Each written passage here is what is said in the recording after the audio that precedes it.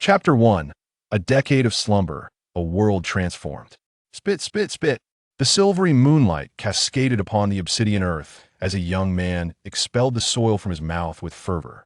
Promised to be made of golden silk namu, impervious to decay for a millennium, and yet it has turned to dust after just a few years. Damn that Lee the Lame, daring to deceive me with counterfeit goods. Once he had cleared his mouth of the dirt, Chen Changsheng stretched his somewhat stiff limbs. In the dim glow of the moon, one could vaguely discern Chen Changsheng's well-rounded posterior. However, at this moment, he seemed rather indifferent to the fact that he was meandering under the moonlight. System, has the decade of slumber come to an end? To the host, the 10 years of sleep have concluded and attribute points have been credited. Upon hearing the system's response, Chen Changsheng cast his gaze upon the panel in his mind. Host, Chen Changsheng. Strength 1. Speed 1. Defense 1. Spiritual power 0. Lifespan 80. Indeed, Chen Changsheng was a true, bona fide traveler from another realm. Yet, the system he possessed was neither a sign-in system nor an invincible one of extraordinary prowess. It was merely the unremarkable longevity system. As long as Chen Changsheng remained in slumber, he would accrue corresponding lifespan and attribute points. However, the duration of slumber was limited, not to exceed the upper limit of his lifespan. Moreover, the lifespan he had already lived would rejuvenate upon awakening from slumber. This meant that if Chen Changsheng had lived for 80 years and then fell into a deep sleep, even if it were for just a day, upon awakening, his lifespan would extend to 80 years in one day, rather than just one day. Additionally, once he awoke, the interval until his next slumber could not be less than 1/10 of his total lifespan.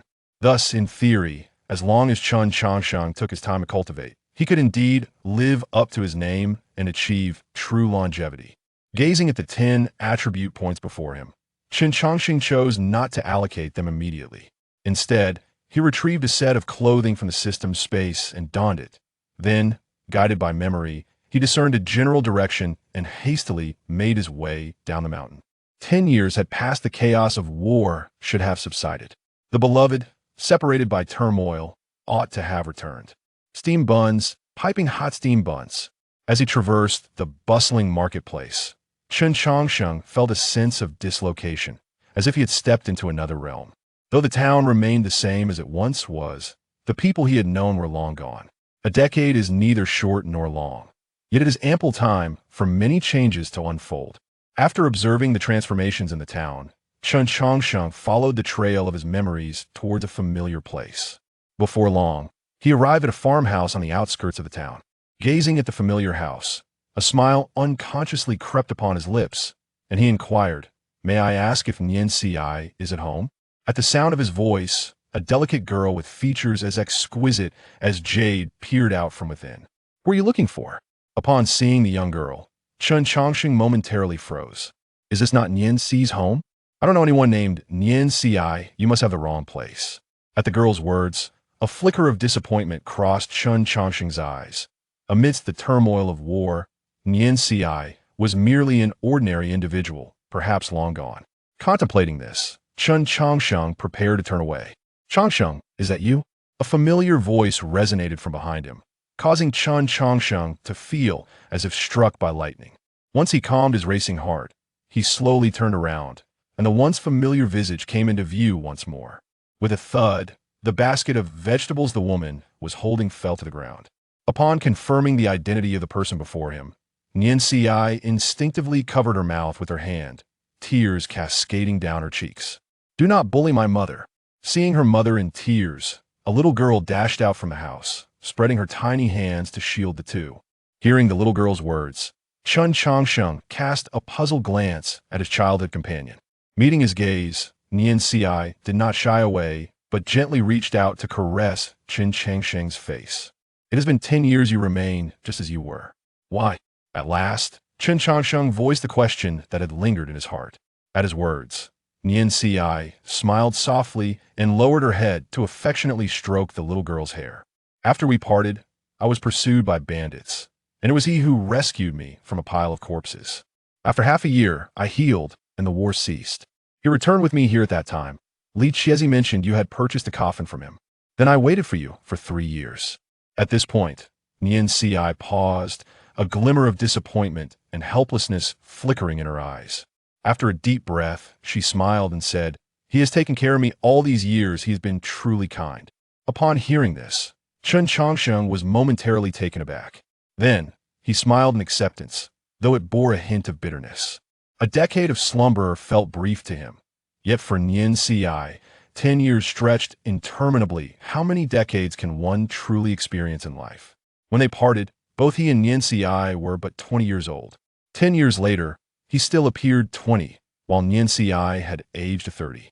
From the moment he arrived in this world, it was clear they belonged to different realms.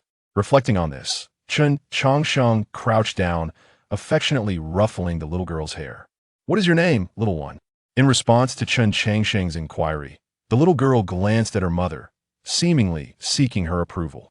"Tell uncle. Tell your brother he is an old friend of your mother." With her mother's consent, the little girl chirped, "My name is Li Nianxing, and I am 6 years old." Nianxing, Chen Changsheng repeated the name a few times before smiling. "What a lovely name. There is also a Sheng in my name, but I am called Chen Changsheng. You may call me Brother Changsheng." With that, Chen Changsheng stood and began to depart.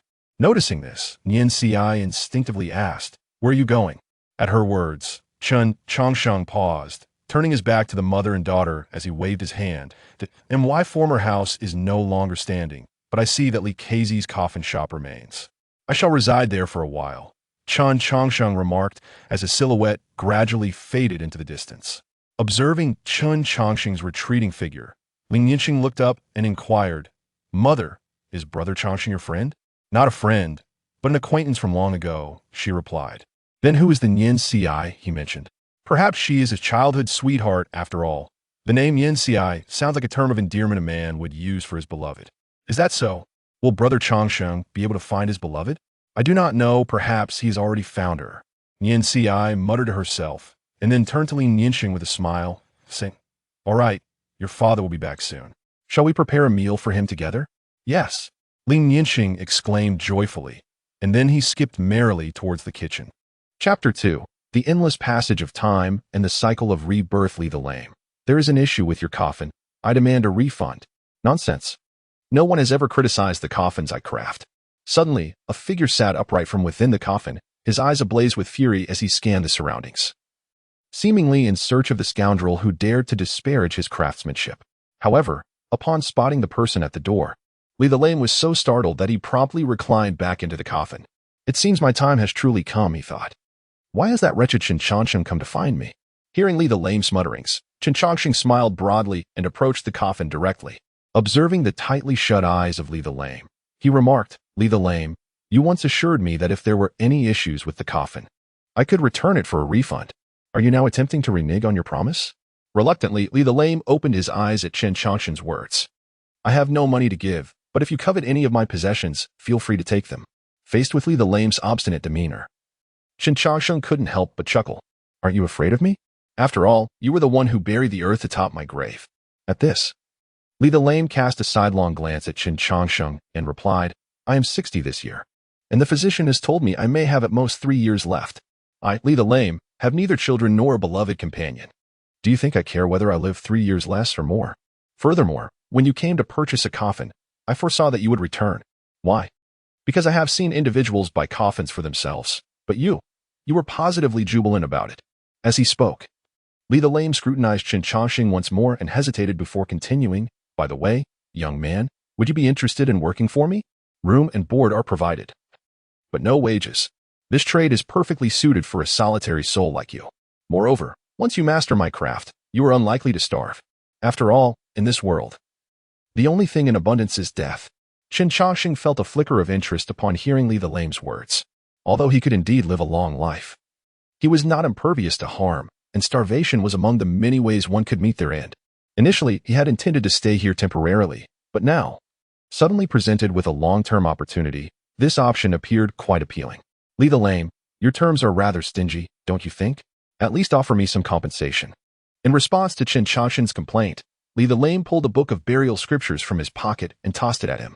"At your lively age, how could you possibly die before me? Once I am gone, everything will belong to you. You can see this cramped space. There is nowhere else for you to sleep. This very coffin shall serve as your bed. perfect for someone who enjoys sleeping in coffins. Saying this, Li the Lame prepared to return to his coffin for a nap. Yet, Chen Chongqing seized him by the arm. Wait, are you not going to teach me how to make coffins? What purpose does this serve? Facing Chen Chongqing's confusion, Li Kezi rolled his eyes and remarked, as the saying goes, one should possess multiple skills. If you only sell coffins, who will attend to your business? To be frank, I am well versed in all aspects of funerary services. There is much for you to learn. With that, Li Kezi released Chen Chongqing's hand and reclined back into his coffin. Holding the funeral manual in his hands, Chen Chongqing paused for a moment before chuckling. Well said, possessing multiple skills is indeed invaluable. With that, he promptly climbed into another coffin. To be fair, after becoming accustomed to sleeping in a coffin, a bed felt rather uncomfortable. Time flowed like a fleeting shadow. And in the span of 8 years, Chen Chongqing had completely settled in Li Kezi's coffin shop. His days were spent reading and honing the craft of coffin making. Whenever there was a funeral banquet, it provided him with a welcome improvement in his meals. However, during these peaceful years, such opportunities were few and far between. As for the 10 attribute points he had acquired, he devoted them all to enhancing his defense. Theoretically, as long as he could survive for a mere fraction of time, he could attain an extraordinarily prolonged lifespan. Thus, it was only natural that defense became Chen Chongqing's most cherished attribute. Notably, Li Kezi did not pass away in the 3rd year. After Chen Chongqing arrived, he lived for a full 5 years. Yet eventually, he could not outlast Chen Chongqing. For one fateful night, after lying in his coffin, Li Kezi never rose again. Brother Chongqing. The door of the coffin shop swung open as a young girl entered. Chen Chongqing was startled awake by the commotion and reluctantly rose from his coffin, saying, Nianchen, how many times must I tell you? This is a coffin shop. What are you doing here every day like this? In response, Li Nianqing stuck out her tongue and replied, I don't care about that. Let them say what they want. Besides, with the plague rampant, who has the time to worry about me? I'm going to make you some food. So come out of that coffin already and stop sleeping in there all day. With that, Li Nianqing confidently headed toward the kitchen at the back. Watching her retreating figure, Chen Chongqing couldn't help but sigh softly. The plague had been rampant for a whole year now, and at the onset, Nian Xi and his wife had passed away. He had even assisted in arranging their funerals. The interval for resting must not be shorter than 1/10 of one's total lifespan. It had been 8 years since his last awakening, and by rights, he could enter another period of slumber. However, given that Nianchen was now all alone, he couldn't bear to leave her in the world by herself. With that thought, Chen Chongqing shook his head and jumped out of the coffin. Never mind.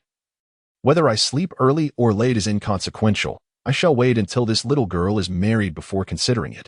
Soon, 2 steaming bowls of breakfast were placed on the table. Chen Chongqing and Li Nianchen quietly sipped their congee. Suddenly, Li Nianchen lifted her head and inquired, Brother Chongqing, are you an immortal? What nonsense are you spouting, child? He replied, If I were an immortal, how could I bear to witness your mother and others perish from the plague? Your mother was a dear friend of mine. In response to Chen Chongqing's words, Li Nianqing lowered her gaze to the bowl in her hands. Brother Chongqing, I am 14 this year. I am no longer the little girl I once was. There are certain matters of which you cannot deceive me. Observing her demeanor, Chen Chongqing affectionately ruffled Li Nianqing's hair and chuckled. You silly girl. What whimsy has possessed you today? It is not that I refuse to buy you candied hawthorns. It is simply that your teeth can no longer endure them. I shall take you to purchase some another day. Nian Xi is my mother's pet name, Li Nianqing interjected, interrupting Chen Chongqing before he could finish his sentence, prompting him to set down the bowl he held. Chapter 3. The Arrival of the Immortal, Supreme Water Spirit Root. Do you blame me for not saving your mother? Chen Chongqing gently inquired. Li Nianqing hurriedly responded, No, I have never blamed you. When my mother passed away, I saw the sorrow and pain in your eyes. From a young age, you treated me as your sister. I know you too well. If you had the means to save her, you would never have allowed her to die. The secret was revealed to me by my mother on her deathbed. She knew that Before Li Nianqing could finish her sentence, a bun was stuffed into her mouth. Chen Chongqing smiled and said, Tomorrow I shall take you to catch rabbits. Let us leave this matter behind. With that, he resumed sipping his porridge, seemingly unfazed by Li Nianqing's words. Seeing Chen Chongqing's demeanor, tears welled in Li Nianqing's eyes. Why? You missed your chance once. Must you repeat the same mistake now? Faced with her agitation, Chen Chongqing reluctantly set down his bowl once more and softly replied, I wish for your descendants to bury you, not me. Do you understand what I mean? Upon hearing this, Li Nianqing clenched her fists. 18 years ago, before her birth, Chen Chongqing had already shared a profound bond with her mother. Yet, 18 years had passed, and Chen Chongqing's appearance remained that of a youthful 20. Although she could not comprehend why this was so, Lin Yinqing understood that he could live for an extraordinarily long time, beyond the imagination of mere mortals. With this thought, Lin Yinqing's lips trembled, yet she forced a smile, saying, "Brother Chongqing, you are always so easily deceived. I have tricked you once again. As punishment, what do you plan to gift me today?" Noticing the tears streaming down her cheeks, Chen Chongqing retrieved a wooden carving of a small rabbit from his pocket and handed it to her. "This is your birthday gift." Receiving the rabbit from his hands, Lin Yinqing clutched it tightly, her fingers turning pale from the pressure. "Brother Chongqing, I heard that an immortal will come to the town tomorrow to select disciples. I wish to try my luck. Immortals can live for an eternity, and perhaps then I could always be by your side." "Yinqing, immortals are not so. Brother Chongqing, please allow me to be willful just this once, will you?" Lin Yinqing interrupted, her determination evident. Seeing her resolute expression, Chen Chongqing nodded, "Very well. As you wish." With his affirmation, Lin Yinqing stood up and said, "I shall return now. Brother Chongqing, make sure to spend some time in the sun. Do not linger in your coffin all the time." As she turned to leave, Lin Yinqing paused at the doorway. "Brother Chongqing, have you ever heard the saying that one is forever bound by the unattainable desires of youth? By doing so, are you not merely adding another shackle upon yourself?" With her words hanging in the air, Lin Yinqing's figure vanished from sight. Gazing at the direction in which Lin Yinqing had vanished, Chen Chongqing remained silent for an extended period, his thoughts shrouded in mystery. Suddenly, a yellow talisman emitted a resplendent golden light above the town. Under this luminous glow, the plague that had engulfed the town was swiftly dispelled. The townsfolk expressed their profound gratitude for the manifestation of the immortal. However, the woman standing upon the flying sword maintained an aloof demeanor, keeping all at a distance. With a flick of her right hand, a colossal stone, towering 10 feet high, soared from her ring and crashed heavily to the ground, causing the earth beneath to fracture like a spider's web. Those under 16 who seek the path to immortality may approach to test their celestial affinity. This brief proclamation ignited excitement throughout the town. If the imperial authority were a distant aspiration for the common folk, then the existence of immortals was something they scarcely dared to dream of. To become an immortal meant not only liberation from the pangs of hunger, but also an escape from the cycle of reincarnation, granting unparalleled freedom in the world. Even an emperor seated upon the dragon throne would bow before such legendary beings. Soon, the townspeople brought their children forth to test their celestial affinity. Unfortunately, such opportunities were not as commonplace as cabbages at the market. The majority of the town's children had already undergone the test. Yet, only a select few were able to illuminate the stone with their brilliance, and even among those fortunate souls, the light was faint. After a lengthy wait, Lin Yinqing finally stood before the massive stone. As her hand gently rested upon its surface, it erupted into a dazzling blue radiance. Witnessing this, the woman hovering in the air immediately descended beside Lin Yinqing to scrutinize her constitution. Indeed, she possessed the rarest water spirit root. Upon confirming Lin Yinqing's potential, the veiled woman exclaimed with excitement, "Child, do you wish to take me as your master?" Initially, Lin Yinqing felt elated at the prospect of being taken under the wing of an immortal. However, her smile quickly faded, replaced by hesitation. Observing her expression, the woman remained patient. It is common for mortals to feel apprehensive upon receiving celestial favor, often reluctant to part with their earthly familial bonds. The woman was well acquainted with such concerns. "Are you worried about your family?" she inquired. Lin Yinqing looked up and asked, "Immortal, if I take you as my master, will I be able to return?" "Of course. Once you have completed your training, you may descend the mountain. Moreover, I have something for you to take back to your family." As she spoke, the woman retrieved a bundle from her spatial ring and handed it to Lin Yinqing. "What is this, immortal?" Lin Yinqing questioned, puzzled. "You will understand once you return home and open it. You have 1 hour to attend to your family matters. After that, I shall take you away." With the package in hand, familiar faces surfaced in her mind. Lin Yinqing bowed respectfully and said, "Thank you, immortal. Please allow me to attend to some trivial matters." After speaking, he turned and departed. As she observed Lin Yinqing's retreating figure, the woman's eyes narrowed. During the usual recruitment of disciples, there have been instances of individuals unwilling to leave. For those of mediocre talent, it was of little consequence if they were not accepted. However, a prodigious water spiritual route was indeed a rarity.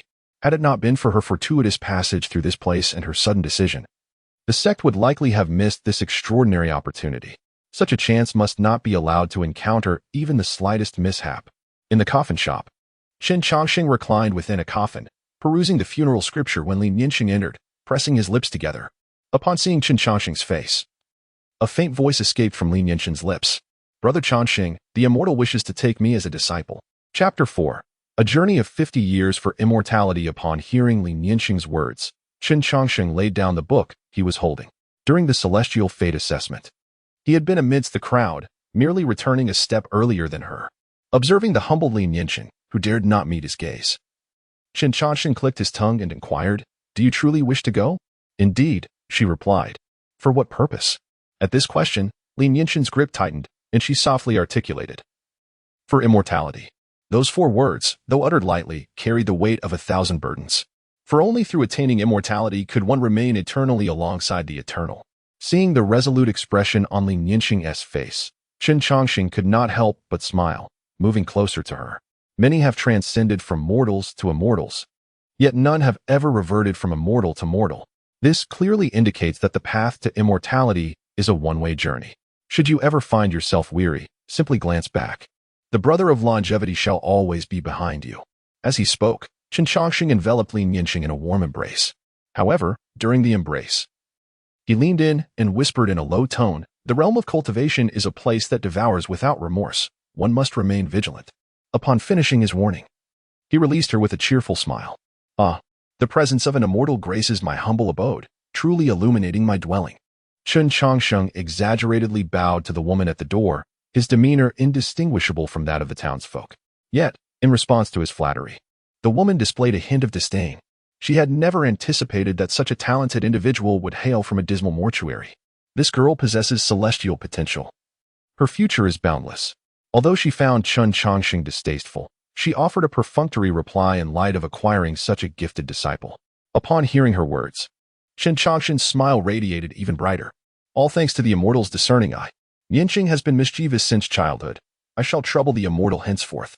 By the way, may I inquire about the location of your celestial abode? If time permits, I would be honored to pay a visit." The woman's impatience flared further at Chen Chongqing's question. "A sect named Linglongzong lies 10,000 miles to the south, a journey that mere mortals might take 30 years to complete. If you wish to come, then so be it." With that, she turned to Lin Yinxing and added, "I have a mission to attend to. We must depart swiftly." Upon hearing this, Lin Yinxing gently set down her bundle.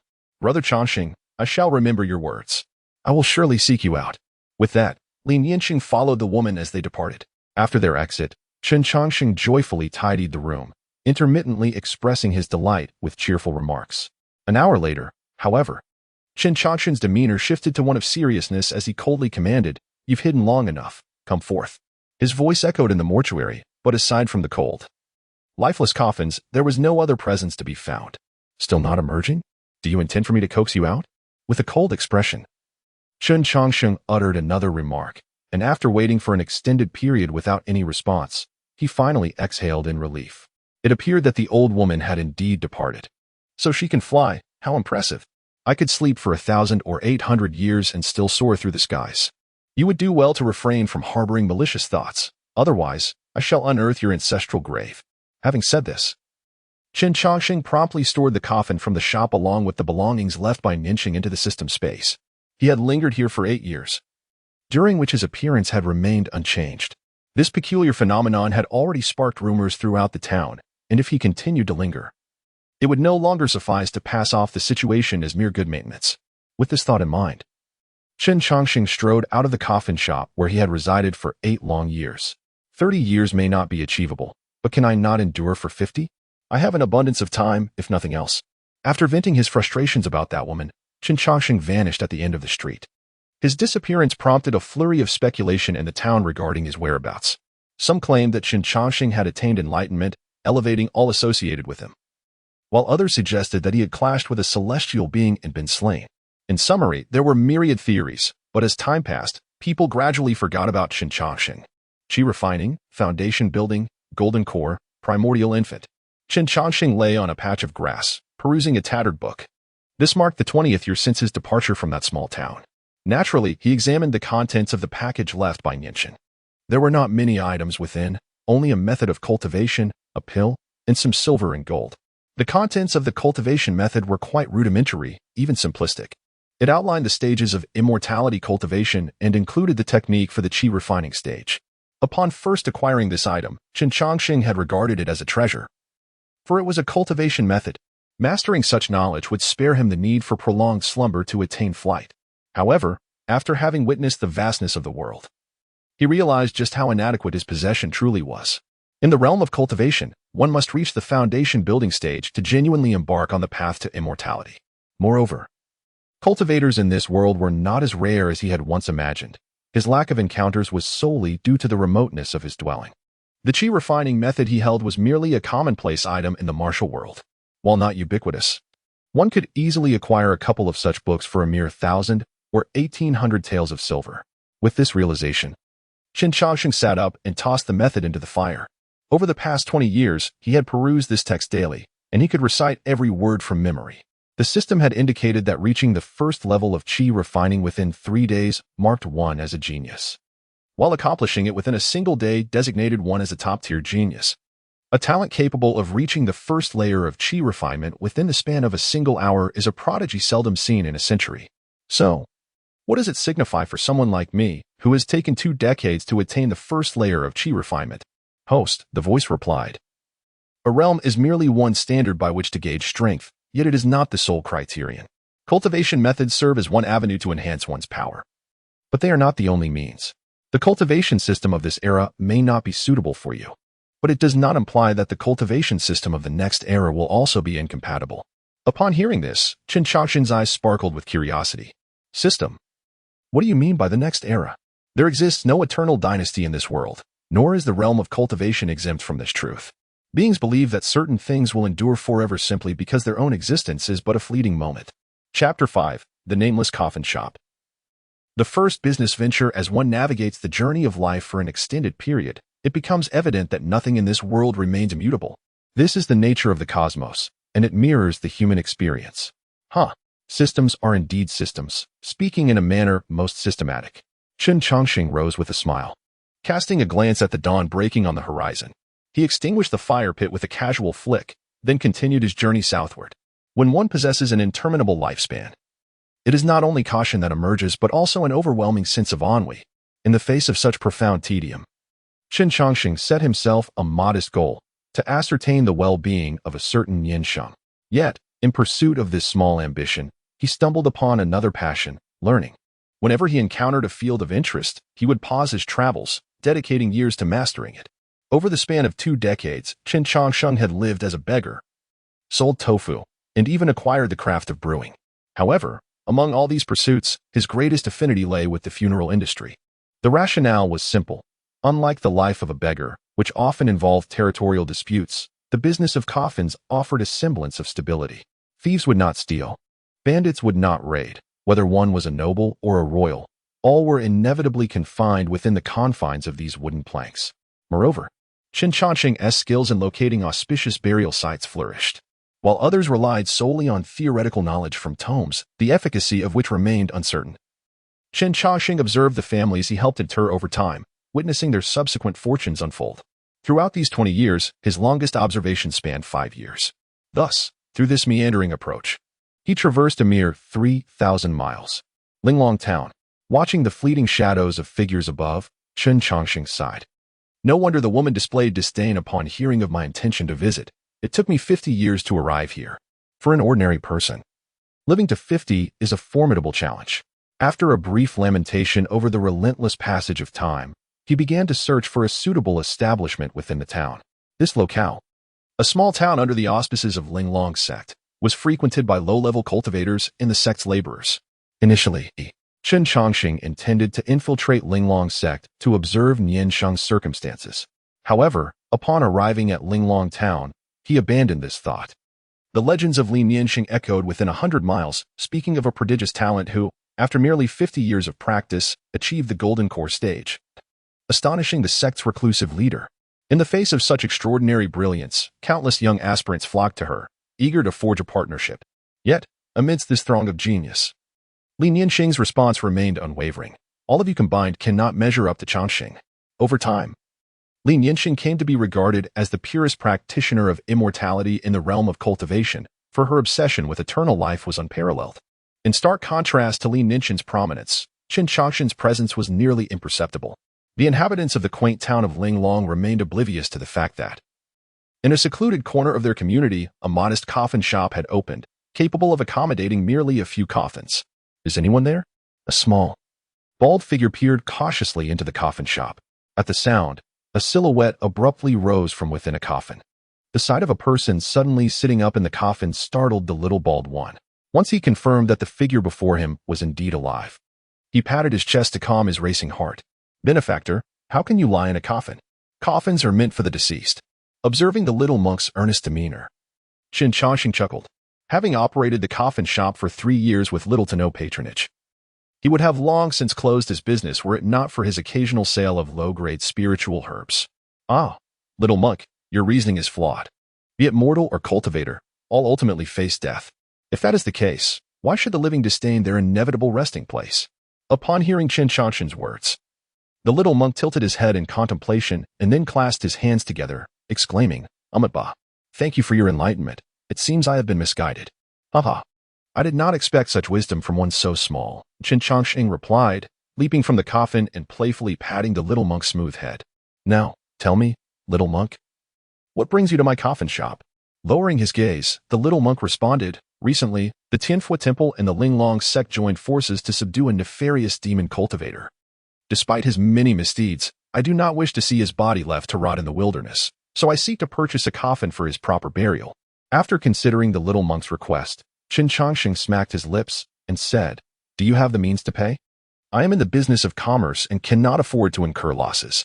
I am prepared, the little monk declared, producing 3 medium-grade spirit stones from his storage pouch and presenting them to Qin Changshan. Upon inspecting the valuable stones, Qin Changshan smiled and took one.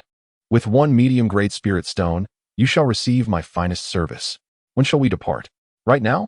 If we delay any longer, the benefactor's body will begin to decompose. The little monk urged. Without hesitation, Qin Changshan agreed and accompanied him. As for the coffin shop, Qin Changshan left the door ajar, with only 2 coffins inside. Any rational person would refrain from attempting to steal such ordinary caskets. In the wilderness, under the guidance of the little monk, Qin Changshan finally encountered the so-called demon cultivator. At this moment, he bore no distinction from those departed mortals.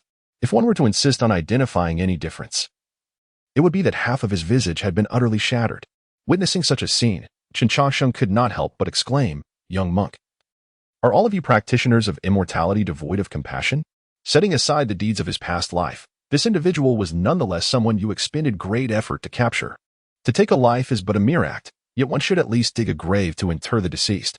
What is this forsaken wilderness if not an affront? In this realm of cultivation, it seems you, young monk, are the only one with a semblance of humanity. In response to Qin Changshan's words, the young monk merely continued to recite the sutras in silence. Observing this, Qin Changshan shook his head and commenced the solemn task of retrieving the body.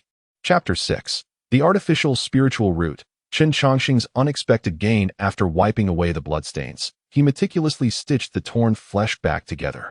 Stripping away the tattered garments, he donned a pristine burial attire. Qin Changshan methodically arranged the countenance of the corpse before him, attending to every detail with utmost diligence.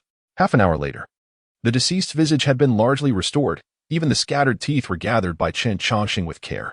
Once everything was in order, he tapped the leather pouch at his waist with his right hand, and a fine coffin materialized before him. After placing the body into the coffin, Qin Changshan began to use a compass to locate an auspicious site for burial. Digging the earth and preparing the grave, even with the assistance of a young monk, Qin Changshan busied himself for a full 2 hours. However, when it came time to erect the gravestone, he paused in his actions. Young monk, to set up a gravestone, one must know the name of the deceased, as well as the name of the person erecting the stone. What is his name? Upon hearing this, the young monk pressed his palms together and replied, This benefactor is the leader of the heavenly demon sect, known as the Blood Demon Ancestor. His true name is unknown. As for the one erecting the stone, that is for you to decide. Bound by the sect's rules, the young monk could not perform that duty. Facing this answer, Qin Changshan clicked his tongue and proceeded to inscribe on the gravestone, Here lies the Blood Demon Ancestor of the heavenly demon sect, buried by the Undertaker. Gazing at the inscription, the young monk inquired with curiosity, Benefactor, is your nickname truly the Undertaker? Indeed. I sell coffins and specialize in collecting corpses for burial, if not the undertaker. What else could I be? After speaking, Qin Changxing turned to depart, waving his hand as he added, I have completed my task and shall take my leave. Should such matters arise in the future, do remember to seek me out. Observing Qin Changxing's retreating figure, the young monk tilted his head in contemplation for a long while. As this was his first encounter with such an unusual individual, there was an indescribable aura surrounding this man. Linglong Town. Upon returning to his coffin shop, Qin Changxing promptly shut the door and curiously examined a tooth in his hand. This tooth had been discovered on the body of the blood demon ancestor. At first glance, it appeared no different from an ordinary tooth, but upon closer inspection, one could discern intricate patterns etched upon it.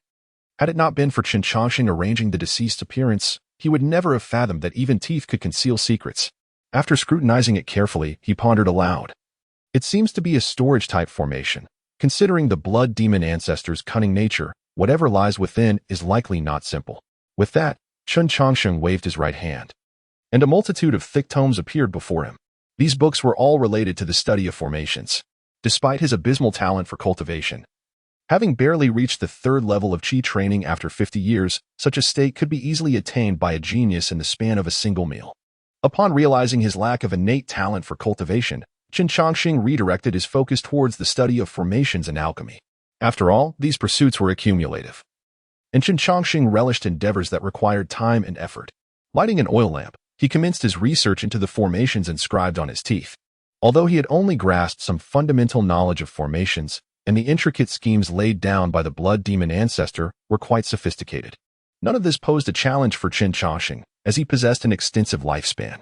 If he could not succeed in a day, he would try for a month. If a month proved futile, he would wait an entire year. As long as he did not relinquish his efforts, he was confident that he would eventually decipher the formations inscribed on his teeth. 3 months swiftly elapsed, during which Qin Changxing scarcely stepped outside.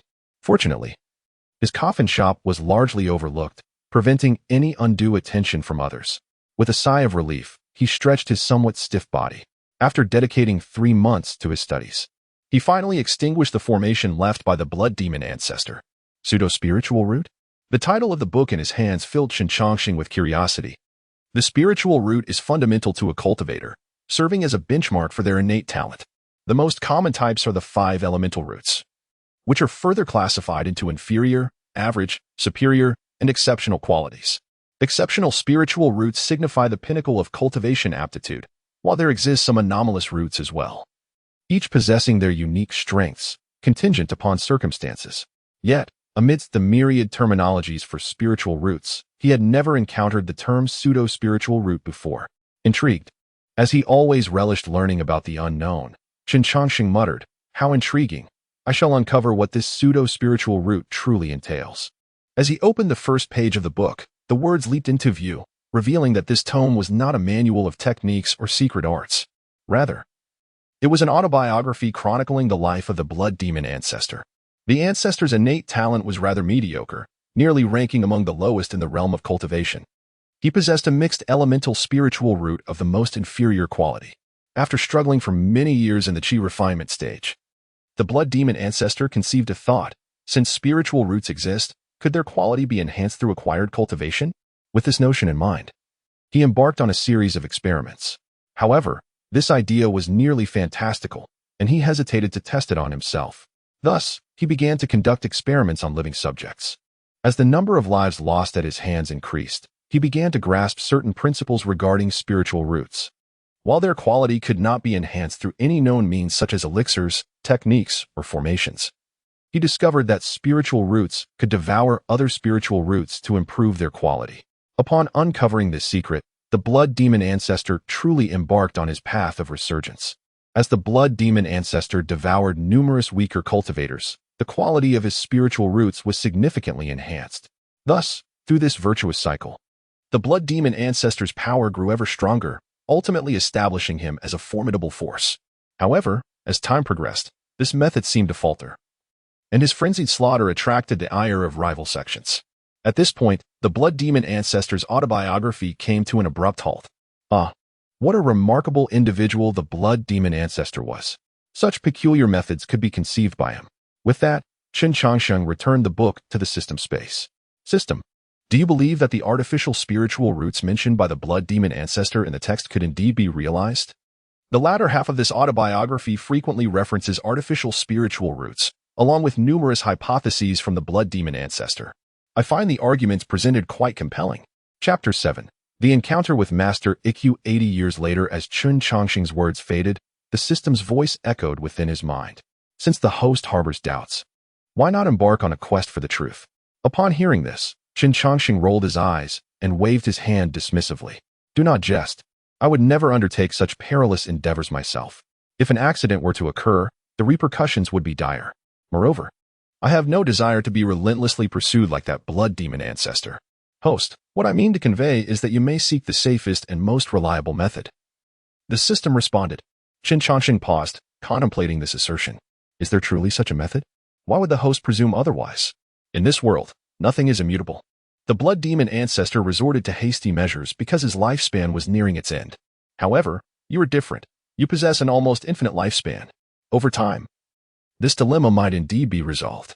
In light of the system's response, Chun Chongqing tilted his head and remarked, there is merit in your words. Time, though seemingly feeble, wields the sharpest blade in existence. Whether one is a venerable deity or a formidable weapon, none can withstand the ravages of time. All matters become trivial in its presence, rendering even this minor cultivation issue inconsequential. The concept of artificial spiritual roots was another hypothesis posited by the blood demon ancestor, who sought to implant external substances within individuals to cultivate spiritual roots. Yet, this method is fraught with challenges yet to be surmounted, such as determining which rare materials are suitable for spiritual roots and how to prevent the body from absorbing them, thereby transforming them into roots. Nevertheless, Chun Chongqing felt no urgency to resolve these issues, for he possessed an abundance of time. After exchanging a few more casual words with the system, Chun Chongqing crawled into the coffin where he often rested. After 3 months of toil, it was time for him to enjoy a well-deserved respite. The matter of collecting the blood demon ancestor's remains did not incite any turmoil. Chun Chongqing resumed his tranquil and solitary existence. It is worth mentioning, however, that a kind-hearted young monk would occasionally visit him. Sometimes he sought Chun Chongqing's assistance in collecting remains, and other times he shared his insights on cultivation. Yet, their most frequent discussions revolved around Buddhist teachings.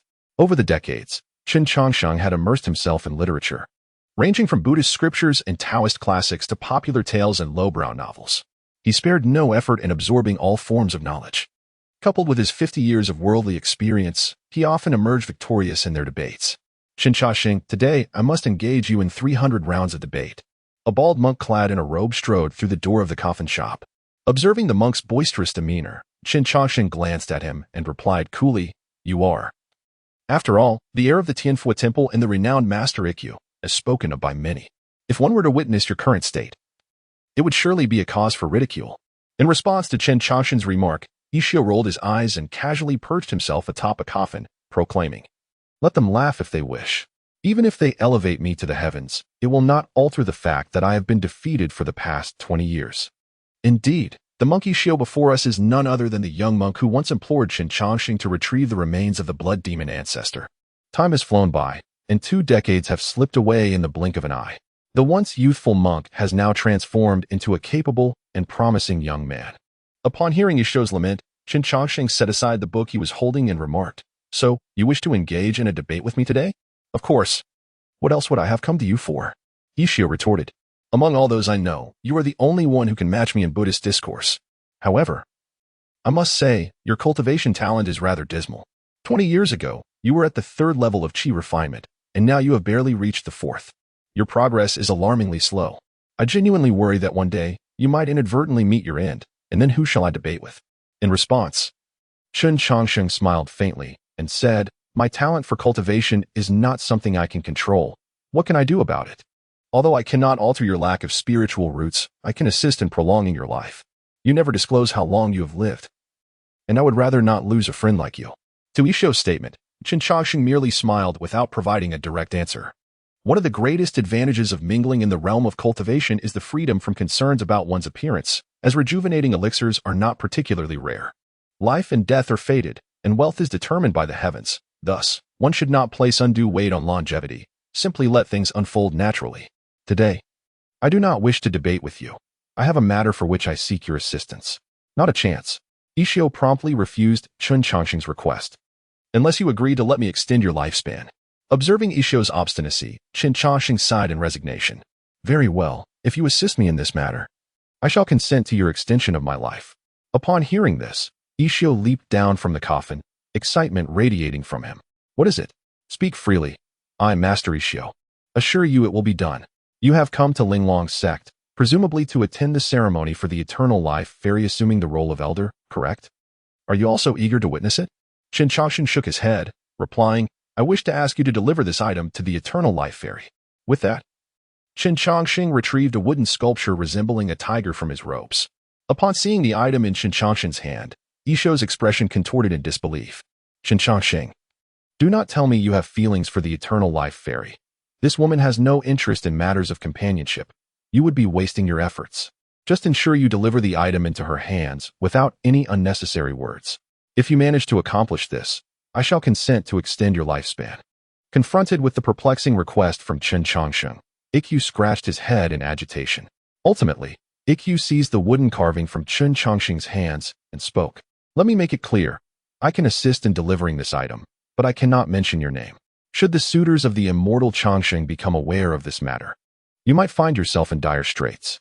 Agreed. Upon receiving Chen Changxing's affirmative response, Ikkyu departed from the coffin shop with the wooden carving in hand.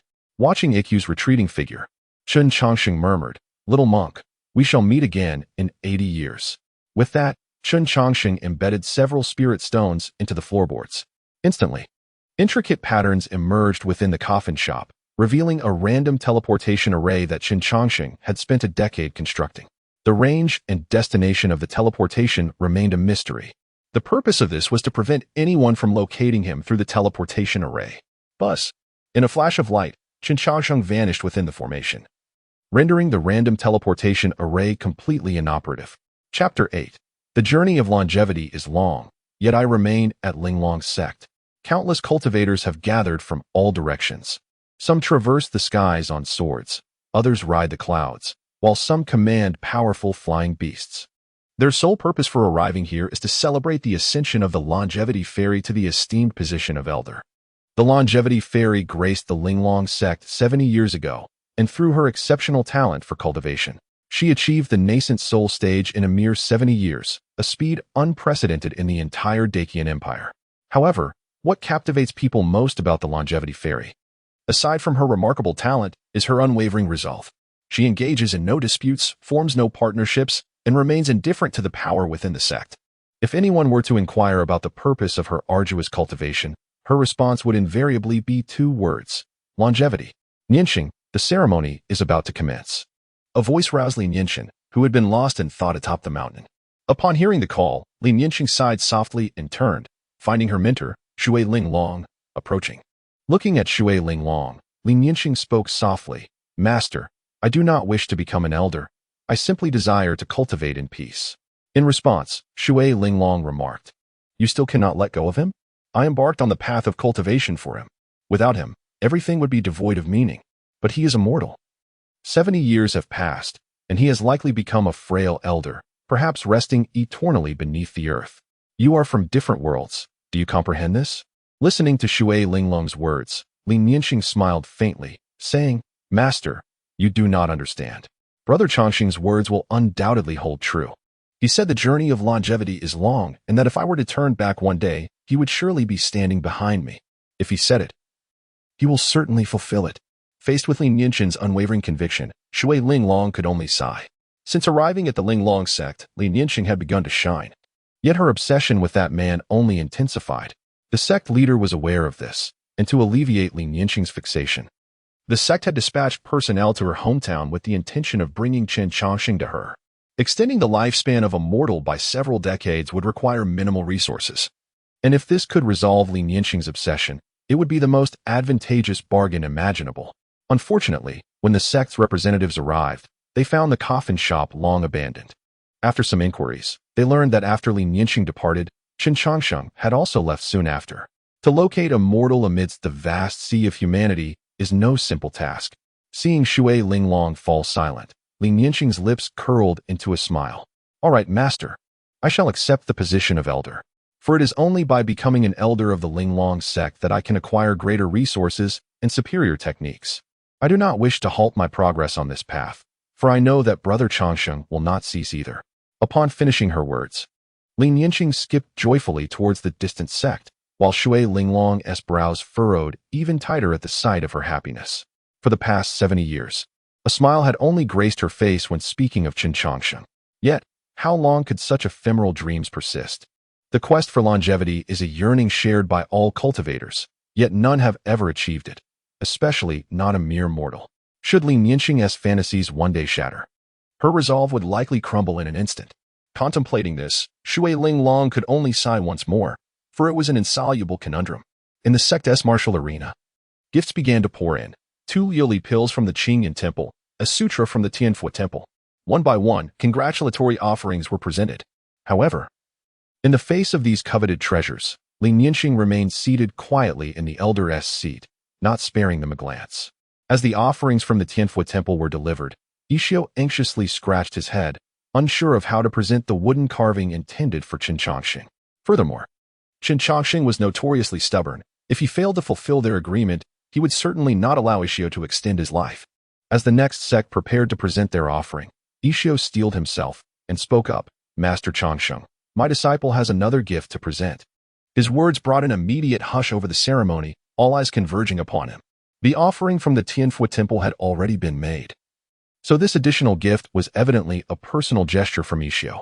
In such a setting, a man presenting his own gift carried an unspoken significance. Upon hearing Ishio's declaration, Lin Yinqing turned slightly, her expression impassive as she remarked, "You were thoughtful." Her indifference was anticipated by all, who watched with a sense of intrigue. The most astute heir of the Tianfu Temple had developed feelings for the singularly devoted Changsheng fairy. This gossip would surely linger for at least 2 decades. Swallowing hard, Ishio bore the immense pressure and presented the wooden carving with both hands. Following today's incident, he anticipated a stern reprimand from his master and feared he might be barred from leaving the Tianfu Temple for a decade. As Ishio unveiled the gift, countless divine senses swept over it.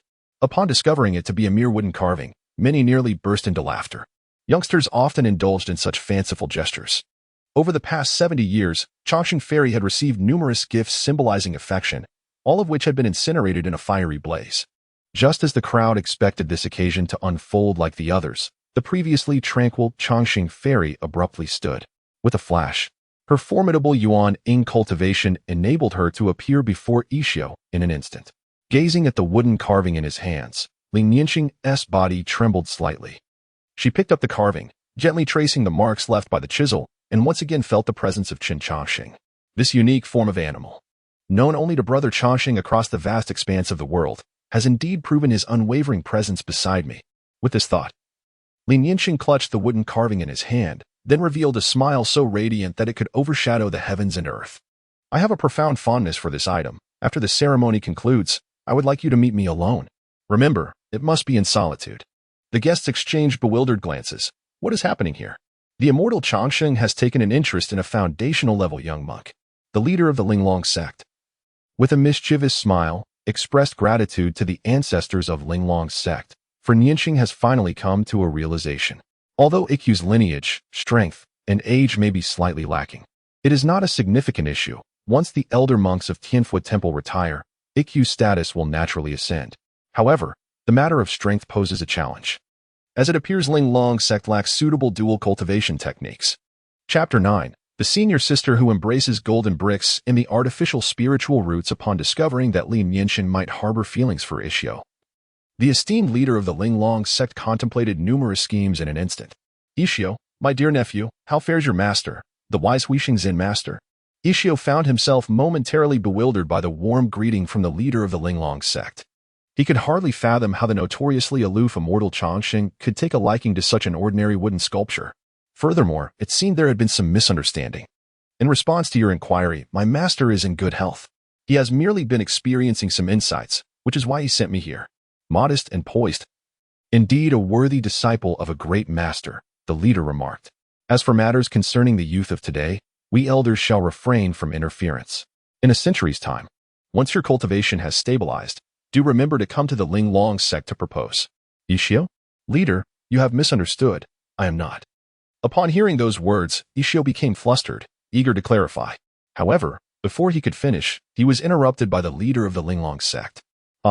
Young ones should not be so tedious in their affairs, nor should they feel embarrassed due to temporary shortcomings in strength. As the saying goes, a woman 3 years older than a man embraces golden bricks. At 30, she bestows kingdoms, and at 3,000, she ascends to the celestial ranks. Although my cherished disciple is 50 years your senior, this is not a substantial issue for cultivators. As for your master, I shall personally speak to him. After all, there have been precedents for forming partnerships at your Tianfu temple, and your master owes me this courtesy, given our acquaintance of over 3 centuries. Seeing the matter spiral further out of control, Ishio promptly abandoned his attempts at explanation. For the time being, he could only hope to clarify things during a private meeting with the immortal Chongqing.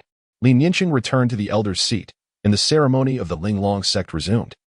Linglong Town. Master Uncle, this is the situation. This wooden carving is not mine. This place was indeed a coffin shop. You must believe me. As Ishio gazed at the desolate coffin shop, he felt on the verge of tears.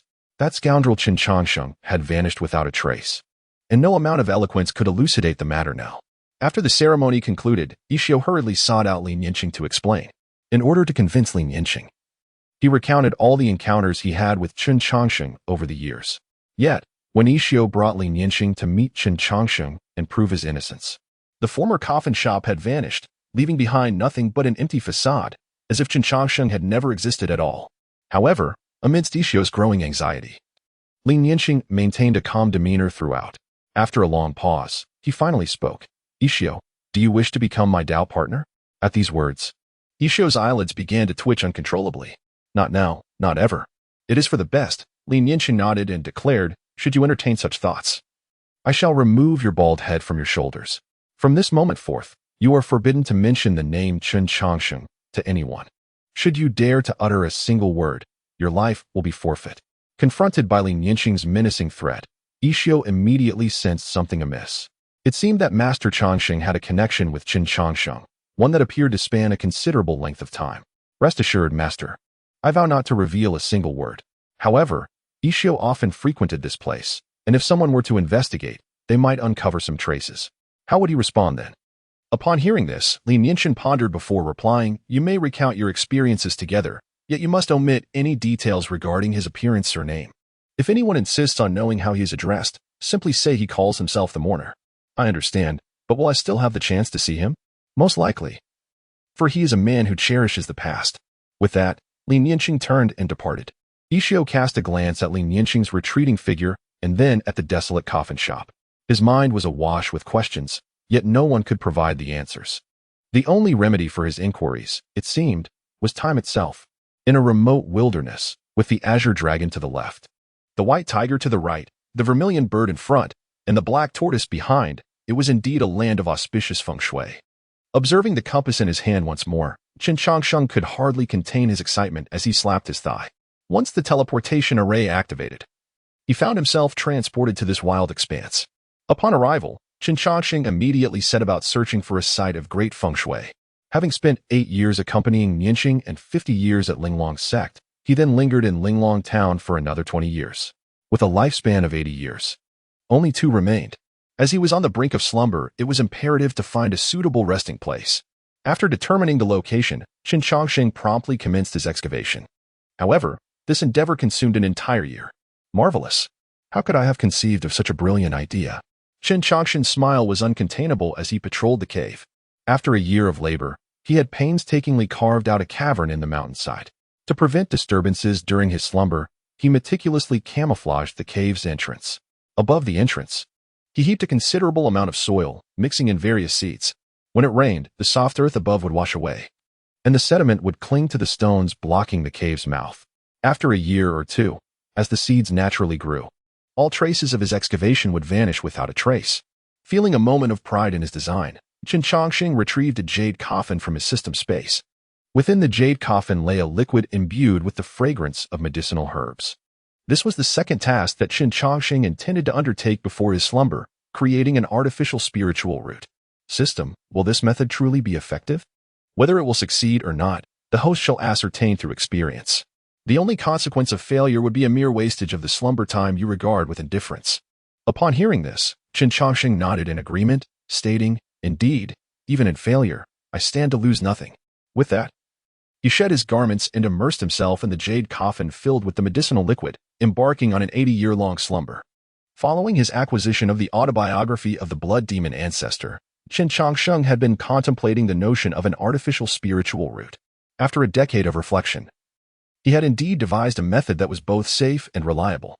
Chapter 10. 80 Years of Slumber. Initially, Qin Changsheng found himself at a loss. Despite having activated all defensive measures, although the spiritual root resided within the human body, no one had ever discerned its true form. In light of this, Qin Changsheng ventured a bold hypothesis. Perhaps the concept of a spiritual root was merely a reflection of one's sensitivity to certain attributes. The higher the sensitivity, the superior the quality of the spiritual root. With this assumption in mind, he devised a safe and harmless method, immersing himself in the essence of plants. Given that the attribute of the spiritual herb is wood, prolonged exposure should enhance his sensitivity to an attribute's spiritual energy, thereby granting him the so-called wood spiritual root. Furthermore, during his slumber, his body would enter a state devoid of vitality, effectively circumventing the challenge of actively absorbing the plant essence. To put it more simply, Qin Changsheng regarded himself as an ingredient steeped in medicinal liquor. With a resounding thud, the coffin lid was sealed, and Qin Changsheng's life force faded entirely. At that moment, all his organs ceased to function, rendering him indistinguishable from the deceased. With the stagnation of his life force, his body no longer absorbed any energy. Yet, the essence of the plants within the jade coffin continued to seep into him, albeit at a slow pace, never ceasing. Time flew by like an arrow, and 80 years for Qin Changsheng might have passed in the blink of an eye. However, for the myriad beings of the world, 80 years is not a fleeting moment. The mountains surrounding him bore witness to countless cycles of life, with many plants having undergone several reincarnations. The once diminutive sapling at the cave's entrance had now grown into a towering tree, thick as a man's waist. A creaking sound echoed through the cave as the heavy coffin lid began to shift. Suddenly, a hand covered in green fur grasped the edge of the coffin. And moments later, a humanoid creature adorned with green fur sat up. A breath of pale green mist escaped its mouth. Indeed, this creature was none other than Qin Changsheng. Awakened after 80 years of slumber, upon rousing from his sleep, Qin Changsheng refrained from hastily allocating his attribute points. Instead, he retrieved the artifact used for testing spiritual roots. Placing his green-furred hand upon the crystal orb, it instantly radiated a vibrant green light. Witnessing this spectacle, Qin Changsheng could no longer contain his laughter. Ha ha ha. The artificial spiritual root truly works. I need not fear being captured for research by those formidable beings anymore. Indeed, ever since he had ventured into the realm of cultivation, a persistent worry lingered in Qin Changsheng's heart, the fear of his secret to longevity being discovered. While slumbering could yield attribute points, the time required to attain sufficient strength to contend with those ancient beings of the transformation and nascent soul stages was incalculable. Should any unforeseen events arise during such an extended period, his fate would be sealed. Thus, one must cultivate the strength of self-preservation during this transitional period. Cultivation proves to be an excellent method. Upon confirming that he possessed a superior wood spirit root, Qin Changsheng directed his gaze towards the system panel within his mind. Host, Qin Changsheng, Strength, 1 Speed, 1 Defense, 11 Spiritual Power, 0 Lifespan, 160 Qin Changsheng. Upon viewing his system panel, Qin Changsheng's face was a canvas of confusion. What is the meaning of this system? Why have my attributes regressed? If memory serves, I was at the 4th level of Qi cultivation before my slumber. Though my strength was minimal, my attributes had seen a considerable enhancement. Why now do they reflect those of a mere mortal? In response to Qin Changsheng's inquiries, the system's voice promptly echoed in his mind. During your slumber, the spiritual power within the host's body gradually dissipated. Without the support of spiritual power, the host's attributes naturally revert to the standards of an ordinary person. Save for the strength acquired through attribute points. Qin Changsheng, with a slight curl of his lips, quickly accepted this explanation. It is merely the 4th level of Qi cultivation. If it is lost, so be it.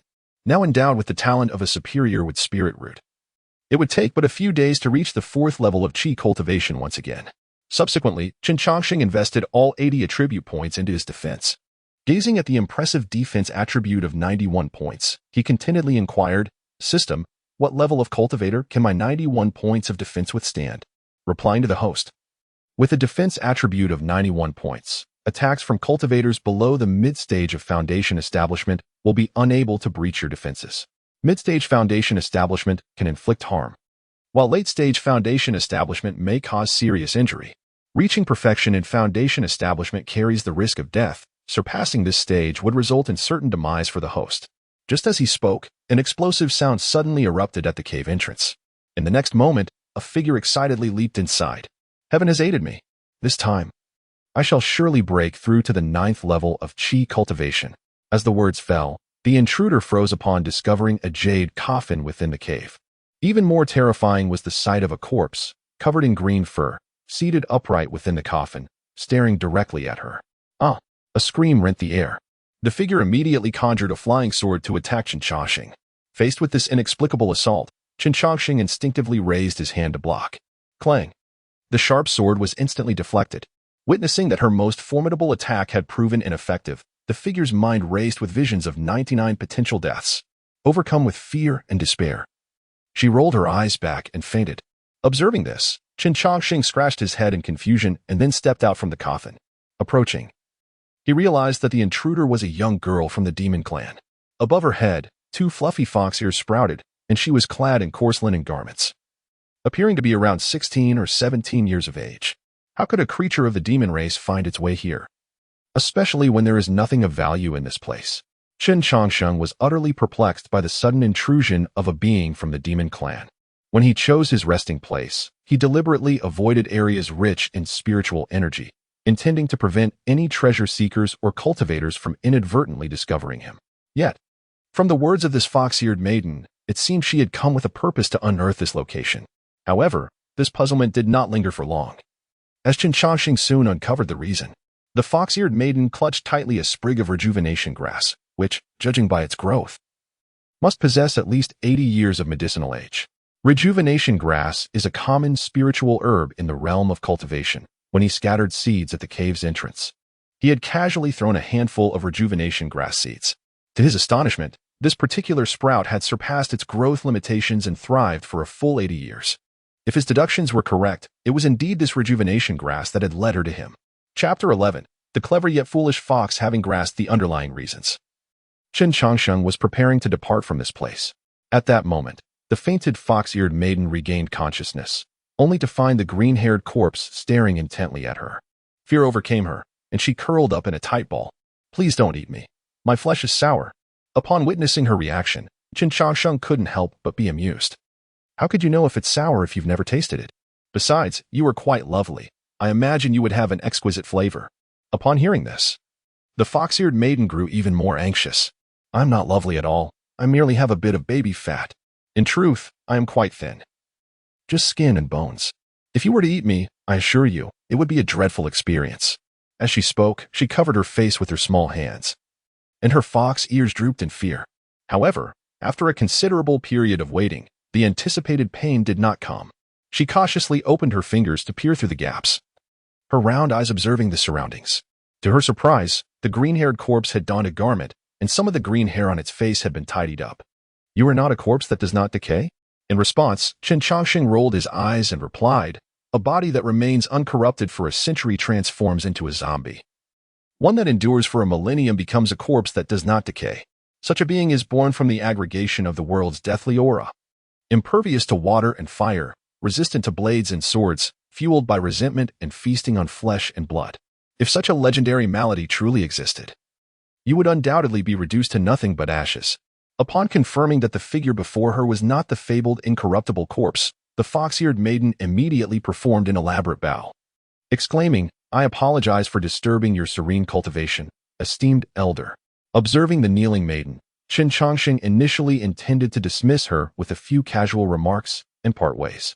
However, after a moment's contemplation, he decided to extract some information from this innocent fox-eared girl before anything else.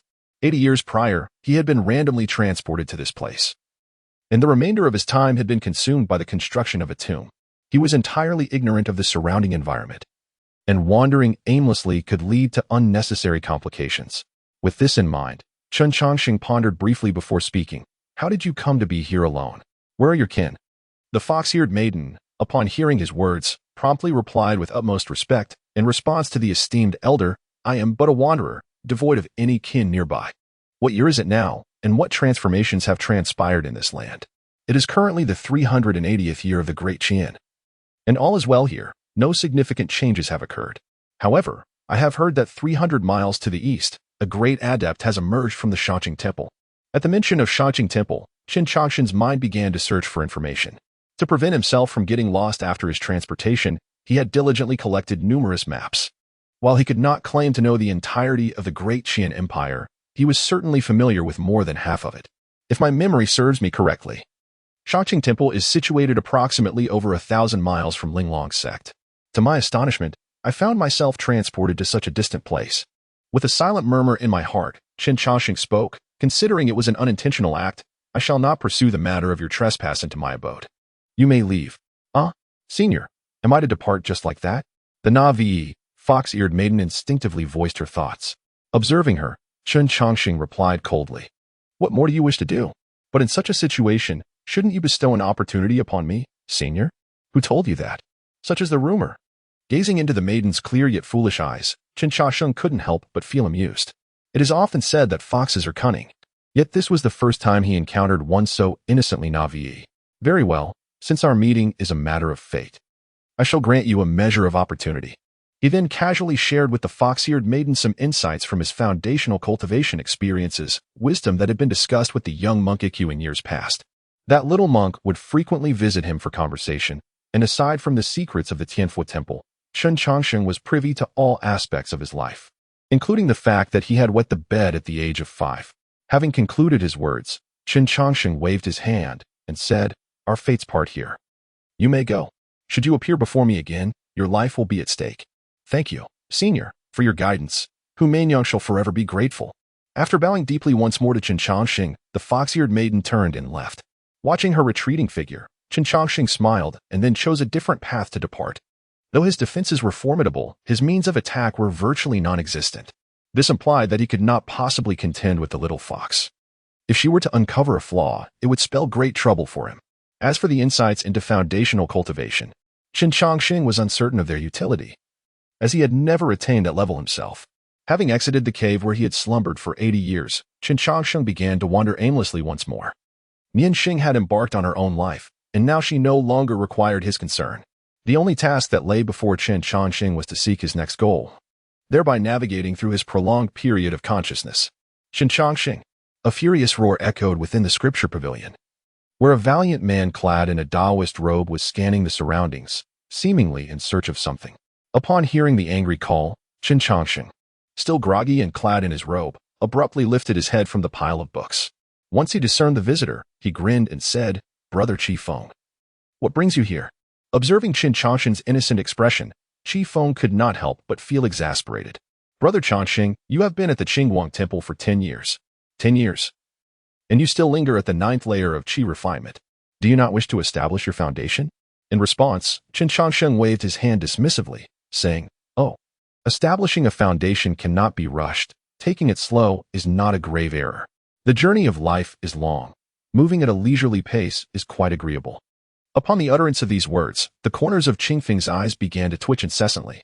His junior brother, the Longxing disciple, had arrived at the Shangqing Temple a decade ago, possessing a commendable talent with a superior grade of what's spiritual root. Since his arrival, he had been the cherished darling of the entire temple, winning the affection of all through his cheerful demeanor, meticulous work ethic, and remarkable patience. He engaged with others without schemes or rivalry, dedicating his days to the recitation of Taoist texts or immersing himself in cultivation. Such a junior, in any sect, would undoubtedly be regarded as a beloved treasure. However, as time progressed, it became apparent to everyone that the Longxing disciple's excessive patience posed a concern. Typically, a superior with spiritual root would allow one to establish a foundation in approximately 5 years. Yet, the Longxing disciple had stubbornly taken a full decade without achieving this milestone. Chapter 12. The thunderstruck coffin and the cherished Qin Changshan. Upon observing Qin Changshan's persistent demeanor, Qing Feng could not suppress a dramatic roll of his eyes and remarked, This is no longer a matter of pace. It appears you have no intention of establishing a foundation at all. While others extend their Qi refinement stage to solidify their roots, you have dragged this on for a decade. Although you have attained the 9th level of Qi refinement, you cannot even best an outer sect disciple at the 7th level. What exactly are you aiming to achieve? In response to his senior brother's heartfelt lament, Chen Chongqing offered a subtle smile. Cultivation is simply cultivation. What purpose do we need to attach to it? Furthermore, with you here, dear brother, I find no particular need for additional combatants. Whether there is one more or one less, it makes no difference to me. I implore you not to press me further. As he spoke, Chen Chongqing prepared to retreat into the stack of books again. However, Qin Feng would not allow him such respite, seizing him by the collar and lifting him. Chen Chongqing, do not attempt to distract me. The matter of foundation building has been explicitly entrusted to you by our master. You must break through. There is no escaping this. The infinite secret realm is on the verge of opening, and Master has personally secured a spot for you. There is no way out this time. With that, Qin Feng led the resigned Chen Chongqing away from the scripture pavilion. In the grand hall of the Upper Clearview, an elder, exuding an air of celestial grace, stood within the hall. The 10 inner disciples of the Upper Clearview stood respectfully on either side, while Chen Chongqing lingered at the end of the line. After a prolonged silence, the elder addressed him. Chongqing, how long have you been with the Upper Clearview?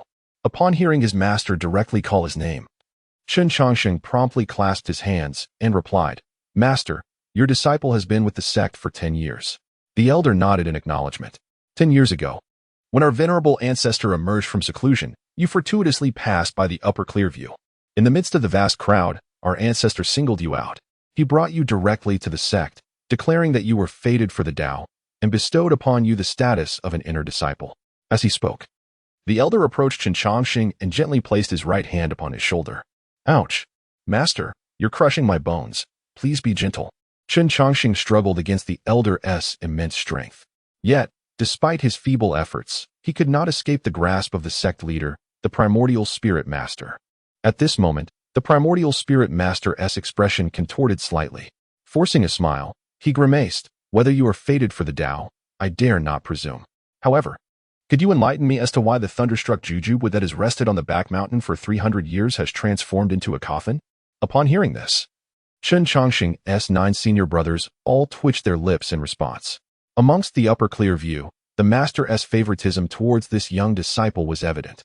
While there might be restrictions on access for other disciples, such limitations did not apply to the cherished junior. Within the confines of the Qingguan, the younger disciple could traverse wherever his heart desired. Even the secluded retreat of the revered master was not beyond his reach. Yet, none could have anticipated that the young disciple would dare to disturb the master's cherished possession. The juju would struck by lightning, which the master had seized from a formidable demon 3 centuries ago, was the source of this unrest. For this piece of wood, the master had sequestered himself for a full 30 years to recuperate. Under ordinary circumstances, disciples of the Qingguan were forbidden even to glance at it, let alone touch it. Yet, the audacity of the younger disciple to transform the thunderstruck wood into a coffin was truly astounding. Master, the young disciple acted without malice. Please pardon him this once. Qin Feng stepped forward to plead on behalf of Chen Chongqing, with the other senior brothers joining in his entreaties. Without malice? The master replied. I merely provided him with the outer formations route. I have never divulged the core formations path to him. 3 years ago, the jujube would remained intact, yet yesterday, upon inspection, it had been metamorphosed into a splendid coffin. I am curious what sort of innocent act could silently breach my grand formation and alter the wood within into a coffin. As he spoke, the gaze of the master, the primordial spirit, turned once more towards Chen Chongqing. Faced with his master's scrutiny, Chen Chongqing appeared somewhat apprehensive.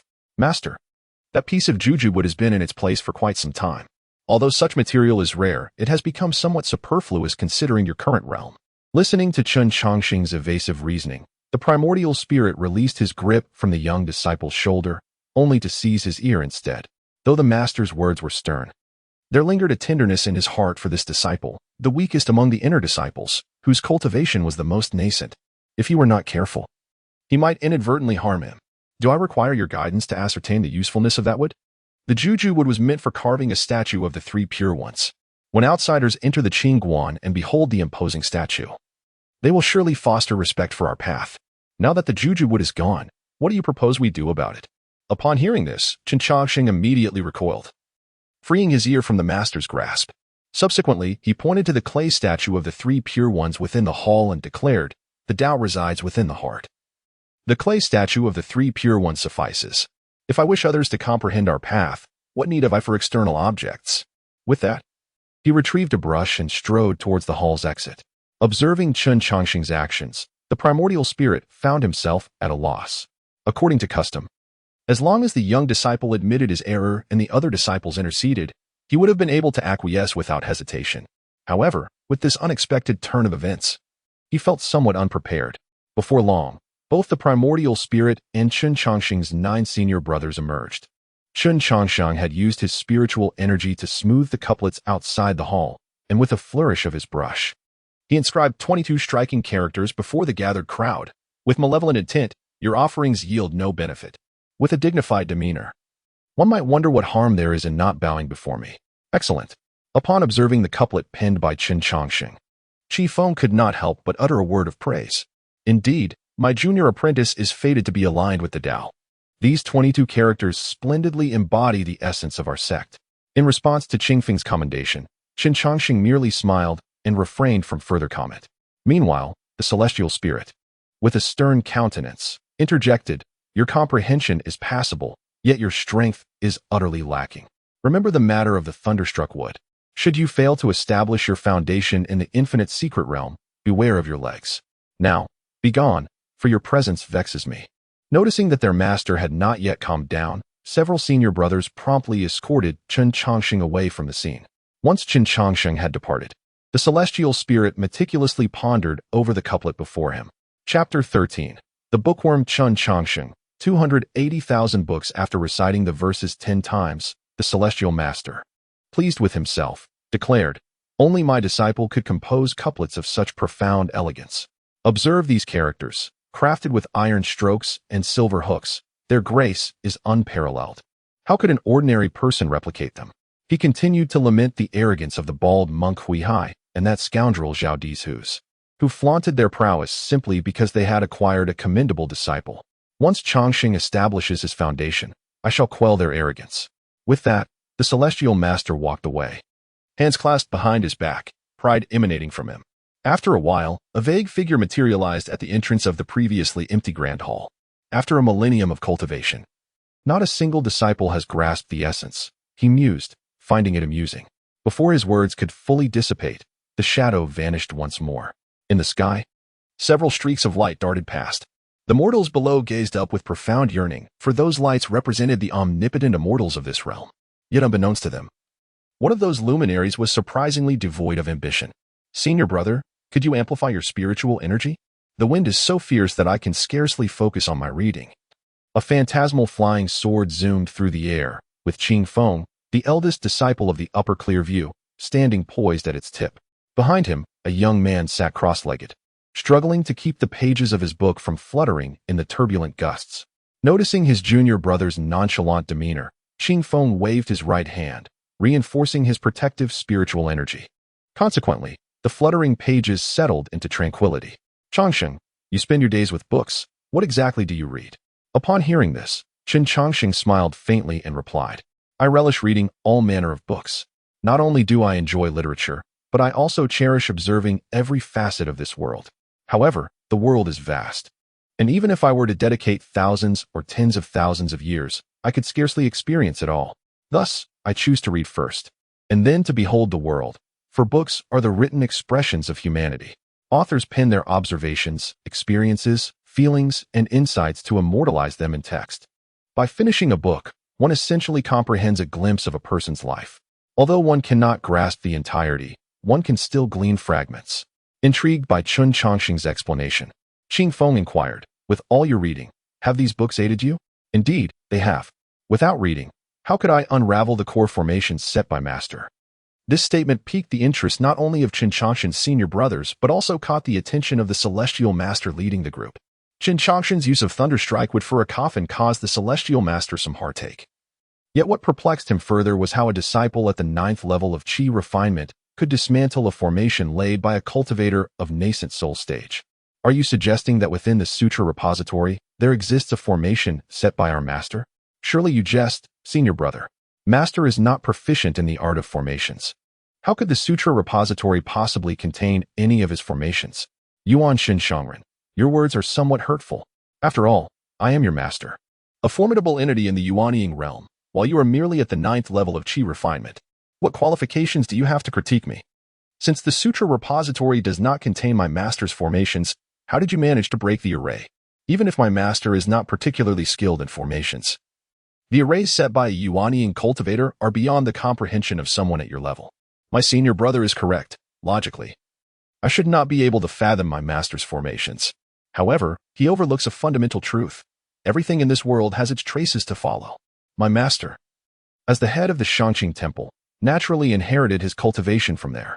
I have perused nearly all the texts concerning formations in the Sutra repository of the Shangqing Temple.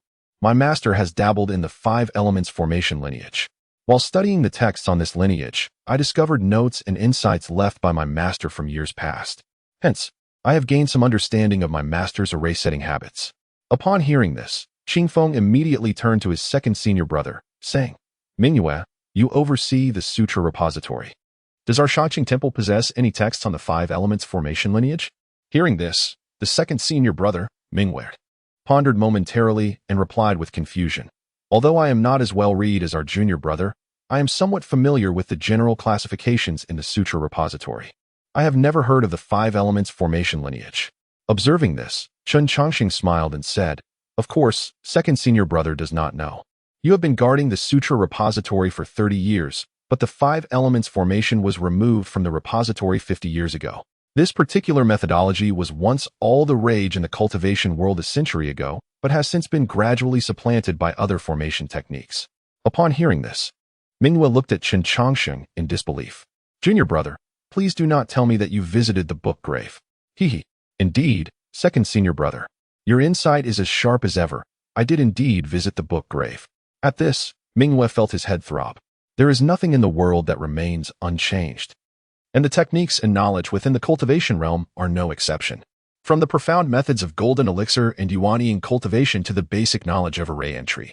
Everything is in a state of flux, and there will always be geniuses in the cultivation world who innovate. Thus, every 50 years, the Sutra repository undergoes a cleansing to replace outdated techniques and texts.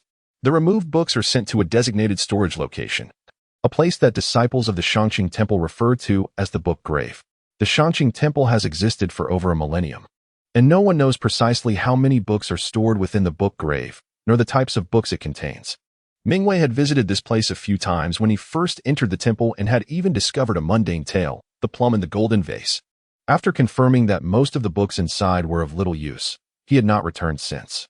Taking a deep breath to steady himself, Mingyue tentatively asked, Junior brother, you haven't read through all the books in the book grave, have you? Brother Mingyue, do not jest. As a junior who has only been initiated for a decade, how could I claim to have read it all? However, I have perused 1/3 of it. Mingyue, 1/3. In the vast repository of literature. That must amount to a staggering 400,000 volumes, I presume? Not quite. The total collection in the library amounts to 983,521 tomes. Over the years, I have managed to read 28,685 books, which might just barely constitute 1/3. Upon hearing this, Mingyue fell into silence, as did the other disciples, and even the esteemed master of the nascent soul stage was not spared from this astonishment. Chapter 14. The lightning-struck Wood's demise was not unjust. After a few breaths, Qingfeng managed to recover from his astonishment and spoke. The 5 elements formation you mentioned. I believe I have heard my master speak of it. It is a treasured skill of a certain sect from 200 years ago, although it has since fallen into obsolescence. If that is the case, the collection in the scripture pavilion should also include the fundamentals and some introductions to the 5 elements formation.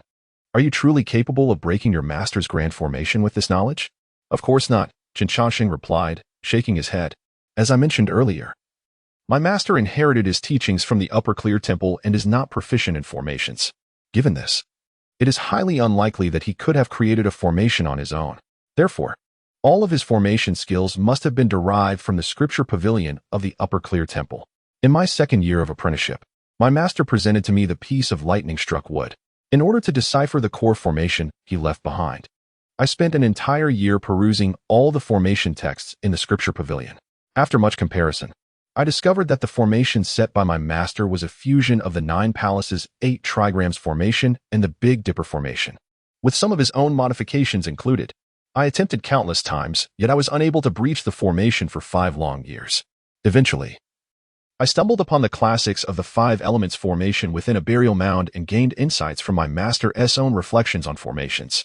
With this newfound understanding, I finally comprehended how my master merged the 9 palaces 8 trigrams formation with the Big Dipper formation by leveraging the principles of the 5 elements formation. Once I grasped how to arrange the formation, I resumed my attempts and spent an additional year and a half to breach it. Ultimately, just 10 days ago, I completed the crafting of the coffin. Upon hearing Qin Changxing's account, the others were left speechless. Qing Feng cast a look of regret towards the primordial spirit, as if to convey, "Master, your lightning struck wood did not die in vain." The primordial spirit was utterly bemused by Qin Changxing's actions. This fellow had devoted a full 8 years to transforming his lightning struck wood into a coffin. He was uncertain whether to commend his perseverance or chastise his foolishness. 8 years is not a trivial amount of time for a cultivator. The lifespan of a mortal barely exceeds 100 years. While a foundation establishment cultivator may live up to 200 years, a golden core cultivator can reach 500 years, and a nascent soul cultivator approximately 800 years, with only the divine transformation ancestor exceeding a millennium. His disciple had spent 8 years on such a trivial matter, showing no concern for his lifespan whatsoever. In the infinite secret realm, many sects, both large and small, had gathered at the entrance, which was slowly descending from the sky. Oh my, is that not the primordial spirit? It has been 50 years, and you have surprisingly advanced to the mid-nascent soul stage. Truly a cause for celebration. As soon as Qin Changxing and the others landed, Zhao Dizhus, the leader of the Linglong sect, approached with a beaming smile to greet them. However, in the face of Zhao Dizhus' fervor, the primordial spirit master did not exhibit a pleasant demeanor. "I prefer not to engage in extensive dialogue with a person as coarse as you," he remarked. Upon hearing this, Zhao Dizhus expressed his dismay. "Master Yuan Shun, you are, after all, a member of the Taoist sect. How can your temperament be so volatile? Although my cultivation is slightly superior to yours, and my disciple is indeed more formidable than yours, you cannot allow such trivial matters to incite your ire daily. I understand your envy over my exceptional disciple, who, under 2 centuries of age, has already reached the later stages of the Yuaning realm. Such talent has never been seen in the entire Deqian dynasty. If I had not been at a loss, I would have surely assisted you in finding one, given our friendship. Who would covet your mediocre disciple? I possess far superior talent. Your disciple may have reached the later stages of Yuaning at under 2 centuries, but mine will achieve it within a century. Mark my words." With that, the primordial spirit master stormed off in a fit of anger, accompanied by Qin Changxing and the others. Observing this, Zhao Dizhus smirked, then ambled toward the seal of the infinite secret realm, humming a tune with his hands behind his back. Enough. The more I contemplate it, the angrier I become. Qing Feng, take your junior brothers inside shortly. I shall have another word with that scoundrel Zhao Dizhus. Having parted ways only a short while ago, the primordial spirit master found his irritation escalating yet again, prompting him to seek out Zhao Dizhus once more. Witnessing his master's demeanor, Qing Feng chuckled softly, choosing not to intervene. The camaraderie between Zhao Dizhus and his master had spanned lifetimes, and he had observed their banter for a century and a half. At that moment, Qin Changxing, glancing around, suddenly inquired, "Brother, did we not hear of a prodigy from Linglong sect known as the Immortal of Longevity? Why do we not see your presence?" The Immortal of Longevity has gone to the borders of the Daiqian kingdom. Not only she, but even Master Ikkyu from the Heavenly Buddha Monastery has ventured there. Qi Feng replied. "Ikkyu, the monk?" Upon hearing this name, Qin Changxing could not suppress a deep-seated curiosity. Qi Feng, assuming Qin Changxing was unfamiliar with the title, proceeded to elucidate. Master Ikkyu is the heir of the Heavenly Buddha Monastery and is the only talent in the Daiqian dynasty second to the Immortal of Longevity. He has surpassed a century in age and has already attained the later stages of the Golden Core realm. It is said that he is the most likely candidate to surpass the Immortal of Longevity.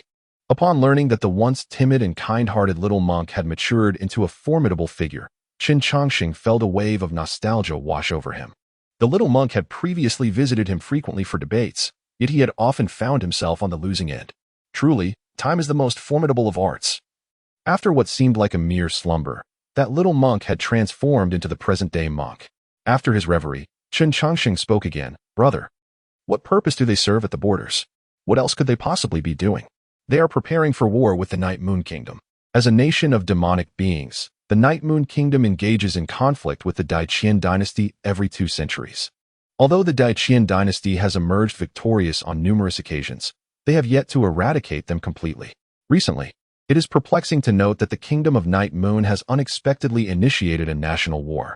A mere 170 years have elapsed since the last great conflict, and this new war has commenced a full 30 years earlier than anticipated, which indeed raises questions. Upon hearing this, the smile on Chen Chongqing's face gradually faded. He had encountered records of the war between the Great Qian Kingdom and the Kingdom of Night Moon within the annals of his studies. It was a tumultuous clash that involved both cultivators and mortals, the brutality of which defies description. Even those of the nascent Soul Realm faced the peril of demise. Moreover, the premature declaration of war by the Kingdom of Night Moon instilled in Chen Chongqing a vague sense of unease. Chapter 15. The Infinite Secret Realm and the Mysterious Stone Coffin. Upon observing Chen Chongqing in a state of contemplation, Qi Feng presumed he was preoccupied with concerns over the impending war between the 2 nations. With a light-hearted chuckle, he remarked, "Do not dwell on such matters. Only those at the Golden Core stage are permitted to partake in such national conflicts. By the time you reach that level, it is likely the war will have concluded." He then urged Chen Chongqing and Yuan Shan to enter the realm. At that moment, the esteemed sects of Tianfu Temple, Linglong Sect, and Shangqing View, alongside the Daiqian dynasty, united to unveil the seal of the Infinite Secret Realm. A profound black vortex materialized atop the altar, and those previously selected were swiftly drawn into its depths. After a dizzying whirl, Chen Chongqing and Yuan Shan found themselves amidst a sea of blossoms. Observing their surroundings, Yuan Shan tugged at Chen Chongqing's sleeve and inquired, "Where are we?" Chongqing shitty. Faced with his somewhat timid 9th senior brother, Chen Chongqing could not suppress a wry smile. Prior to his arrival at Shangqing View, there had been 9 inner disciples, each possessing unique skills and distinct personalities. His 9th senior brother was renowned for his timidity, a trait attributed to his tender age of 13. Despite his youth, his talent was remarkable, endowed with both water and fire spiritual roots. "Yuan Shan, you are in the mid-stage of foundation building. Must you be so fearful?" Chen Chongqing chided gently. Yuan Shan responded with a rueful expression, "Chongqing, you know I was brought to Shangqing View at the age of 3. My days have been consumed by training, leaving me little knowledge of the outside world." To this, Chen Chongqing grinned. "Then will you heed my counsel?" "Of course I will," Yuan Shan replied. "You were the lookout when I pilfered Master S. Lightning Wood." "Excellent. Let us commence our flower gathering," Chen Chongqing declared. "Gather flowers? What purpose does that serve?" Yuan Shan asked, his face a canvas of confusion. "To brew wine," Chen Chongqing exclaimed. "This must be the 100 Flower Sea within the Infinite Secret Realm, where flowers of all seasons bloom. I once read of an immortal beverage called 100 Flowers Wine, crafted from the blossoms of all 4 seasons, with the stipulation that each flower must be fresh. The stringent requirements have thwarted my attempts until now. This is a fortuitous opportunity." Watching Chen Chongqing crouch to collect petals, Yuan Shan scratched his head in concern. "But Master sent us here to seek opportunities. If we are merely gathering flowers for wine, how shall we explain ourselves upon our return? According to the map I discovered of the Infinite Secret Realm, if we travel 30 miles east, we shall encounter a dilapidated bronze temple. Within that ancient hall lies the opportunity you seek, albeit it requires passing through trials to obtain. I am aware of this information, and so too are others. Thus, 2 choices now lie before you. Firstly, one must venture into the ancient bronze palace to undergo trials, engaging in fierce competition with disciples from various sections. Alternatively, one could remain here to assist me in brewing the 100 Flowers wine, which would surely delight our master and 3rd senior brother, thus sparing us from any repercussions." When presented with Chen Chongqing's choices, Yuan Shan pondered momentarily before squatting down to join the flower-picking endeavor. As time gradually passed, numerous prodigies who entered the limitless secret realm were fervently seeking opportunities, often at the cost of their well-being. In stark contrast, Chen Chongqing and Yuan Shan led a life of leisure and ease. They would gather dew-kissed petals in the morning, lie among the blooms to gaze at the sky during midday, and in the afternoon, they would meticulously recreate the 100 Flowers wine using ancient methods. Their tranquil existence stood in sharp relief against the frantic struggles of their fellow cultivators. "Brother Chongqing, come quickly and see what I've found." Yuan Chan's excited voice drew Chen Chongqing's attention from the sea of flowers. He approached, instinctively inquiring, "What is it?" Yuan Shan pointed to the ground, exclaiming, "Brother Chongqing, There's a stone slab here with intricate patterns. Upon hearing this, Qin Chongqing knelt down, gently brushing away the dirt, and indeed discovered a stone slab adorned with carvings. As he traced the patterns with his fingers, he furrowed his brow and remarked, "This object appears quite substantial. Let us excavate it." Thus, the two brothers commenced their digging. After an hour of diligent labor, a colossal coffin emerged before them, its surface engraved with peculiar inscriptions. Yuanshan scrutinized the markings and queried, "Brother Chongqing, what language is this? I cannot comprehend it." "Of course, you cannot," Qin Chongqing replied, "for these characters date back to millennia. 2,000 years. The Great Qian dynasty was established only 1,800 years ago. Is this coffin from before the Great Qian?" Silence. "I have only encountered some of these characters in ancient texts. There are indeed some I do not recognize. Allow me to contemplate."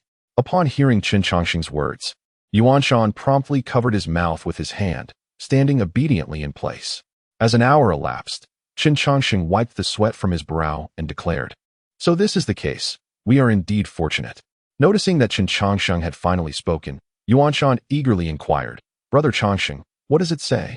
"It recounts the biography of an individual. I began my cultivation at a young age. At 18, I fought in 3,981 battles, winning 756 and losing 3,225. At 80, I engaged in 4,498 battles, achieving 1,325 victories and suffering 3,173 defeats. At 200, I fought 1,650 times, winning 985 and losing 780. At 500, I battled 130 times, securing 115 wins and only 15 losses. At 1,000, I fought 9 times and emerged victorious each time, suddenly realizing I had no rivals left in the world. Alas, throughout my life, I have sought a worthy adversary. Yet none could be found. Truly, such solitude is unbearable. By chance, I discovered a haven where I wished to spend my remaining days in solitude, yet after much contemplation, I ultimately chose another path, reluctant to sever the lineage of my existence. Thus, I interred a stone coffin beneath a sea of blossoms. For the journey of immortality is long, and only the sincere of heart may attain it. I uttered the inscriptions upon the coffin in a single breath. At that moment, the distant mountains, astonished, could scarcely close their mouths. "Brother Chongqing, this individual is truly formidable," they exclaimed. "In a lifetime, he has engaged in so many battles. Yet, why do the latter encounters dwindle in number? It is evident, of course, that as the years progressed, few remained capable of matching his prowess. At the age of 1,000, those 9 battles must have been cataclysmic confrontations. 9 victories in 9 encounters, though merely 4 simple words, cannot conceal the exhilaration they evoke. Surely, these 9 clashes were the most gratifying of his existence. Chapter 16. The Immortal Master of Defeat.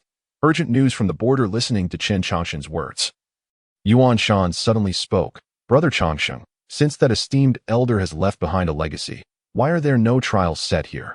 Is he not afraid that his treasures will be casually taken by others?" "Who says there are no trials? The entire infinite secret realm is the greatest trial of all. The name infinite signifies that this realm is virtually boundless. It has been accessible once every 50 years since the establishment of the Great Qian dynasty over 1,000 years ago, and yet the treasures within remain unclaimed. In the face of such an inexhaustible mountain of wealth, who would bother to pay attention to this beautiful yet utterly useless sea of flowers? Our cultivation is a pursuit of the Tao. Some seek the martial path, while others pursue the path of longevity. Regardless of the path one chooses, the most crucial aspect is to remain unperturbed by external distractions. Yet, look at those who have entered the secret realm. They are all captivated by the treasures here, forgetting their original intentions. How can those who have forgotten their pause to admire this flower sea?" Listening to Qin Chongqing's words, Yuanshan nodded in half understanding. "Brother Chongqing, what is the name of this esteemed elder?" "I do not know. It is not written here." "Let us open it and see if there are any clues." "All right." Upon hearing that they were to open the coffin, Yuanshan immediately became excited, with a grating sound that sent shivers down their spines. The heavy stone coffin was pried open by the two. As the gap widened, before Yuanshan could lean in for a closer look, a beam of light shot forth from within the coffin, drawing them both inside. After a dizzying whirl, Qin Chongqing and Yuanshan found themselves in a vast, white space. At the center stood a figure, his features obscured, with his hands clasped behind his back. Having attained this opportunity, proves that you have yet to be distracted by external possessions. I excel in the art of boxing. This set of techniques encompasses my lifetime of learning. I hope the future generations will cherish it. As he spoke, the figure began to demonstrate the boxing techniques.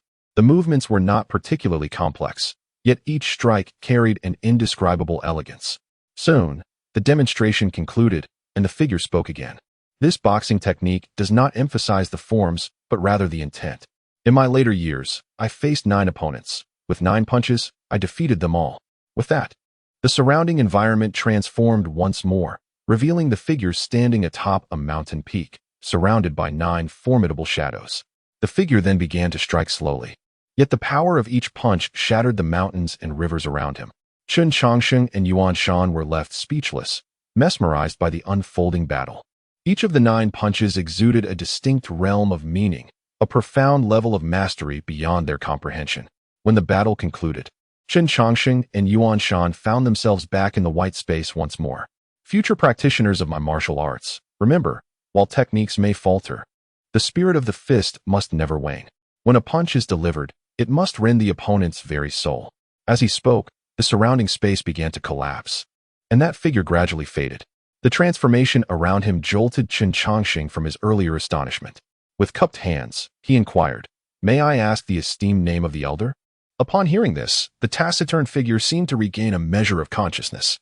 "The world knows me as the 100 Defeats Immortal. Grateful for the opportunity bestowed by the immortal." Chen Chongsheng asked, "What is the name of this martial art?" "In my hands, it is my technique. In yours, it becomes yours. Therefore, the art is nameless." With the final word, the figure of the 100 Defeats Immortal vanished entirely, and Chen Chongsheng and his companion returned to the Sea of Flowers. Observing the familiar surroundings, Chen Chongsheng felt as if he had awakened from a dream. "Brother Chongsheng, I have achieved the golden core." At the sound, Chen Chongsheng turned to see Yuan Shan joyfully showcasing his newfound prowess.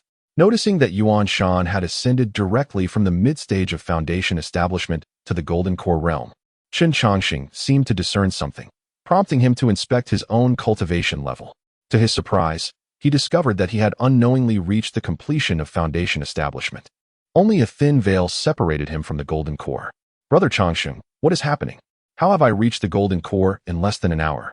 In response to Yuan Shan's bewilderment, Chen Chongsheng smiled gently and said, "It has not been merely an hour. We have spent at least 2 months within." 2 months? Is it truly that long? Indeed. While excavating that coffin, we inadvertently damaged many flowers around us. Yet, observe the surroundings. Those flowers have regrown. Although the infinite secret realm is rich in spiritual energy, such rapid growth cannot occur in less than a month or 2. Upon hearing this, Yuan Shan glanced around and confirmed Chen Chongsheng's words. "The reason we felt as though our time inside was brief is due to the elder's overwhelming cultivation, which created a sense of illusion. Moreover, while the elder demonstrated the martial art, our bodies unconsciously practiced it numerous times. With such a powerful mentor guiding us, it would be strange if our realms did not advance. So that is the case. If 2 months have indeed passed, does that mean we are about to leave the secret realm? It is likely. The infinite secret realm is open for 5 months. We spent 2.5 months brewing wine and over 2 months learning the elder's martial art. We should hastily gather our belongings, lest we be expelled from the secret realm." With that, Chen Chongsheng made his way to the temporary wooden dwelling he had constructed, where he had stored 10 jars of the exquisite 100-flower wine he had laboriously brewed. Suddenly, the altar trembled, and countless figures were expelled from the black void. Some appeared exhilarated, others chagrined, while a few bore expressions of resentment. However, it soon became apparent to all that something was amiss. Due to the absence of the elders from their own sect, only 1 or 2 individuals came to welcome him. "Sixth senior brother, why are you alone? Where are master and the eldest senior brother?" In response to Chen Chongsheng's inquiry, sixth senior brother managed a forced smile and replied, "The border is in urgent peril. Master and the eldest senior brother departed 2 months ago." Observing the 2 of them, it seemed they had made considerable gains, which brought him some solace. "For the time being, you 2 will oversee the affairs of the Shangqing Temple. We shall return shortly." With that, sixth senior brother mounted his sword and departed swiftly. Watching the direction of his leave, Chen Chongsheng's brow remained furrowed for an extended period. Sixth senior brother was known for his composure. What could have transpired at the border to elicit such urgency? With a sigh of resignation, Chen Chongsheng shook his head. For in addition to his concerns for Master and the eldest senior brother, he also worried about a young monk and a girl. Chapter 17. The return of the Undertaker and the defeat of the Shangqing sect. The words of the sixth senior brother instilled in Qin Changsheng a vague sense of apprehension. Yet, this sentiment was fleeting, as he soon found solace. After traversing the mortal realm for decades, Qin Changsheng had come to grasp a profound truth. When circumstances transcend one's capacity, they will unfold regardless of one's desires to avert them. Rather than dwelling in worry, it is far more prudent to embrace each day with joy, for time shall reveal all truths, including the validity of one's conjectures. Upon returning to the Shangqing sect, Qin Changsheng resumed his leisurely existence.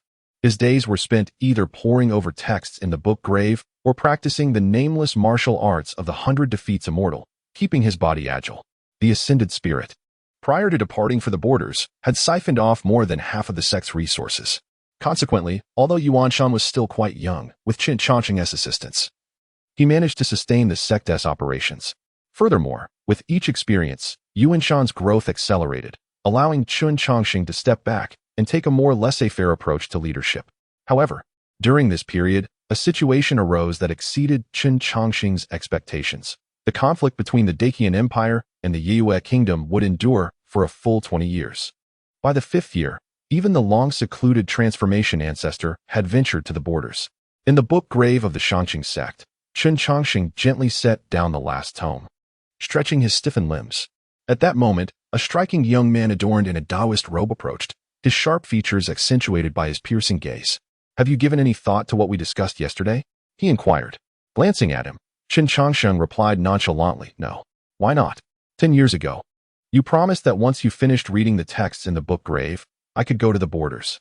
Now that you have completed your readings, why am I still barred from going?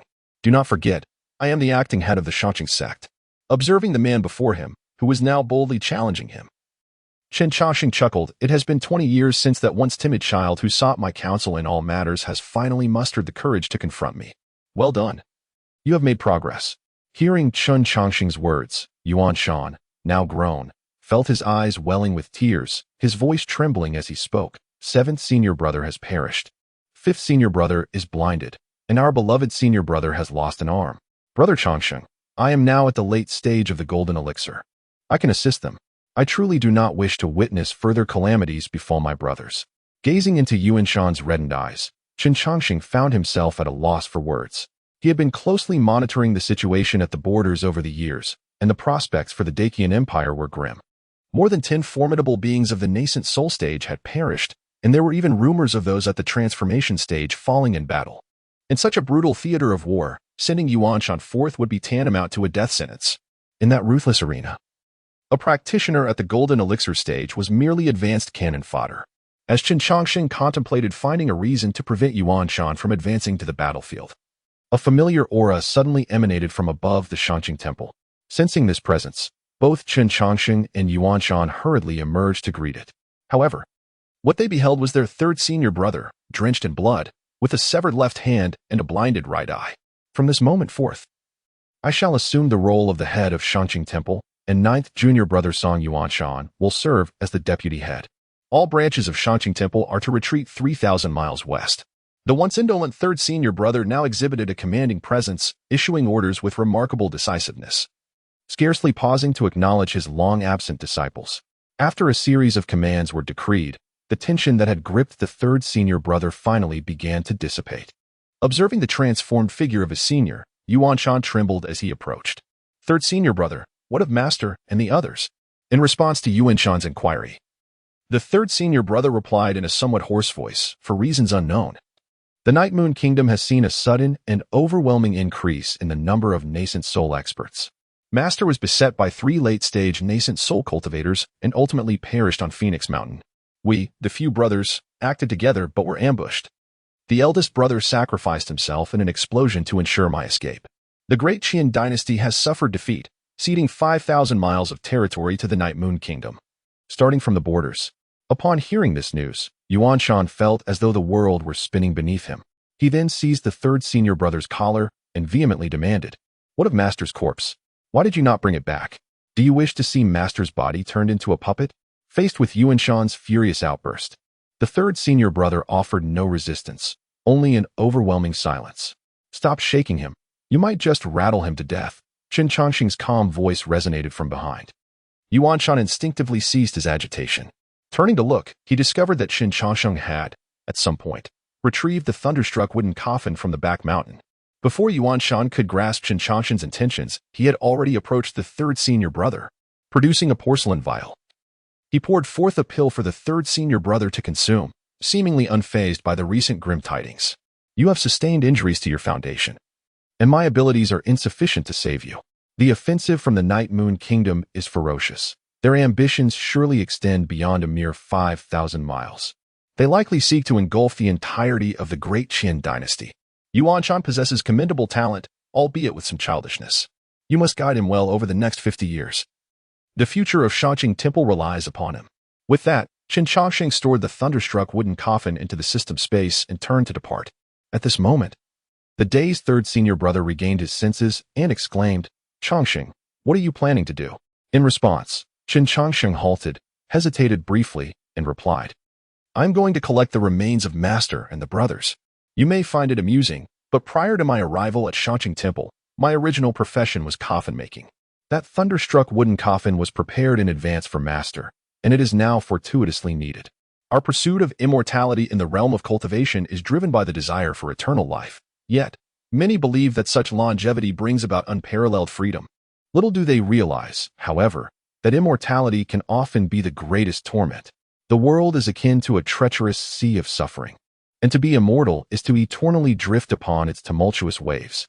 Our masters have transcended this ocean of anguish, and we ought to rejoice for their liberation." Speaking thus, Qin Changxing hesitated momentarily before turning to his third senior brother, bestowing upon him a radiant smile as he recounted. "I recall you once shared a tale from the world of cultivation, which you used to frighten Yuan Shan. You spoke of a mysterious being within that realm, one who claims the souls of those whose lifespans have come to an end. The appearance of this entity heralds the imminent approach of death. No one knows his true name, only that he is called the Undertaker." Chapter 18. The 5,000-li funeral journey. Upon hearing the name of the princess of the Night Moon Kingdom, the third senior brother's gaze flickered momentarily. Yet he remained silent. Meanwhile, Qin Changxing continued to recount past events with a cheerful demeanor. "Furthermore, your thorough investigation revealed that the first appearance of the funeral bearer was during the burial of the blood demon ancestor a century ago. In addition, the funeral bearer shares intricate connections with Master Ikkyu of the Tianfu Temple. To this, I must assert that the funeral bearer is not as terrifying as you portray. He is merely a seller of coffins." With that said, Qin Changxing turned and waved his hand, striding purposefully towards the exit. However, Yuan Shan called out to Qin Changxing's retreating figure, "Brother Changxing, will you return? I have crafted a coffin for you all. I shall return when you have need of it." With those words, Qin Changxing vanished from sight. As he watched Qin Changxing depart, the third senior brother was overwhelmed with emotion. Since the arrival of this junior disciple at the Shangqing Temple, he had sensed something amiss. He realized that time seemed to leave no trace upon Changxing. While it is true that the cultivation world possesses elixirs that can preserve youth, the passage of time leaves its marks not only on the body but also upon the heart. Over a decade, the 3-year-old Yuan Shan had transformed into a 13-year-old youth, as everyone undergoes some degree of change. Yet, after 10 years, Changxing's eyes remained as clear as when he first arrived at the Shangqing Temple. Initially, he attributed this to Changxing's admirable state of mind. However, 20 years later, upon returning to the Shangqing Temple, he found Changxing's gaze still as pure as ever. Reflecting on this, the third senior brother sighed softly and spoke. Yuan Shan, in due time, announced to the outside world that the secluded disciple of Shangqing Temple succumbed to madness and perished. But Brother Changxing is living quite well. Simply heed my words. Changxing has his own path to tread, and his connection with the Shangqing Temple has reached its conclusion. Upon hearing this, Yuan Shan fell silent for a moment before finally nodding in agreement. He had been brought to the Shangqing Temple by his master at the age of 3. And although he entered a few months before Changxing, thereby claiming the title of senior brother, he had always regarded Changxing as an elder brother. If possible, he truly wished to avoid seeing Changxing depart, yet in this world, no banquet lasts forever. Seeing Yuan Shan's melancholic demeanor, the third senior brother gently patted his shoulder with his remaining right hand and said, "Our master often remarked that those who enter the path are often lightly bound by emotions, yet deeply loyal. While others may not understand him, we must. Upon exiting the Shangqing Temple, Qin Changxing gazed up at the azure sky, and then at the celestial beings returning from the border, smiling as he remarked, "Oh, my prideful master, you have cherished your dignity throughout your life. How could you allow yourself to be laid to rest in a foreign land after death? Allow me, your humble disciple, to bring you back. As a master-disciple pair, I shall not demand spirit stones this time." With that, Qin Changxing set forth towards the border. The great Qin dynasty has suffered defeat, and the battlefield ahead is already engulfed in flames. However, Qin Changxing has never paid heed to this situation. His sole objective now is to locate his old acquaintances and grant them a peaceful resting place. Humans must pay 3 copper coins to enter the city.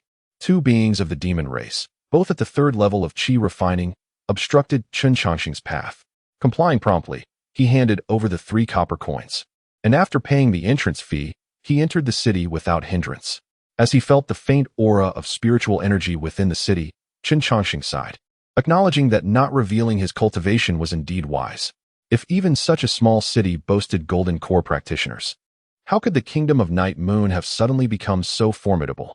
With this puzzlement in mind, Qin Changxing chose a tavern to rest. On this journey to reclaim the dead at the border, he did not opt for sword flight or utilize spiritual energy for travel. Instead, he chose the most primitive method, walking step by step. The destination he sought had already been occupied by the kingdom of Night Moon, and a golden core human flying brazenly in the sky would undoubtedly attract attention. It soon became evident that Qin Changxing's cautious approach was justified. As he gradually approached the kingdom of Night Moon, he began to understand why the great Qin dynasty had suffered such a complete defeat. There were simply too many demon practitioners within the kingdom. Foundation establishment practitioners roamed freely. Golden cores were as common as dogs, and one could encounter Yuanying practitioners with alarming regularity. Faced with such a multitude of practitioners, it was no wonder the great Qin dynasty faltered. After a moment of contemplation regarding the plight of both nations, Qin Changxing ordered several local delicacies, preparing to savor them before continuing his journey. However, his appetite was interrupted by the conversation of 2 demons nearby. "Have you heard? Our demon king's daughter is publicly selecting a husband. Anyone above the foundation establishment can participate." "Of course, I've heard. But what does that have to do with us? Our demon king belongs to the noble Silver Moonwolf clan. Do you think we have the qualifications to become his son-in-law?" "Qualifications aside, it wouldn't hurt to witness it. Right? I heard the Fox clan has prepared a Yuanying puppet as a gift." "A Yuanying puppet? You must be joking. Why would I joke about such a thing?" "This Yuanying puppet was obtained by the Fox clan from Phoenix Mountain. They dispatched 3 late-stage Yuanying ancestors just to eliminate the practitioner." Upon hearing this, Qin Changxing could only mutter in frustration, "Master, after spending 5 years to arrive here, you present me with such a daunting challenge right away. The Fox clan, being one of the powerful clans of the Kingdom of Night Moon, how can I possibly retrieve you from their grasp? I cannot defeat them alone." In the face of this perplexing predicament, Qin Changxing scratched his head in agitation. Suddenly, a brilliant idea dawned upon him. The Fox clan is a powerful lineage within the Kingdom of Night Moon, and the Demon King is the Silver Moonwolf King. If I were to become the son-in-law of the Silver Moonwolf King, would I not have the opportunity to procure this puppet from the Fox clan? Though the notion may seem absurd, it appears to hold no theoretical flaws. Qin Changxing muttered to himself, and the more he repeated it, the more he found the idea plausible. Within the royal palace of the Night Moon Kingdom, "Your Majesty, the princess has fled." Then hastened to send out search parties. "If my daughter loses even a single strand of wolf fur, you shall pay with your heads." As a commanding voice resonated, the entire palace erupted into chaos. Meanwhile, on a hillside outside the royal city, a spirited young woman was playfully sticking her tongue out at the distant capital. "If you wish to marry, then go marry on your own. This young lady shall not accompany you." Chapter 19. Trouble descends upon one at home. What should be offered as a betrothal gift? Perched atop a mountain peak, Qin Changxing furrowed his brow in deep contemplation. Since learning that the princess of the Night Moon Kingdom was seeking a suitor, he had been pondering how to win the heart of the beautiful wolf maiden. However, after much reflection, he realized that apart from his handsome visage and extensive knowledge, he possessed nothing else of value. Just as despair began to envelop him, a sudden cry for help echoed from afar. Upon hearing the plea, Qin Changxing focused his gaze and discerned 2 golden core realm demons pursuing a foundation-building female. As he observed the unfolding scene, the fleeing maiden abruptly altered her course, hurtling towards him. "Senior, save me. They wish to kill me." Without a moment's hesitation, Qin Changxing harnessed his entire cultivation and fled. The maiden was taken aback. "Wait, in such a situation, are you not supposed to be the hero who rescues the damsel? You simply ran away. Do you not possess even a shred of curiosity?" Her frustration did little to impede Qin Changxing's swift escape. As he distanced himself, she realized that the two pursuers were closing in. Gritting her teeth, she produced a jade talisman and shattered it. Instantly, a beam of golden light erupted, binding her and Qin Changxing together. In the next moment, she teleported directly behind him, maintaining a pace that matched his own. Qin Changxing was bewildered. What is the meaning of this unyielding attachment? "Senior, they intend to kill me. I implore you to lend your aid," she beseeched once more. "Enough with the poor acting to deceive me. They are not here to kill you. Those who wish to take a life do not merely pursue without action. Furthermore, look at yourself, adorned with treasures. Is it reasonable for a foundation-building cultivator to possess so much? You are undoubtedly the daughter of a wealthy family who has sneaked away, and they have come to escort you home." This spontaneous deduction left the maiden astonished. He had never met her before, and it appeared he did not recognize her either. Yet, merely by glancing from a distance, he had unraveled so much. How could his mind be so astute? Faced with the exposure of her deception, the maiden decided to lay her cards on the table. "Since you have seen through my ruse, I shall no longer pretend. They are indeed here to take me back. If I am captured, I shall merely face a scolding and a few days of confinement. But you, however, are in a different predicament. If you do not help me escape their pursuit, I shall claim that you lured me away. Pray tell, how do you think my family would deal with you then?" Ignoring the woman's words, Qin Changxing devoted his full attention to deciphering the talisman bound to him. His actions did not escape the woman's notice. Yet she remained utterly unconcerned that he might unravel the spell she had cast. Save your efforts. This shadowing talisman was crafted by a nascent soul cultivator. You, a mere golden core practitioner, stand no chance of breaking it. Instead of wasting time here, you would do better to run. Two late-stage golden core cultivators are in pursuit, and we are nearing their grasp. Upon hearing this, Qin Changxing turned to see the two late-stage golden core demon cultivators closing in on him. Realizing the perilous situation, a flicker of irritation ignited within him. "My dear lady, I have no desire to meddle in your family affairs, nor do I wish to entangle myself with you. I am willing to overlook our previous encounter. Please do not linger any longer." In response to Qin Changxing's plea, the woman produced a bead and pressed it against her forehead. "I will do as I please. What can you do about it? If you have the ability, shatter my protective barrier. Since you are so ungrateful, do not blame me for what follows," she said coldly. Unfazed at first, Qin Changxing began to weave his incantations. The woman initially dismissed him, having never regarded a mere golden core cultivator as a threat. If not for her dwindling spiritual energy, she would not have considered accepting a ride from a stranger. However, it soon became apparent that something was amiss. This is the blood escape technique of the Qingqing sect. "You are of the human race." Seeing the astonishment on her face, Qin Changxing grinned and replied, "Congratulations on your correct guess, but alas, there is no reward." Upon realizing this, the woman hastily attempted to undo the shadowing talisman binding her to Qin Changxing. Yet, it was too late. His blood escape had already been executed. With a cough of blood, Qin Changxing transformed into a streak of crimson light and vanished into the horizon. The two demon cultivators trailing behind were left dumbfounded, never having anticipated that a mid-stage golden core practitioner could wield such advanced escape techniques. Moreover, how could an unknown human appear in the heart of the Night Moon Kingdom? "What do we do now, brother?" One of the golden core cultivators began to speak, only to be harshly slapped by his companion. "What do you mean? What do we do? We must pursue him. If the princess is taken by a human, we shall await the annihilation of our clan." With that, the two immediately set off in pursuit, burning their essence as the price for their chase. However, how could two ordinary golden core cultivators hope to catch up to Qin Changxing, having spent so many years at the Qingqing sect? While he may not have mastered the art of combat, his escape techniques were unparalleled. Not even two late-stage golden core cultivators, nor ordinary nascent soul practitioners, could hope to match his speed. 300 miles away, in a serene valley, two figures, a man and a woman, materialized. The two individuals in question are Qin Changxing, who has just executed the blood escape technique, and the enigmatic woman. As the blood escape concludes, Qin Changxing, without a moment's hesitation, deftly casts several formation flags around him. Subsequently, he weaves a series of intricate hand seals with an expertise that suggests years of rigorous practice. The formation activates. A radiant barrier instantly envelopes both Chen Changxing and the mysterious woman. In response to Chen Changxing's actions, the woman, on high alert, brandishes an ancient dagger.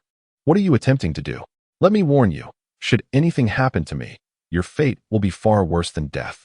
Upon hearing her menacing words, Chen Changxing, having completed the formation, smacked his lips and replied, I had no intention of stirring trouble. However, since you have approached me of your own volition, do not blame anyone but yourself. Chapter 20. The Acquisition of a Pet. The Bald-Headed White Wolf. Ha! Do you truly believe your formation can ensnare me? Such a fanciful dream. With that, the woman immediately summoned two formidable treasures, intent on breaking free from the array. Yet, as soon as the treasures soared into the air, her body weakened, and she collapsed to the ground. Gazing at her uncontrollable form, she exclaimed in terror, What have you done to me? Nothing much. Merely suppress the bloodline within you, came the calm reply. You are quite right. This formation is indeed flawed. As it is merely a remnant I discovered in an ancient tome, hastily repaired to function. The purpose of this array is straightforward. It suppresses the bloodline of demonkind, revealing their true form. Upon hearing this, the terror etched on the woman's face intensified. Impossible. If humanity possessed such a formation, the great Qian dynasty would have employed it long ago. Ah, how lacking in common knowledge you are, little demon. Such formations are indeed limited. The grand array in the ancient tome is effective against gold core stage demons, while my constructed array can only affect foundation establishment stage demons. Moreover, as you have witnessed, this formation is quite fragile. It would shatter with the slightest touch. Had you not squandered your opportunity on idle chatter, the outcome may have been quite different. As the conversation unfolded, the woman's form gradually diminished, ultimately transforming into a pure white wolf. Picking up the storage ring she had dropped, Chen Changxing inquired, What is the method to lift the restriction? In response to Chen Changxing's question, the small white wolf spoke with human words, Do not even think about it. I shall not divulge anything. If you have the courage, go ahead and kill me. I certainly do not possess the courage to kill you, but I can certainly shave your fur. At this, the small white wolf became agitated. You dare? Why would I not? With that, Chen Changxing produced a razor. In a swift motion, the blade glinted, and a strip of pink skin appeared atop the wolf's head. Feeling the chill upon her crown, large tears streamed from her eyes. Woo-woo, I will tell you what you wish to know. Why are you so wicked? Having successfully acquired the method to lift the restriction, Chen Changxing emptied the contents of the small white wolf's storage ring.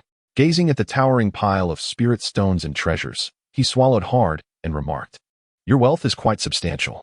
Many Yuanying stage cultivators might not even compare to you. With that, he proceeded to store the items before him into the system space. Though the possessions of the small white wolf were indeed valuable, Chen Changxing was reluctant to use them carelessly at present. This creature clearly held significant origins. And who could say whether these treasures bore any tracking marks? The most prudent course of action was to sequester these items within the system space. With the system's protection, not even the most formidable of beings could trace his whereabouts. As the human took away all his belongings, the bald little white wolf on the ground, with tears welling in his eyes, pleaded, You've taken everything from me. Now can you let me go? If you still find it insufficient, I can offer you more. My father is. Before the little wolf could finish, Chen Changxing pinched its mouth shut. I have no desire to know who you are. Nor do I wish to learn about your father.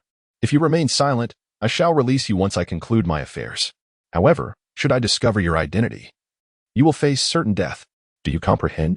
At these words, the little wolf, with its mouth restrained, nodded in understanding. That's good to hear. Now, allow me to make a slight modification to you, ensuring you undergo a complete transformation. With a mischievous grin, Chen Changxing lifted the little white wolf. The woman's screams echoed through the valley, reminiscent of someone enduring a cruel punishment. In the imperial palace of the Night Moon Kingdom, the Silver Moon Wolf King rose from his throne, his divine presence instilling fear in the demon clan gathered within the hall. The two golden core demon practitioners, who had lost the princess, were utterly terrified. The abduction of a demon princess by a human was a matter of grave significance. Not only would they bear the consequences personally, but their entire clan would also be unable to withstand the repercussions. Faced with such a situation, the Wolf King furrowed his brow and began to gesture with his right hand, seemingly calculating the whereabouts of his daughter. After a moment, he spoke. Losing the princess is your dereliction of duty. Go and accept your punishment. Thank you, Wolf King. The two Golden Core practitioners expressed their gratitude profusely before hastily departing the hall.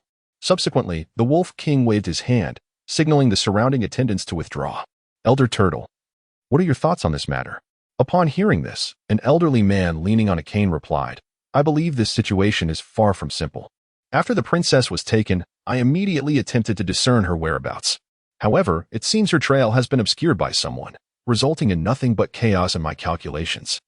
Such a method could not possibly be executed by a mere human golden core practitioner. Elder Turtle's reasoning was sound. I too conducted a calculation, but found the heavenly secrets shrouded in immense confusion. The ability to interfere with celestial insights must belong to at least a divine transformation practitioner. The individual who abducted the princess appears to have come fully prepared. Listening to the Wolf King, Elder Turtle hesitated before saying, if it were merely a simple kidnapping, the matter might be more straightforward. However, I am more concerned that the one who took the princess has ulterior motives regarding that affair.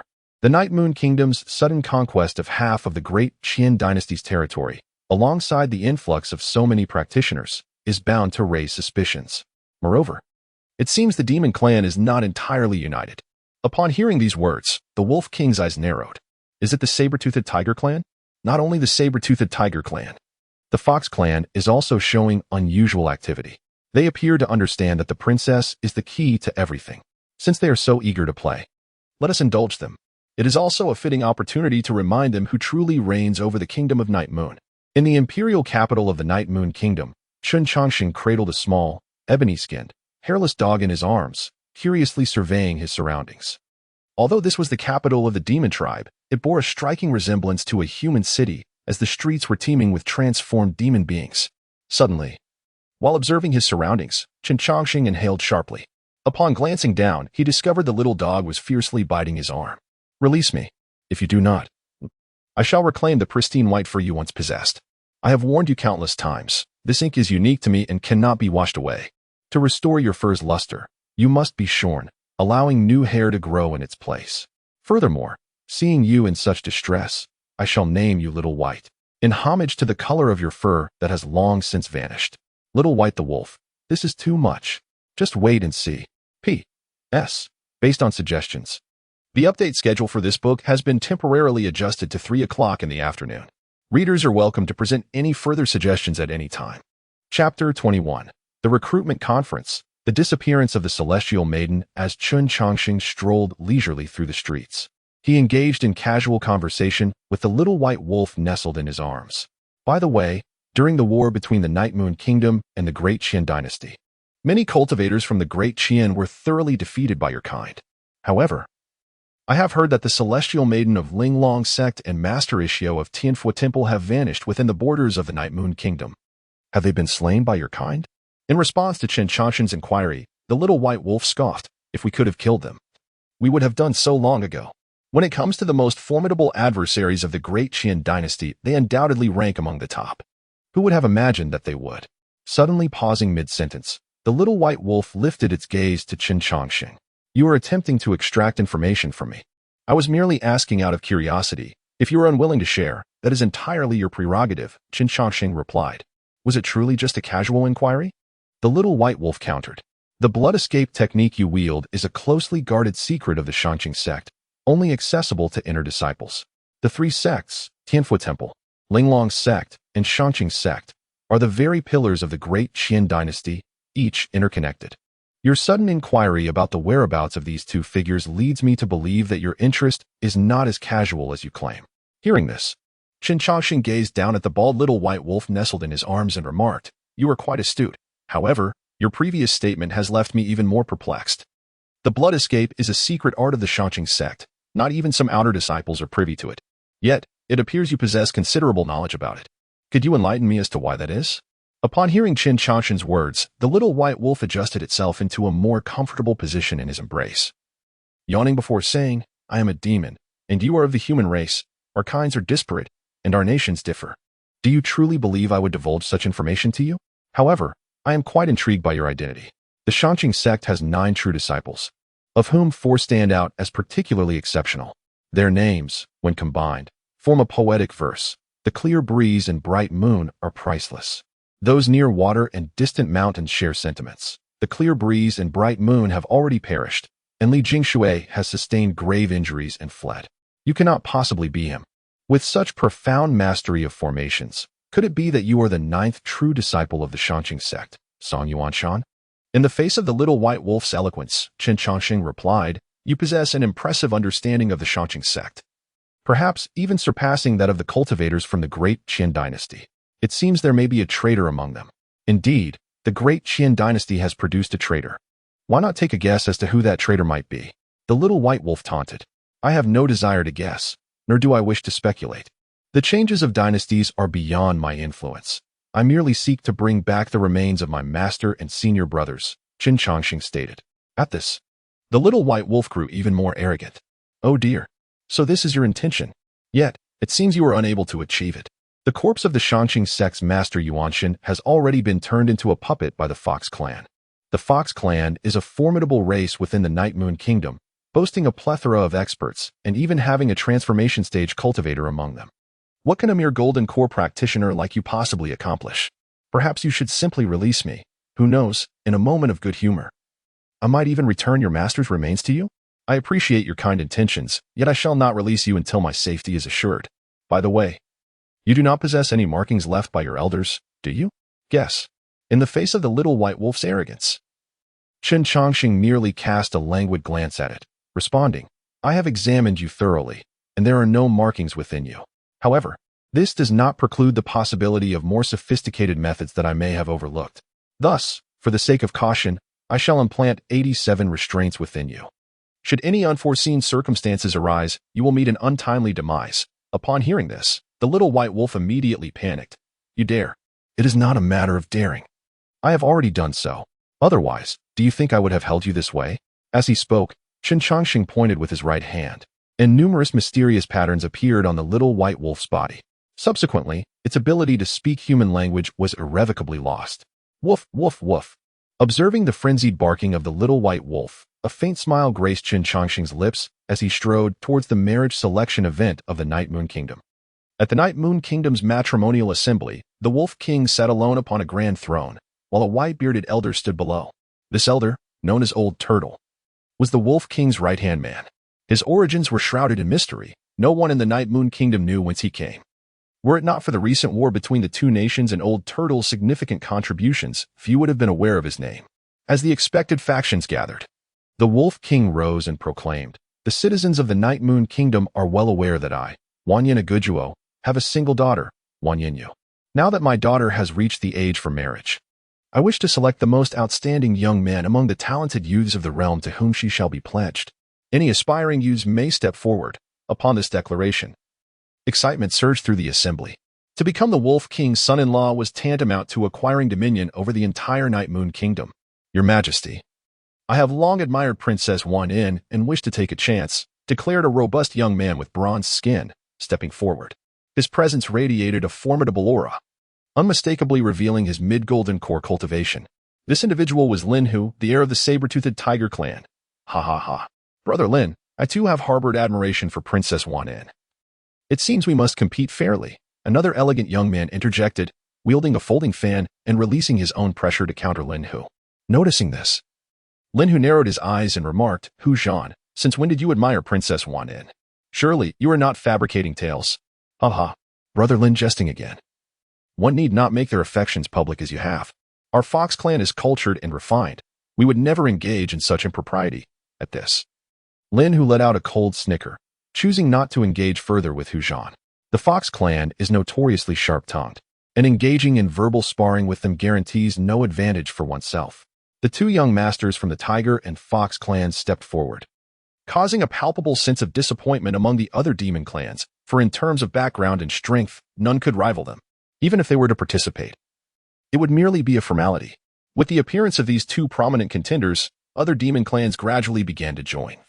Yet their prowess was significantly inferior to that of Lin, Hu, and Hu Zhan. As it became evident that no further demon clans would take the stage, the Wolf King prepared to announce the process of the trials. At that moment, a figure from the crowd sprang up and exclaimed, "Wait, I wish to participate as well." Chapter 22, Residing in the Hu Mansion, a reunion with an old friend upon discovering that others intended to participate in the marriage selection assembly.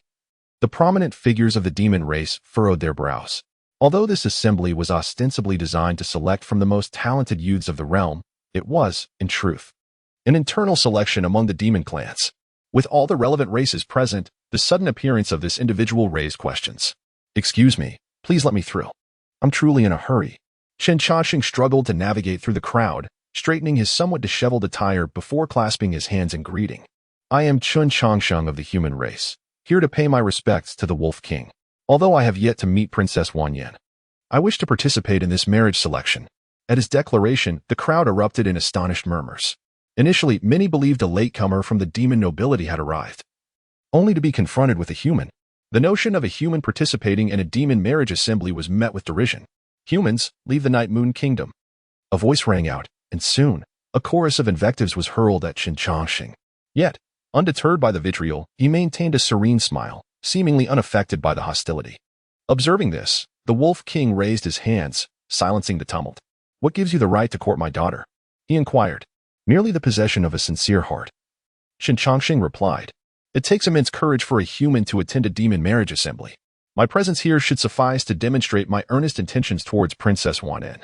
At this, the corners of the Wolf King's mouth lifted slightly, and he chuckled, "A sincere heart indeed. For that, I shall permit you to partake in the marriage selection. Let it be known, any cultivator of the foundation establishment stage or above is eligible to participate. Though you are human, you meet the criteria. Tomorrow's trials will determine your fate." With that, the Wolf King rose to depart. However, halfway through, he hesitated and added, "Old Turtle, this human cultivator has traveled a great distance. Surely, he has yet to secure lodging. Ensure he is accommodated at the Hu Mansion. We must not let him feel that the demon race lacks hospitality." "As you command," came the response. After making arrangements for Chen Changxing's stay, the Wolf King vanished entirely. While many in the demon race felt disgruntled at the participation of a human, the Wolf King's decree left them no choice but to depart in disappointment. "Brother Hua, it seems I shall be imposing on your residence for the next few days," Chen Changxing said cheerfully upon hearing the Wolf King's arrangements. In response, Hu Zhan evaluated the unexpectedly arrived human and replied with a smile, "Your courage is truly admirable, Brother Chen. To share a roof with you is indeed a great fortune." Witnessing the amiable exchange between Hu Zhan and Chen Changxing, Lin Hu felt a wave of nausea. Your Fox clan is always inclined towards such embarrassing displays. This human-esque attire clearly marks him as hailing from the great Qin dynasty. Defeated adversaries, how dare they stand before us? In response to Lin Hu's humiliation, Chen Changxing did not even lift his eyelids, merely remaining silent. However, Hu Zhan coldly remarked, "Lin Hu, if your intellect is lacking, you should refrain from embarrassing the demon race. Indeed, the great Qin dynasty is but a vanquished foe of the Night Moon Nation. Yet, it is only the great Qin dynasty that has been defeated, not the human race." If such words were to reach the ears of certain powerful beings among the humans, it could incite a war between our two races. Are you prepared to bear the consequences? Hu Zhan's words rendered Lin Hu speechless. The weight of such an accusation, of a racial conflict, was far too heavy for Lin Hu to dare accept, even with 100 additional lives. Fuming with rage, Lin Hu's aura flared, and he was poised to confront Hu Zhan. However, before they could engage, Elder Turtle leisurely made his way to the center of the fray. "Do you wish to provide entertainment for outsiders by bickering among the demon race in broad daylight?" Upon seeing Elder Turtle intervene, Lin Hu snorted disdainfully and turned to leave. After Lin Hu departed, Hu Zhan turned to Chen Changxing with a smile. "My apologies, Chen brother, for inadvertently bringing up a painful subject. Though the Night Moon Nation is at war with the great Qin dynasty, our Fox clan has always maintained cordial relations with the human race. And I hope you will not take offense." "Not at all, Hu brother, your forthrightness is commendable. How could I possibly quibble over such matters?" As he spoke, Chen Changxing walked toward a nearby tree, cradling a frantically yapping bald black dog in his arms. "Brother Chen, is this your battle companion?" Hu Zhan inquired, chuckling. "Ah, not quite. I stumbled upon it on the roadside. Seeing it so emaciated and abandoned, I couldn't bear to leave it behind." "Indeed, Brother Chen, your compassion is commendable." Hu Zhan and Chen Changxing chatted amicably as they made their way to the Hu estate, while the small white wolf in Chen Changxing's arms struggled desperately. Unfortunately, all eyes were on Chen Changxing, and none paid heed to his scruffy, black dog. In the palace of the Night Moon Nation, the Wolf King sat quietly upon his throne, rhythmically tapping his fingers on the armrest. At that moment, Elder Turtle entered. "Return, my lord. The human has been sent to the Hu estate." The Wolf King replied casually, acknowledging the news, and then spoke. Your heir has been taken by a human. And now another human has appeared at the marriage selection event. Elder Turtle, do you believe these two are connected? Hesitating for a moment, Elder Turtle responded. This individual's origins are unclear, and the timing of his appearance is rather fortuitous. It must be related to the princess's disappearance. However, even if he is connected to the princess's fate, he is unlikely to be the mastermind. A golden core cultivator lacks the capacity to conceal celestial secrets. It is probable that he is merely a pawn sent by the true orchestrator. Until we ascertain the whereabouts of the princess, we must exercise utmost caution. Your reasoning is sound. I entrust you with the task of investigating this human's origins. I am eager to discover who is pulling the strings behind the scenes. Understood. The elder turtle turned away, and the expression of the wolf king grew cold.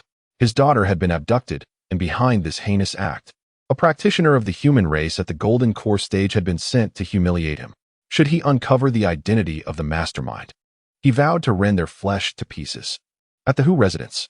Elder, do you remember me? It is Mainyang. As Chun Chongqing settled in the Hu residence, preparing to rest, he was unexpectedly visited by a woman. Upon beholding the enchanting figure before him, he pondered for a moment. Soon, he recalled that this lady was the fox-eared demon he had encountered 30 years prior, upon his awakening. So it is you. How is it that you are here? Upon hearing this, Hu Mainyang glanced around and replied, Elder, let us speak indoors. This is not a suitable place for conversation. Chapter 23, The Great Deception. Traitor of the Demon Clan Hu Mainyang anxiously pulled Chun Chongqing into the room. Upon their reunion, a myriad of emotions surged within her.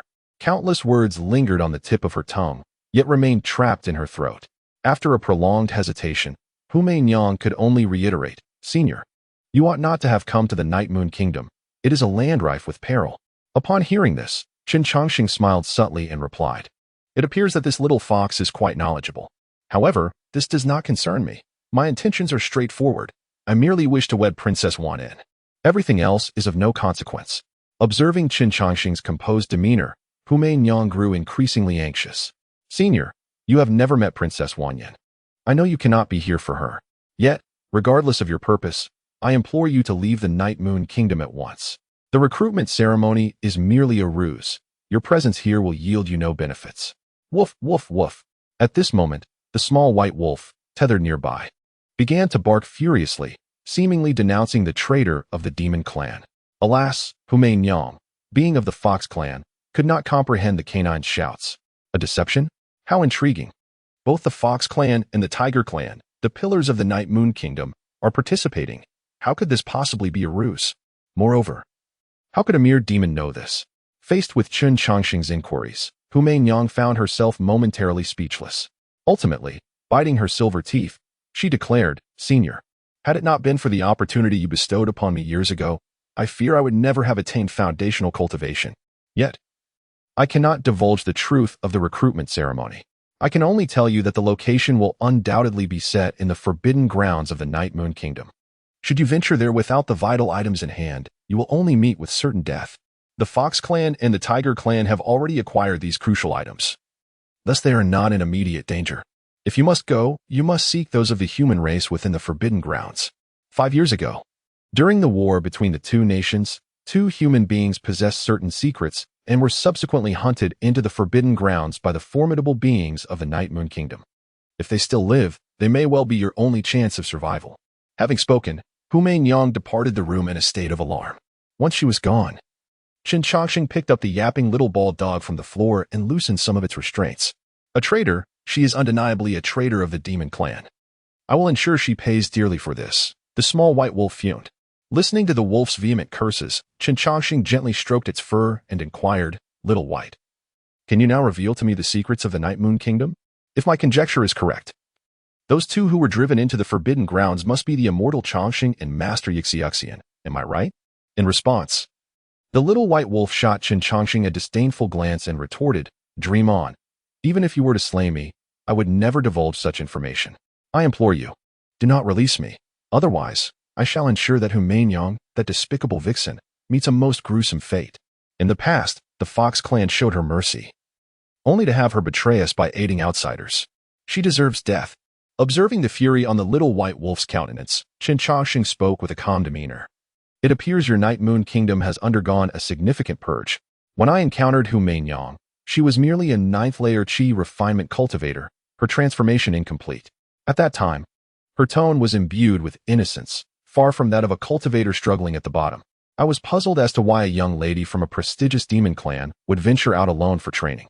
It seems now she was not on a quest of her own accord, but rather was driven out by you. In response, the little white wolf shot Chen Changxing a frosty glance and retorted, "Who said Hu Mainyang was from a noble family? She is merely an ordinary demon." "Haha. Your words reveal a hint of desperation," Chen Changxing replied. "However, this is understandable, for you have not witnessed the life of those at the bottom. The cultivation world is a ruthless domain, particularly for those at the lowest rungs. Even friends as close as siblings may shed blood over a mere spirit stone. If Hu Mainyang were not of noble birth, with her former disposition, she would have likely perished long ago, leaving not even a bone behind. Now that she has returned to the Fox clan, it is likely she seeks to avenge the deep-seated grievances of the past." Upon hearing this, the little white wolf scoffed. "Do you truly believe that a mere foundation establishment cultivator like her could seek vengeance? Let alone her, even with your assistance. The two of you could stir no waves in the Night Moon Kingdom. I have stated numerous times that I have no interest in the secrets of the Night Moon Kingdom. Nor do I concern myself with whether you wish to obliterate the Deqian Kingdom. My sole desire is to reclaim the remains of my master and brothers. Why can you not believe me? If your sole intent was merely to recover the bodies of your departed comrades, why go to such lengths? I now suspect that our encounter was meticulously orchestrated by you, driven by ulterior motives to undermine the Night Moon Kingdom." Seeing the little white wolf's increasingly absurd conclusions, Chen Changxing shook his head in resignation and tethered her to the bedside. "Think as you will. I intend to sleep." "How dare you? You would have me sleep on the floor?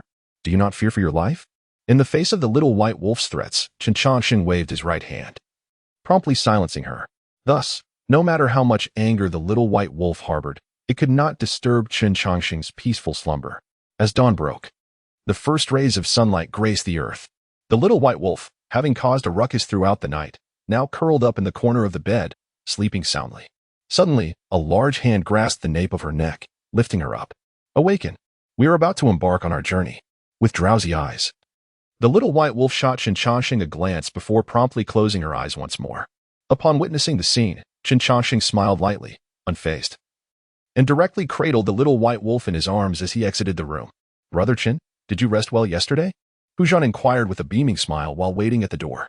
Observing this, Chen Changxing replied, "I slept quite soundly last night. Many thanks for your hospitality, Brother Hu." At that moment, Hu Zhan noticed the bald little dog nestled in Chen Changxing's embrace and curiously asked, "Brother Chen, do you intend to bring it along to the trial?" "Indeed, my bond with Little White is inseparable. Wherever I go, it shall accompany me without fail." Upon hearing the name Little White, Hu Zhan paused for a moment before chuckling. "Brother Chen, you are truly amusing. You've named it Little White. How delightful. It cannot be helped. Little White always dreams of having a coat of pure white fur, so I had no choice but to bestow this name upon it. By the way, will my bringing Little White to the trial pose any issues?" "Not at all. This trial imposes no restrictions on methods, which certainly includes battle companions. Please follow me." Brother Chen. Chapter 24. Encounter at the Ancient Bronze Temple, the forbidden land of the Night Moon Kingdom, following in the footsteps of Hu Zhan. The group journeyed for quite some time until they arrived at the entrance of a valley. Sensing the multitude of formidable presences surrounding them, Chen Changxing inquired, "Brother Hu, what place is this?" "This is the forbidden land of our Night Moon Kingdom, the designated trial ground for the suitor selection event. Deep within this forbidden area lies a flower known as the Other Shore Flower. Whoever can pluck it will earn the right to wed Princess Wan In." "I see. But where are the other participants from the demon clan?" In response, Hu Zhan explained, "They have already entered. I came specifically to retrieve you, Brother Chen. Hence my delay in joining them." "Ah, it appears I have inadvertently wasted your time, Brother Hu. I am truly ashamed. There's no need for such self-reproach, Brother Chen. We are like old friends upon first meeting. This minor issue is of no consequence. Moreover, those who entered first may not necessarily hold an advantage. Only the one who obtains the Other Shore Flower can be deemed victorious." With that, Hu Zhan guided Chen Changxing into the forbidden land of the Night Moon Kingdom. After traversing a lengthy gorge, they arrived in a dense forest filled with towering ancient trees. The humid atmosphere and the pervasive miasma in the air seemed to whisper of the dangers that lurked within. In light of this situation, Hu Zhan cast a fleeting glance at Qin Changxing but refrained from offering any verbal warnings. The miasma within the Forbidden Land had a profound impact on cultivators. Even those at the Golden Core stage could not evade its effects. The only reason he was able to stand here unscathed was due to his demon lineage. Should a human enter this place, they would likely perish silently within half a day. Indeed, this Forbidden Land of the Night Moon Kingdom is exceedingly perilous. Qin Changxing remarked as he surveyed his surroundings, and then he produced 2 pills from his robe. He consumed one himself and offered the other to the little white wolf. Brother Hu, this miasma is far from ordinary. I have a special detoxification pill. Would you care for one? As Qin Changxing recognized the peril posed by the miasma, Hu Zhan expressed his regret. Had you not mentioned it, I might have forgotten. This miasma is exceedingly potent. Even Golden Core cultivators cannot avoid its effects. However, my fox constitution is quite resilient, so I shall not impose upon you for your precious pills. With a cheerful smile, Hu Zhan returned Qin Changxing's pill. Such unknown substances should not be consumed recklessly. It could be life-threatening. By the way, Brother Qin, this miasma must be unique to the Forbidden Land of the Night Moon Kingdom. How did you discern it? Have you perhaps visited this Forbidden Land before? In response to Hu Zhan's inquiry, Qin Changxing smiled gently and replied, I have, of course, never set foot in the Forbidden Land of the Night Moon Kingdom. However, I once perused an ancient tome of unknown origin that contained similar descriptions. Among its records was a place strikingly akin to this one. Ah, I see. That is indeed fascinating. To my knowledge, for the past 5 centuries, the Forbidden Land of the Night Moon Kingdom has remained untouched by outsiders. Brother Chun, who authored the ancient tome you have encountered? This remains a mystery to me. When I discovered that ancient text, it was nearly in ruins. Perhaps it was penned 500 years ago. This makes sense. We should hasten our departure. Lin Hu and the others have already been inside for some time. With this, Hu Zhan waved his right hand, summoning a lifeless puppet of the Yuan-Ing realm to clear the path ahead. Observing the soulless automaton, a flicker of emotion crossed Qin Changxing's eyes. Deep within the Forbidden Land, a bald figure sat cross-legged above an ominously dark pool. The water within this pool was thick and occasionally emitted a foul stench. Ishio, your technique of the heart of no sorrow cannot endure much longer. At the sound of the voice, the bald figure slowly opened his eyes. Wolf King, by allowing the demon race to wield such ominous power, you shall only bring about their utter destruction. It is not too late to turn back. In response, the Wolf King let out a cold laugh. Turn back? Why would I do so? Power is power. There is no distinction between righteousness and evil. Without harnessing this force, how could I hope to obliterate the great Qin dynasty?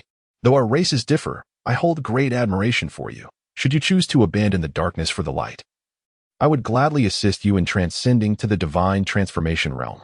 Faced with the Wolf King's proposition, Ishio shook his head and closed his eyes once more. Seeing Ishio's refusal to yield, the Wolf King remained unfazed. It had taken him 300 years to tear a fissure in the seal of the Forbidden Land. Although merely a crack, the power that surged forth was beyond his expectations. With this newfound strength, the practitioners of the Night Moon Kingdom had doubled in number. Regrettably, this information had somehow been leaked. The 2 old geezers from Tianfu Temple and Linglong sect were willing to risk their lives to seal the breach. Despite his best efforts to thwart them, they managed to close most of the gap. Now that Ishio had suppressed the last opening, the Wolf King dared not act recklessly.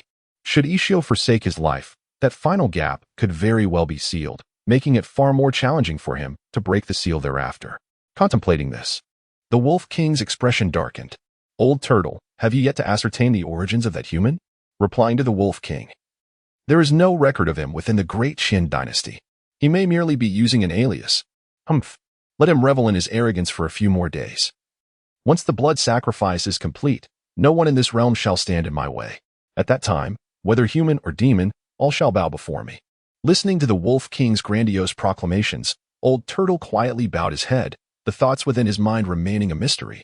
Within the ancient bronze palace of the Forbidden Land, Qin Changxing and his companions once again encountered Lin Hu.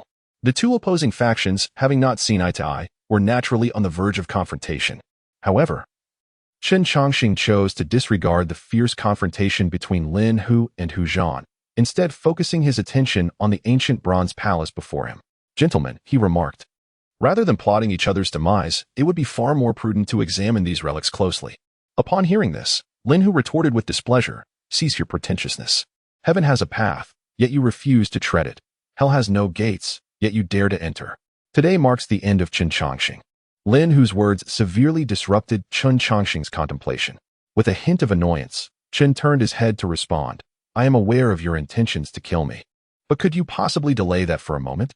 Can't you see I am engrossed in my studies? With that, Chen resumed his examination of the intricate patterns and inscriptions adorning the bronze palace. Lin Hu, taken aback, could only think, what do you mean by delay the killing? My intention is to end your life now. Could you please take this more seriously?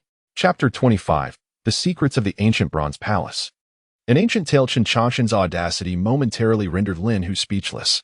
However, once Lin Hu regained his composure, he was instantly consumed by rage. Yet, before he could take action, Hu Zhan's Yuaning puppet intervened before him. Hu Zhan, what is your intention? Are you aiding the outsiders? Lin Hu demanded, confronting Hu Zhan. Casting a glance at Chen Chongqing, who was engrossed in his study of the bronze palace, Hu Zhan replied coolly, Lin Hu, the act of killing can be undertaken at any time, but do not forget our purpose for being here. With these words, Lin Hu's fury diminished considerably. His animosity towards Chen Chongqing was not merely due to the latter's participation in the recruitment tournament.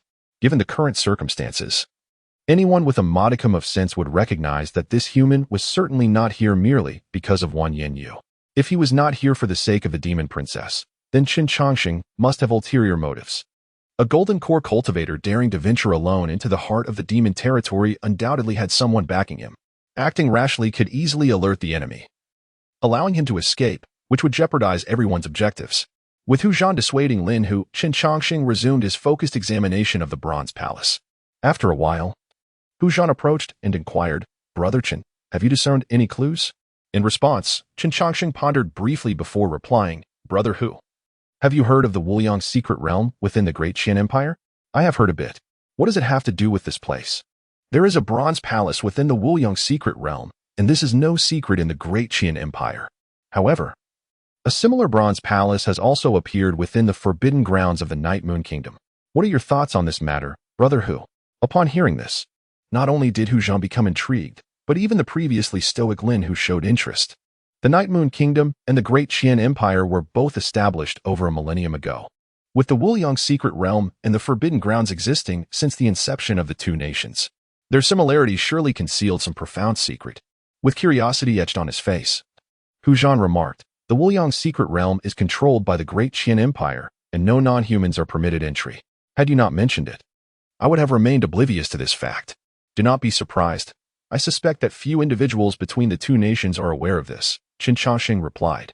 The patterns on these bronze palaces are quite peculiar and do not resemble ordinary decorations. If you two are not in a hurry, I could attempt to decipher them. Hu Zhan looked at Chen Chongqing with skepticism. Many of our elder demons have attempted to decipher this bronze palace, but all have returned empty-handed. Are you confident in your ability to interpret these inscriptions? Though Hu Zhan did not articulate it outright, his eyes conveyed his doubt. If so many powerful beings from our demon race were unable to unravel it, how could a mere golden core human succeed? In the face of Hu Zhan's skepticism, Chen Chongqing produced several sheets of patterned white paper and stated, alone before a bronze palace, I certainly lack confidence. However, Brother Hu, do not forget that the ancient bronze halls within the boundless secret realm are also subjects of study. The two ancient bronze halls combined may indeed hold the key to deciphering their mysteries. If the engravings upon them truly record certain information, then the individuals who left behind these two ancient bronze halls must have aimed to convey knowledge to future generations, rather than merely engaging in cryptic riddles. Our inability to comprehend them stems from the vast expanse of time that has rendered the once familiar script obsolete. As Chen Chongqing began to compare the engravings of the two ancient bronze halls, Hu Zhan and Lin Hu naturally gathered beside him to engage in their own examination. The secrets of the Night Moon Kingdom lie within the forbidden grounds, and the ancient bronze halls have existed there since their discovery. If we can unravel the secrets of the bronze halls, it may greatly aid us in the matters to come. 3 hours passed. So it is, Chen Chongqing exclaimed, engrossed in his comparison of the engravings. Upon witnessing this, Hu Zhan hurriedly inquired, Brother Chen, have you made a discovery? Indeed. I have unraveled the secrets of the ancient bronze halls. What is it? Speak quickly. Lin Hu urged impatiently from the side, not one to withhold information. Chen Chongqing pointed to the engravings and remarked, as esteemed scions of your clan, you must be well-versed in scholarly pursuits. You have undoubtedly noticed that the engravings on the two ancient bronze halls are interconnected, yet you have struggled to find any correspondence in script. Upon hearing Chen Chongqing's words, Lin Hu contemplated for a moment and responded, "What can this possibly signify? This artifact has existed for so long that no one can ascertain its origins. The disappearance of the ancient script is quite logical." "You make a valid point, Brother Lin," Qin Chongxing acknowledged. "But let us not forget that the great being who left behind the ancient bronze halls intended to convey information to posterity. Surely, they must have considered this matter." Facing Qin Chongxing's cryptic remarks, Lin Hu, growing impatient, retorted, "Speak plainly, do not keep us guessing." Qin Chongxing, undeterred by Lin Hu's words, continued, "That great being must have contemplated the passage of time. As the years pass and the landscape transforms, no one can guarantee that our current script will endure. Therefore, any great being wishing to convey information would devise a method that transcends time and evades the limitations of language. The simplest and most effective method would be through imagery." As he spoke, Qin Chongxing levitated a piece of white paper before him, arranging it in order. Upon completing his task, he utilized his spiritual power to imprint the engravings from the ancient bronze halls onto the paper. The two sets of engravings began to merge in the air, ultimately forming a fragmented image. While written language may suffer from gaps in continuity, images remain intact. For imagery serves as the primal conduit through which all living beings acquire knowledge. From the moment we open our eyes, the knowledge we attain is derived from images. By observing the mountains, rivers, and flora, we come to understand their shapes and colors. The intricate patterns adorning the ancient bronze hall are not mere inscriptions, rather. They depict a vivid tableau. When we perceive them as mere text, we inevitably fail to grasp their profound significance. Witnessing Qin Chongxing unravel the enigma of the bronze hall, both Hu Zhan and Lin Hu could not help but feel a surge of admiration. For millennia, this bronze edifice has stood, its secrets remaining elusive to all until now. This individual from the human race, having deciphered its mysteries in just a few brief hours, possesses a wisdom that is truly humbling. After elucidating the secrets of the bronze hall, Qin Chongxing and his companions began to examine the mural in the sky. Although fragmented, the imagery retained remnants of its former glory. From the depictions above, the group gleaned a narrative. Chapter 26, The Emergence of the Wolf King. The old tortoise strikes with fury in a time long past. The heavens would occasionally unleash colossal hands from the sky to seize the beings that dwelled upon the earth. In their desperation, these beings fought valiantly against this overwhelming force, yet their efforts proved futile. One fateful day, a person discovered a formidable power. The source of this power remained a mystery in the illustrations, yet it chronicled all living things, enabling them to vanquish the giant hands from above. Initially, the beings believed this power to be a divine blessing. However, they soon realized that this force posed a greater peril than the celestial hands themselves. At this juncture, the illustrations abruptly ceased. Faced with this dire situation, Lin Hu urgently inquired, "Do you possess any other patterns? Quickly, reveal them." What transpired next? Apologetically, Qin Chongxing shrugged and replied, "I have presented all the patterns I possess. We have only gathered 1/10 of the complete illustration to piece together the entire story. We require the patterns of 18 ancient bronze palaces." Upon hearing this, Lin Hu glanced at the concluding segment of the celestial illustration. Although the entirety of the illustration was fragmented and largely blank, the final depiction was relatively intact. It revealed that the formidable power had been sealed and suppressed beneath the 18 ancient bronze palaces, which were guarded by 18 distinct races, including both the human and demon races. The details concerning the other 16 races had long since faded into obscurity due to the passage of time. Having grasped the context, Lin Hu and Hu Zhan silently sealed off all avenues of escape for Qin Chongxing. Observing this, Qin Chongxing clicked his tongue and remarked, "In light of my assistance in unraveling your confusion, would you allow me to finish speaking before taking action?" In response, Hu Zhan chuckled, "Your insight instills fear within us. Such talent would be treasured anywhere.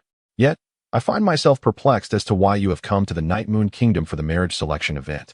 At this moment," he added, "do not attempt to deceive me with tales of admiration for Princess Wan En. I certainly have my reasons for journeying to your Night Moon Kingdom. Otherwise, why would I travel such a distance?" Qin Chongxing countered. "However, before I elucidate my purpose, I wish to share my understanding of the narrative. The sudden surge of cultivators in the Night Moon Kingdom has left the Deqian dynasty in disarray. This bizarre occurrence perplexed me during my travels. Yet upon arriving in the Night Moon Kingdom, I uncovered additional revelations. The kingdom had once undergone a significant purge. I too am puzzled by this, as it baffles me how, post-purge, the strength of the Night Moon Kingdom has not diminished, but rather increased. Simultaneously, I have come to learn that there may be traitors within the Qin dynasty. All the clues appear interconnected, yet they lack a crucial element. At long last, I have identified this key. With that, Qin Chongqing approached the ancient bronze palace once more. The 18 ancient bronze halls depict a singular tale, yet the ravages of time have rendered them severely damaged. A solitary bronze hall cannot yield sufficient information to reconstruct the entirety of the narrative. Thus, I harbor suspicions that a traitor from the great Qin dynasty, harboring this secret, has sought refuge in the kingdom of Night Moon. Moreover, have you noticed?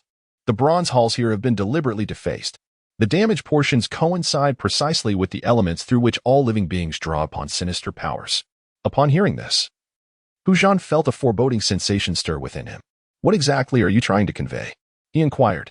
In response, Qin Chongqing nonchalantly settled onto the ground, stating, What I wish to express is that you need not contemplate my demise, as it is not within your capacity to execute such an act. Judging by your reactions, it appears you remain oblivious to the secret behind the sudden strengthening of the kingdom of Night Moon. If I am not mistaken, both of you have come to uncover this enigma. Now that you are privy to this secret, do you truly believe those who have intentionally damaged the bronze halls would allow you to escape unscathed? Excellent. Such youthful brilliance is indeed a rarity in this world. You have caught my attention. Just as Qin Chongqing finished speaking, the Wolf King and the old turtle emerged from the shadows. Upon witnessing the Wolf King's presence, both Hu Zhan and Lin Hu felt a wave of panic wash over them. Hu Zhan hastily stepped forward, clasping his hands in reverence, and declared, Your Majesty, this individual is a spy, and we were preparing to present him to you. In response to Hu Zhan's assertion, the Wolf King scoffed derisively. You Fox clan are fond of employing such petty tricks.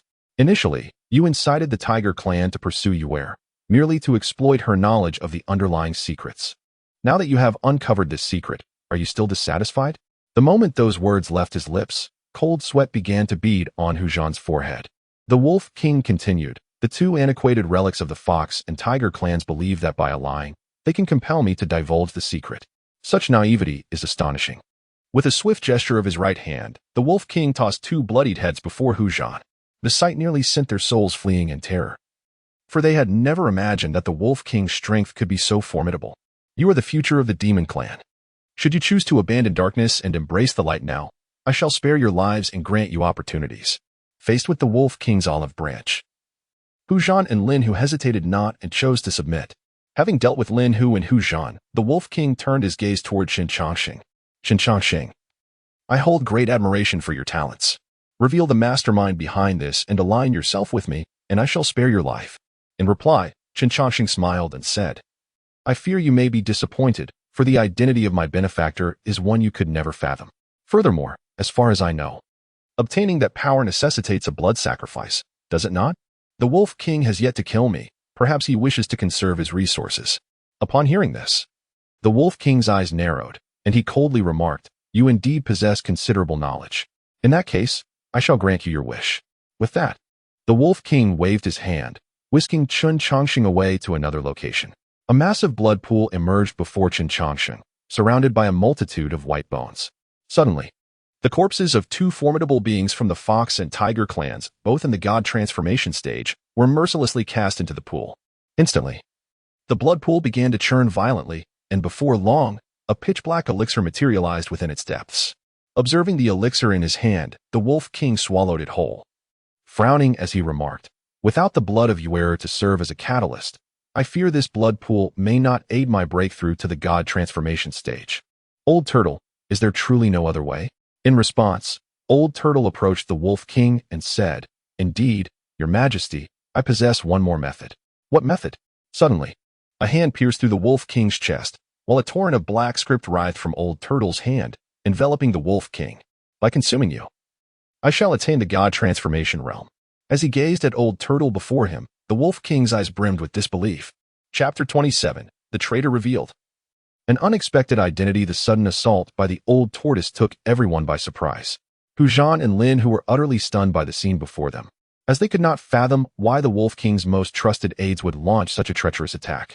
However, the Wolf King reacted swiftly, attempting to counter the old tortoise's unexpected strike. Yet, as he sought to harness his formidable spiritual energy, he discovered that the immense power he had always prided himself on was entirely inaccessible to him. Observing this, the old tortoise leisurely remarked, do not waste your efforts.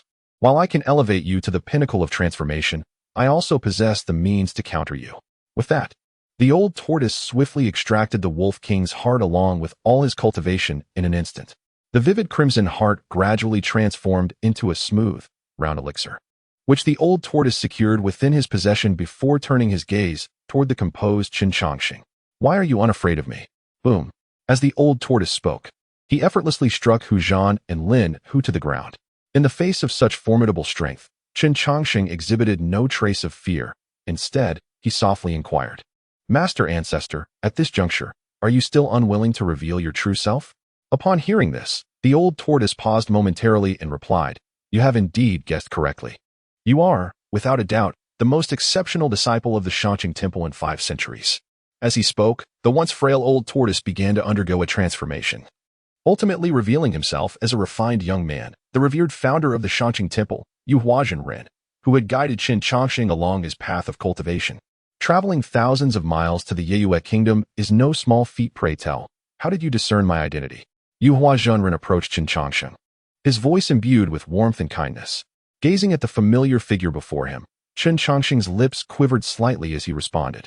After receiving the dire news from third senior brother, I have been pondering a singular question. How did the Shangqing Temple fall to such a fate? While it is true that the number of cultivators in the Yeyue Kingdom has surged, my masters were not novices to the realm of cultivation. It is illogical for them to meet with complete annihilation. To this, Yu Huazhenren replied nonchalantly. So, you suspect there is a traitor within the Deqian Empire? Indeed, yet I have ruminated endlessly and cannot conceive what manner of traitor could orchestrate such devastation. Although the Shangqing Temple cooperated with the Empire to fend off external threats, the whereabouts of my masters are a closely guarded secret, known only to a select few. Perhaps even the Emperor himself could not ascertain their every move. Thus, regardless of the faction from which the traitor emerged, it is inconceivable that they could bring about the total downfall of the Shangqing Temple. The only plausible explanation is that a traitor resides within the Shangqing Temple itself. Having arrived at this conclusion, I harbor doubts about every individual in the Shangqing Temple, even contemplating the possibility that my master was feigning death. Yet, I never imagined that the traitor could be you, Master Ancestor. You have reached the pinnacle of transformation and hold an unparalleled status within the Deqian Empire. The Yeyue Kingdom could never afford to entice you. With a reasonable demeanor, Master Yuhuan nodded and inquired, How could you later ascertain that I was the traitor? Upon hearing this, Qin Changxing exhaled deeply and replied, It was only recently that I dared to confirm that you were indeed the traitor. Upon my arrival in the Night Moon Kingdom, I encountered a member of the Demon Clan. She astonishingly recognized the clandestine blood escape technique of the Upper Qing sect and possessed profound knowledge about it. Interestingly, while she was well acquainted with the sect, she only acknowledged that there were 9 true disciples. Although my reputation in the Upper Qing sect is not prominent, a cursory investigation could easily reveal my existence. Such circumstances further solidified my belief that the traitor hails from the Upper Qing sect. Moreover, this traitor has treated me well. Otherwise, they would not have severed the sources of information regarding me. Consequently, I conducted a small experiment during the marriage recruitment conference, where I revealed my true name. Yet, even now, the Night Moon Kingdom remains oblivious to my identity, which speaks volumes. Having said this, Qin Changxing raised his gaze towards Master Yuhua. Master, is there any need for me to continue? In response, Master Yuhua smiled, taking the little white wolf from Qin Changxing's embrace. She restrained the wolf's movements and gently stroked it. Do share, for hearing one's own story from another's lips offers a unique perspective. Certainly, since you wish to listen, I shall recount it well. The capabilities demonstrated by this traitor from the Upper Qing sect imply a position and strength of considerable stature. I encountered my master's remains upon entering the Forbidden Grounds, thus ruling out the possibility of the traitor being my master before the secrets of the Bronze Ancient Palace were unraveled. I have yet to comprehend your motives for betrayal, Master, but as the mysteries of the Bronze Ancient Palace unfold, your motives will become apparent. Furthermore, I discovered an anonymous travelogue within the library of the Upper Qing sect, chronicling the conditions of the Forbidden Grounds in the Night Moon Kingdom. This travelogue is over 5 centuries old, indicating that you harbored such intentions 500 years ago, correct? Haha. In response to Qin Changxing's words, Master Yuhua laughed heartily. Inviting you into the Upper Qing sect was indeed the wisest decision of my life. You unraveled my 500-year plan in merely 5 years. Your comprehension is truly unparalleled in history. Why? Noticing the look of curiosity in Qin Changxing's eyes, he refrained from voicing his questions. Master, though you seek power, and even aspire to establish a new dynasty, my master and the others would surely follow you. Why then did you choose to eliminate them? Upon hearing Qin Changxing's confusion, Master Yuhua replied coolly, the great Qin dynasty is my past, while the Upper Qing sect is my life's work. I had no desire for the sect to become entangled in these matters. However, they proved too obstinate. Upon discovering this secret, they not only refused to support me, but also divulged it. Do you think that the Linglong sect and the Tianfu Temple would have uncovered my plans otherwise? For 5 centuries, I have meticulously arranged everything, and I shall not allow anyone to jeopardize my endeavors. What of the third senior brother? Why did you spare him? You are well aware of his indolent nature, particularly when near water. When Qi Feng and the others uncovered the secret, he was off indulging in leisure, thus remaining oblivious to the matter. As he spoke, the Ascendant asked Qin Changxing a question. By the way, how did you come to know that acquiring that power requires a blood sacrifice?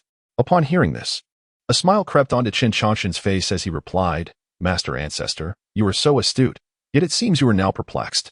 You must have visited the infinite secret realm countless times. I have concealed a portion of the patterns. Did you not discern this? Ha ha ha. The Ascendant chuckled, patting his forehead in amusement. With such an exceptional disciple, I am almost rendered giddy with joy. Given your disposition, it is only natural that you would keep some matters to yourself. Chapter 28. Qin Changxing's Hidden Card, 500 years of planning having spoken. The Transcendent Master drew Qin Changxing before the blood pool. Changxing, among all in the Upper Purity sect, you are the one I value the most. Do you know why I chose you from the crowd at a glance? It is because I perceive within you a quality, one that even I lack, serenity. You are devoid of the frantic energy typical of mortals, nor do you possess the obsessions often found in cultivators.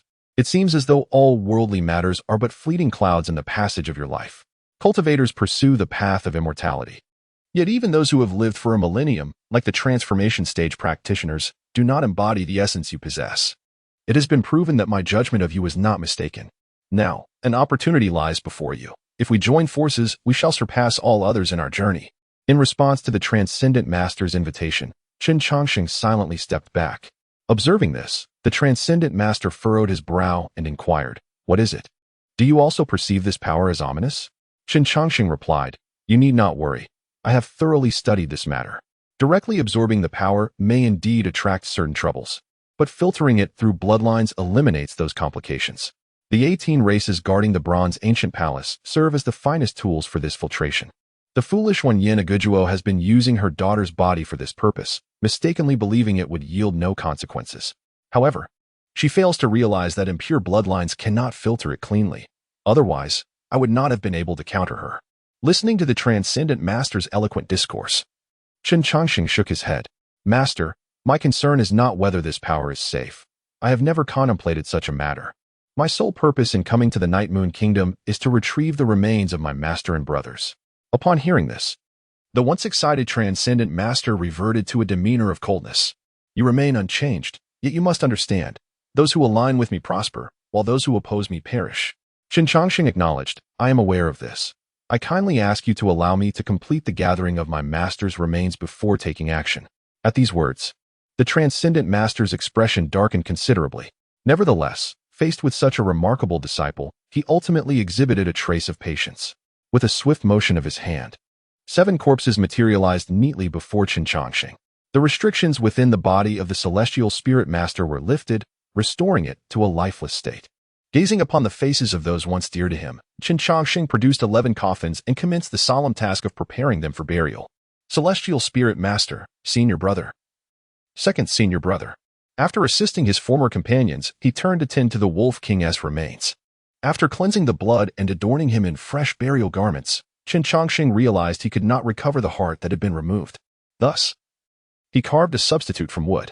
With Hu Zhan and Lin Hu included, the 11 coffins were perfectly accounted for. Funeral Bearer, an intriguing title. Yet, why have you only dug 3 graves? Do you truly believe you can carry them away while still alive? Faced with the confusion of the Ascendant Master, Qin Changxing smiled and said, Master Ancestor, I fear you may find it amusing, but before I embarked on this path, I was a seller of coffins. Circumstances led to my rather muddled title. Nevertheless, as a professional in this trade, I possess a keen precision in gauging the quantity required. Today, Only 11 coffins will suffice. So I shall not present any more. Oh, what gives you such confidence? Upon hearing this, Qin Changshan grinned and replied, Master Ancestor, have you heard of the Immortal of 100 Defeats? Before he could finish his sentence, Qin Changshan hurled a stone coffin. As it sensed the aura of the blood pool, it emitted a dazzling radiance. A towering figure emerged from the coffin. Wretched being, dare you show yourself? With that, a massive fist hurtled towards the Ascendant Master. In the face of such peril, the Ascendant Master threw the small white wolf he held, hoping to stall for a moment. Yet, the fist of the Immortal of 100 Defeats was not so easily thwarted. The phantom of the fist pierced through the small white wolf and struck the Ascendant Master with a resounding force. Poof! The fully formed Ascendant Master was sent flying by a single blow. However, the phantom of the Immortal of 100 Defeats did not pursue. Instead, it summoned a nearby bronze ancient palace and forcefully suppressed it over the blood pool. No. Witnessing this, the Ascendant Master cried out and soared beneath the bronze palace, attempting to halt its descent. With a thunderous crash, a hidden cave erupted violently, and a bald figure was expelled, spitting blood. This was none other than Master Ikkyu, the one who suppressed the ominous source. Clang! A surge of dark power struck the bronze palace, causing its rapid descent to abruptly halt. Ikkyu, what are you waiting for? Qin Changshan shouted, clutching the seemingly lifeless small white wolf that had fallen to the ground. He called out to the severely injured Ikkyu, knowing that as a mere golden core cultivator, he could not escape the Night Moon Kingdom without Ikkyu's aid. Although the phantom of the Immortal of 100 Defeats was formidable, it was ultimately a formless entity. Whether it could withstand the ominous force remained uncertain. Therefore, his most pressing concern was to escape, and the further away, the better. Upon hearing Qin Changshan's call, Ikkyu wasted no time. He ignited his vital blood and began to invoke the divine powers of Buddhism. As Qin Changshan was on the verge of fleeing, the Ascendant Master grimaced in rage. However, the bronze palace above him rendered him immobile. Countless scriptures spiraled around Qin Changshan and Ikkyu, and their forms began to grow increasingly ethereal. Master Ancestor, I am but a coffin seller. One day, I shall return to deliver your funeral. Qin Changshan's voice echoed within the forbidden grounds, striking a heavy blow to the heart of the Ascendant Master. 1,000 miles away. Poof! Ikkyu coughed up a mouthful of golden blood and collapsed to the ground. However, it seemed that Qin Changshan was oblivious to Ishio's injuries, persistently urging him, do not lie there, rise quickly and continue running. Confronted with this old acquaintance from a century past, Ishio nearly lost his breath and fainted. Heavens! What I just employed was the secret technique of the Tianfu Temple, which not only drains my vital essence, but also consumes a decade of my lifespan with each use. We have already fled over 1,000 miles. Could you allow me a moment to catch my breath? I am merely a humble nascent soul practitioner, not a transcendent being of divine transformation. Listening to Ishio's lament, Qin Changshan anxiously gazed towards the imperial city. Using it once merely shortens your life by 10 years. Yet the fully realized transformation expert Wanyan Aguo did not survive a single strike from the ascended being. When he arrives, you will not merely lose 10 years. You will lose your life entirely. With these words, Ishio sprang to his feet from the ground, once again invoking the life-consuming secret technique of the Tianfu Temple. In an instant, the figures of Qin Changshan and Ishio vanished once more. Chapter 29. Lin Yinxing has disappeared, fleeing thousands of miles with a dull thud. Qin Changshan collapsed weakly to the ground. Beside him lay Ishio, whose complexion was as pale as death. Upon hearing of the formidable power wielded by the Ascended Master, Ishio had invoked 6 secret arts in succession, successfully transporting the two of them 6,000 miles away. Such arts, which consumed both vital blood and lifespan, could scarcely be performed even by an uninjured Ishio more than a few times. Now, severely wounded, Ishio had managed to execute the technique 6 times. The only difference between him and a corpse was the faintest breath remaining. However, even after escaping 6,000 miles, Qin Changshan still felt a sense of insecurity. He then commenced the blood escape technique, carrying the near-death Ishio with him.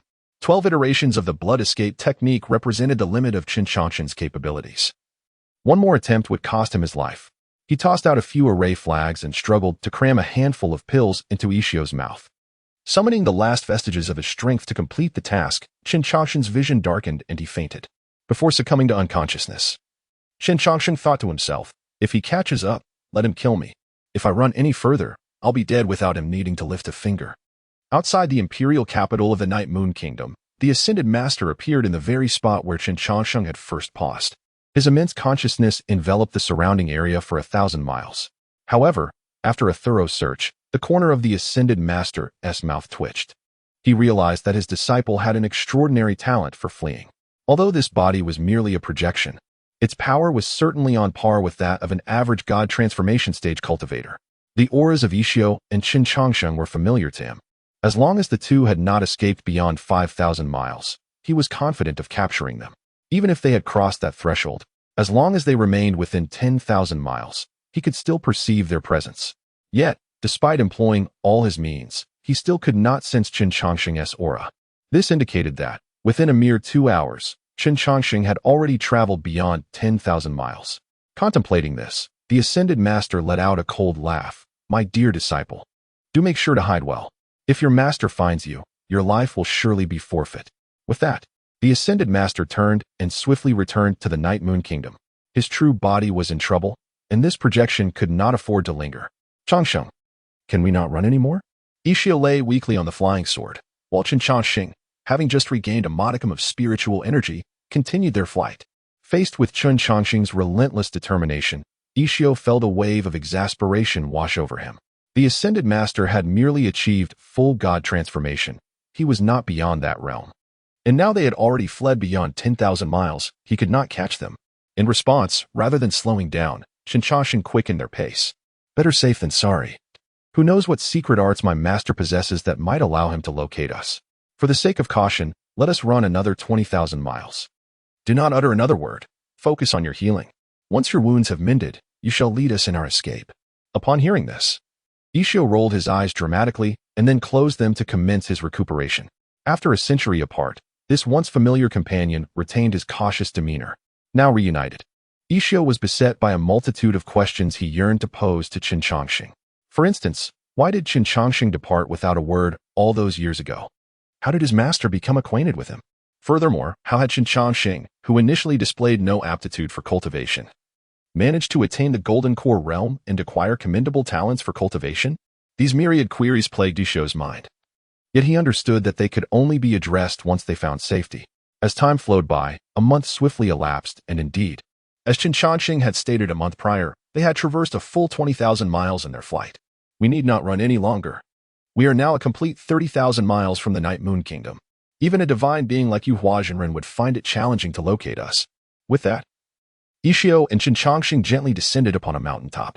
Observing their surroundings, Qin Changsheng nodded, affirming, we are indeed quite distant now, separated from the Night Moon Kingdom by an entire dynasty. Even if you Huajinren wish to pursue us, it would not be a simple task. Since you assert there is no issue, it likely means there is none. By the way, what of Nianxing from back then? Before Ishio could complete his sentence, Qin Changsheng interjected. Confronted with this inquiry, Ishio's gaze flickered uncertainly, clearly at a loss on how to respond to Qin Changsheng. My master, she has disappeared. Disappeared? What does that imply? Even if you were to tell me now that Nianxing has met a tragic fate, I could at least come to terms with it. However, what does it mean that she has simply vanished? She entered the forbidden grounds of the Night Moon Kingdom alongside you. Listening to Qin Changsheng's words, Ishio, visibly troubled, replied, after the sect learned of Yu Huajinren's treachery, they dispatched my master and me to investigate the secrets of the forbidden grounds, hoping to alter the course of the conflict. Upon our arrival, we followed the clues provided by the Qingqing Temple and successfully uncovered the secrets of the Night Moon Kingdom. Yet, when we attempted to seal that ominous power, we were discovered. Wanyan Aguaduo summoned 2 ancestors in the transformation stage to besiege us. At that moment, the ancestors from Tian Fo Temple and Ling Long sect also came to our aid. However, we were still unable to break through. Ultimately, the 2 ancestors sacrificed themselves to forcefully seal most of that power. In response to Ishio's explanation, Qin Changsheng's brow furrowed deeply. I did not inquire about the circumstances surrounding the forbidden grounds of the Night Moon Kingdom. I wished to know whether Li Niansheng is alive or dead.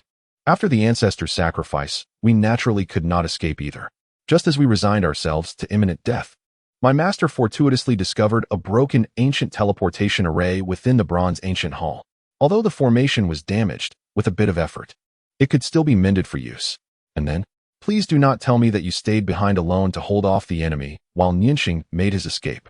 That is, of course, out of the question. Who wishes to embrace death when life remains? However, as I have mentioned, the teleportation array was indeed fractured, and I fell out during the transit.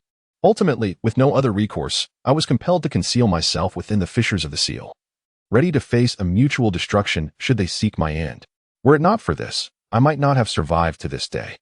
Where does the teleportation array in the ancient bronze palace lead? I cannot say. The power of the ancient teleportation array is immense and beyond my comprehension. However, I would surmise that the teleportation distance exceeds 100,000 miles. Chapter 30. Parting Ways. Meeting is departing after listening. Qin Changxing suddenly felt overwhelmed. In this vast sea of people, where could he possibly find that girl, Nianchen? Noticing the troubled expression on Qin Changxing's face, Ishio chuckled and said, "You need not worry excessively. Master has reached the pinnacle of the nascent soul stage and is but a step away from transcending to the God transformation realm. With her strength, she can thrive anywhere. By the way, how did you suddenly reach the golden core stage? I recall your cultivation talent was rather poor." Ishio continued, "Furthermore, Master seems to have known you for quite some time. Just how long have you been alive?" Faced with Ishio's inquiries, Qin Changxing chose silence, instead releasing the restrictions on the little white wolf, allowing her to regain her human form. After her powers were restored, Wanyan Yu neither fled nor confronted Qin Changxing. She simply sat there in a daze. Gradually, tears began to stream down her cheeks. Seeing this, Qin Changxing remarked, "What are you crying for? I did not kill your father. In that situation, you should be grateful to have survived." Upon hearing this, Wanyan Yu became agitated. "Why shouldn't I cry? The father I loved exploited me, and now he is dead. Would you not weep in such circumstances?" After venting her frustration at Qin Changxing, she wiped her tears and softly expressed, "Thank you for retrieving my father's body. Though he used me, he is still my father. Without your help, he would likely have met a fate of being left to rot in the wild." In response, Ishio quietly interjected, Your father wouldn't be left to rot. Master Yuhua intends to use your father's bloodline, so even if Qin Changxing buries him, it's likely he will be exhumed." At this revelation, Wanyan Yu shot a cold glare at Ishio. Realizing his mistake, Ishio covered his mouth and retreated obediently to the side. After dismissing Ishio with a glance, Wanyan Yu turned back to Qin Changxing and asked, "What do you plan to do next?" "I have no plans," Qin Changxing replied. "I have seen through this world of cultivation. I intend to return to my original trade of selling coffins. As for the Dacian dynasty, I do not plan to return for the time being. What about you two?" Upon hearing Qin Changxing's question, Wanyan Yu pondered briefly before responding. "Master Yuhua controls the Night Moon Kingdom, and if this continues, its people will surely face catastrophic calamities. Therefore, I must return, no matter the cost." With Wanyan Yu's answer, Qin Changxing turned to Ishio. "And you?" "Amitba. Both the Dacian dynasty and the Night Moon Kingdom are in dire straits. As the saying goes, if I do not enter hell, who will? I am willing to offer myself as sustenance for the demons." "Speak plainly," Qin Changxing urged. "I intend to lead the Tianfu temple far away. Master Yuhua will not spare the temple," Ishio clarified. Nodding in acknowledgement of Ishio's response, Qin Changxing summoned forth 8 coffins that materialized before Ishio. "These are the remains of my master and my senior brothers. Since you are returning, it would be prudent to take them back as well. Additionally, I have selected a prime burial site for them. You need only inter them at the location marked on this map." Observing the meticulously marked map in my hands, I glanced once more at Qin Changxing's actions. I couldn't help but smirk and remarked, "You seem quite adept. Surely, you must have prepared these arrangements well in advance." "Congratulations, you are correct. Ever since I entered the Upper Qing Monastery, I have prepared coffins and burial sites for all my senior brothers, including my master and grandmaster." "By your reasoning, you have prepared one for me as well?" "Indeed, but you must compensate me. Out of our acquaintance, I shall offer you a discount of 20%. Upon hearing Qin Changxing's words, my expression twisted in disbelief. "Qin Changxing, I'm very much alive at present. Is it not a tad premature for you to prepare a coffin and grave for me? Better to be prepared and avoid complications later. You are not immortal. Such a day will inevitably arrive." "You do have a point. However, I am currently a Yuanying stage cultivator. It is not impossible for me to reach the Huashan stage in the future. Do Huashan cultivators not perish?" Qin Changxing's words rendered me momentarily speechless. For some reason, I find myself at a loss for words whenever I converse with you. Seeing that I could not best Qin Changxing in argument, I reluctantly stowed away the coffin and map. "Very well, I appreciate your good intentions, but it remains uncertain who will be collecting whose remains. By the way, who is this Bai Xianzuan you mentioned? If his apparition does not exist in the Night Moon Kingdom, we shall be doomed. Perhaps you could share some clues to aid me in locating this esteemed predecessor?" In response, Qin Changsheng waved his hand dismissively, saying, "Do not entertain such thoughts. Bai Xianzuan was a figure from at least 2,000 years ago. He is likely no more than ashes now. I discovered a stone coffin he left behind in the Infinite Secret Realm, which chronicles some of his exploits. He originally intended to achieve enlightenment there, but later chose another location. Initially, I merely assumed he had found a suitable resting place. However, upon uncovering the secrets of the Bronze Ancient Palace, I realized the situation was far more complex than I had imagined. I had merely been testing a theory, but to my surprise, it proved effective. Hearing this, Wan Yu inquired curiously, what if the stone coffin left behind by Bai Xianzuan proves ineffective? Then I shall have no choice but to seek refuge with my grandmaster. Although I am indeed a purveyor of coffins, that does not imply I desire to meet my end. Wan Yu replied, while the logic is sound. How can you speak of it so nonchalantly? I truly cannot decide whether to label you as cold-hearted or as someone who values deep loyalty. To call you cold-hearted seems unjust, for you have traveled great distances to the Night Moon Kingdom, risking your life solely to retrieve the remains of a departed friend. While you profess loyalty and righteousness, your words regarding seeking refuge with the enemy reveal a striking absence of inner turmoil. After imparting some intricate details to Ishio and the others, Qin Changsheng waved his hand and declared, "It is time for you to depart. Even if the stone coffin of the 100 defeats immortal does not eliminate the Ascended One, it will undoubtedly bring him considerable trouble. Now that you are privy to his secret, he will not confront you openly.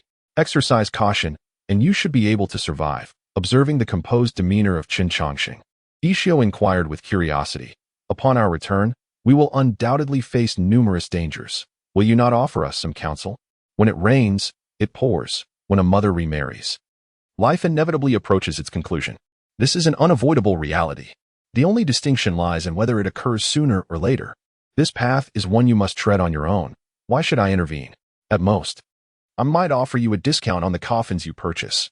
Ishio replied, "Your reasoning is sound, yet you are truly a scoundrel." Chapter 31. In the bustling town of Kuhuai, Xuanwu Kingdom, Qin Changsheng maintained an unruffled demeanor. Faced with such indifference, Ishio rolled his eyes dramatically and remarked, "I can no longer tolerate your heartless attitude. I shall take my leave now, and perhaps return in a millennium or so to collect your remains." With that, he turned on his heel. While Wan Yu cast a lingering glance at Qin Changsheng before following Ishio's footsteps. Observing Ishio's retreating figure, Qin Changsheng merely smiled faintly, choosing silence over words. Although the young monk often found himself at a loss in their discussions, he was, in truth, quite astute. It was during the rise of Nianqing at Linglong's sect that Qin first encountered him. At that time, Nianqing had already lived for over 60 years, and considering Qin's own sojourn in Linglong town, it had been more than 80 years since then. By reflecting on their early acquaintance, one could deduce the length of Nianqing's life. Qin, at that time, was but a novice qi refining practitioner, an existence that seemed incongruous with such longevity. Yet, Ishio had never broached this topic with him. With these thoughts swirling in his mind, Qin Changsheng stretched languidly and turned to gaze at the kingdom behind him. Murmuring to himself, "I have heard this nation is called Xuanwu Kingdom. I wonder what delights it holds." With that, he strolled leisurely down the mountainside. In Kuwai town of Xuanwu Kingdom, a towering figure of a man, standing at 2 meters tall, pushed through the crowd surrounding a shop and knelt before Qin Changsheng. Observing the man, Qin quickly aided him to his feet, saying, "My friend, speak your mind. I shall assist you in any way I can."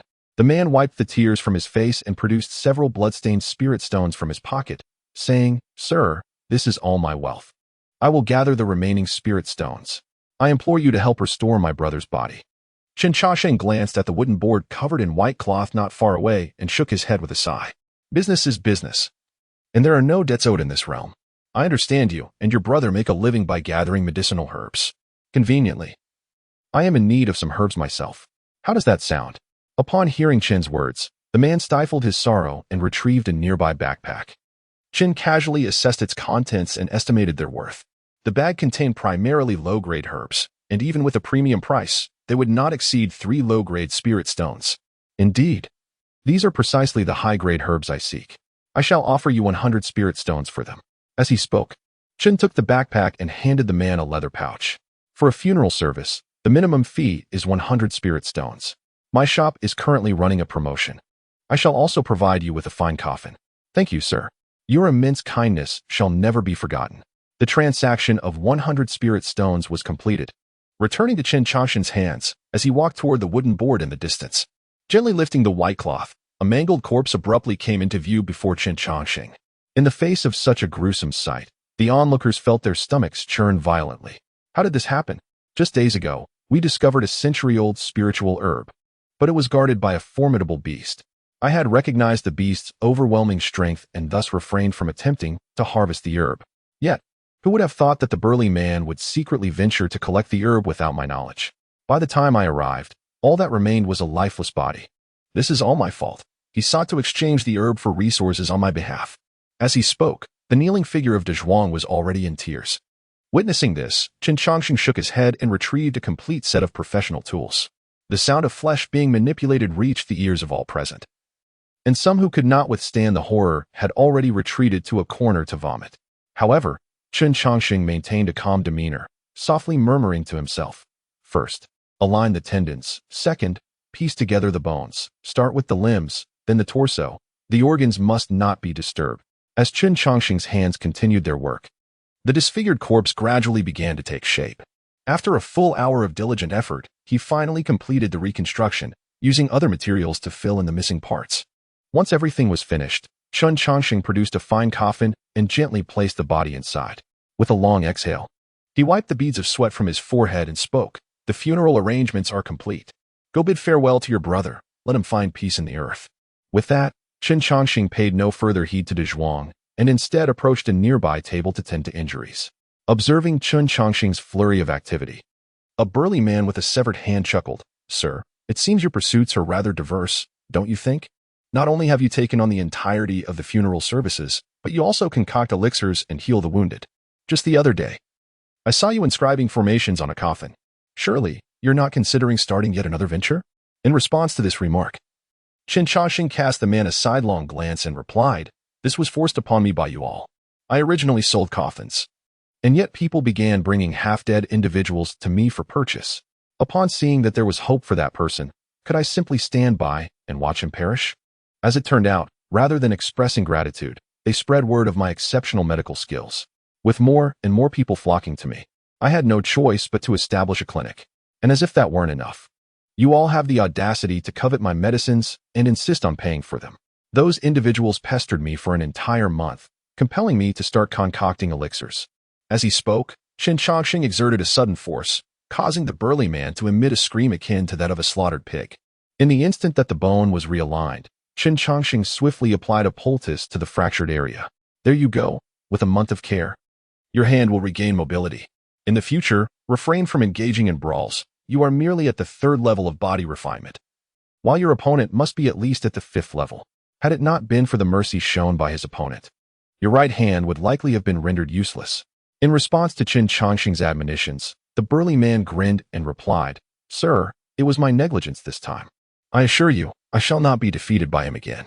The Three Suns body refinement technique I practice is an advanced mystic level skill, while his is merely a high-level yellow-grade technique. The only reason he triumphed was due to a slight advantage in cultivation realm. Once I reach the 4th layer of body refinement, let us see how I fare against him. Listening to the man's grandiose declarations, Chen Changxing merely scoffed and chose not to further dissuade him. The combative nature of the people from the Xuanwu Kingdom is ingrained in their very essence. Convincing them to relinquish their competitive spirit is akin to persuading them to cease breathing. Chapter 32. The Reappearance of the Ancient Bronze Palace. The olive branch from the Xuanwu Kingdom Chen Changxing was tending to the ailments of the gathered crowd when, unexpectedly, a formidable pressure emanated from the distance. In response, the lower-tier cultivators of the Xuanwu Kingdom skillfully parted to create a pathway. Zhu Xinghe approached respectfully. A young man, adorned in splendid attire, bowed reverently before Chen Changxing. Observing this, Chen Changxing, with a look of exasperation, remarked, I truly regret saving you back then. You come to solicit my assistance annually, and it has been an entire decade. Do you not find it tiresome? In reply, the elegantly dressed youth smiled and said, If I can invite you, sir, I would not mind dedicating another decade or even more. Were it not for your timely rescue, I would have long since met my demise. However, Zhu Xinghe found it perplexing that, given your extraordinary talents, you would willingly choose to reside in this humble locale. Should you desire it, the Xuanwu Kingdom would gladly honor you as our national master. Hearing this, Chen Changxing clicked his tongue and replied, My reluctance to visit the imperial capital of the Xuanwu Kingdom does not stem from arrogance or the inadequacy of your offer. The truth is, the imperial capital cannot compare to the bountiful resources of Kohai Town, situated at the edge of the Monster Beast mountain range. This place yields a wealth of fresh medicinal herbs and precious trees daily. I run a coffin shop and a medical clinic. These resources hold immense significance for me. Zhuo Xinghe chuckled at Chen Chongqing's excuse, choosing not to contest it. This rationale had been utilized by Chen Chongqing for a decade, and Zhuo Xinghe had listened to it for just as long. While your sentiments are understandable, the Xuanwu Kingdom is indeed eager for talent. This time, I have brought some items that I believe will compensate for your losses. With that, Zhuo Xinghe revealed a tray, lifting the crimson cloth to unveil 2 medicinal herbs and a jade slip. The Qixing grass is a treasured possession of the Xuanwu royal family, carefully preserved for 3 centuries. The millennium-old meat spirit mushroom was acquired through considerable effort. As for the technique inscribed in the jade slip, it is the renowned 9 turns profound art. Were it not limited to the first 3 levels, it would undoubtedly rank among the heavenly tier techniques.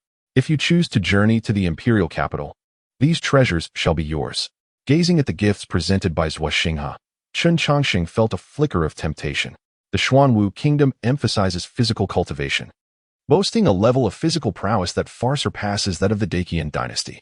Furthermore, the ranking of techniques in the Xuanwu Kingdom differs significantly from those on the Dacian side.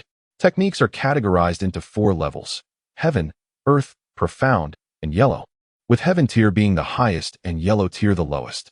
To date, the only publicly known Heaven tier technique in the Xuanwu Kingdom is the Tiangang body refinement art, passed down through generations. Zhuo Xinghe's offering of this esteemed technique, regarded as the foremost art beneath the Tiangang art, was indeed a significant investment. Contemplating this, Chen Chongqing approached Zhuo Xinghe to examine the items on the tray. The meat spirit mushroom and Qixing grass are said to be the primary ingredients for the legendary Liuli pill.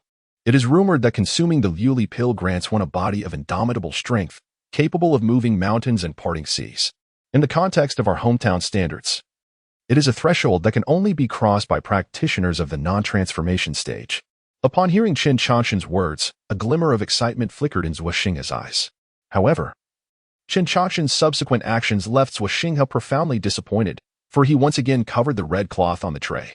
Observing this, Zhuo Xinghe inquired with confusion, "Sir, does this gift not meet your esteemed expectations?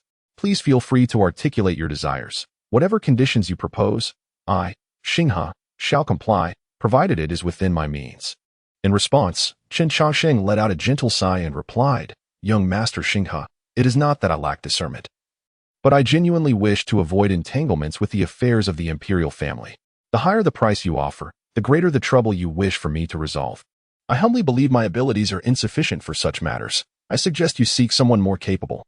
With that, Chen Chongqing waved his hand and turned to return to his coffin shop. At that moment, Zhuo Xinghe suddenly interjected, "Sir, do you not wish to know about the news regarding the ancient bronze palace?" Upon hearing this, Chen Chongqing's footsteps halted abruptly. "Have you truly found it?" "Indeed. 10 years ago, you casually mentioned it. Although you may not have taken it to heart, I have kept it in mind. After a decade of investigation, I have finally uncovered some clues. Furthermore, the leads regarding the ancient bronze palace are intertwined with matters concerning the imperial capital, so if you wish to learn more, you may need to venture there."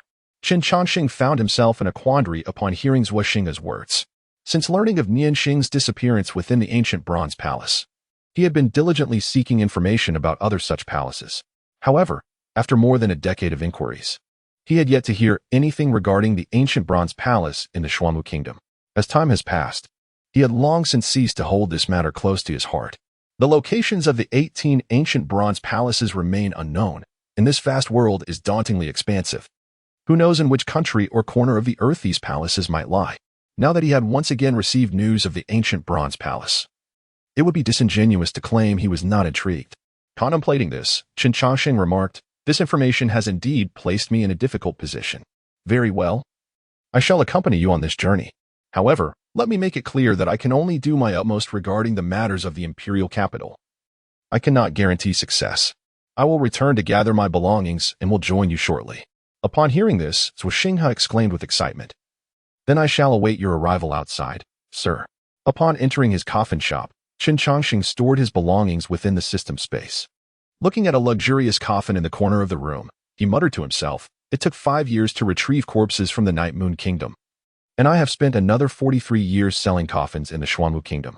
Roughly calculating, I have been away from the Shangqing Temple for nearly 49 years. My third senior brother suffered a setback to his foundation. At most, he has a lifespan of 50 years. In this moment of turmoil, I wonder if the heavens are reminding me that it is time to prepare a resting place for my third senior brother." Thus spoke Qin Changxing, as he caressed the coffin inscribed with intricate patterns. This coffin was the culmination of 4 decades of his meticulous preparation. The intended occupant is none other than the ascended being who had driven Qin Changxing to the Xuanwu Kingdom, my revered ancestor. Whether it be one or two, a burial must be made. With my third senior brother nearing death, it seems unnecessary for you to linger any longer.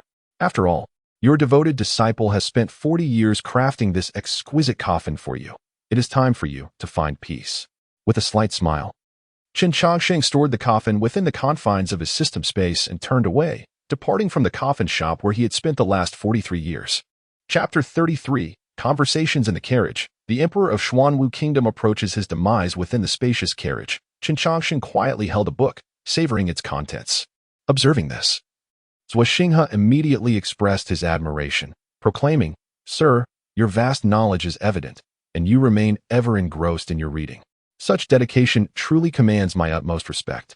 During their journey to Chang'an, Zhuo Xinghe had intended to arrange for a noble magical beast as Chen's steed. However, considering the peculiar circumstances, he believed that excessive ostentation might bring unnecessary trouble to his esteemed companion. Upon their arrival in Chang'an, Zhuo would ensure a proper welcome for Chen. Hearing these words, Qin Changxing silently set aside his book and remarked, "If you have inquiries, feel free to ask. My previous silence was merely to avoid entanglement in the affairs of the Xuanwu royal family. Now that I have consented to assist you, I shall not withhold my knowledge. As the eldest prince of the Xuanwu Kingdom, if you cannot resolve such trivial matters, it would indeed be a source of jest." Realizing his subtle intentions had been unveiled, Zhuo Xinghe smiled without offering a defense. Traveling to Chang'an by magical beast would require no more than half a day. Yet this would significantly diminish the moments he could spend alone with Qin Changxing. A decade prior, in the Monster Beast Mountains, Chun had rescued him, and they had conversed throughout the night, that evening proving to be immensely beneficial. However, upon regaining his status and seeking out Chen once more, their conversations had ceased entirely. Now, with the opportunity presenting itself again, Zhuo Xinghe was determined not to squander it. Gathering his thoughts, Zhuo Xinghe ventured, "Sir, there is a question that has perplexed me for quite some time. It is well known that human energy is limited, and this holds true for cultivators as well. Yet, you not only possess formidable cultivation but also excel in alchemy, formations, medicine, dragon-seeking, and numerous other disciplines. How is it that you have mastered such a multitude of skills, achieving proficiency in each?" In response, Qin Changxing smacked his lips and inquired, "How old are you this year?" Zhuo Xinghe, having just turned 100, acknowledged, "At this age, one's cultivation is indeed commendable. You have reached 100 years, indicating you have lived a century since your birth. The first 20 years may be deemed as a time of innocence, where little knowledge was acquired. However, what did you engage in during the subsequent 80 years? A year comprises 365 days, thus 80 years amounts to over 20,000 days and nights, a lengthy span indeed. For an ordinary person, 80 years may constitute a lifetime. Yet, for cultivators, those 80 years hold even greater value. Mortals are invariably hindered by illness, hunger, fatigue, and various other factors, squandering much of their time. In contrast, cultivators are not subject to such limitations. They can fast and draw upon the essence of heaven and earth to sustain their existence. The afflictions that plague mere mortals shall not befall those who cultivate the way. Moreover, practitioners can substitute sleep with meditation. Yet, after such a protracted period, what have you truly gained?" In response to Qin Changxing's inquiry, Zhuo Xinghe pondered earnestly before replying, "Over the span of 80 years, I have attained mastery in my cultivation, power, and a companion of exquisite beauty." A succinct summary, indeed. But beyond these, what else? With 12 hours in a day, have you devoted all your time solely to these pursuits? If I am not mistaken, aside from these 3 realms, you have also spent time on other endeavors, such as reveling in leisure, indulging in romance, and seeking to outshine others. These 2 have claimed a significant portion of your time. I am no prodigy, nor do I possess an exceptionally formidable mentor. I simply gather the moments you discarded, nothing more. To cultivate oneself, one must first cultivate the heart. Without a refined state of mind, How can one sing boldly upon the path of cultivation? Upon hearing this, Zhuoxinghe exhaled deeply, his admiration for Qin Chongqing intensifying. A mere phrase, nothing more, from such a talented individual, would render all practitioners across the realm utterly abashed.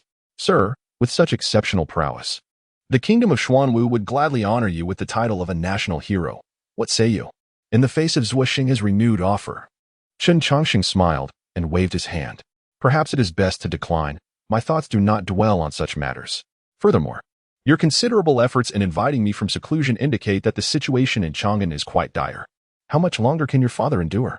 Upon hearing this, Zhuoxinghe sighed and replied, My father is the most powerful monarch in the history of the Xuanwu kingdom. Yet, regardless of his lofty cultivation and profound abilities, he ultimately cannot withstand the inevitable decline of mortality. Presently, he is less than a year before his time runs out.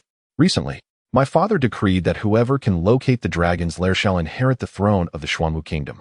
Upon hearing these words, Qin Chongqing furrowed his brow and said, The left emperor has lived for 2,300 years. I believe the Xuanwu kingdom has exhausted all means of extending life. Now, in his desperate quest for a burial place, I surmise he seeks not the dragon's lair, but rather a realm that can grant one a second chance at life. Such a place is not easily found. Realizing that Qin Chongqing had unveiled the concealed truth, Zhuoxinghe smiled wryly. If such a place were readily accessible, I would not have sought your assistance. My royal brothers have all sought the aid of formidable experts, and I truly lack the confidence to surpass them. Reluctantly, I have come to disturb your serene cultivation. However, I wonder, how confident are you regarding this matter? While I cannot claim absolute certainty, I possess a probability of 5 or 6 out of 10. Zhuoxinghe? Upon hearing this, Zhuoxinghe was instantly taken aback. He had visited countless hidden masters throughout the Xuanwu kingdom, yet their responses were mostly filled with uncertainty or a mere half-assurance. How is it that 5 or 6 possibilities effortlessly spring from Qin Chongqing's lips? Were it not for my understanding of his character, Zhuoxinghe would undoubtedly suspect that Qin Chongqing is merely boasting. Sir, do you truly possess such confidence? I have certainty about locating that place. Yet finding it does not guarantee success. Whether we succeed hinges upon the price that your Xuanwu kingdom is willing to pay. Furthermore, do not blame me for not forewarning you. The desire to reverse one's lifespan is a thought that lingers in the minds of all those approaching the end of their days. However, few can truly achieve it. It would be wise to counsel your father, urging him to abandon this notion. In response to Qin Chongqing's counsel, Zhuoxinghe's face bore a bittersweet smile. He was certainly aware of this truth, but the will of his father was not something that could be swayed by another. Chapter 34, The Extravagant Fruit Platter. Qin Chongqing. All rubbish. In response to Qin Chongqing's suggestion, Zhuoxinghe remained silent, offering no reply. Observing this, Qin Chongqing merely smiled and refrained from further comment. Zhuo Wang had lived for 2,300 years, a lifespan that surpassed even that of a transformation stage cultivator by a considerable margin. As the saying goes, the older the person, the shrewder they become, and it would not be an exaggeration to describe Chang'an City as a den of dragons and tigers. Were it not for his quest to uncover clues regarding the bronze ancient palace, he would undoubtedly have abstained from involving himself in this matter. Within the palace of Chang'an City, the 9 princes of the Xuanwu kingdom were gathered in the grand hall, where a young lad occupied the dragon throne. This young lad was none other than the most formidable emperor in the history of the Xuanwu kingdom, Emperor Xuanwu. With his chin resting on his hand and a smile gracing his lips, he observed his 9 sons. At that moment, one of the princes stepped forward and proclaimed, Father, I have traveled extensively, seeking out renowned masters and exploring all the famed mountains and rivers of the Xuanwu kingdom. At last, I have discovered a dragon's lair for you. With this lair, you shall surely have another chance at life. Seeing that one prince had taken the initiative, the others were eager to follow suit, each recounting the efforts they had expended in their search for a dragon's lair. However, among the 9 princes, only the eldest, Zhuoxinghe, remained silent. His reticence stemmed from a simple reason. Qin Chongqing was voraciously devouring the fruit platter before him. As his brothers elaborated on their findings, Zhuoxinghe felt an urgent pang in his heart. Sir, perhaps we should postpone the feasting for a moment. Shouldn't we first discuss the dragon's lair? Upon hearing Zhuoxinghe's suggestion, Qin Chongqing swallowed the spirit fruit in his mouth and replied, This is a banquet. Savoring the food is the priority. Besides, your current focus should not be on this matter. These words drew a look of bewilderment across Zhuoxinghe's face. If not the dragon's lair, then what should he be concerned with? Faced with Zhuxinghe's lack of understanding, Chen Chongqing rolled his eyes dramatically. Your father is on the verge of death, and you 9 sons are merely searching for a burial site for him. Do you not find this somewhat inappropriate? Upon hearing Chen Chongqing's statement, Zhuxinghe suddenly grasped the gravity of the situation. It was true that his father sought the dragon's lair, and his time was indeed limited. However, at this moment, as the son, his foremost thought should be one of reluctance and sorrow, rather than merely finding a suitable resting place for his father. Even if he did not feel this way internally, he should at least display the proper outward demeanor. With this realization, Zhuxinghe softly inquired, Sir, is it too late now?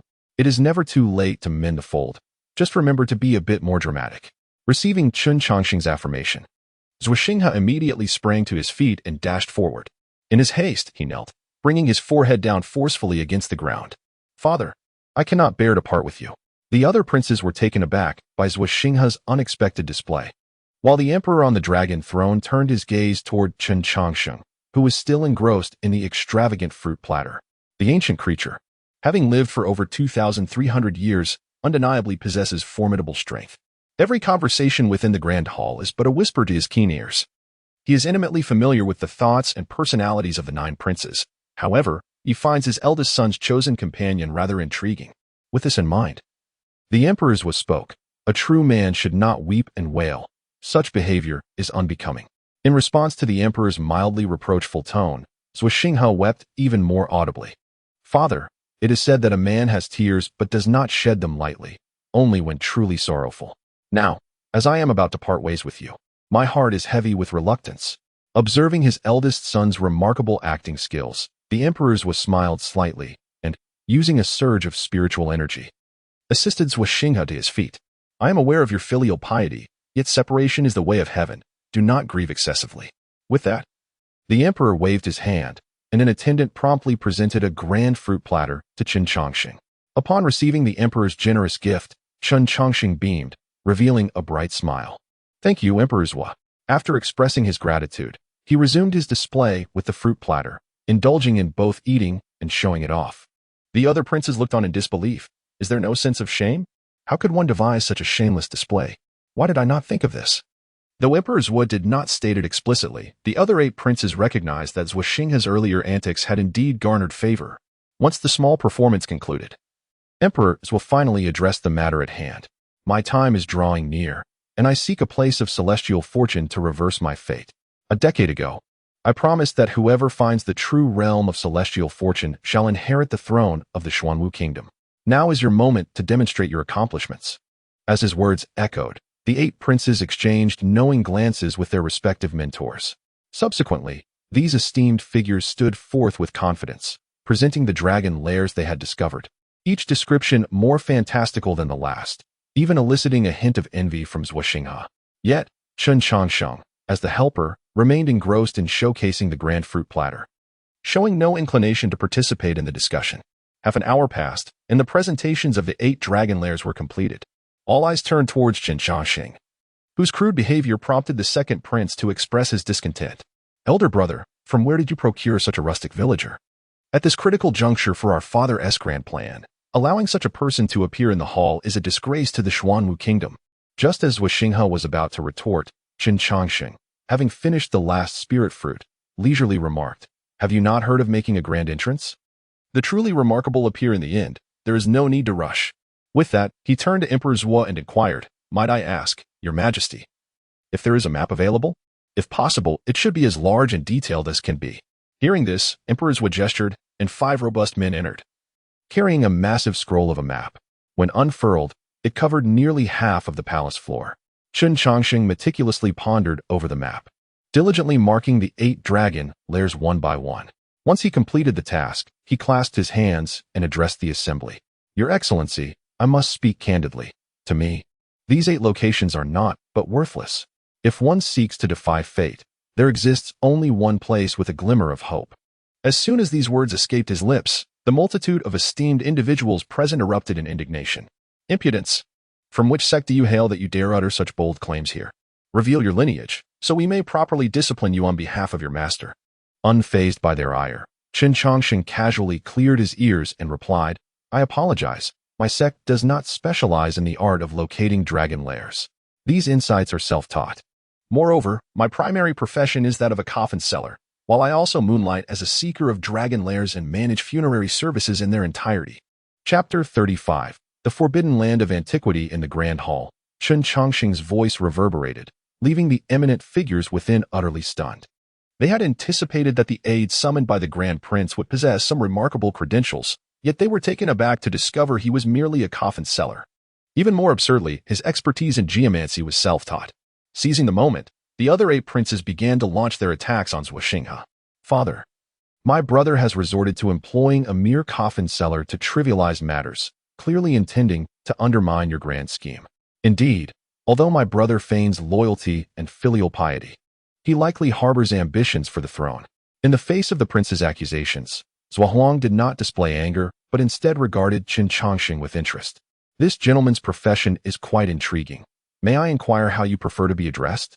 In response, Chen Chongqing smiled and said, I am Chen Chongqing. Your Majesty may simply call me Chongqing. Chongqing? A fine name indeed. Might I ask if Mr. Chongqing could elaborate on his earlier remarks? All 8 of them are renowned masters of feng shui in the Xuanwu Kingdom. Does your dismissal not seem somewhat inappropriate? Hearing Zhuohuang's words, the assembly erupted in derisive laughter. The emperor's direct inquiry would undoubtedly pierce through the facade of this rustic figure. It seemed likely that Chen Chongqing would meet a grim fate. In reply to Zhuohuang's question, Chen Chongqing chuckled softly. The dragon's lair you seek is a place where one can reverse the passage of life. If such an extraordinary location could be so easily discovered, cultivators would not fret over their lifespans. Furthermore, whether a being can indeed reverse their life remains a topic of legend to this day. Their boastful claims only serve to reveal the deceit behind their words that are nothing but trash. Some merit in your reasoning, Zhuohuang nodded.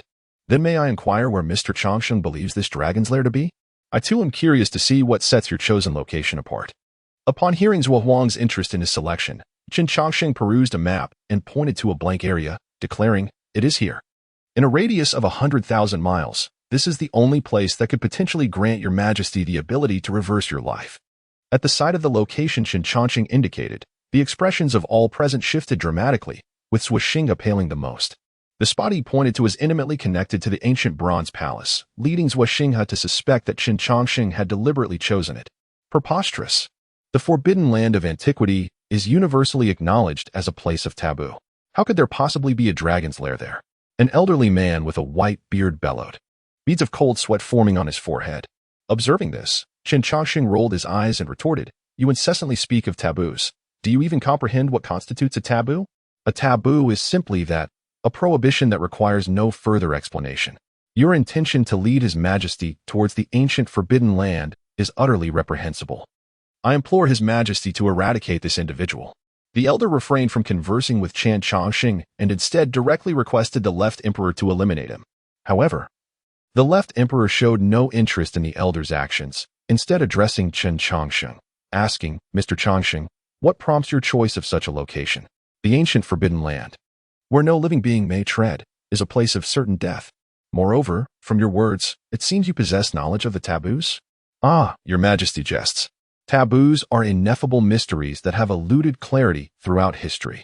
I have merely attempted to articulate some terms to express them, yet they remain ungraspable, undefinable, indescribable, and unobservable.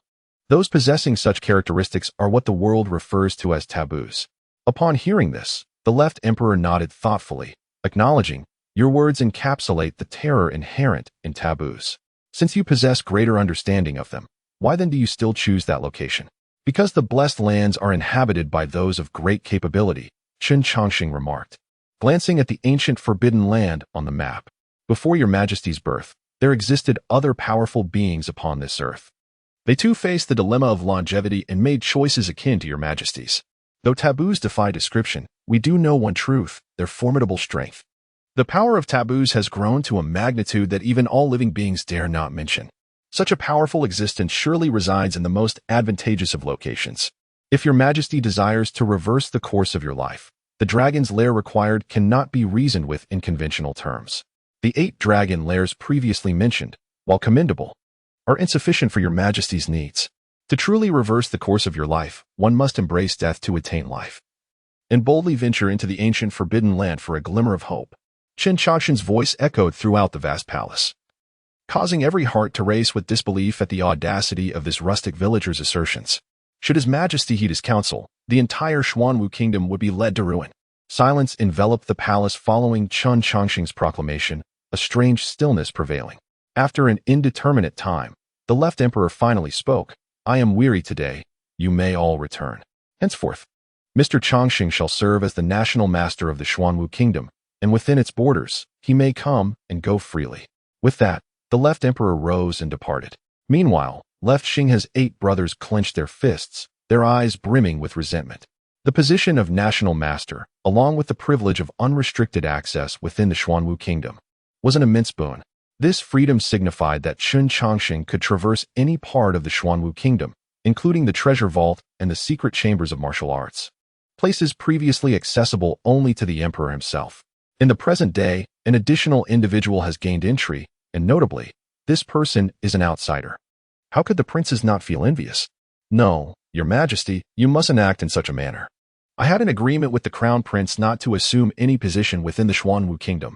While everyone was consumed by jealousy over Qin Changshan's astonishing fortune, the man himself shouted towards the departing direction of Emperor Zhua, seemingly reluctant to accept the title of national master. Upon hearing his words, the assembly was left utterly speechless. They thought, I truly feel like my back teeth are ground to dust. Had it not been for Your Majesty's regard for you, I would have surely put an end to you. To think you could utter such words in the face of such a splendid opportunity. If you do not desire it, you could very well bestow it upon me. Chapter 36. The schemes of Prince Zhua. As Qin Changshan stepped into the Xianyuan pavilion, he was promptly intercepted by Zhua Xingha, who inquired, Sir, why have you chosen the ancient forbidden land? With a slight smirk, Qin Changshan replied, I have already articulated my reasons. It is solely the ancient forbidden land that holds the potential to aid His Majesty in reversing his fate. No other place offers such a possibility. Sir, your reasoning is indeed impeccable, yet I believe you possess additional motives, Zhua Xingha insisted, his stubbornness evident. Qin Changshan scratched his head, somewhat disappointed. I had thought you to be more astute, capable of discerning the current situation. It appears I was mistaken. What do you mean by that? Zhua Xingha asked, puzzled. I pose a question. Who is the strongest in the Xianyuan kingdom? Of course, it is my father. And who understands the Xianyuan kingdom best? That would also be my father. Ever since he ascended the throne, the kingdom has experienced unprecedented prosperity, with its territory more than doubling, all conquered by his own hand. Every inch of this land has been measured by his own feet. He is the most knowledgeable about Xianyuan. Precisely, Qin Changshan responded, spreading his hands. His Majesty is both the strongest and the most insightful regarding the kingdom. Surely he is aware of where he might reverse his fate. At this revelation, Zhua Xingha paused momentarily, processing the implications. Are you suggesting that the choice of the ancient forbidden land originates from my father? Indeed. As the first prince of the Xianyuan kingdom, you are more familiar with its history than I. Your father has lived for 2,300 years. And for the preceding 2,200 years, he had neither offspring nor partner. Yet, in the last century, you were born, along with 8 other brothers. The sudden completion of what was unachievable for 2,200 years in the final century, does it not seem like a preparation for what is to come? Reversing one's fate is a task more daunting than ascending to the heavens. Success is unattainable without considerable preparation. Zhua Xingha began to comprehend. Are you implying that my father commenced preparations a century ago? Perhaps even earlier. Such monumental endeavors require no less than 200 or 300 years of preparation. His Majesty's request for you to seek the dragon's lair is merely a test of your capabilities. Expecting 9 young children, all under 100 years old, to prepare for such an endeavor is nothing short of a farce. With that, Qin Changshan resumed his leisurely stroll. Zhua Xingha remained silent for a moment before hastily following Qin's lead, imploring, Sir, could you not persuade my father? The ancient forbidden land is fraught with peril. A single misstep could lead to the annihilation of the entire Xianyuan kingdom. How could I possibly sway His Majesty? I am but an outsider. This is a matter for you to address. When we set out, I encouraged you to speak with your father, for I anticipated his choice of the ancient forbidden land. As he spoke, Qin Changshan approached a particular pavilion. This is indeed the repository of the Xuanwu kingdom's martial arts, the Xuanwu Pavilion. As Qin Changshan gazed upon the towering structure that seemed to pierce the heavens, a glimmer of excitement ignited in his eyes.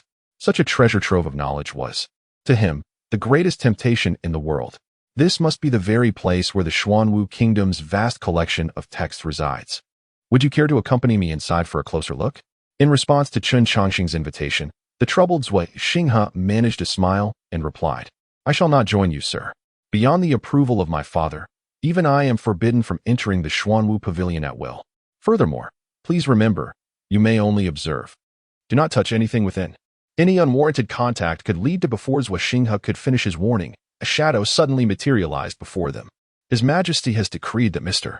Chongqing may retrieve whatever he desires, and no one shall impede him. Additionally, Prince Xinghe is tasked with ensuring Mr. Chongqing's satisfaction during his tour of the palace. Zui Xinghe was taken aback, his thoughts racing. Retrieve at will? Is my father jesting? This isn't how one extends courtesy to worthy individuals.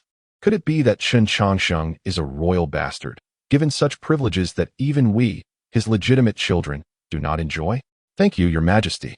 Chen Chongqing expressed his gratitude with a cheerful demeanor, then took hold of the dazed Zui Xinghe and entered the Xuanwu Pavilion.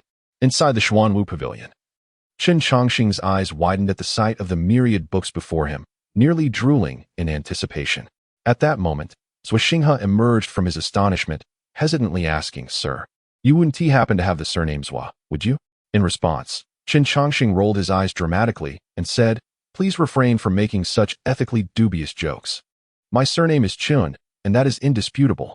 I am neither the emperor's illegitimate child nor your elder brother. As he teased Zui Xinghe, he carefully selected books from the Xuanwu Pavilion. Noticing this, Zui Xinghe pressed on with his inquiries. If you are not my father's offspring, why does he treat you with such favor? Is it merely because you have discerned his intentions? While Zui Xinghe posed his question, Chen Chongqing continued to gather an impressive array of texts. Suddenly, a tome, larger than a house, appeared before him. What is this book? He wondered aloud. Although Chen Chongqing did not answer his own question, Zui Xinghe respectfully replied, This is the historical record of the Xuanwu Kingdom, documenting all events since its founding. Oh, the historical record of the Xuanwu Kingdom. What a valuable artifact! Chen Chongqing exclaimed, levitating slowly until he was level with the immense tome. The massive book had already been partially opened, revealing accounts pertaining to the ancient Bronze Palace. Pointing to the relevant section, Chen Chongqing remarked, This account of the Bronze Palace. You must have discovered it here. Indeed, Zui Xinghe confirmed. Not long ago, I came to the Xuanwu Pavilion to retrieve the 9 transformations of the profound art, hoping to invite you out of seclusion. It was purely by chance that I stumbled upon this lead. Upon listening, Chen Chongqing nodded and remarked, His Majesty has indeed gone to great lengths to summon me. Zui Xinghe responded with confusion. What do you mean by that? When did my father ever summon you? Confronted with Zui Xinghe's perplexed expression, Chen Chongqing continued, Why do you look at me like that? Surely, you do not believe that the clues to the ancient bronze hall were discovered by you. This tome is so thick and filled with such vast content. It is rather coincidental that a fortuitous page happened to contain the information I seek regarding the bronze hall. Do you not find this situation rather too fortuitous? Hearing this, Zui Xinghe exclaimed in astonishment, Then who is orchestrating this matter from behind the scenes? Who else but your father? Chen Chongqing replied, For a decade. You have sought me out annually. Such an unusual pattern of behavior would certainly attract His Majesty's attention. Upon discovering my existence, he would naturally investigate my background and assess my circumstances. Perhaps it was out of curiosity towards me that His Majesty subtly nudged you, leading me to this city of Chang'an. But the matter of the ancient bronze hall has only ever been mentioned to me by my teacher. Zui Xinghe protested. Indeed.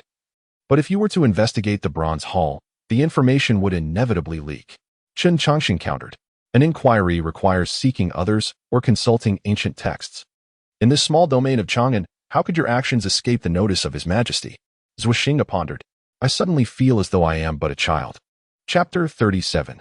The burial of the master ancestor and the transaction with the left Emperor. Chen Chongqing's words plunged Zui Xinghe into a moment of silence. After a while, Zui Xinghe finally spoke. Since you understand my father's intentions, what do you believe he will do next? What else can he do? He must consider whether he can accept the price I have proposed. At these words, Zui Xinghe gazed at Chen Chongqing in astonishment. Do you possess some assurance regarding entry into the ancient Forbidden Land? I possess a modicum of assurance, yet it is rather scant, merely half a measure. However, do not underestimate this half measure. If you wish to acquire it from me, even your father exchanging the entirety of the Xuanwu Pavilion would be an extraordinary bargain. With a wave of his hand, Chen Chongqing concluded, Now you may leave. I wish to enjoy some peace while I read. Also, do remember to have someone transcribe a copy of the text from the Xuanwu Pavilion for me, which I shall peruse at my leisure in the future. Zhuoxing's lips twitched at Chen Chongqing's request, yet he refrained from voicing any objections, fully aware that this matter was beyond his control. Once Zhuoxing had departed, Chen Chongqing began to peruse the historical tomes of the Xuanwu Kingdom, a task that consumed an entire month. During this period, the Xuanwu Kingdom sent daily shipments of various cultivation resources, all of which Chen Chongqing accepted without hesitation. Yet, he mentioned not a single word regarding the ancient forbidden land. Crunch. Taking a bite of the coveted spirit fruit that countless individuals yearned for, Chen Chongqing reclined on a page larger than a bed. Engrossed in his reading, his leisurely demeanor was indeed a source of envy for those around him. You truly possess remarkable patience, a voice interjected from the side. Chen Chongqing turned to find the left emperor had arrived at the Xuanwu Pavilion unbeknownst to him. Your Majesty, Chen Chongqing bowed respectfully. But the left emperor paid no heed to his greeting, instead casting an eye over the historical records of the Xuanwu Kingdom. In just 1 month. You have read so much. It appears you are quite fond of books. Your Majesty, your insight is indeed sharp. I possess no unique hobbies, save for my love of literature, as books bestow upon me boundless knowledge. Upon hearing Chen Chongqing's words, the left emperor gently caressed the books before him, stating, The Xuanwu Pavilion has been bestowed upon you, and you have also assumed the role of national master. You have accepted all the resources given to you, yet you remain insatiable. Do you truly believe I would hesitate to take your life? At this, the left emperor's icy gaze bore into Chen Chongqing. In response, Chen Chongqing offered a broad smile. Your Majesty, your assertion is flawed. While I have received numerous gifts, none of these are what I desire. Transactions are predicated on fairness. Coercive dealings are unacceptable. Your strength is indisputable, and my life hinges solely on your whim. Yet, I am quite certain that you shall not take my life, nor compel me to act against my will. Humph. The left emperor scoffed. What gives you such confidence? Just relying on the ancient forbidden land. The terrors of the ancient forbidden land are well known to your Majesty. Venturing into such perilous territory must be devoid of any unforeseen incidents. This implies that those whom your Majesty brings along must exhibit absolute loyalty. If I am coerced into assisting your Majesty, I imagine there must be a flicker of unease within your Majesty's heart as well. In the face of Chen Chongqing's unwavering confidence, Emperor Zhuo fell silent for a moment and then spoke. State your terms. I wish to implore your Majesty to eliminate a certain individual. As for the slim chance of success, your Majesty will undoubtedly seize it during the course of this endeavor. Intriguing. The person you wish to eliminate, whom you cannot confront with your strength and wisdom, must surely be no ordinary character. Though you have shifted your cultivation to the methods of the Xuanwu Kingdom, I still perceive another path within you. If I am not mistaken, you hail from the great Qin dynasty, located 30,000 miles away. Am I correct? The Star River has sung your praises to the heavens. Pray tell, do you have an inclination to share your past? Upon hearing this, Chen Chongqing offered a faint smile and replied, Since your Majesty is interested, I shall regale you with my tale. This story begins 80 years ago. Chen Chongqing recounted his experiences with the transcendent master in their entirety, yet he chose to conceal his relationship with Yi Xiu and the others. Confronting one who approaches their own limit, he had no desire to reveal that he had already attained immortality. After the battle in the forbidden land of the Night Moon Kingdom, I fled to the Xuanwu Kingdom, where I remained for 43 years. Upon hearing the entire narrative, Emperor Zhuo found himself filled with a sense of curiosity towards Chen Chongqing. The more he pondered, the more enigmatic Chen Chongqing appeared. A journey of 1,000 miles, fraught with peril, undertaken solely to honor a deceased friend. Logically, one would assume such a person to be deeply loyal and righteous. However, as Chen Chongqing recounted the tragic fate of his sect, his gaze remained tranquil. This contradiction was perplexing. Reflecting on this, Emperor Zhuo spoke. You dare to risk offending me to request my hand in eliminating your ancestral master. What is the purpose behind your actions? Is it revenge? Not at all. I ask for your Majesty's assistance solely to fulfill a promise made long ago. When I departed from the Night Moon Kingdom, I vowed to give him a proper farewell. And promises must be kept. Haha. In response to Chen Chongqing's earnest expression, Emperor Zhuo chuckled. What a man of his word. According to your account, there are 18 bronze ancient halls, each interconnected in some manner. One of these halls has appeared in the ancient forbidden land. This must be the source of your slim chance of success, correct? Indeed, you divulged the secrets of the bronze ancient halls to me. Yet you are untroubled by the prospect of my utilizing the ominous power beneath them, akin to your ancestral master? In response to Emperor Zhu's query, Qin Chongqing maintained his composure and stated, as I have said before, I hold no concern for this ominous power. The reason I seek the Bronze Ancient Palace is that a dear friend of mine has vanished within its confines. I merely wish to ascertain her safety. Having spoken, Qin Chongqing awaited the response of Emperor Zhu in silence. I must admit, your request is one I cannot refuse. The ancient forbidden ground brims with peril. Should there be even a slight chance of success, I shall not let it slip away. Prepare yourself, for we shall depart on the morrow. My time is limited. With those words, Emperor Zhu turned to leave. Your Majesty, my revered master achieved full transformation 50 years ago. Are you truly confident? Upon hearing this, Emperor Zhu paused momentarily. How vast is the territory of the Xuanwu Kingdom? Combined, the Night Moon Kingdom and the Great Qin Dynasty barely constitute half its expanse. Would you dare to enter the ancient forbidden ground, considering the full transformation you speak of? The terror of the ancient forbidden ground is beyond description. Not even those above full transformation would dare to entertain such thoughts. The Xuanwu Kingdom was not always significant. Its current stature is a result of my relentless efforts. I have conquered 2 nations akin to the Great Qin Dynasty, engaging in ventures that those above full transformation would shy away from. Having concluded his words, Emperor Zhu's figure vanished entirely. With Emperor Zhu gone, the vast Xuanwu Pavilion was left with only Qin Chongqing, as he gazed towards the direction of the Great Qin Dynasty. He murmured, Master, after 50 years, your disciple is finally here to fulfill his promise. You must be quite astonished. Chapter 38. The Return of the Undertaker. Awaiting the departed as the colossal warship ascended slowly into the sky, akin to a mountain, Qin Chongqing stood upon the deck, gazing towards the direction of the Great Qin Dynasty. 50 years had slipped away like the fleeting passage of time, and once again, the visages of old friends flickered through his mind. The kind-hearted and timid little monk, the ever-adhesive 9th senior brother trailing behind him, the severely injured 3rd senior brother, and the little girl who always affectionately called him Brother Chongqing. A myriad of emotions swirled within him, and an indescribable sentiment filled his eyes. At that moment, Zhu Xinghe approached. Sir, what are you observing? He inquired, pulling Qin Chongqing from his reverie. Just reminiscing about old acquaintances, Qin replied. But we are still 30,000 miles away from the Great Qin Dynasty. Can you truly see them? Zhu Xinghe questioned. The departed reside in the heart. There is no need for sight, Qin Chongqing responded. Zhu Xinghe pondered this statement, yet he struggled to comprehend the depth of Qin's emotions. Noticing his confusion, Qin Chongqing chuckled and patted his shoulder. Do not dwell on it. You cannot grasp this sentiment at your current stage. When you traverse the long river of time and glance back, you will come to understand this feeling. He continued, You're a decent fellow with a nimble mind. Since we've crossed paths, I shall grant you a discount of 20%. When that day arrives, I shall personally attend to your final farewell. Upon hearing this, Zhu Xinghe's expression fell instantly. At merely 100 years of age, he was still considered a juvenile by all accounts, given Qin Chongqing's extensive experiences. It was reasonable to assume he had lived for over 2 centuries. By all calculations, Qin should be ahead of him in this journey of life.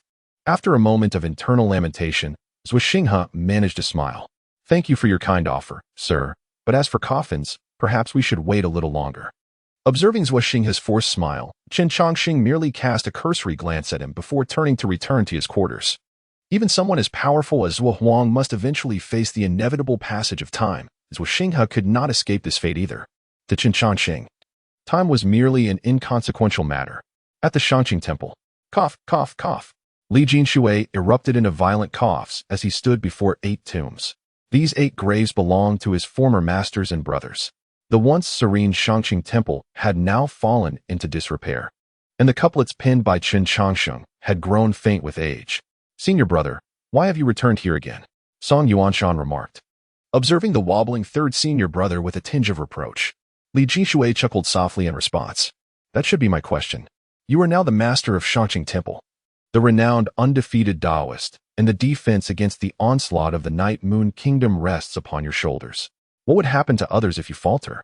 As for me, I am but a dying man. Even if the Night Moon Kingdom discovers me, they can do little. Upon hearing this, Song Yuanshan fell silent. Years ago, when Qin Chongqing departed from Shangqing Temple, he intended to bring back the remains of their masters.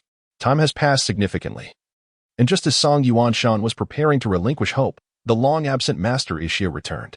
He not only brought back the princess of the Night Moon Kingdom, but also the remains of his fellow masters. However, he did not return Qin Changxing. After a prolonged silence, Song Yuanshan spoke. Senior brother, do you think Brother Changxing will return? Of course he will return. For he must come to collect my remains for burial. The junior disciple was a man of commitment. Once he made a promise, he would see it through. Now that I am nearing death, it signifies that he is soon to return. As he spoke, Li Jinshui gazed into the distance, seemingly catching sight of that familiar figure. Moments later, Li Jinshui wearily leaned against the tombstone of the master of the primordial spirit and gestured, "Go on, you carry many burdens. There is no need to linger with a dead man like me. I am about to meet our master, and I have much to share with them. As for the secrets of what transpired in the forbidden lands of the Night Moon Kingdom, you should abandon any hope of uncovering the truth. Master Ixia will not divulge it, nor will Princess Wan In. We have mutually agreed to take this secret to our graves." Faced with the words of the third senior brother, Song Yuanshan fell silent once more, yet he did not press for the truth as he once did. For the grown Song Yuanshan understood that knowing certain truths might not be in one's best interest. After Song Yuanshan departed, Li Jinshui caressed the tombstone of the master of the primordial spirit, softly murmuring, "Master, how could the esteemed Shangqing Temple have come to this? Does power and longevity truly outweigh all else?" As he spoke, sorrow filled Li Jinshui's eyes. When Master Ixia returned, he had already revealed all the truths to him. Upon learning the reality, Li Jinshui found it unbearable, for he could not accept that their benevolent ancestor had caused the demise of his master and fellow disciples. Yet, the harshness of reality does not cease to exist simply because one is unable to accept it. In desperation, Li Jinshui and Ixia made a pact, vowing never to speak of this secret. As for the immortal of Shangqing Temple, he had fallen shortly after the onset of the national war. Aboard the warship, a colossal vessel had been traversing for an entire month, and now Qin Changxing and his companions were drawing ever closer to the great Qian dynasty. With the distance diminishing, Qin Changxing began to receive various tidings regarding the great Qian dynasty. It had been completely overtaken by the Night Moon Kingdom, leaving only remnants struggling to survive. Additionally, Qin Changxing received other news, such as the death of the Night Moon Kingdom's Demon King at the hands of the mourner, and the newly appointed leader of Shangqing Temple, renowned for his unrivaled martial prowess, was revered as the invincible Taoist. "Sir, is this mourner truly that formidable? To have silently slain a demon king within the demon realm, you are a person of the great Qian dynasty. Given that the Night Moon Kingdom borders the great Qian dynasty, have you heard any news of him?" Zhuo Xinghe meticulously analyzed the recently acquired intelligence, striving to gain a deeper understanding of the future adversary's strength. Observing this, Qin Changxing clicked his tongue and remarked, "I am aware of the gravedigger, rest assured. He will not impede the kingdom of Xuanwu." Upon hearing Qin Changxing's statement, Zhuo Xinghe immediately expressed his dissenting opinion. "Sir, your assertion is flawed. This individual moves in secrecy, and his temperament is inscrutable. He may well be an unpredictable mass murderer. Otherwise, why would he bear such an ominous moniker as Gravedigger? It is prudent to take precautions. The title Gravedigger is merely a nickname of mine. How could I not be aware of my own unpredictable nature and the label of a murderer?" Zhuo Xinghe? Chapter 39. The courage to pursue immortality. The words of Qin Changxing left Zhuo Xinghe momentarily speechless. "Sir, how could you possibly be the mortician? Why can't I be the mortician? Do not forget that I sell coffins and handle all aspects of funerals. Is it so strange for someone who specializes in collecting corpses and burying them to hold the title of mortician?" Zhuo Xinghe found himself at a loss for words again, as Qin Changxing's assertions, though peculiar, seemed to possess a certain logical coherence. Observing Zhuo's reaction, Qin Changxing smiled and remarked, in the face of certain information, beings tend to embellish the truth, often choosing narratives that serve their interests. After being disseminated by many, the original truth can become utterly distorted. To uncover the truth behind various legends, one must calm their mind and confront the essence of the matter. Once you achieve this, you can reconstruct the past truth from mere fragments. With that, Qin Changxing summoned his flying sword and departed from the battleship. As he left, Zhuo Xinghe called out, "Sir, where are you going? I am not adept at fighting, so I shall refrain from getting involved for now. Though the Xuanwu Kingdom is formidable, it cannot easily annihilate the Kingdom of Night Moon. I have matters to attend to, but I shall return shortly." By the time Qin Changxing's words reached Zhuo Xinghe, his figure had already vanished. Once Qin Changxing disappeared, Zhuo Huang materialized beside Zhuo Xinghe. Gazing in the direction Chen had taken, Zhuo Xinghe hesitated and inquired, "Father, why did you not stop him? Are you not concerned he may escape?" In response to Zhuo Xinghe's query, Zhuo Huang replied, "You are astute, yet your experience is still lacking. To be more precise, you have yet to discern the differences among individuals. Should you one day see through Qin Changsheng, you will be worthy of wielding power over the Xuanwu kingdom. Unfortunately, my time is limited, and the path ahead must be traversed by you alone." Upon hearing this, a flicker of reluctance crossed Zhuo Xinghe's eyes. "Father, must you truly venture into the ancient forbidden land? Perhaps there are other means to extend your life." Seeing the confusion in Zhuo Xinghe's gaze, Zhuo Huang chuckled. "You are remarkably like me. I was once just as you are now, eager to learn yet dismissive of everything. In my youth, I believed nothing could thwart me, and I paid little heed to the issue of lifespan. I thought that to live was to be a hero, and to die was to be a legend. I loathed the notion of a life extended in mere survival. Yet, after living for over 2 millennia, I have changed." Listening to Zhuo Huang, Zhuo Xinghe merely lowered his head in silence, withholding his thoughts. Seeing this, Zhuo Huang smiled and added, "Among my many brothers, you are the one who holds the most contempt for me. You believe that the once mighty emperor has succumbed to weakness, that he dares not confront death." With a thud, Zhuo Xinghe knelt instantly beside him. Yet, unfazed by Zhuo Xinghe's submission, the emperor continued, "Your perspective is both valid and flawed. To say you are correct is simply to acknowledge your current mindset. To claim you are mistaken is to underestimate my resolve. Mortals extol love with expressions like "until the seas run dry and rocks decay," for in their understanding, stones are imperishable and the ocean is eternally vast. However, when you witness a stone gradually turning to dust and an endless sea transforming into a boundless plain, you will realize that time is the greatest adversary of all beings.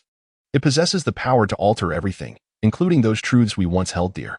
You understand that facing death requires courage. Yet you do not comprehend that in the awareness of death, the pursuit of longevity demands even greater bravery. If you were to occupy my position, would you possess the courage to seek immortality as I do?" In response to the emperor's words, Zhuo Xinghe pondered deeply. After a long pause, he spoke deliberately. "I do not possess such courage. Haha. Lacking this courage may indeed be a blessing, for at least your future remains stable. If possible, you must ensure the prominent use of Qin Changsheng in the future." Upon hearing this, Zhuo Xinghe furrowed his brow. "Why is that?" "Because Qin Changsheng possesses qualities I do not. 10 years ago, when you ventured into the Demon Beast Mountains, he saved you. In truth, I have always been by your side, guarding you. You simply failed to notice. I overheard every word exchanged between you and Qin Changsheng, and from that moment, I grew intrigued by this coffin seller. I have observed him for a decade. While 10 years is not long for a cultivator, it is sufficient for change. Yet, even after a decade, Qin Changsheng remains unchanged, as if time holds no sway over him. Cultivators seek change, for only through transformation can one break through limitations. Conversely, a nation seeks stability, for only through steadiness can it endure. Though I am the emperor of the Xuanwu kingdom, I am also a cultivator. And now is the time for me to seek change. But you are different. Your future path is still long. Thus you must seek stability. With Qin Changsheng by your side, your journey ahead will be considerably smoother." Zhuo Xinghe hesitated. "But Qin Changsheng seems disinterested in power? That is your concern. I cannot manage all your affairs. Some matters require your own initiative." With that, the emperor turned and departed. Zhuo Xinghe remained kneeling, his brow furrowed, seemingly deep in thought. At the Qingshan temple, Li Jinshui lay feebly upon the ground. Beside him a freshly dug pit. His remaining eye had succumbed to darkness.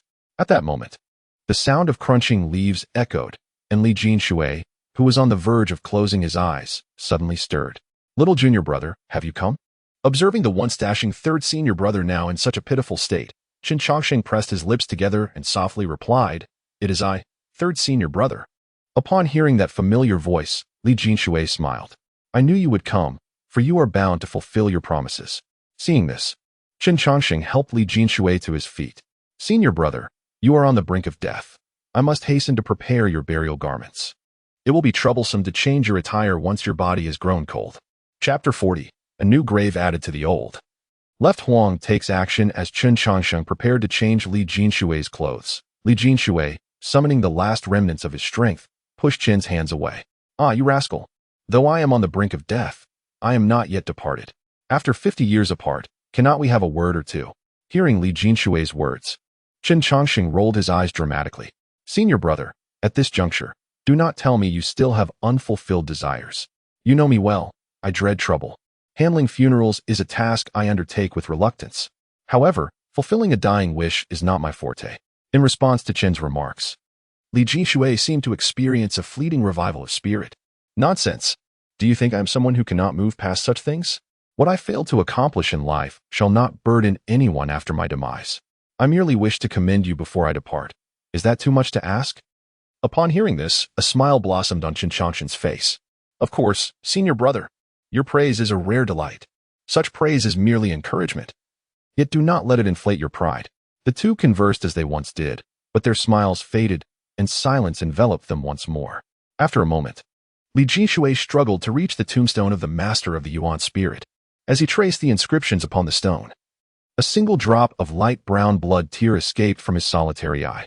In the grand tapestry of life, fleeting as the seasons, regardless of how one might command the world and life, all ultimately succumb to the inevitability of decay. What of techniques and divine weapons? They are but wisps of smoke in the annals of time. When you fashioned a coffin from the master as thunderstruck wood, I thought it was merely a child's folly. Yet now I understand. Within the Qingjing temple, you saw the truth most clearly. With those words, Li Jinshui's lips quivered. After a prolonged silence, he regained his composure, a smile once again gracing his face. Having expressed my sentiments, now let me see what kind of coffin you have prepared for me. At Li Jinshui's urging, Chen Chongqing retrieved a pristine coffin from the system's space.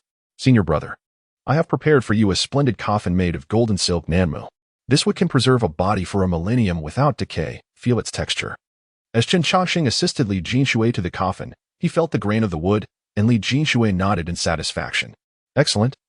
It was worth all the affection I bestowed upon you. Have you prepared the coffin for our grandmaster? Indeed, I have. It is crafted from thunderstruck peachwood, inscribed with all the formations I have learned, ensuring the grandmaster shall never rise again.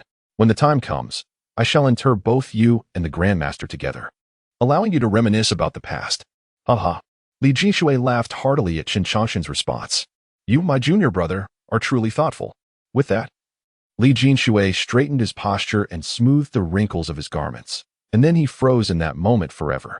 Observing the lifeless form of Li Jinshui, Chen Chongqing, with an expression of calm, undertook the arrangements for his final rites. After completing all necessary tasks, he interred the coffin in the grave that Li Jinshui had prepared, subsequently erecting a gravestone. The inscription on the stone bore the words funeral attendant. As he gazed upon the gravestone he had personally erected, Chen Chongqing quietly produced a jar of wine. Brother, this is the floral wine I brewed according to ancient methods. During our time in the infinite secret realm, I held back Yuan Shan, preventing him from engaging in conflicts with others. As per tradition, I am sure to face my master's reprimand again. To evade punishment, I prepared a portion of this floral wine as a gift from my master, hoping he would show mercy. The remainder, however, is intended as a bribe for you, so that you might speak favorably on my behalf. Yet, who could have anticipated that upon our return from the infinite secret realm, events would unfold one after another? And it is only now that you can finally enjoy this jar of floral wine. However, this delay is not entirely unfavorable. The 70 years of maturation have enhanced its flavor, and I am certain both you and my master will relish it. With that, Chen Chongqing poured the floral wine at the graves of his third senior brother and the primordial spirit master. After completing the offering, he remarked, sharing one jar between two is indeed a bit stingy, but I have only 10 jars in total, and I must save the rest for myself. So you will have to make do. After all, you cannot rise from below to chastise me. With that, Chen Chongqing turned and departed from the dilapidated Shanqing temple.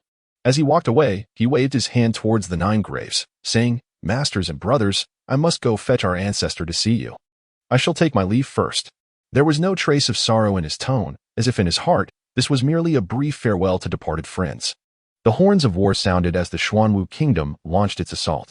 Although the Night Moon kingdom had already absorbed the great Qin dynasty, both realms had suffered considerable depletion during this period. Now confronted by the formidable Xuanwu kingdom, the Night Moon kingdom found itself in a relentless retreat. There was no room for discussion or idle chatter. Emperors would disregarded any negotiations from the Night Moon kingdom, sweeping through with overwhelming strength. Within a mere month, Emperor Zhou had reduced the Night Moon kingdom to ruins. Simultaneously, the locations of the 2 ancient bronze palaces were besieged by his forces. Father, The infinite secret realm is now under our control. We only lack the Night Moon Kingdom's forbidden grounds occupied by the ascended immortal. Furthermore, the monks from the Tianfu Temple wish to meet with you, reported Zhou Xinghe regarding the developments of the war. In response, Emperor Zhou replied nonchalantly, "Surround the Night Moon Kingdom's forbidden grounds without launching an assault. Let the monks from Tianfu Temple wait. One must see things through to the end." This matter began with Chen Changsheng, and naturally, it is he who must bring it to a conclusion. As he spoke, Emperor Zhou paused and gazed into the distance. What a coincidence! Just as I mention him, he arrives. A light appeared on the horizon, gradually expanding until it descended onto the deck. "Your Majesty, forgive my tardiness. I was occupied with personal matters." Observing Chen Changsheng's respectful gesture, the left emperor's lips curled into a smile. "Not a moment too late. Your timing is impeccable. Your master has been ensnared in the forbidden grounds by me, and I await your arrival to grant him a proper farewell. One cannot deny that your master possesses a certain prowess. It took me 2 moves to annihilate his avatar. Moreover, it seems your old acquaintance is aware of your return. So, do you intend to pay your respects to your master first, or to meet your old friend?"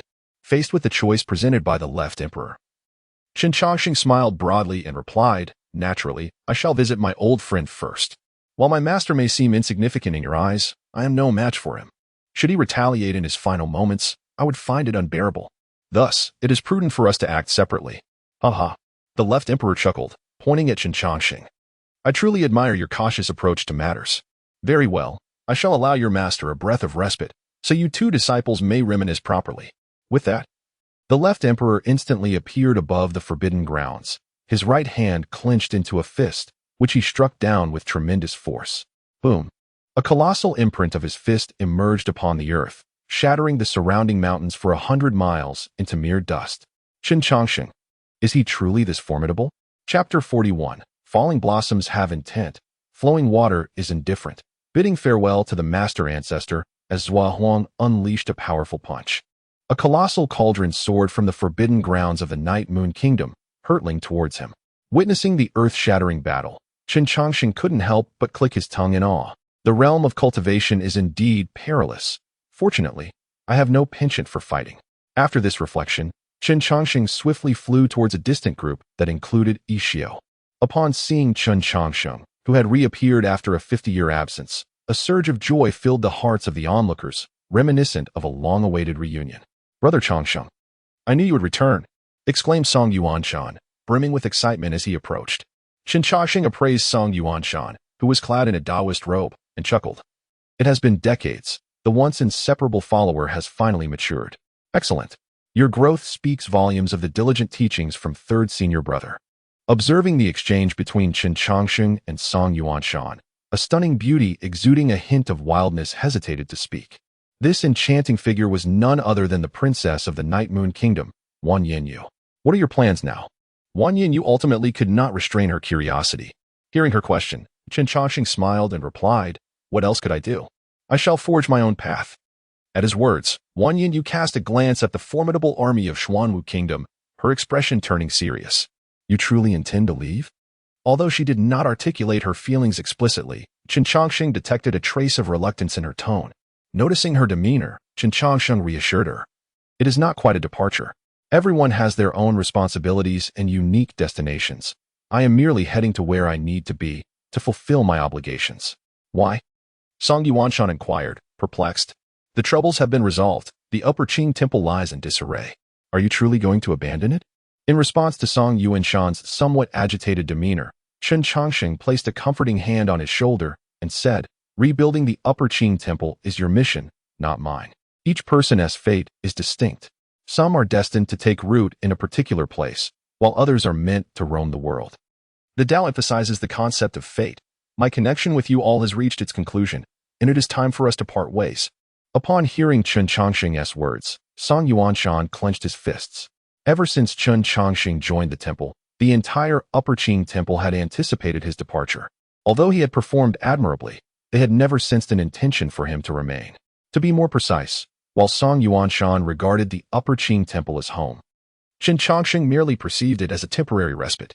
Throughout one's life, many places are traversed, and certain locales may evoke nostalgia. Yet, only a true home can compel one to pause. as Qin Changxing never considered the Upper Qing Temple his home. No matter how fondly he reminisced, he would inevitably leave. Having spoken, Qin Changxing turned his gaze towards Yixiao, who wore a tranquil expression. Little monk, I have known you the longest. I am about to depart. Are you not going to persuade me to stay? In response to Qin Changxing's words, Yixiao rolled his eyes dramatically, dismissively retorting, as you prepare to depart, who can truly hold you back? We are but the flora and fauna of this land, while you are merely a fleeting bird. Regardless of how long the bird lingers, it is destined to take flight once more. I had foreseen this day long ago. As Yixiao spoke, the battle on the side of Zhua Huang drew to a close. Observing this, Qin Changxing smiled and remarked, decades have passed, yet the teachings of Buddhism have indeed progressed. Let us continue to strive, aspiring to become a master in the future. With the matters at hand concluded, I must now attend to the remains of an old acquaintance. With that, Qin Changxing turned and made his way towards the forbidden grounds.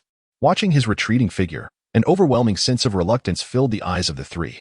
However, the reluctance in Wang Yu's gaze harbored a hint of a different emotion. Noticing this, Yixiao sighed, do not linger. This fellow will not be swayed by anyone. Furthermore, for the past 50 years, you have incessantly boasted of your desire to retaliate against Qin Changxing for the humiliation he once imposed upon you. Now that he is here, why do you not take action? In response to Yixiao's words, Wang Yu coldly replied, his strength is formidable. I am not his match at present. I can assist you. He is not particularly adept at combat. If we join forces, we might have a chance to teach him a lesson, Yixiao countered. Faced with Yixiao's undermining, Wang Yu retorted angrily, the Buddhist path values compassion. Yet your words are filled with malice. I fear you are not far from succumbing to darkness. After rebuking Yixiao, Wang Yu turned to leave. Yet, halfway through her departure, she hesitated momentarily. Will I ever see him again? It's uncertain, but living a little longer may provide an opportunity. With Yixiao's response, Wang Yu vanished entirely.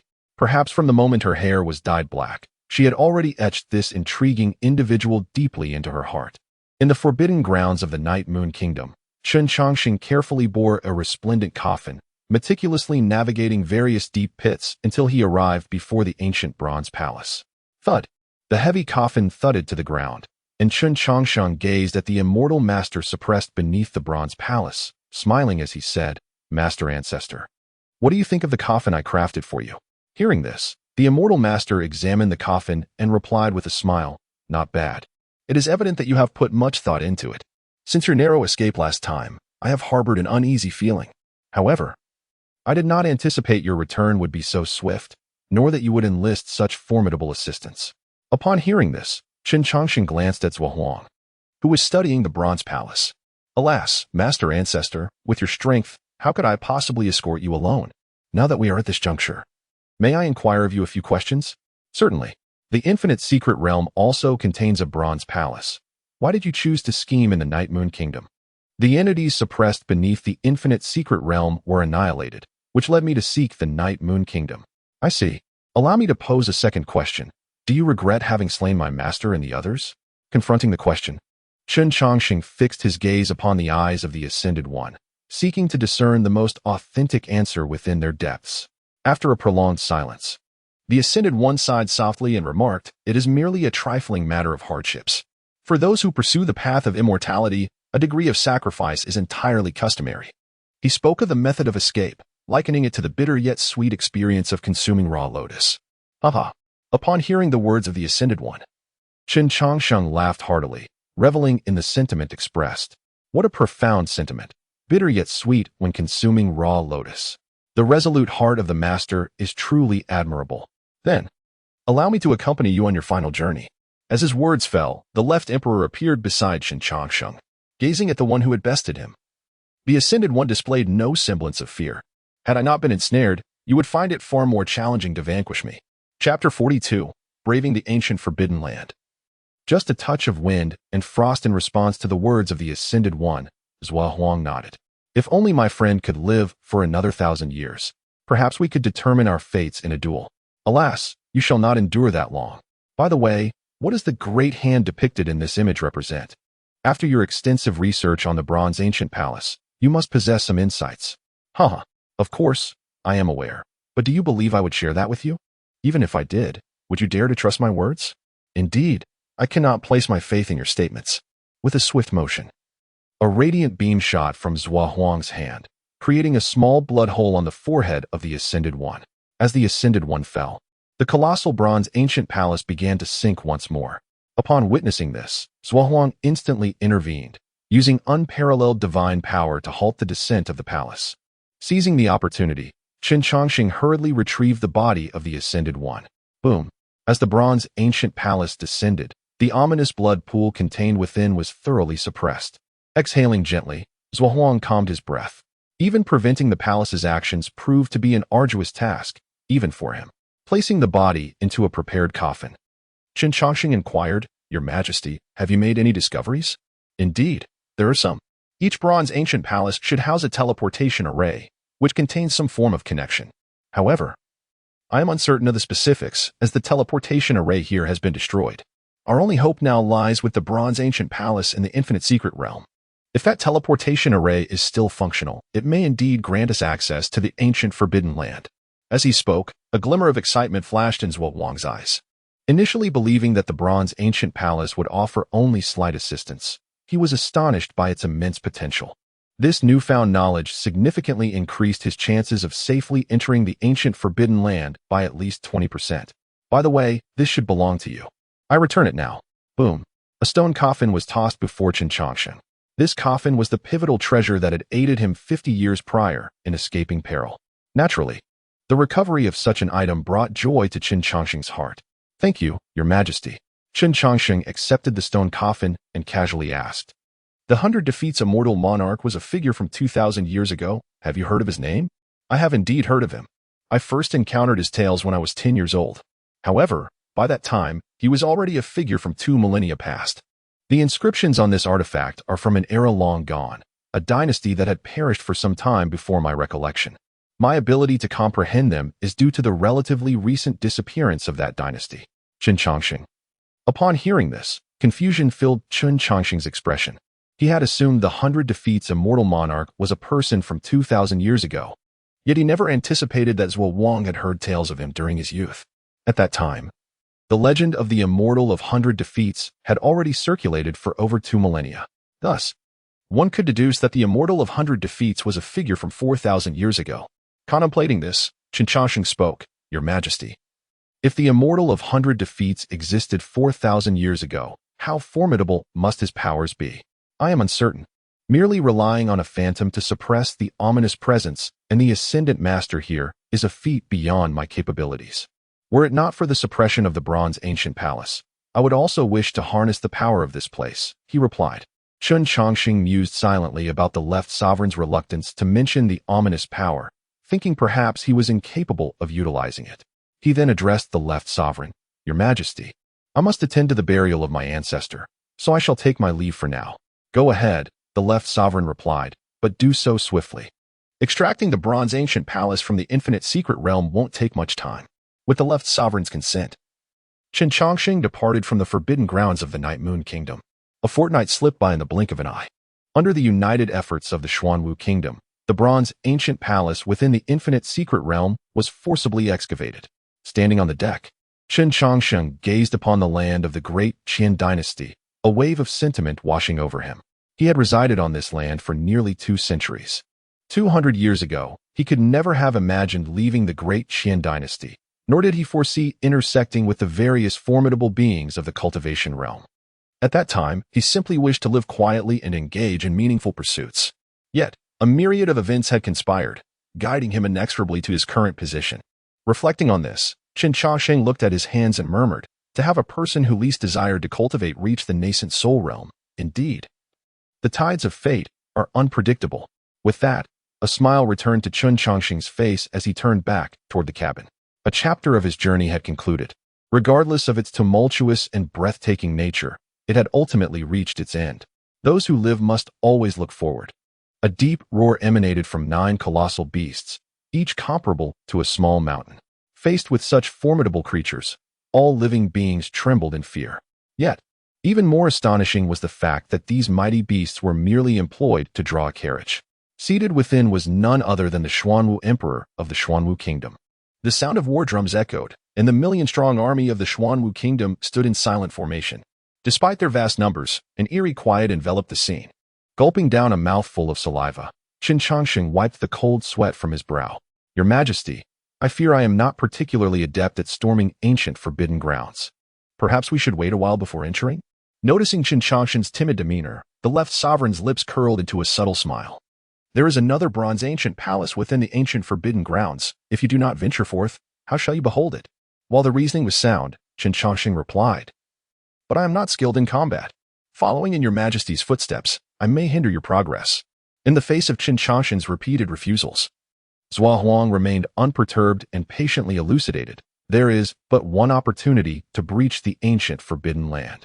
If you do not accompany me, the likelihood of your entering is exceedingly slim. Moreover, the restoration of the bronze ancient palace is under your purview. If you choose not to join me, do you believe I can proceed with ease? Upon hearing Zhua Huang's words, a twitch flickered at the corner of Qin Changsheng's mouth.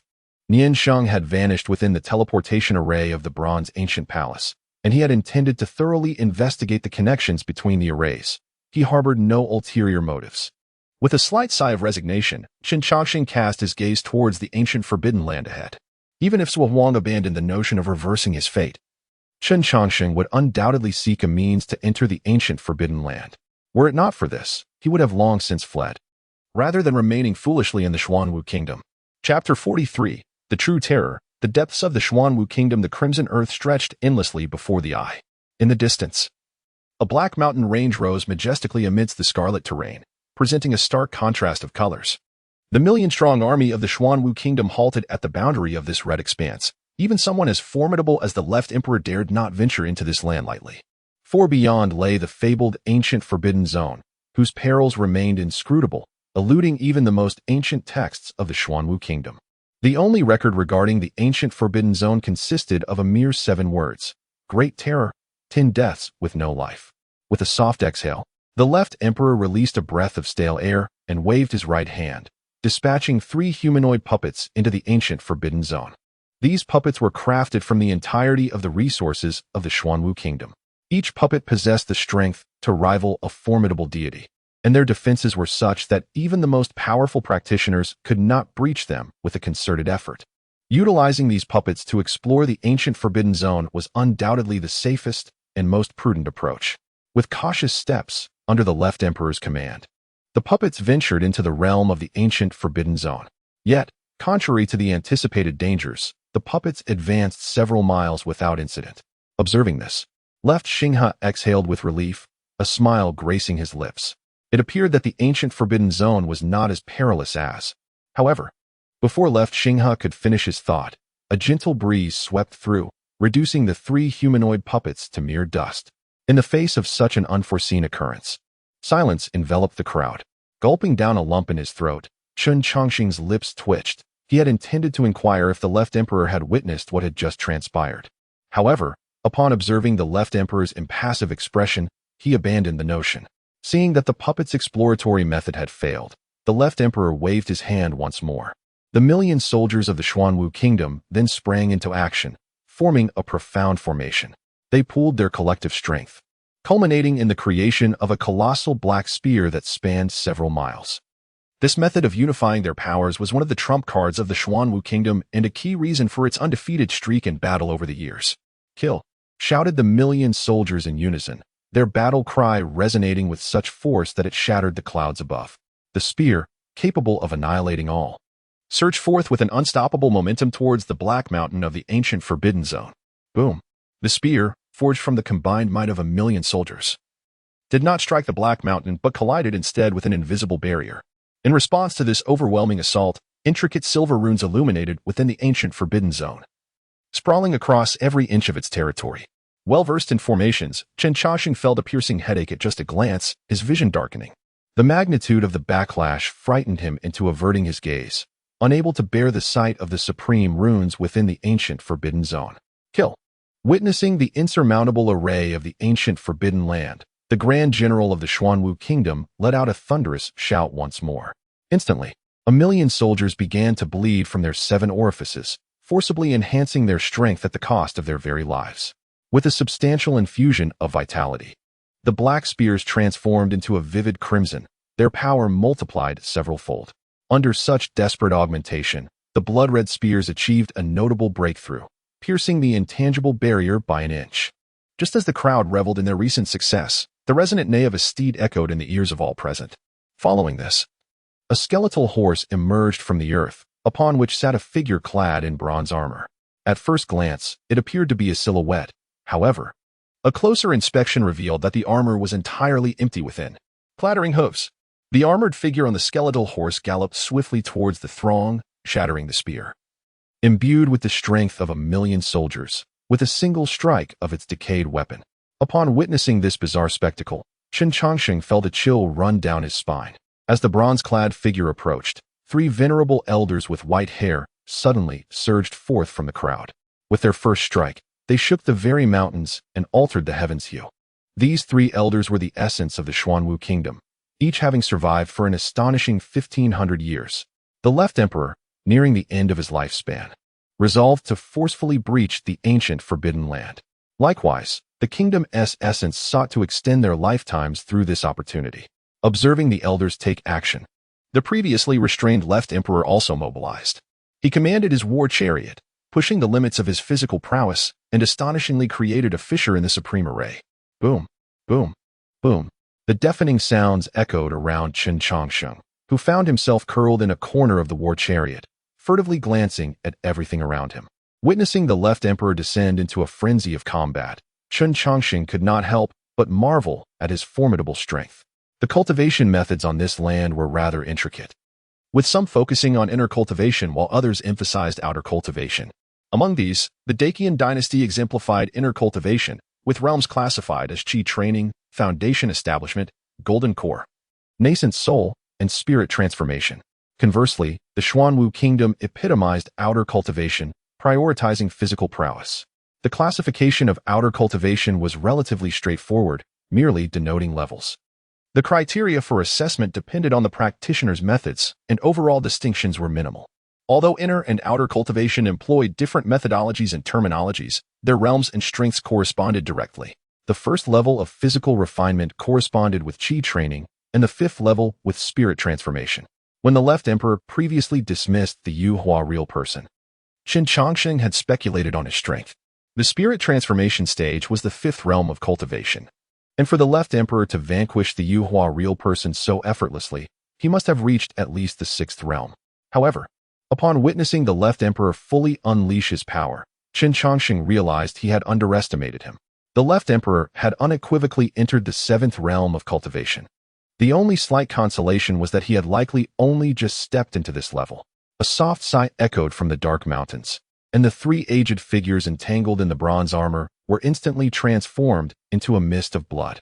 Chen Chongsheng exclaimed in shock as the formidable terror manifested itself, causing the aura surrounding the left emperor to intensify further.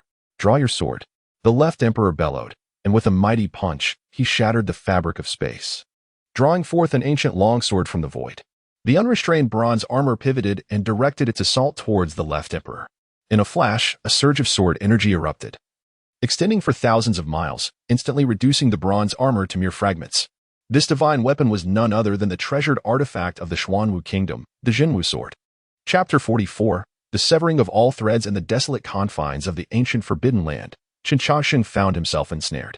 Having vanquished the formidable bronze armor, Zhua Huang wielded his sword once more, unleashing unparalleled sword energy that shattered the intricate formations of the ancient forbidden land. In an instant, the once invincible and lethal formations crumbled before the might of the Jinwu sword, becoming as fragile as mere tofu. Witnessing such a turn of events, Chen Chongsheng, hidden in the corner of the war chariot, felt a flicker of joy. However, before he could indulge in his elation, a cold snort emanated from the black mountains once again. With that disdainful sound, a slender strand of hair drifted through the air. The crisp sound of severance echoed as the legendary treasure of the Xuanwu kingdom, capable of cleaving through the most formidable formations, was effortlessly bisected by a mere hair. The Jinwu sword, Zhua Huang's form, the 1,000,000-strong army of the Xuanwu kingdom, everything was divided in twain. It seemed that the hair floating forth from the black mountains was the true weapon of divine prowess. Despite having lost half of his body, Zhua Huang continued to command his upper half, roaring in rage. A colossal bronze ancient palace materialized above him, drawing upon the bronze palace acquired from the infinite secret realm. A faint resonance emerged from within the Black Mountains. The formations within the Bronze Palace gleamed with radiant light as Zhua Huang exerted his utmost effort to activate them. As the teleportation array was on the verge of being initiated, another object soared forth from the Black Mountains. More accurately, it was a singular golden character. With a resounding clang, the golden character struck heavily against the Bronze Palace, causing it to reverberate violently, rendering all the flesh and blood of Zhua Huang into nothingness. Thus, Zhua Huang met his ultimate demise, and the Bronze Palace vanished into the ether as the array was activated. Drip.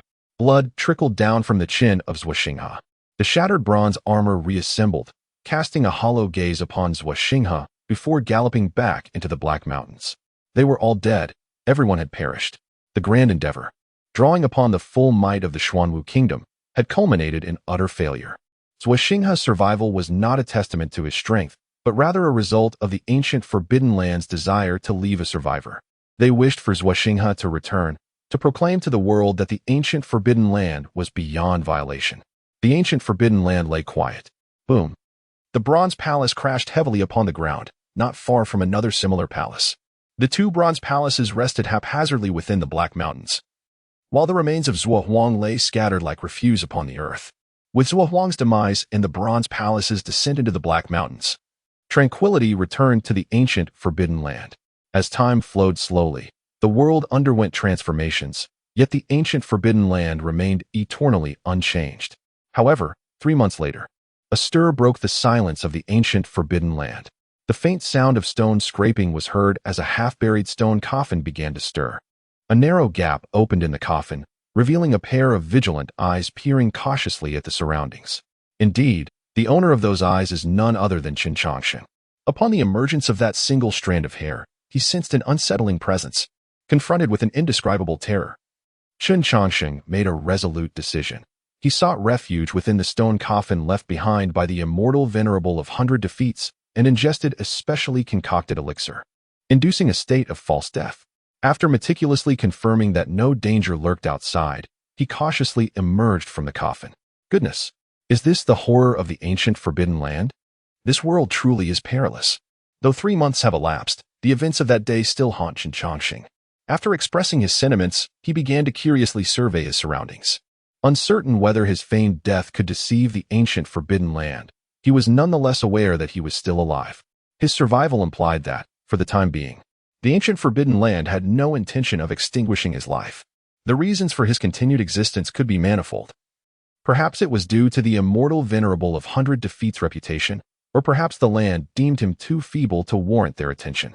With his current cultivation, he was likely regarded as inconsequential by those formidable entities. Such a diminutive existence, even if it managed to enter the ancient Forbidden Land, would soon meet its demise, rendering any efforts to eliminate him unnecessary. After observing for a full hour, Qin Changsheng still perceived no imminent danger within this ancient Forbidden Land. The absence of peril only deepened his unease, for within the ancient Forbidden Land, the lack of danger is the greatest peril of all. Reflecting on this, he began to search his person and ultimately extracted a thread from the corner of his garment. With a gentle breath, he sent the almost weightless thread soaring away from his palm. In an instant, the ordinary thread vanished, and a fleeting golden light flickered upon the ground. Though the moment was brief, Qin Changsheng discerned its significance. Qin Changsheng thought to himself, is this truly the end? Having witnessed the unparalleled formations beyond the Black Mountains, he was acutely aware of his inability to breach them. Furthermore, the formations outside were merely silver, while those within the Black Mountains were undoubtedly of golden hue. Although the true power of these exalted formations eluded him, he was certain that the golden formations far surpassed the silver ones in potency. Realizing he was ensnared by these supreme formations, he stubbornly explored other directions, only to discover that he was encircled on all sides by the golden array. His safety was not a stroke of luck, nor was it a chance encounter with an opening in the formations. Rather, it was the weight of the ancient bronze palace that kept the golden array at bay beneath his feet. Were it not for this, he would have been rendered to nothingness the moment he left the stone coffin. System, what shall I do in this predicament? Am I destined to be eternally trapped here? In a moment of desperation, Qin Changsheng began to seek a solution from the system. Why would the host believe they would be eternally trapped here? It is evident, for the array is overwhelmingly formidable. But why not attempt to comprehend these intricate patterns? The study of formations has always been your passion. Yet, this array is exceedingly complex. At my current level of understanding, even a millennium would not suffice for enlightenment. And what of 10 millennia? Does time hold any significance for the host? Upon hearing this, Chen Chongqing was momentarily taken aback. Indeed, time is of no consequence to me. If 1,000 years of comprehension is unattainable, then let it be 10,000. Given my present cultivation, I cannot claim to be exceptionally powerful, yet fasting is entirely feasible. I have long sought a tranquil and untroubled haven. Is there anywhere more serene and devoid of conflict than the forbidden land of antiquity? As long as the great terrors within do not seek to trouble this insignificant creature, I could not be more at ease. Contemplating this, Chen Chongqing smiled brightly and expressed his gratitude to the system. Having spent too much time with others, I nearly forgot my own circumstances. With that, he merrily approached the ancient bronze palace nearby. The Xuanwu Pavilion had generously provided him with a copy of the Celestial Rivers collection, a trove of knowledge he had longed to delve into. As for the comprehension of the golden array, well, that could wait a few decades. The patterns would remain undisturbed. Chapter 45, Conducting Business in the Forbidden Land. Chen Chongqing studies the Tao patterns. Esteemed elder, this price is truly reasonable. This coffin is crafted from premium golden silk Namu wood, renowned far and wide for its exceptional quality and affordability. Selling it to you at this price leaves me with little profit. Within the black mountains of the ancient Forbidden Land, faint sounds of haggling could be heard. Upon closer inspection, one would find a young man conversing with the skeletal remains. This is my bottom line. If you have no objections, I shall take it as your agreement. Having said this, the young man waited a few breaths, and upon hearing no dissent, he promptly commenced the task of collecting the remains. Indeed, this individual was Chen Chongqing, who had been trapped in the ancient Forbidden Land for 50 long years. As he placed the skeletal remains into the coffin, Chen Chongqing began to examine the artifacts beside the bones. He noticed 3 items quietly resting nearby: a pill furnace, a jade slip, and a small porcelain vial. Crack. The moment Chen Chongqing's hand brushed against the delicate pill furnace, a pit appeared atop it. Observing this, Chen Chongqing proceeded to inspect the other 2 relics. However, apart from the jade slip, the porcelain vial too succumbed to the fate of shattering. Alas, time indeed is the most formidable weapon. Such a fine pill furnace reduced to uselessness. What a pity. After a brief murmur, Chen Chongqing scrutinized the jade slip in his hand. This jade slip was crafted from a millennium-old cold jade, worth a fortune. 10,000 spiritual stones would scarcely purchase a piece the size of a fingernail. Yet, the jade slip in Chen Chongqing's possession was a palm-sized treasure. Sky-mending ointment? Gazing at the prescription inscribed on the jade slip, Chen Chongqing tilted his head in contemplation, failing to recall any pertinent information in his mind. According to the records on the jade slip, this sky-mending ointment possessed the miraculous ability to reverse life and death. Regardless of the severity of one's injuries or the impending end of one's lifespan, as long as one possesses this ointment, they may extend their life for another 7 days. True to its name, even if the heavenly river is fractured, this medicine can mend it. After comprehensively understanding the content on the jade slip, Chen Chongqing casually tossed it into his system space. Such an extraordinary elixir naturally piqued his interest for concoction. However, lamentably, his current knowledge was insufficient to decipher the prescription of the sky-mending ointment. The skeletal remains had been stored here for an indeterminate number of years, and the information from the past had long ceased to circulate. Chen Chongqing could only grasp a general idea of the characters inscribed on the jade slip, and the medicinal names mentioned were entirely unfamiliar to him. As time flowed on, the herbs from centuries past may still exist, yet their names had likely changed countless times. With only the prescription and no corresponding illustrations, Chen Chongqing found himself unable to concoct the sky-mending ointment. After successfully selling another coffin, Chen Chongqing turned his gaze towards the bronze ancient palace 500 steps away. Behind him stood another bronze ancient palace, separated by a distance of 300 steps. Gazing at the distant 500 steps, Chen Chongqing smacked his lips and then prostrated himself on the ground to study the golden array patterns beneath him. 500 steps away lay another ancient bronze temple, the very place where he sought the remains of the left emperor. Initially, upon arriving at the forbidden land of antiquity, Chen Chongqing had intended to enjoy a leisurely existence for 2 or 3 decades before gradually delving into the golden array patterns. However, after exhausting the vast collection of the Xuanwu Pavilion in less than a decade, he was compelled to focus on the golden patterns instead. At first, His progress was painfully slow. It took him an entire year to advance a mere inch, and even that inch remained incompletely comprehended, as he could only barely find a safe path forward. Thus, it took him a full 20 years to move just 5 steps beyond the safe confines of the ancient bronze temple. During this time, he encountered his first customer in this desolate realm. Upon seeing the corpse lying exposed to the wilderness, Chen Changxing's professional instincts kicked in, prompting him to retrieve a coffin for the remains. Interestingly, while many items on the decayed skeleton had perished, a mysterious tome crafted from beast skin remained intact.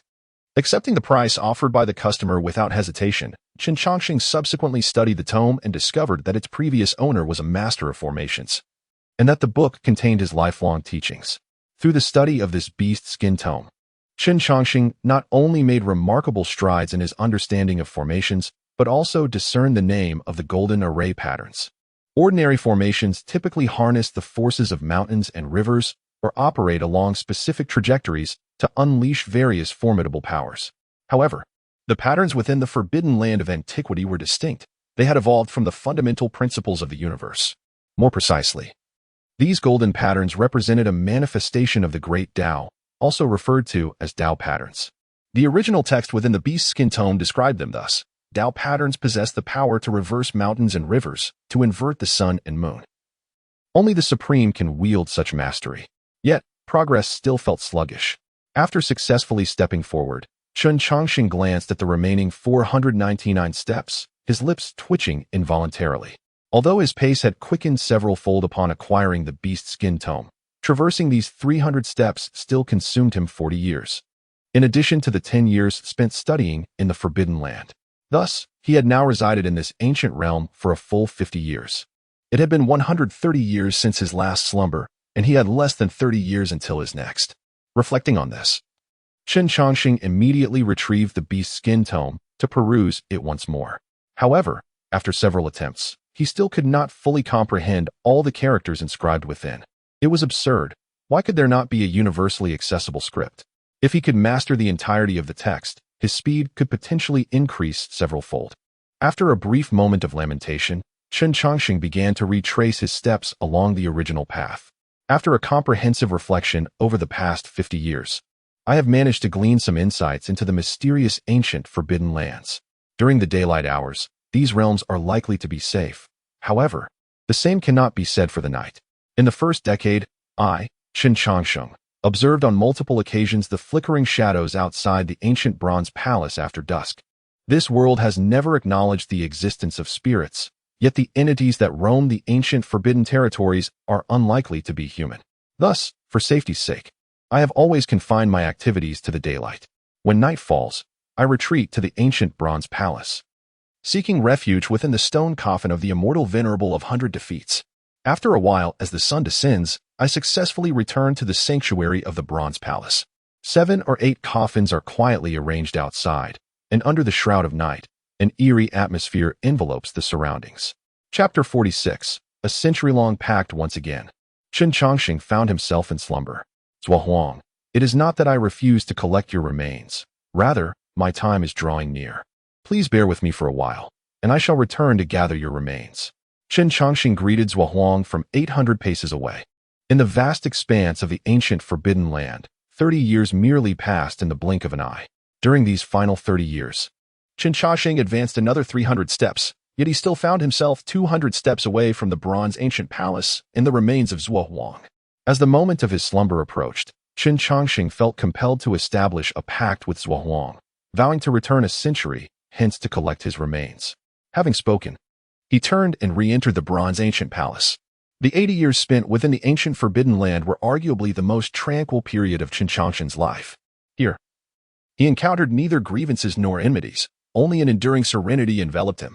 Each day, he devoted himself to studying Tao patterns and collecting the remains of passing skeletons. In the course of this solemn task, he frequently stumbled upon peculiar trinkets, rusted iron rods, expired elixirs, and most astonishingly, a large silver bone. While the bone served no particular purpose, its remarkable hardness was undeniable. After considerable contemplation, Chen Changxing decided to keep the bone. Within the bronze ancient palace, Chen Changxing stored his collected curiosities in the system's space before reclining within the stone coffin. He had long since grown accustomed to the darkness enveloping him. Yet, before succumbing to slumber, he voiced his lingering concerns. System, despite my prolonged stay in the ancient forbidden land, I remain uncertain about my safety. Will I encounter any issues while I sleep? In response to Chen Changshan's apprehensions, the system's voice resonated within his mind. Rest assured, host. You need not worry about this matter. During your slumber, you shall possess an invincible state, impervious to harm from any entity. Furthermore, all vitality within you shall cease during this period. You will be indistinguishable from a mere stone on the ground. What entity would unprovokedly attack a stone that poses no threat? Upon hearing this assurance, a glimmer of hope ignited in Chen Changshan's eyes. So, according to your words, I could traverse the ancient forbidden land at will while in slumber? The system cautioned, I would advise against such actions, for the invincibility you possess during slumber is time-limited. It lasts only for 10 breaths, after which you will be forcibly awakened. At this revelation, Chen Changshan's expression fell. He had initially contemplated utilizing this invincible mechanism for various ventures, such as launching himself with a large slingshot, immediately falling into slumber upon launch, thus allowing him unrestricted access to the ancient forbidden land. Though the interval of time may have been somewhat prolonged, it nevertheless remains an exquisite method. Yet, who would have thought that even the system's unparalleled time would be constrained, a rather stingy limitation? After a brief moment of lament regarding the system's frugality, Chen Changshan spoke. System, commence the slumber. He set the slumber duration to its maximum, for his attribute points were still woefully inadequate. With the initiation of slumber, the duration extended to 160 years. As the final word resonated in Chen Changshan's ears, his consciousness came to a complete halt at that moment. He succumbed to sleep, and the last trace of human presence within the ancient forbidden land vanished entirely. The vast expanse of the ancient forbidden land remained unchanged by Chen Changshan's disappearance. What it had been, it still was. Creak, the heavy lid of the coffin was pushed open, and the tattered-clad Chen Changshan rose from within. Stretching his stiffened body, he surveyed his surroundings.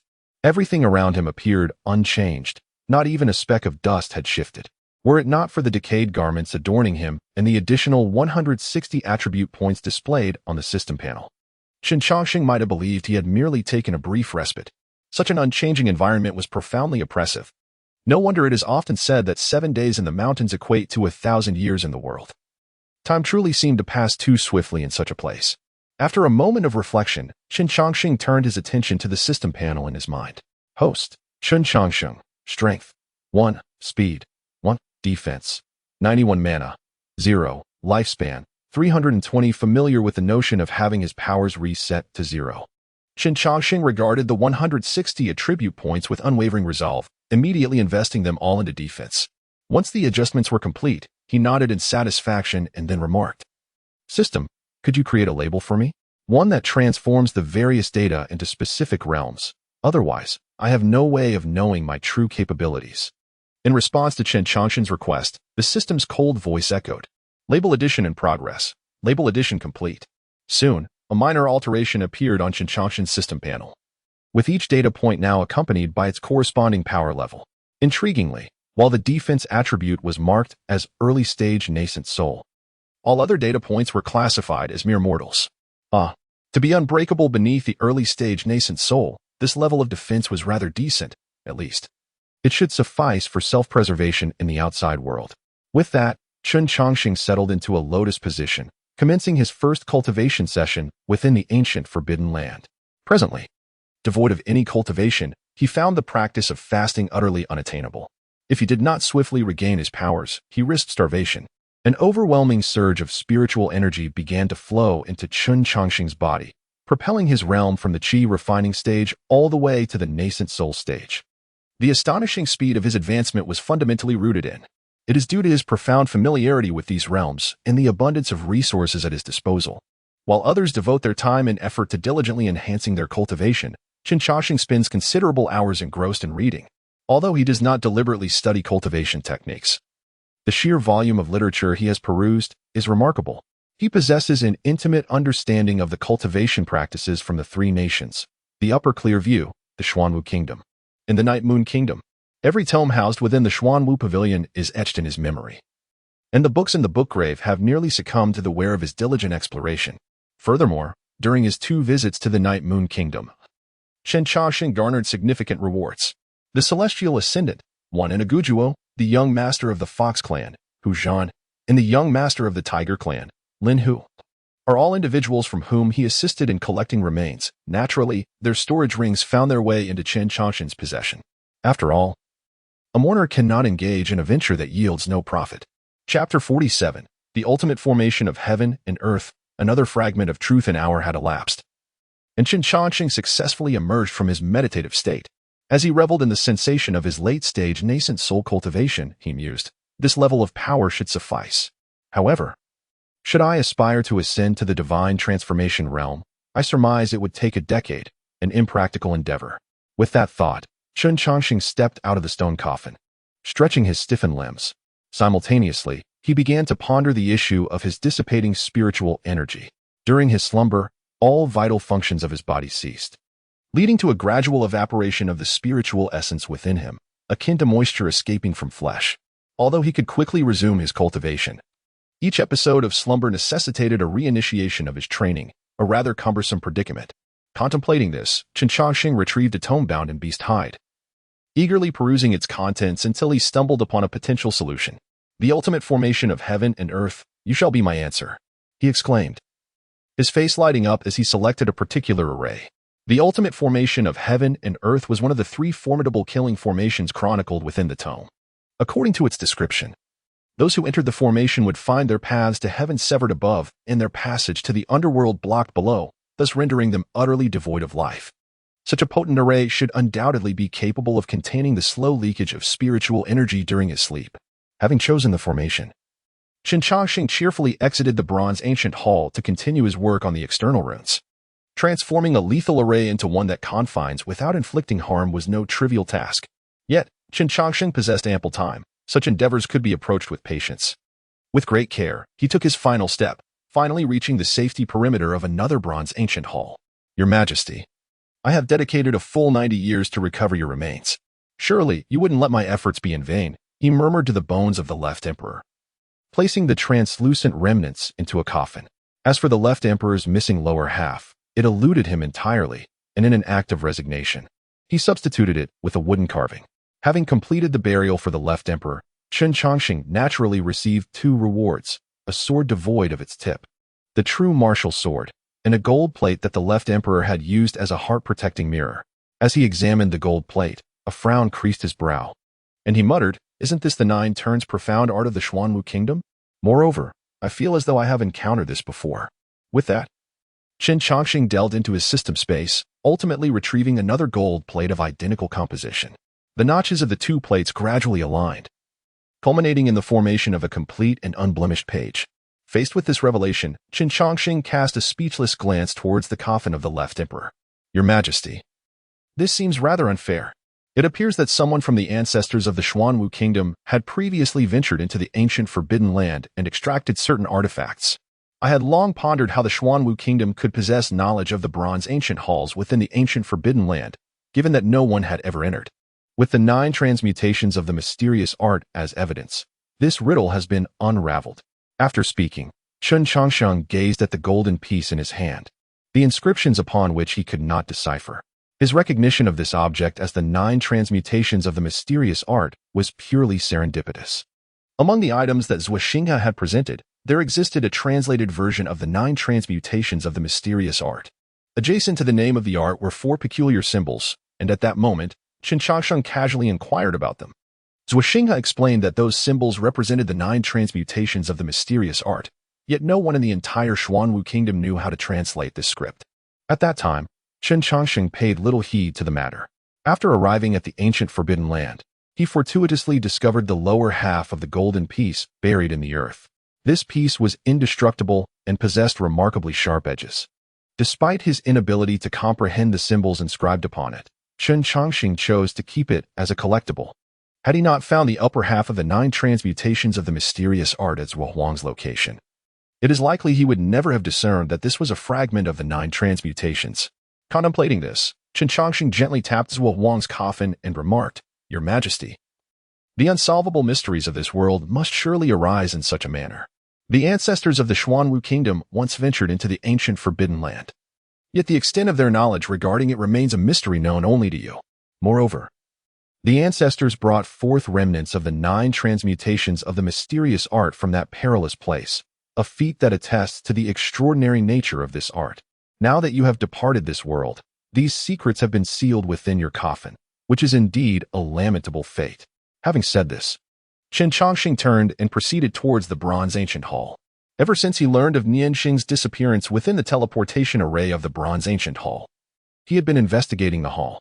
It took him nearly 300 years to fulfill his quest, and now, his foremost task was to unravel the mysteries of the Bronze Ancient Hall. Within the confines of the Bronze Ancient Hall, countless patterns continuously rearranged, ultimately forming a partially incomplete scroll.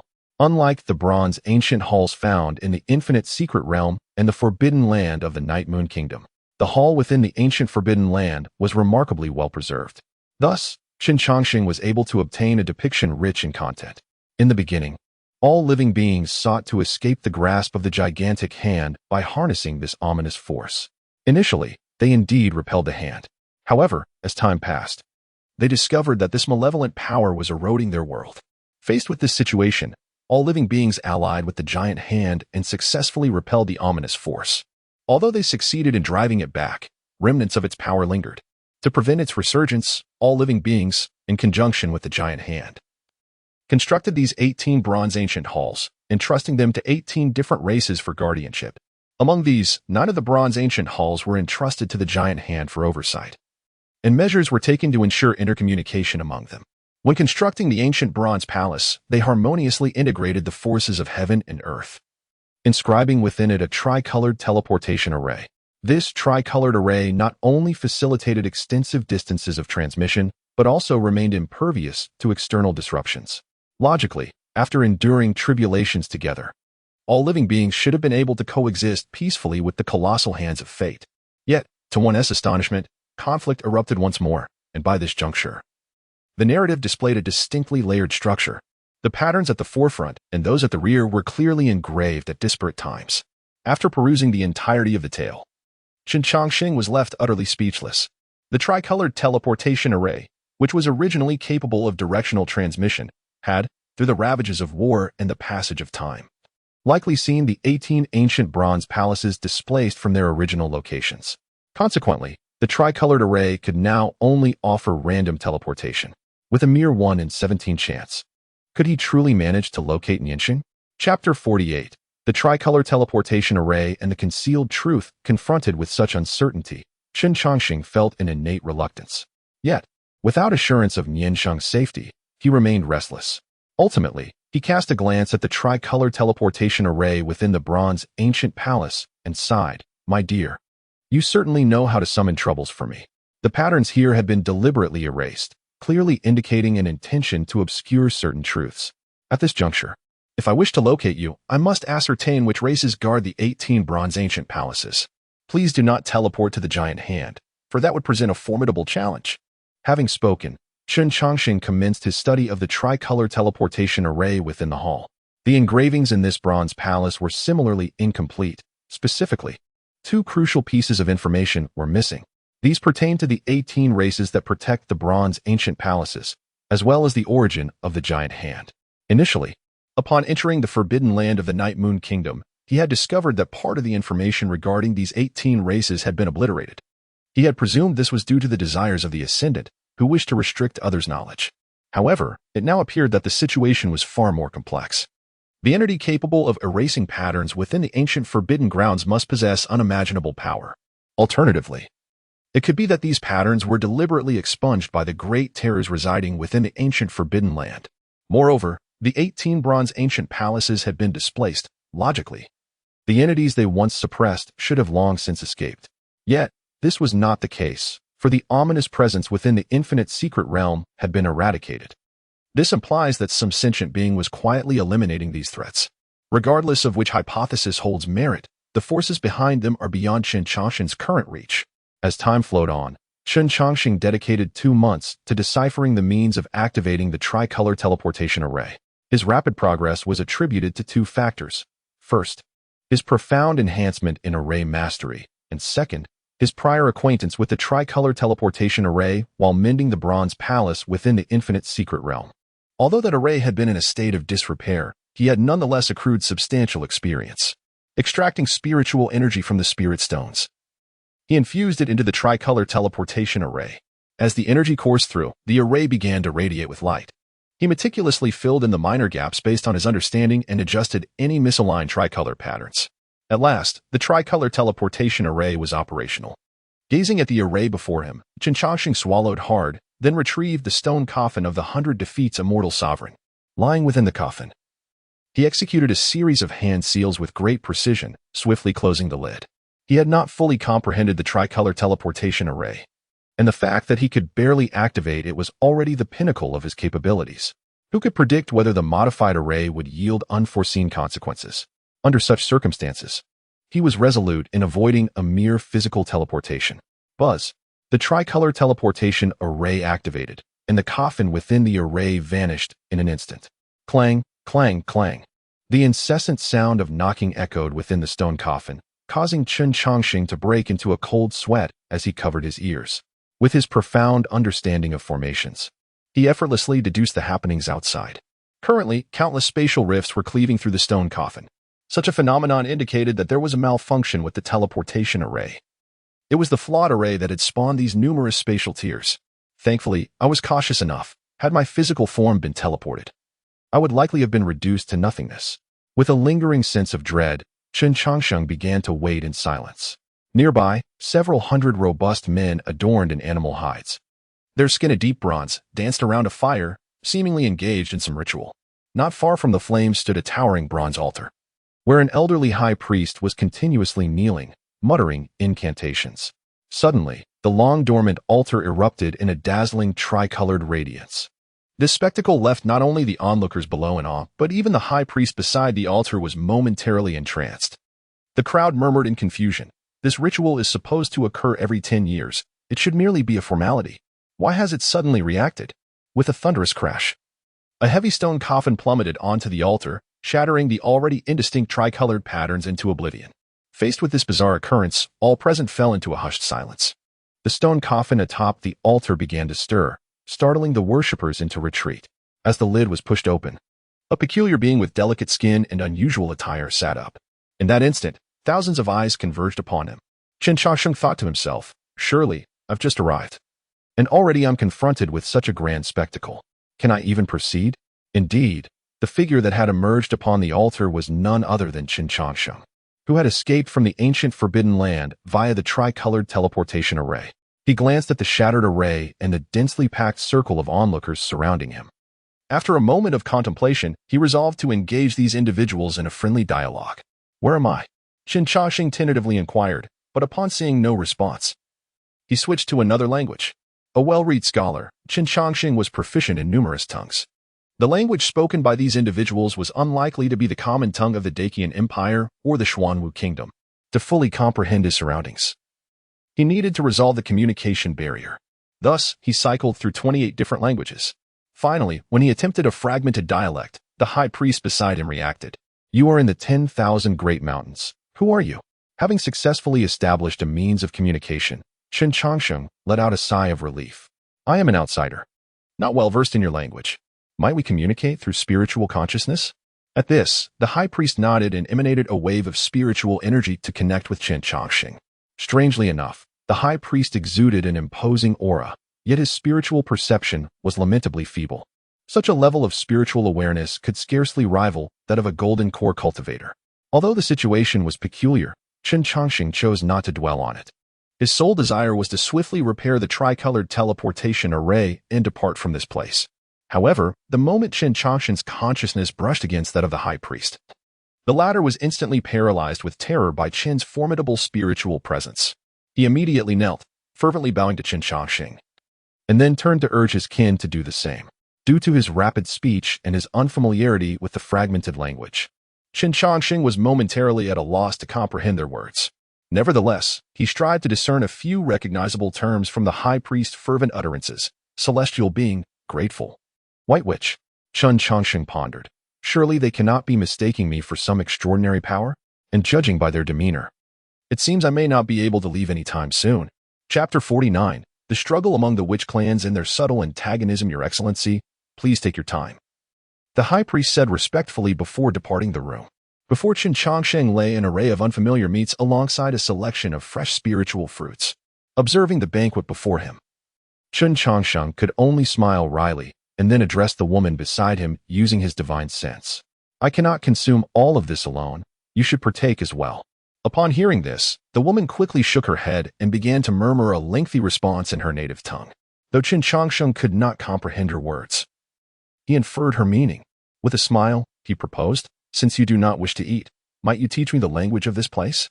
I find myself struggling to understand it."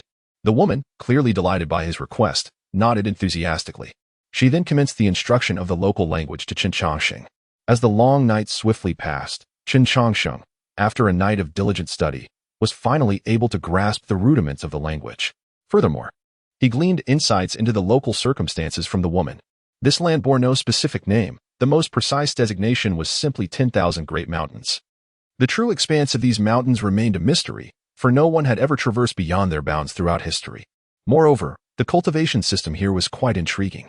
In this realm, practitioners did not cultivate the physical body or inner elixirs. Instead, they specialized in the art of goo worms. These goo worms possessed a myriad of functions, capable of both slaying foes and saving lives. However, this singular focus on goo worms harbored a critical flaw. It did not effectively enhance one's divine sense. Although Qin Chongsheng had little affinity for traditional cultivation, he held a profound interest in the study of formations. Nevertheless, the research of formations often necessitated the utilization of divine sense. Through extensive practice, Qin Chongsheng's divine sense, even at the nascent soul stage, surpassed that of many at the divine transformation stage. This was precisely why the high priest displayed such deference towards him. Very well, let us pause here for now. Amen. You should return and rest, Qin Chongsheng suggested, glancing at the sky, which was beginning to illuminate with a soft light. The weary young woman from the White Witch clan obediently rose to take her leave. However, halfway through her departure, Amen suddenly knelt down, her voice filled with urgency. Your Excellency, I implore you to save the White Witch clan. If this continues, we will be driven to extinction by the Black Witches. Hearing Amen's heartfelt plea, Qin Chongsheng's expression was one of resignation. He had no desire to intervene in the conflicts between races. The world was rife with bloodshed. If everyone sought to assist, it would be an insurmountable task. Moreover, aside from the strife between the White Witches and Black Witches, another pressing dilemma loomed: the restoration of the tricolor teleportation array. Upon examination, the altar was indeed a fragment of the ancient bronze palace. To be precise, the altar constituted merely the base of the bronze palace, while its upper shell had long since vanished.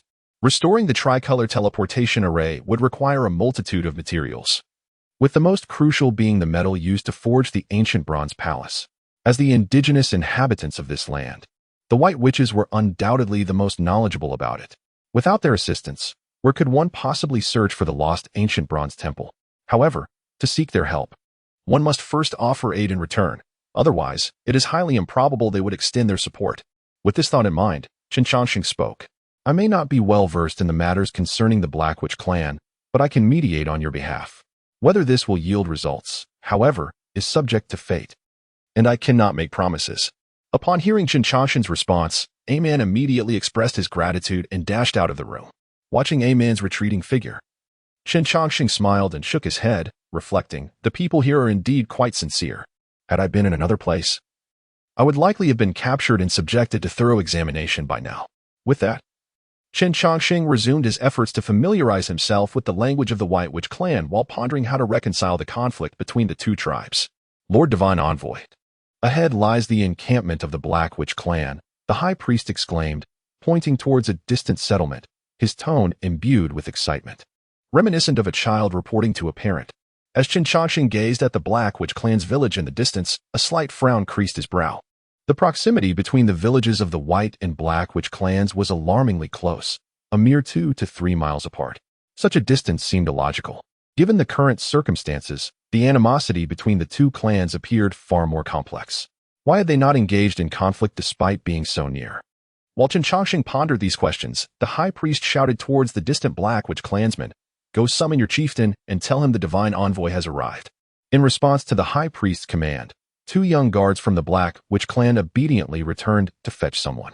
Qin Changxing thought to himself, what is going on here? You are on enemy territory. Such a tone seems rather inappropriate. Furthermore, why do the Black Witch clan members heed your words so readily? Have you concocted a tale to deceive me? Before Qin Changxing could fully comprehend the situation, a throng of Black Witch clansmen emerged, led by a middle-aged man with dark skin. Upon noticing Qin Changxing's distinctive attire, the middle-aged man hesitated for a moment before probing Qin Changxing with his spiritual sense. In response to this feeble probing, Qin Changxing merely countered gently with a flicker of his own spiritual energy. Suddenly, the middle-aged man spat blood as a result of the encounter. Witnessing their chieftain's injury, the Black Witch clansmen unleashed a swarm of venomous insects, encircling Qin Changxing entirely. Qin Changxing found himself at a loss for words as he observed the myriad of poisonous creatures surrounding him. It was evident that the high priest of the White Witch clan had not been targeted. The ire was solely directed at Qin Changxing. This is a bit excessive, Qin Changxing remarked. Shouldn't you 2 clans be adversaries? Why am I the only one being singled out? Moreover, I merely employed a minuscule fraction of my spiritual sense. How could he have bled so profusely? He appears to be your leader, yet he seems unduly weak. Surely you cannot be attempting to provoke a conflict. As Qin Changxing contemplated whether to leave this place, he was interrupted by the middle-aged man, who, having just spat blood, rose with fervor. Everyone, put away your goo worms. Do not be disrespectful to the divine envoy. He halted the actions of his kin and spoke with utmost reverence. It was I who offended the divine envoy. I humbly ask for your forgiveness. My Black Witch clan harbors no ill will towards the divine envoy, not in the slightest. Wait, Qin Changxing interjected directly. Why are you so certain that I am the divine envoy? Because the high priest declared you to be the divine envoy, and furthermore, the divine envoy just validated his own identity. However, as far as I am aware, the Black Witch clan and the White Witch clan are supposed to be adversaries. Indeed. Then do you believe what he said? I do. Qin Changxing, this logic seems somewhat flawed. Your predicament leaves me quite bewildered. Chapter 50. Qin Changxing is spat upon. The fate of the Bronze Ancient Palace. The intricate adversarial relationship between the white sorcerers and the black sorcerers left Qin Changxing somewhat bewildered. In pursuit of clarity regarding the truth, he promptly summoned the high priest and the chieftain of the black sorcerers to elucidate the entire matter. Upon grasping the full scope of the situation, Qin Changxing spoke. The black sorcerers and white sorcerers were originally one family. It was only when your circumstances became untenable that you expelled some of your kin. Indeed, the ancestors of the sorcerers left behind a decree. Whenever the clan encounters insurmountable difficulties, its members must split into 2 factions, one strong and one weak, with their fates entirely unconnected. Faced with the chieftain's response, Qin Changxing found himself momentarily at a loss for words. Such a course of action was undoubtedly the most effective means of preserving the spark of the race. However, it was also profoundly inhumane.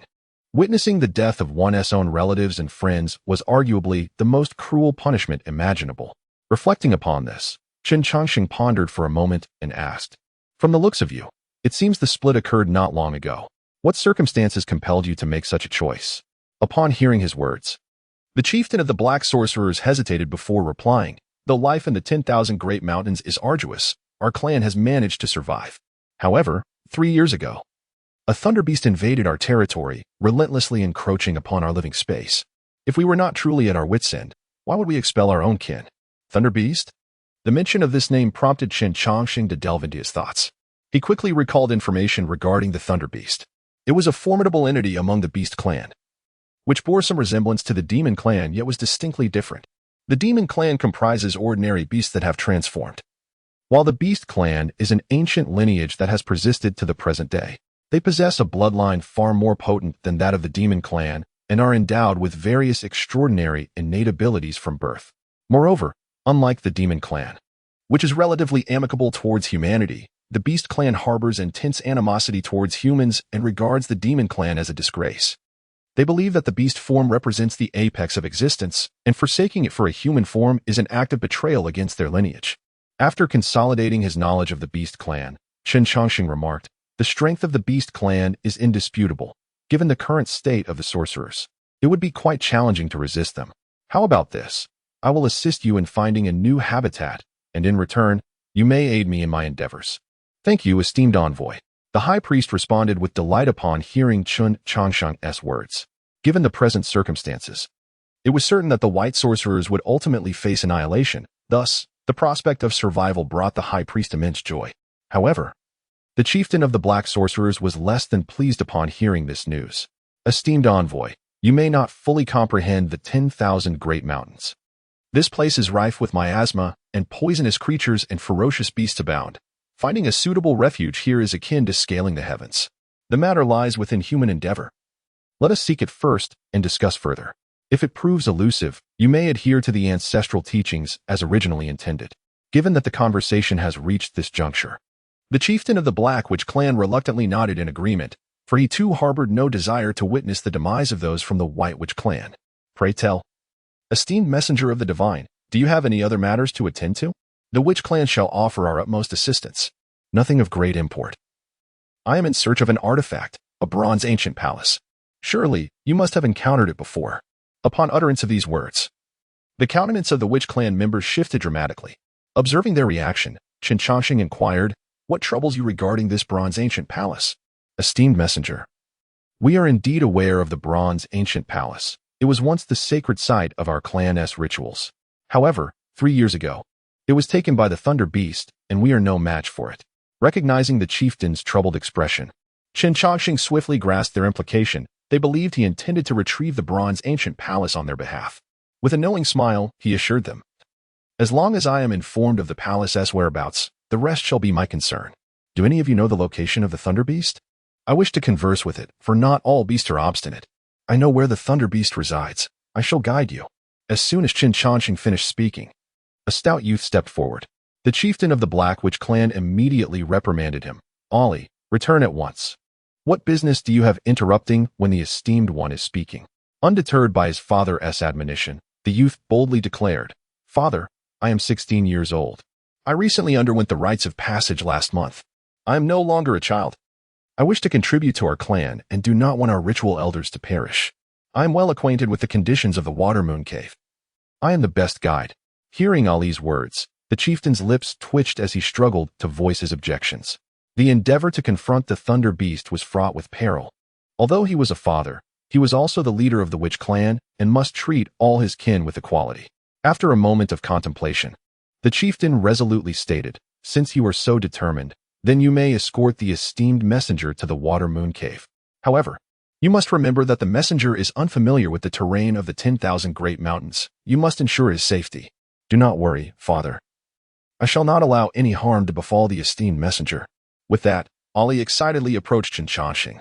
Esteemed messenger, I am ready. When shall we set forth? Immediately.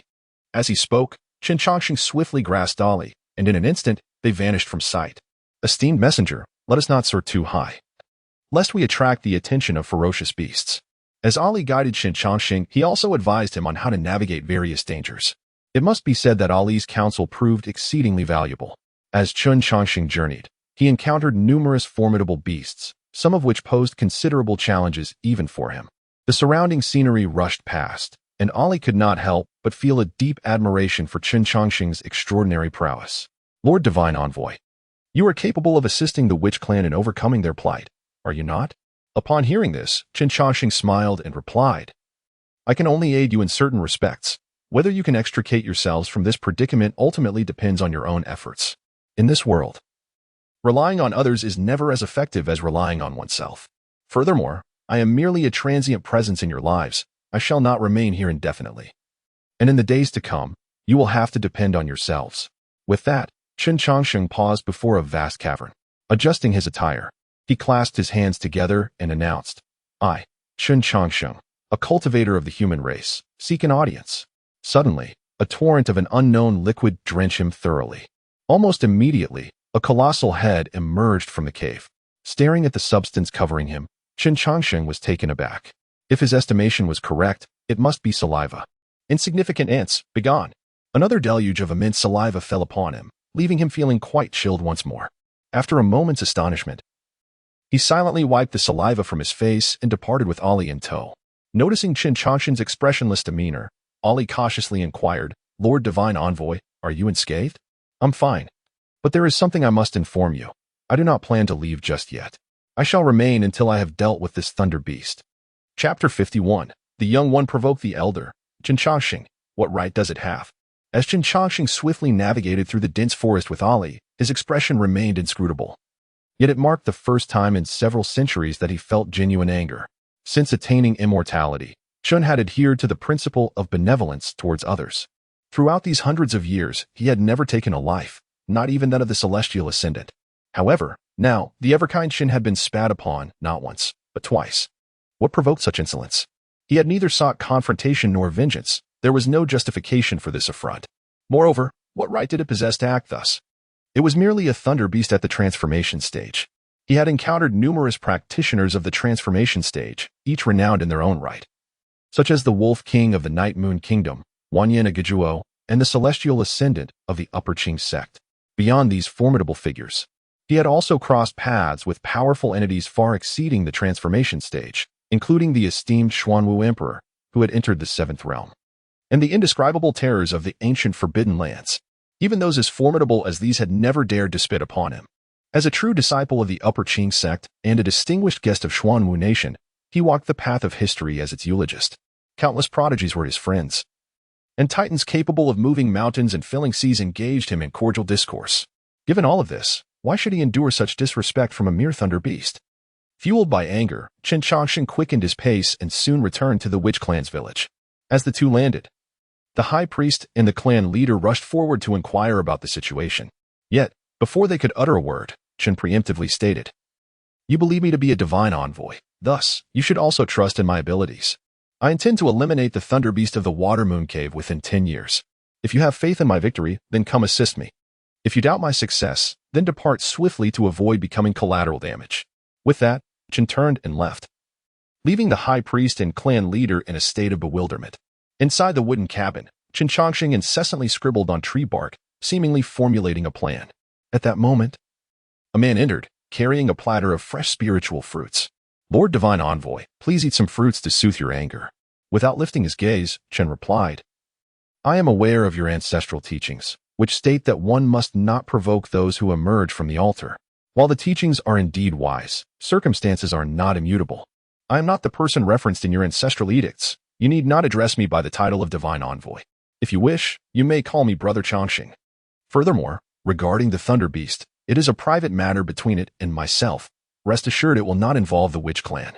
Upon hearing this, a man responded, "Brother Changxing, that is not what I wish to discuss." At this, Qin Changxing looked up at a man, puzzled. "If not this matter, then what do you wish to convey?" In response to Qin Changxing's inquiry, a man's bright eyes gleamed with a hint of yearning. "Brother Changxing, I have heard since childhood that beyond the mountains lies another world. Yet, within the entire Witch Clan, no one knows what the outside world is like. You must have come from beyond. Could you enlighten me about it?" Observing the longing in a man's gaze, Qin Changxing pondered for a moment before replying. "Beyond the mountains is a world of great marvels, but I would advise against seeking knowledge of it." "Why?" she asked. "Because the outside world is far more perilous than the venomous creatures and fierce beasts within these 100,000 mountains. Out there, death can sometimes be a form of liberation." As he spoke, Qin Changxing untied a wooden carving from his waist and handed it over along with a piece of bark. "Present this bark to the leader of the Gully tribe so he can set it according to the design. If I am not mistaken, you will choose to confront the Thunder Beast alongside me. As for this wooden carving, it is a gift for you. Ever since my arrival, you've been fixated on it, which makes me feel somewhat embarrassed." Upon hearing this, a man's cheeks flushed instantly. "Brother Changxing, I did not. Can't you see that?" she protested. "It's merely an ordinary wooden carving, nothing of great significance. Take it if you wish to play with it." The wooden carving at Qin Changxing's waist depicted a comically endearing sheep. Having frequently engaged in woodworking, Qin Changxing's sculpting skills were undoubtedly commendable. It was entirely understandable that a man, having lived in isolation within these mountains, would be captivated by such a novel creation. "Thank you, Brother Changxing," a man exclaimed joyfully before skipping out of the room. Watching her retreating figure, Qin Changxing smiled, then redirected his thoughts to the matter of the Thunder Beast. The Beast Clan typically lived in groups, and he did not harbor much concern for the Thunder Beast that had reached the transformation stage in the Water Moon Cave. His genuine worry lay with the race behind the beast. Striking down the young would only summon the old. Confronting the old would bring forth even older adversaries. This cycle had become a norm in the realm of cultivation. It was precisely for this reason that Qin Changxing devoted considerable energy to strategizing. After all, the annihilation of a race was no simple task. While he was indeed benevolent towards others, he had never been a soft target to be manipulated at will. The grievances from those two factions could not simply be dismissed. Under Qin Changsheng's arrangements, the witch clans soon became fervently engaged in their work. Towering trees were felled, and many peculiar patterns were carved out by the tribespeople using their tools. As Qin Changsheng inspected the progress of the formation, he reminded everyone where corrections were needed.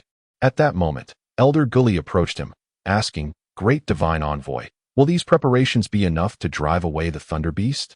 "They will not," Qin Changsheng replied.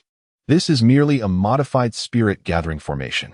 This formation not only gathers spiritual energy, but also shields against the miasma within the mountains.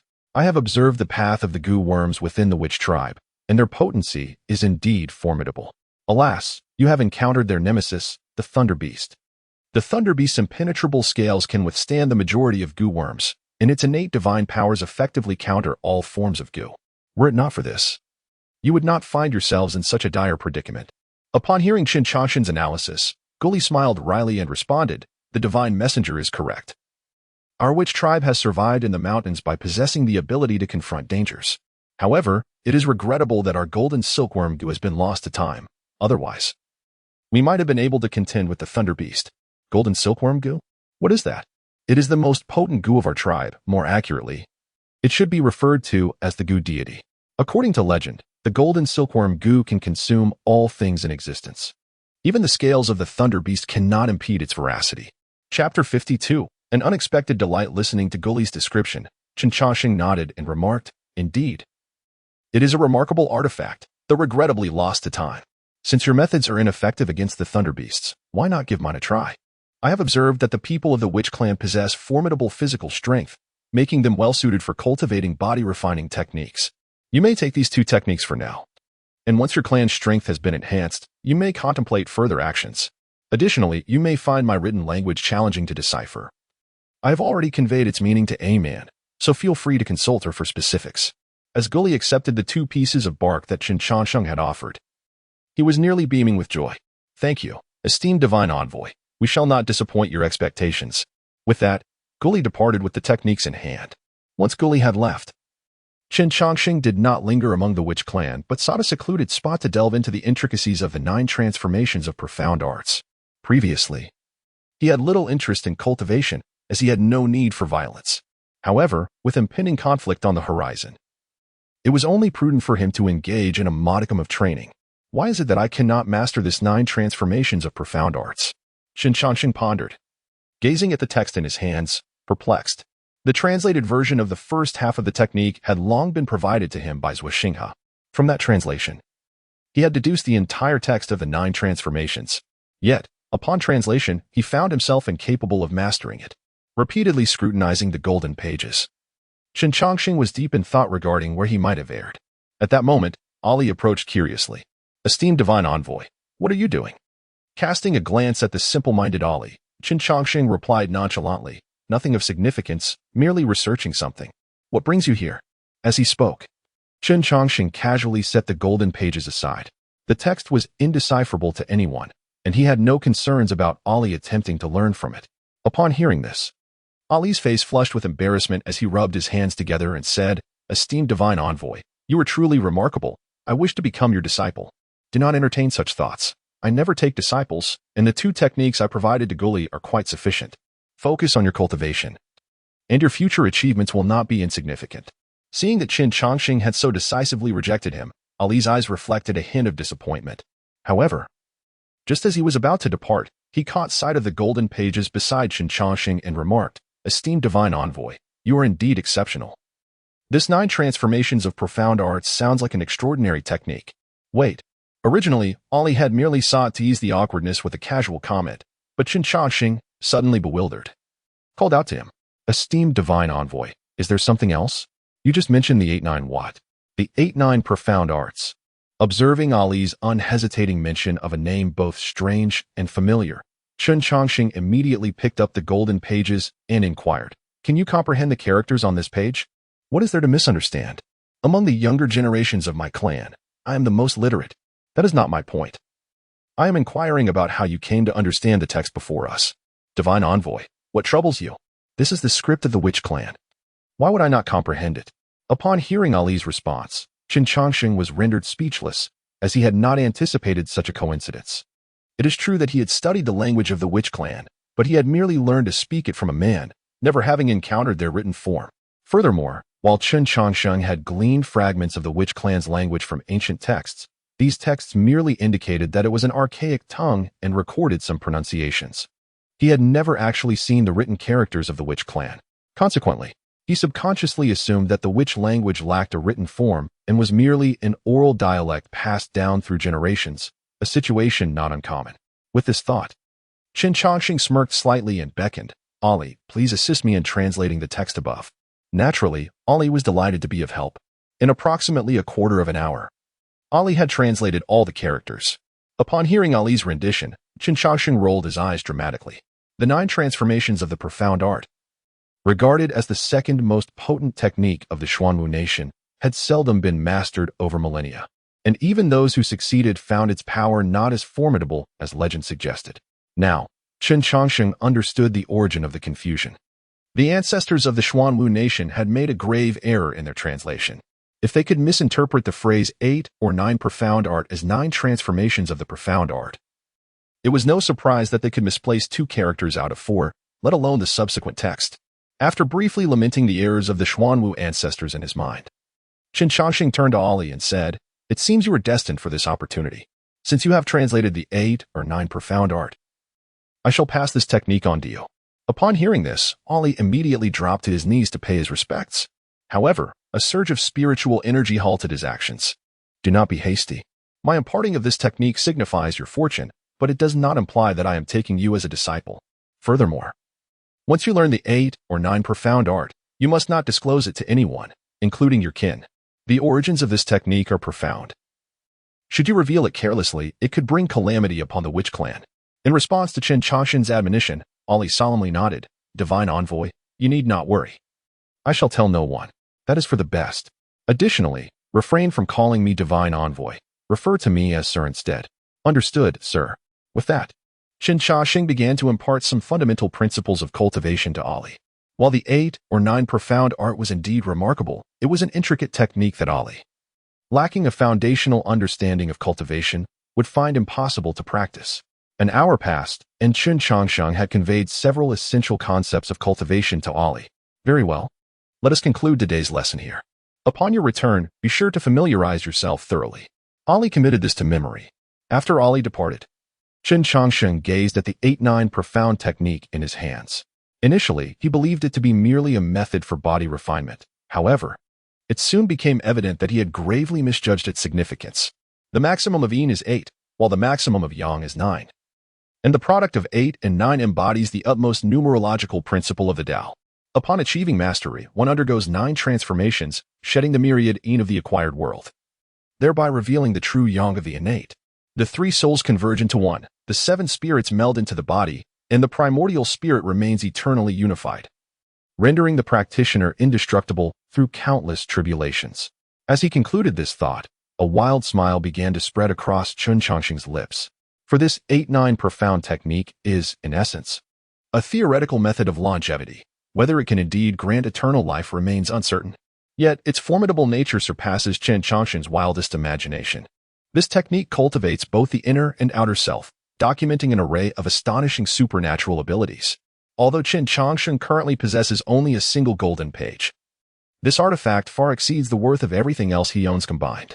Qin Changsheng mused, with the brilliance of the earth's golden light, manifesting the laws of heaven and the phenomena of earth. This name alone sounds immensely powerful. I have stumbled upon a treasure. Chapter 53, The Transformation of a Young Woman. "A decade of planning, sir. Have you made any progress today?" A robust young man clad in coarse linen approached Qin Changsheng. In response, Qin Changsheng withdrew the paper and pen from his hands and remarked, as usual, that Thunder Beast has rarely made an appearance. Upon hearing this, the young man inquired, "Sir, are you not even a match for the Thunder Beast?" "I'm uncertain. You know well that I generally prefer to avoid conflict. By the way, how is your mastery of the 8-9 profound art progressing?" "Thank you for your concern, sir. I have currently cultivated the 8-9 profound art to the 7th level. Soon, I shall be able to practice the divine technique of the ground-penetrating golden light." Pleased with the young man's response, Qin Changsheng nodded and said, To reach the 7th level of the 8-9 profound art in merely 10 years is commendable. You are indeed gifted for this practice. Regrettably, I possess only the first 9 levels of the 8-9 profound art, and I fear the remaining 63 levels may forever elude me. Let us wait a few more months. Once you master the ground-penetrating golden light, we can confront the Thunder Beast. Indeed, the young man before him was none other than the earnest youth Ali from a decade ago. When the Wu clan learned of Qin Changshan's intent to take revenge on the Thunder Beast, they anticipated an imminent conflict. Yet, none had foreseen that a decade would pass. During this time, aside from instructing Ali and Aman, Qin Changsheng devoted himself to observing the Thunder Beast. As Ali sensed Qin Changsheng's resolve to act against the Thunder Beast, a sense of apprehension washed over him. After all, it was a fearsome creature of the transformation stage. Although Qin Changsheng had ascended to that very stage 3 years prior, he was still newly advanced. Facing an established practitioner like the Thunder Beast posed significant risks. With this in mind, Ali spoke, "Sir, the cultivation system is exceedingly complex. Should there come a day when I leave the 10,000 great mountains, how might I assess the strength of my future adversaries? There is no definitive method. You must rely on your intuition. Both external and internal cultivation possess their merits. While the disparities between realms may seem minor after a broad classification, the nuances will reveal themselves upon closer inspection. In matters of life and death, victory and defeat often hinge upon the slightest of margins. Even a minute difference can determine one's fate." Ali chuckled at this response. "That seems rather cumbersome. Why cannot there be a unified method of cultivation? Both internal and external practices have their own advantages. Why not pursue a harmonious balance of both? Theoretically, such a synthesis is attainable. Yet no one has managed to accomplish it thus far. Although the 8-9 profound art can cultivate a physical body into the essence of the primordial spirit, it remains fundamentally inclined towards external practices. You possess knowledge of both internal and external methods. Your theories are indeed intriguing. However, numerous challenges persist, and it is for you to resolve them. Perhaps, in 1,000 years, you may unify the entire realm of cultivation and establish a wholly new system of practice." In response to Qin Changshan's eloquent discourse, Ali smiled lightly, not taking his words to heart. The theory of internal and external cultivation was merely a topic of casual conversation between himself and Qin Changsheng during their leisure moments. Even as the initiator of this topic, he never truly believed it would come to fruition. "What are you discussing? Could you share it with me?" Just then, a simply dressed woman approached, carrying a food box. Though her attire was unadorned, it did little to conceal her extraordinary beauty. Her eyes sparkled like black grapes, and her cherry-red lips were tantalizing. Her skin was as delicate as porcelain, and her long, raven hair was carelessly pinned up with a single hairpin. Yet, this simple appearance only served to accentuate her natural allure. Upon seeing the woman, Ali grinned and said, "Aman, you are growing more beautiful by the day. I remember when you were dark and scrawny." He added, "With your esteemed Master S level, you should have already begun fasting. Why do you persist in bringing food?" At this, Aman shot Ali a disapproving glance and replied, "After learning from Brother Changsheng for so long, you still cannot curb your tongue. Since you have already begun fasting, you should skip the meal." Ali, taken aback by her fierce gaze, instinctively shrank back. Observing this, Qin Changsheng smiled gently and remarked, "While cultivators may fast, there is no harm in enjoying a hearty meal." Curious, Ali inquired, "Why is that?" "Because one must eat," Qin Changsheng explained. "Engaging with the mundane world adds a touch of humanity to one's existence. Moreover, Aman's cooking is exquisite. Wouldn't you want to savor it?" "Indeed. Brother Changsheng is quite reasonable, unlike some who have let their cultivation muddle their minds," Aman interjected. Ali rolled his eyes dramatically and retorted, "It's not that I don't want to eat. It's simply that you are biased. Your meals always include chicken legs, while mine are filled with endless greens. If you were to add chicken legs to my plate, I would gladly partake. Eat if you wish. If not, then leave. Can't you fetch your own chicken leg? You're so picky when I offer you food. You'll have no meal today," Aman declared, shoving Ali aside and placing the food box before Qin Changsheng. In light of this differential treatment, Ali could only grumble softly to himself from the sidelines. Unlike her brusque manner with Ali, Aman displayed great tenderness towards Qin Changsheng, embodying the essence of a devoted wife. "Brother Changsheng, after observing the Thunder Beast for 10 years, have you discerned its weaknesses?" she asked, swallowing a mouthful of chicken leg.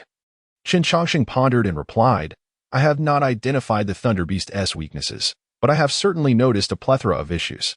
The Water Moon Cave is one of the habitats of the Witch Clan, and in terms of spiritual energy, this place is rather subpar. Thus, There is no reason for a divine beast to be drawn here. Yet, the Thunder Beast has come and has remained steadfastly here.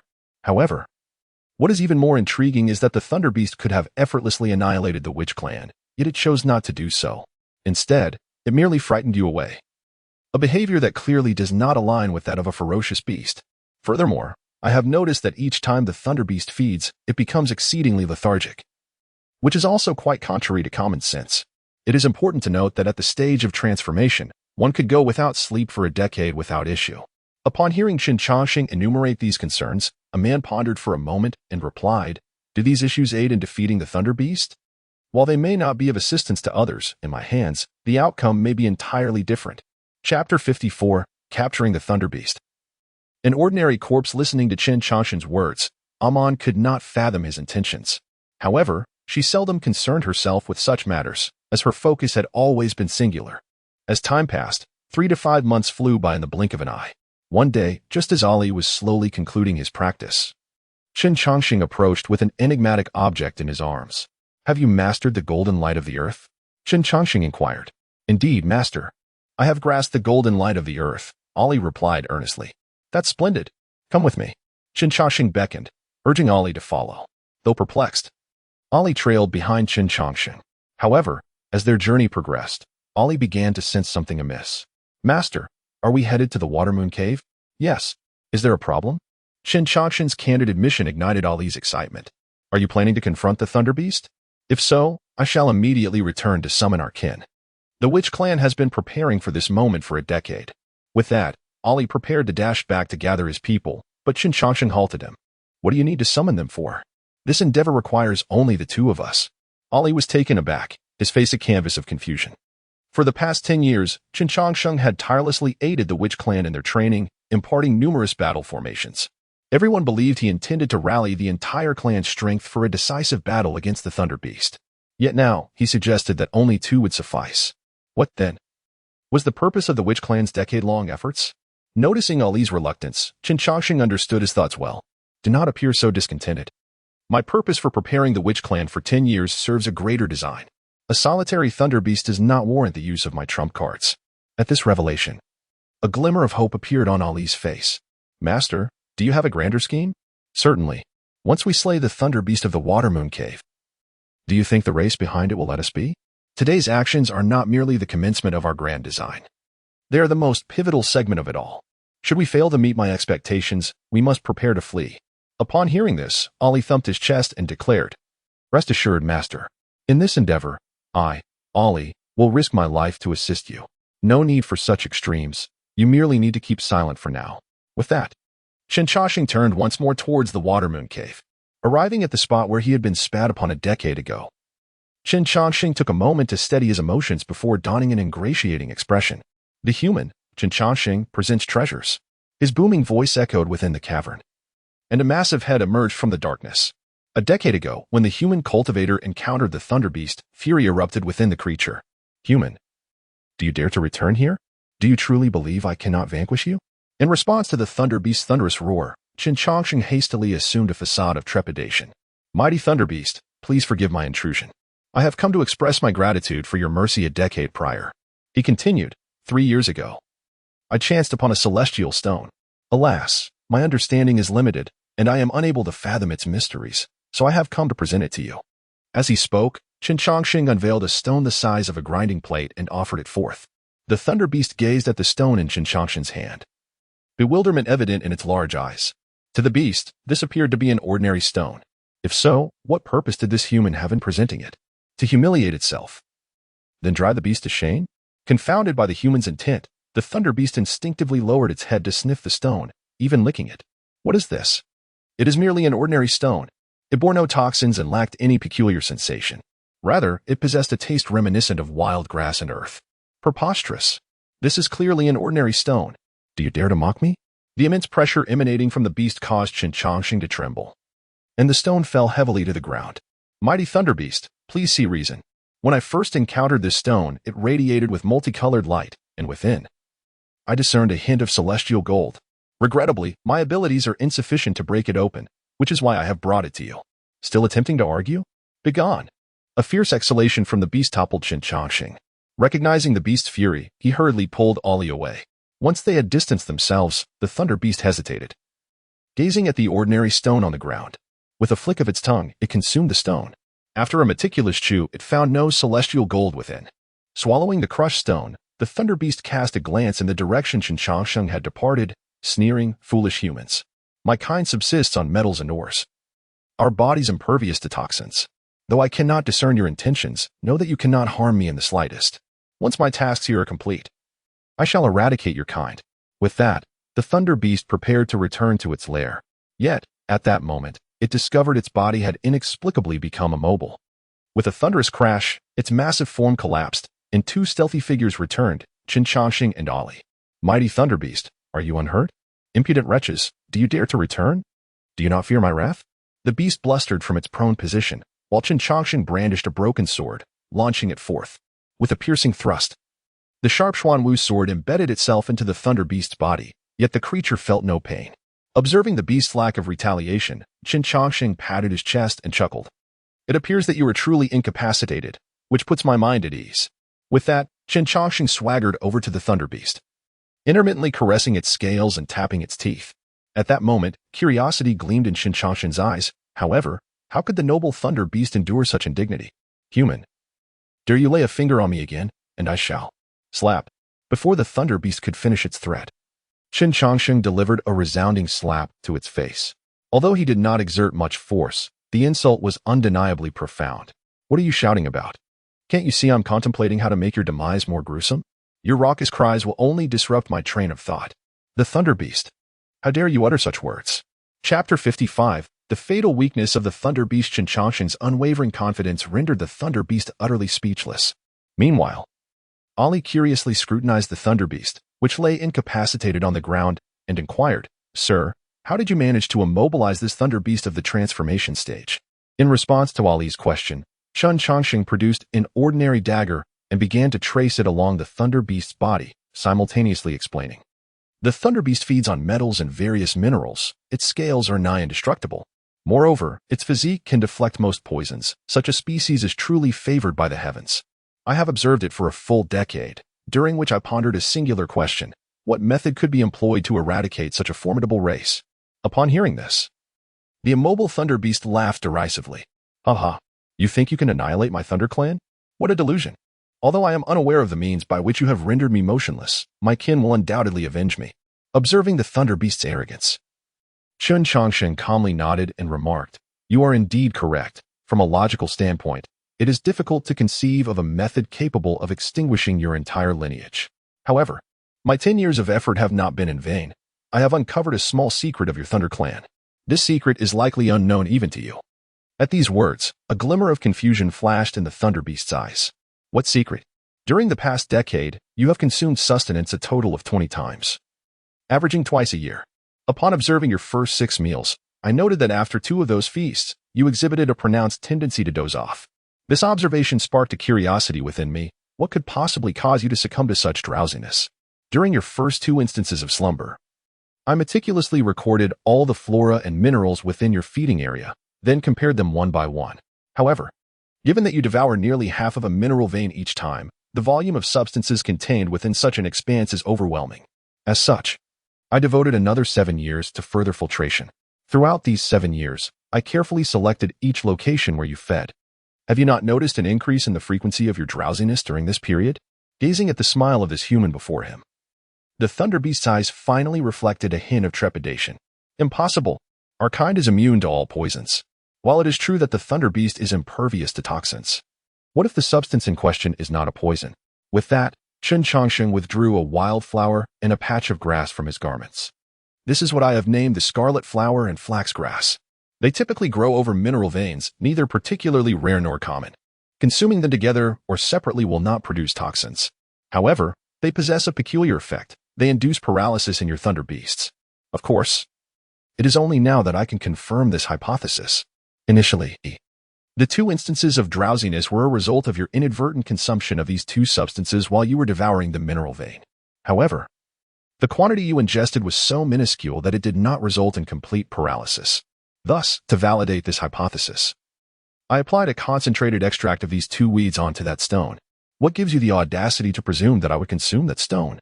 The tone of the Thunder Beast was tinged with agitation, for if these two weeds indeed possessed an innate enmity towards the Thunder Clan, it would spell doom for their very existence. Of course, I cannot assert that with certainty. Therefore, I incorporated additional elements, ensuring that the essence of these two weeds would become exceedingly volatile. Beasts will always remain beasts. Certain detrimental traits are ingrained in their very essence. When confronted with the unfamiliar, they resort to sniffing with their noses and licking with their tongues. Thus, my objective was accomplished. Yet, I truly did not anticipate your folly in consuming it. As I spoke, the dagger in Qin Changshen's hand became lodged against a particular scale of the Thunder Beast. Upon noticing that Qin Changsheng had touched that special scale, a flicker of terror crossed the Thunder Beast's eyes, while the corners of Qin Changsheng's mouth began to curl into a smile. The scales of the Thunder Beast were exceedingly resilient. Even divine weapons could merely graze the surface.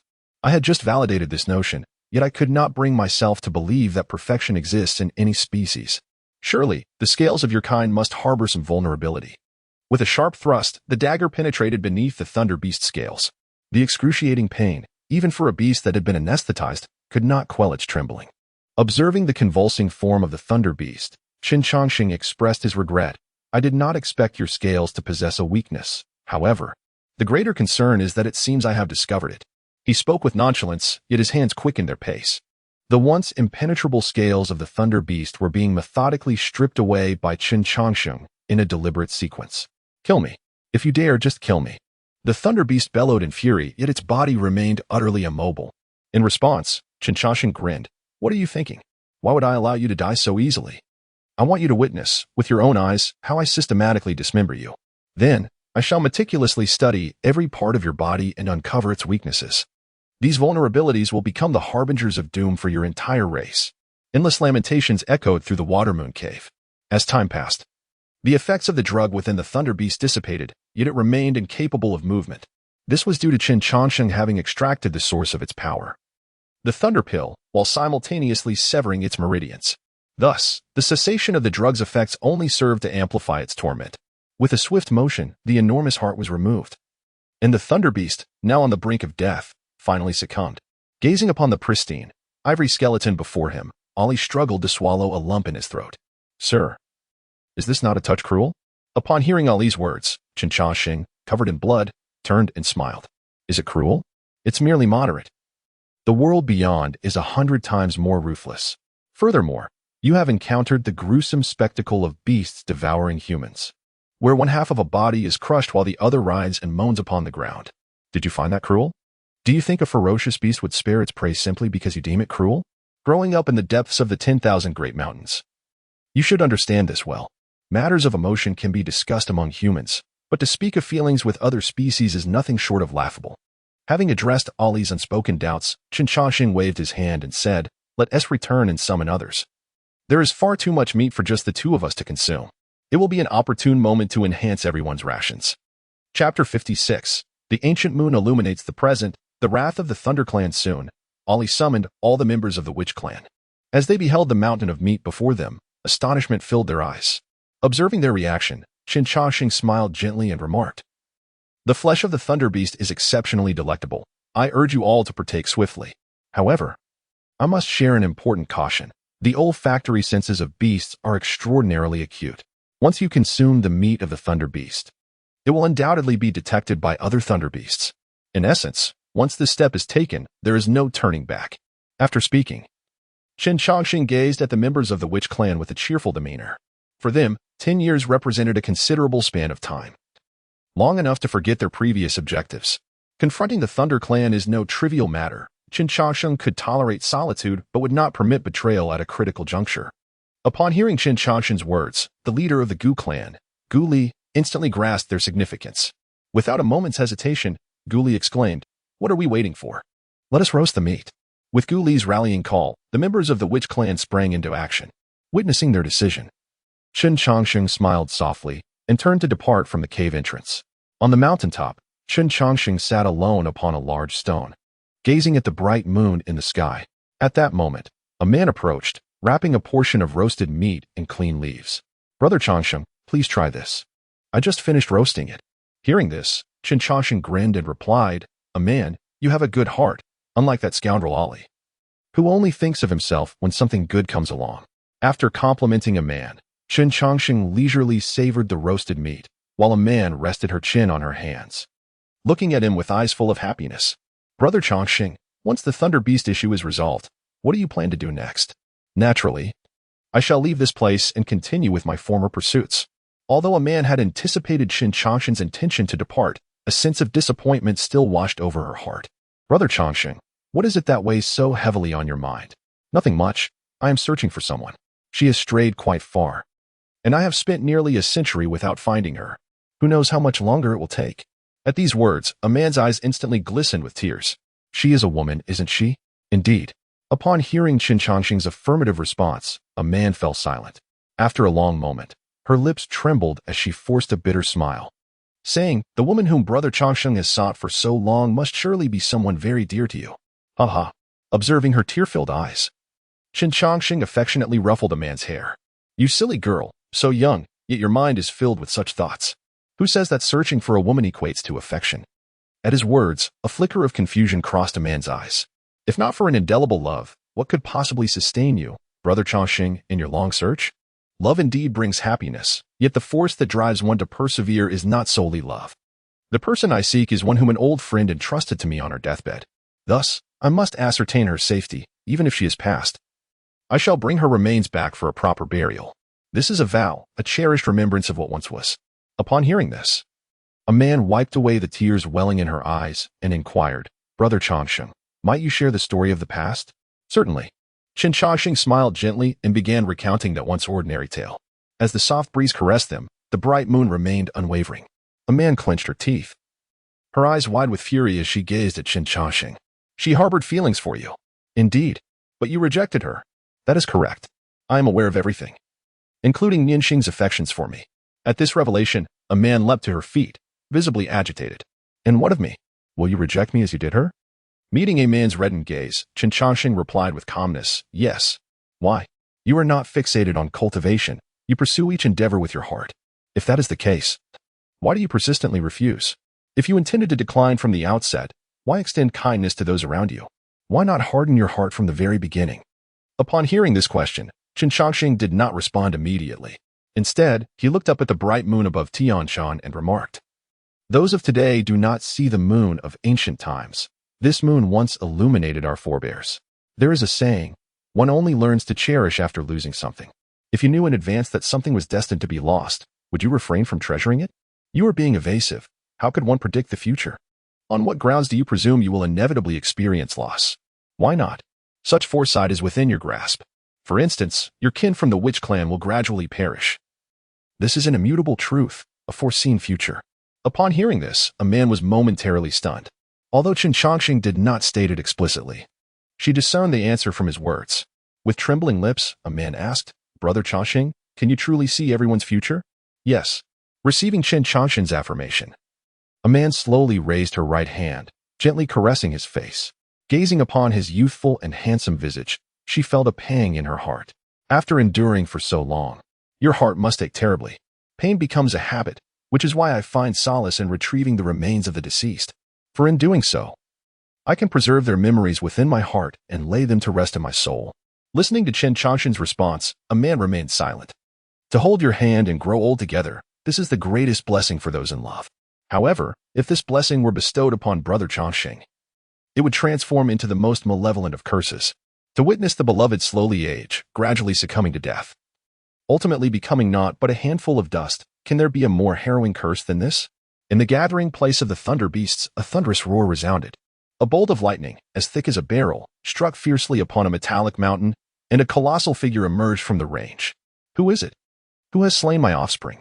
A gigantic thunder beast hovered in the air, its scales unlike those of any other, shimmering with a faint purple hue.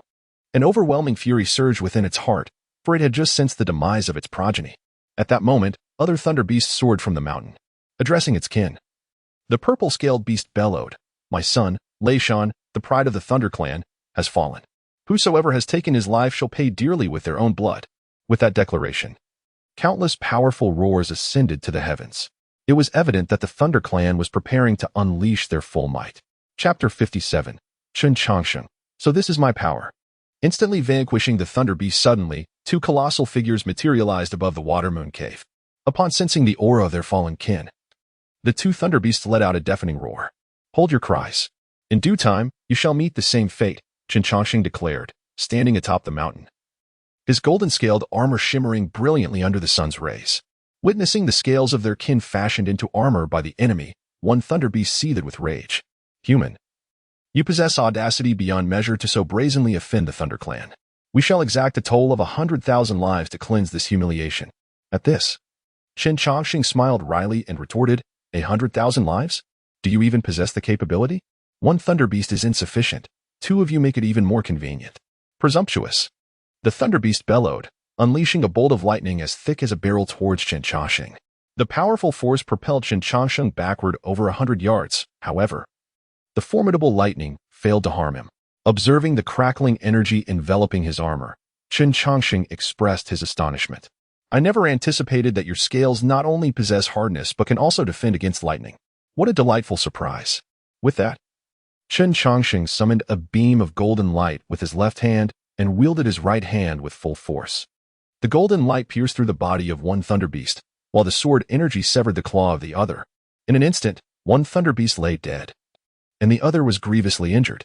This turn of events left not only the Thunder Beast in shock but even Chen Chongqing himself.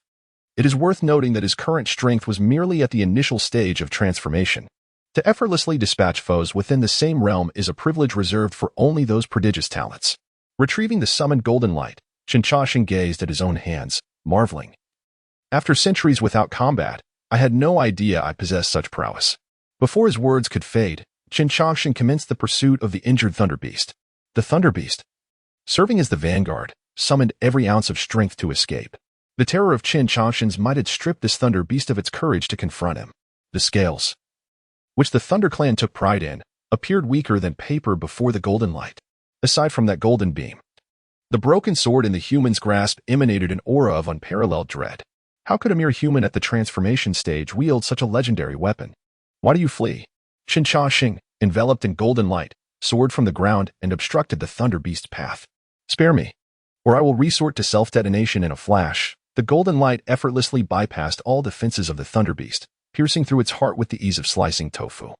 Gazing at the slender wound upon its body, the Thunder Beast was filled with confusion, gradually descending from the sky. It simply could not fathom what kind of weapon this human wielded that could so easily bypass all its defenses. Furthermore, why is it that he can always find his Achilles heel? With all these doubts swirling in his mind, the Thunder Beast in the stage of transformation slowly closed its eyes. After successfully dealing with the two advanced scouts, Chen Chongqing furrowed his brow. This makes no sense. According to the records, the Thunder Beast is an ancient bloodline of the Beast clan, possessing formidable strength. How could it be so easily vanquished? Muttering softly, Chen Chongqing glanced at the two weapons in his hands. These two weapons were the true martial sword, lacking a blade tip, and the golden page inscribed with the 8-9 profound art. After a moment's contemplation, Chen Chongqing shook his head and remarked, it must not be related to the weapons. It is likely that these two fellows are simply too weak.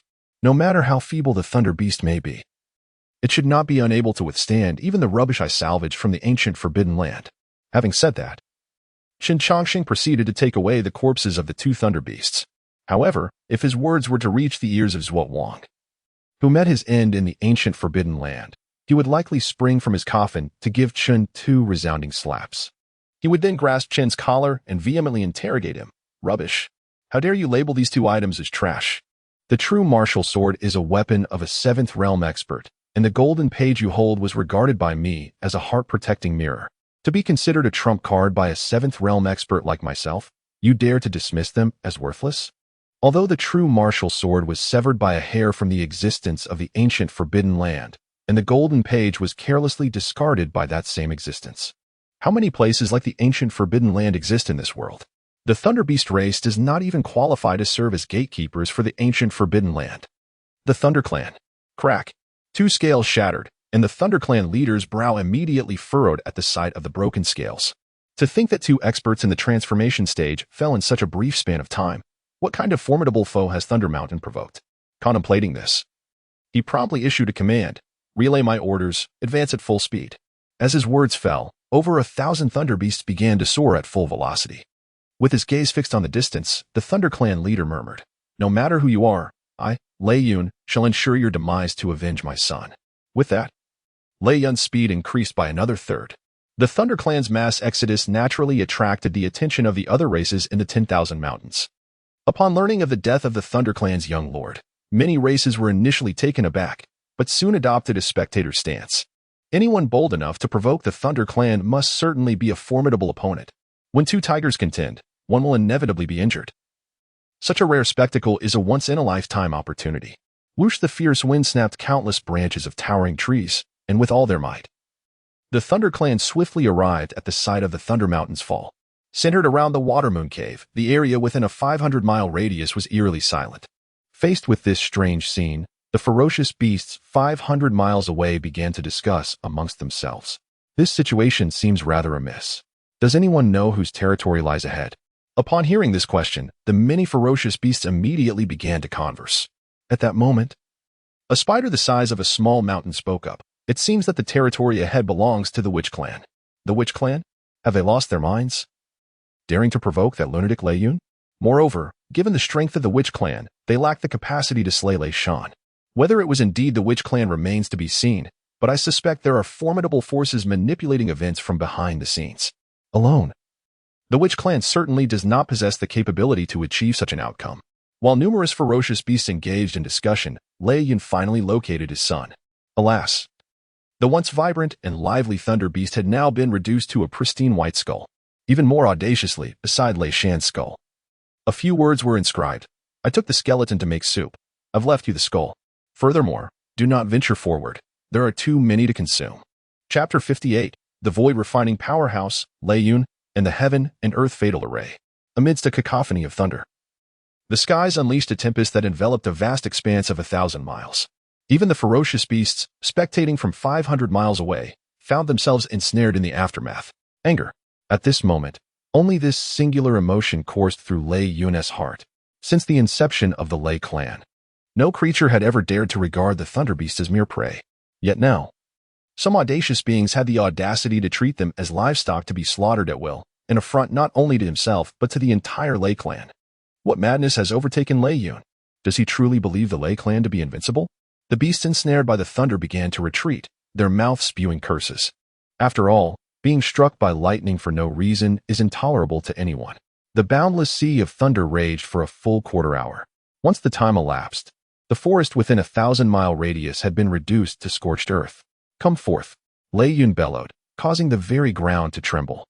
Although his divine abilities had yet to uncover the instigator who dared provoke the Lei clan, he was certain the enemy lingered nearby. Why the panic? "I am already here," came a voice, and at that moment, figures emerged from the ground, over 30,000 members of the Witch Clan encircling the Lei clan from all directions. Gazing down at the diminutive figures, Lei Yun roared, "Tell your accomplices to reveal themselves. You, mere two-legged sheep, are not worthy of slaying my son." Ha ha. Such bravado. The Thunder Beasts are not invincible. Why should we refrain from killing it? With your cultivation, you should not find it difficult to sense the essence of your son upon us. Indeed, you are not mistaken. Your son has already been consumed by us. As Chen Changsheng spoke, Lei Yun's gaze turned frigid. "Sharp-tongued, are we? Let us see if you can maintain that bravado when I invoke the soul-searching technique." Lei Yun had never believed that this person before him had slain Lei Shan.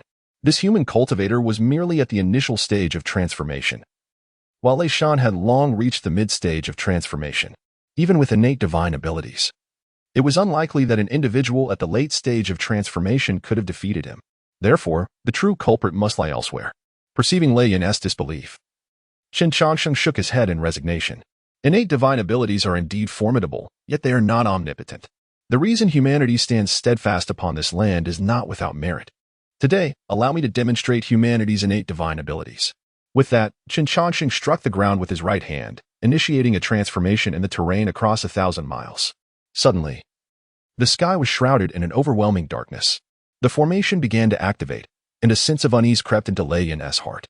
However, when he attempted to summon the thunder to break through the formation, he discovered that he could not resonate with the will of heaven and earth. Seeing this, Chen Changsheng grinned and remarked, "What's the matter? Have you realized you can no longer manipulate the forces of nature? Allow me to introduce this formation. It is called the Heaven and Earth Fatal Array. It severs heaven, It severs earth, and it seals fate. Upon hearing this, Lei Yun cast a sidelong glance at Qin Changxing and spoke languidly. The formation is commendable, but alas, you lack the fortune to activate it fully. Boom. Before his words had settled, Qin Changxing was propelled through the air. The immense force sent him crashing through 3 mountain peaks, spitting out a mouthful of blood. Qin Changxing emerged from the rubble. Meanwhile, Lei Yun had already materialized at Qin Changxing's previous location. Earlier, Lei Yun had utilized the formidable strength of his physical form, striking Qin Changxing with the sharp horn atop his head. Had Qin Changxing not sensed the impending danger and deflected the blow with the golden page, he would have been reduced to mere fragments by now.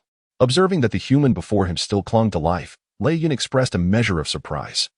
To withstand my blow, you possess quite the merit. I now believe you're indeed the one who slew Lei Shan. Spitting out blood and discarding the shattered scales from his body, Qin Changxing replied, your realm must have reached the 6th stage. My path of inheritance is a bit untamed, and I am not well acquainted with the nomenclature of the 6th stage. Could you enlighten me? Lian Su, came the response. Nodding, Qin Changxing expressed his gratitude. Thank you. Will you approach one by one, or shall you come together?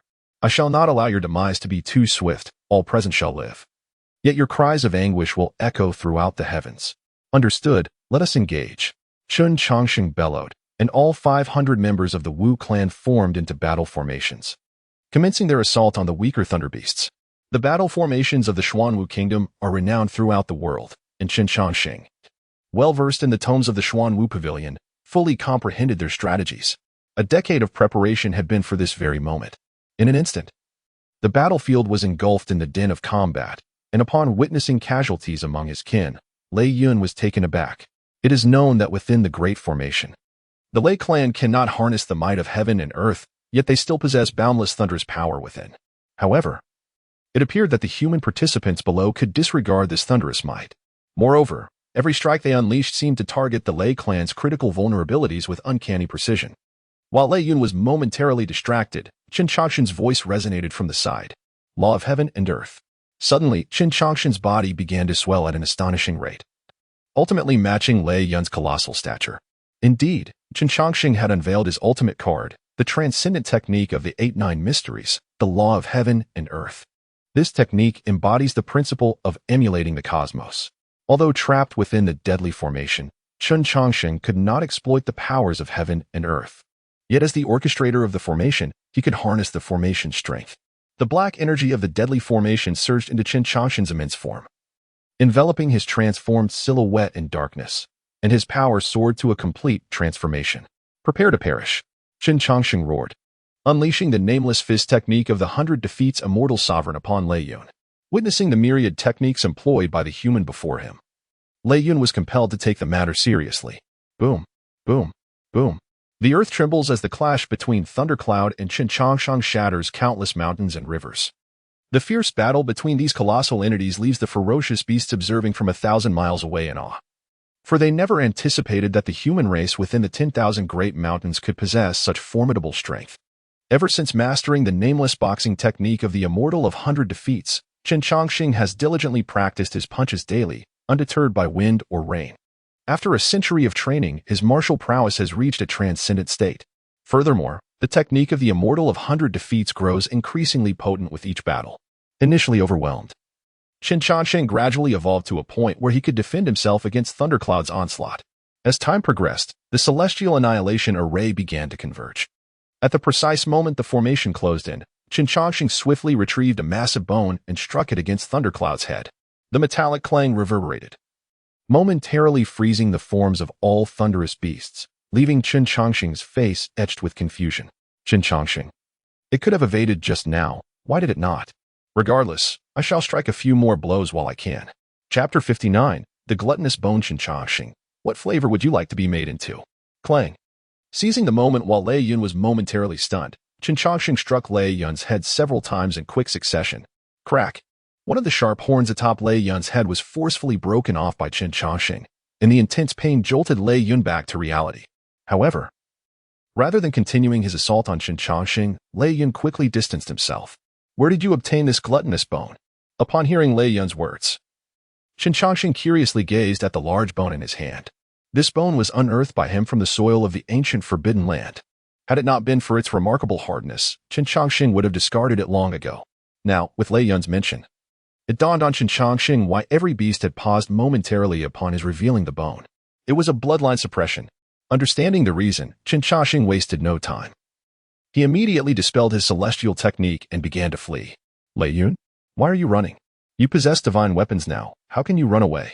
After voicing his discontent regarding Chen Chongqing's decisive actions, Lei Yun also began to exert himself in pursuit of them.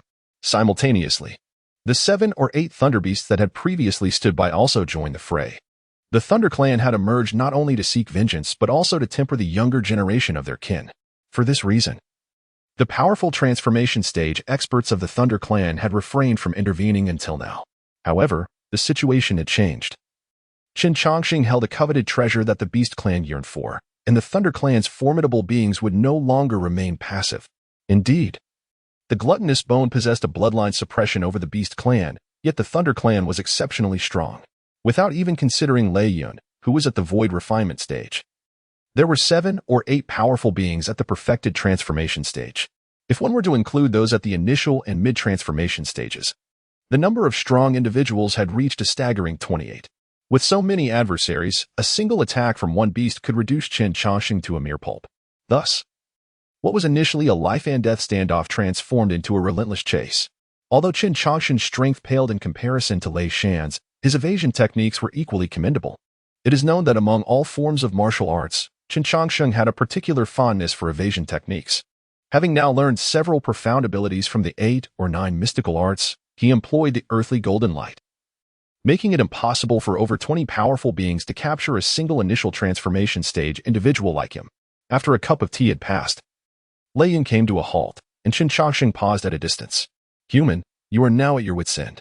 Surrender the gluttonous bone, and I shall spare your life. Hearing this, Chen Chongqing glanced down at the battlefield. The Witch Clan, brave and unyielding, was still no match for the Thunder Clan's might. The army of over 30,000 had suffered significant losses, with half of their numbers decimated, and though they had managed to slay a few infant transformation stage Thunder Beasts, this paled in comparison to the overall strength of the Thunder Clan. Who lives and who dies is yet to be determined. You cannot breach my great formation. Seeing Chen Chongqing still stubborn, Lei Yun coldly laughed and said, I do not deny the formidable power of your killing formation. However, it is unfortunate that you have entered the array yourself. Trapped within, you are unable to manipulate the formation while we pursue and corner you. Relying solely on the formation's autonomous operation, it will take a considerable time to deal with us. During this interval, I can eradicate all of humanity, including you. Each of Lei Yun's words struck at Chen Chongqing's vulnerabilities. Indeed, while the heaven and earth absolute killing formation was powerful, Chen Chongqing lacked the necessary materials and had yet to fully master it. Under such circumstances, ensnaring the entire Lei clan was already a considerable challenge, let alone exterminating them all, which was nothing short of a pipe dream. Contemplating this, Chen Chongqing, with a grave expression, spoke, If I give you the Taoi's bone, will you truly spare us? Upon hearing this, Lei Yun felt a surge of delight within, yet maintained a facade of indifference as he replied, I never make guarantees. But if you do not surrender the Taoi's bone, I will kill them all right now. As he spoke, a colossal thunderball began to coalesce within the formation. Although the heaven and earth absolute killing formation severed the connection between the Thunder Beasts and the heavenly Tao, the cultivation of Lei Shan himself remained intact. With his strength at the void refinement stage, he could easily eliminate Chen Chongqing and his companions multiple times over. Wait, as Lei Shan prepared to strike, Chen Chongqing suddenly panicked. If I give you the Taoi's bone, will you truly spare us? Hearing Chen Chongqing's words, Ali Tun, engaged in a bloody battle below, shouted fervently, Sir, do not believe him. Boom. Before Ali Tun could finish, he was sent flying by a divine transformation stage Thunder Beast. The human's evasion techniques were exceptionally formidable. Should he choose to flee wholeheartedly, the Lei clan might struggle to capture him. Thus, to obtain the Taoi's bone, they needed to ensure he willingly handed it over. I shall repeat myself, I will make no guarantees. You may refuse, but I will slaughter them all. Confronted with Lei Yun's declaration, Chen Chongqing's eyes brimmed with reluctance. Yet his steps moved inexorably toward Lei Yun. Witnessing Chen Chongqing's capitulation, both the Lei clan and the Wu clan halted their bloodshed. Each step Chen Chongqing took was fraught with difficulty, and with every stride, Lei Shan's heart raced with anticipation. The Taoi's bone was a legendary treasure. Now, effortlessly within reach, it was truly a boon for the Lei clan. The 200 zhang distance took Qin Chongqing an excruciating tease time to traverse. Just as he was 100 paces away from Lei Shan, he suddenly looked up and asked, "May I pose a question?" "Answer this question, and I will hand over the Tao Is bone to you." "Speak." Lei Shan uttered impatiently, his patience nearly exhausted. "What flavor do you wish to be made into?" "Lei Shan?" Qin Chongqing's words left Lei Shan bewildered, yet an unexpected turn of events unfolded. The thunder beast suspended in the air began to uncontrollably plummet. In the realm of alchemy, whether it be the golden elixir or the primordial spirit, even the mightiest of transcendents are not exempt. Observing this scenario, coupled with the cunning smile adorning Qin Chongqing's visage, Lei Shan was abruptly seized by an ominous premonition. "I shall end your life," he declared, with a thunderous roar. A formidable bolt of lightning surged towards Qin Chongqing. Regrettably, the precision of this strike was rather lacking, merely grazing past Qin Chongqing's form. In an instant, recognizing Lei Shan's escalating loss of control, Qin Chongqing hurled a pitch-black object in his direction. Faced with such an uncanny development, Lei Shan dared not confront it head-on. Instead, he exerted every ounce of effort to evade. Upon the hidden weapon nearing Lei Shan, it detonated with a resounding crash. Although the explosion's force was relatively modest, the ensuing cloud of dust enveloped Lei Shan completely. With a mighty gust, he expelled the swirling particles, yet simultaneously, his body grew increasingly unmanageable. Chapter 60. The Unyielding Thunder Mountain and the Bloodbath Triggered by Two Droplets of Spit Boom. The colossal form of Thunder Mountain plummeted to the ground. "What have you done?" Thunder Mountain demanded, its eyes brimming with terror. "Do I really need to explain?" Qin Chongqing replied with a smile. "I intend to annihilate your entire clan." He approached, producing a vial of elixir and forcibly administering it to Thunder Mountain. Once he confirmed that the creature had ingested the specially formulated anesthetic he had concocted, he breathed a sigh of relief. "To be honest, you are the one I feared most within the Thunder Clan. Although this potion is remarkably effective against thunder beasts, your cultivation level is exceedingly high. Should this remedy prove ineffective, I fear that everyone here, save for myself, would meet their demise. Yet, it appears my concerns were unwarranted. Even a thunder beast at the void refinement stage cannot withstand the inherent flaws of its lineage." Listening to Qin Chongqing's words, Thunder Mountain exclaimed, "When did you poison me? I did not perceive it at all. Moreover, our Thunder Clan is immune to all toxins. If there were a poison capable of affecting us, why are we unharmed? I refuse to believe that the physique of the human race could rival that of the Thunder Clan." Seeing Thunder Mountain's stubbornness regarding its lineage, Qin Chongqing rolled his eyes and replied, "The bloodline of the Thunder Beast clan is indeed formidable, but do you truly comprehend your own lineage? The principle of mutual generation and restraint among all things is not lost on you. Heaven created such a powerful race as yours, but naturally, it also bestowed upon you certain deficiencies. The substance I administered is not a poison, but a specialized anesthetic tailored for your clan. Once the Thunder Clan is affected by this drug, it will render you utterly powerless and devoid of resistance." "You are deceiving me," Thunder Mountain bellowed, its immense voice startling Qin Chongqing. Annoyed, Qin slapped Thunder Mountain's body and retorted, "Must you be so bothersome? Can't you see I am searching for your vital point? You startled me."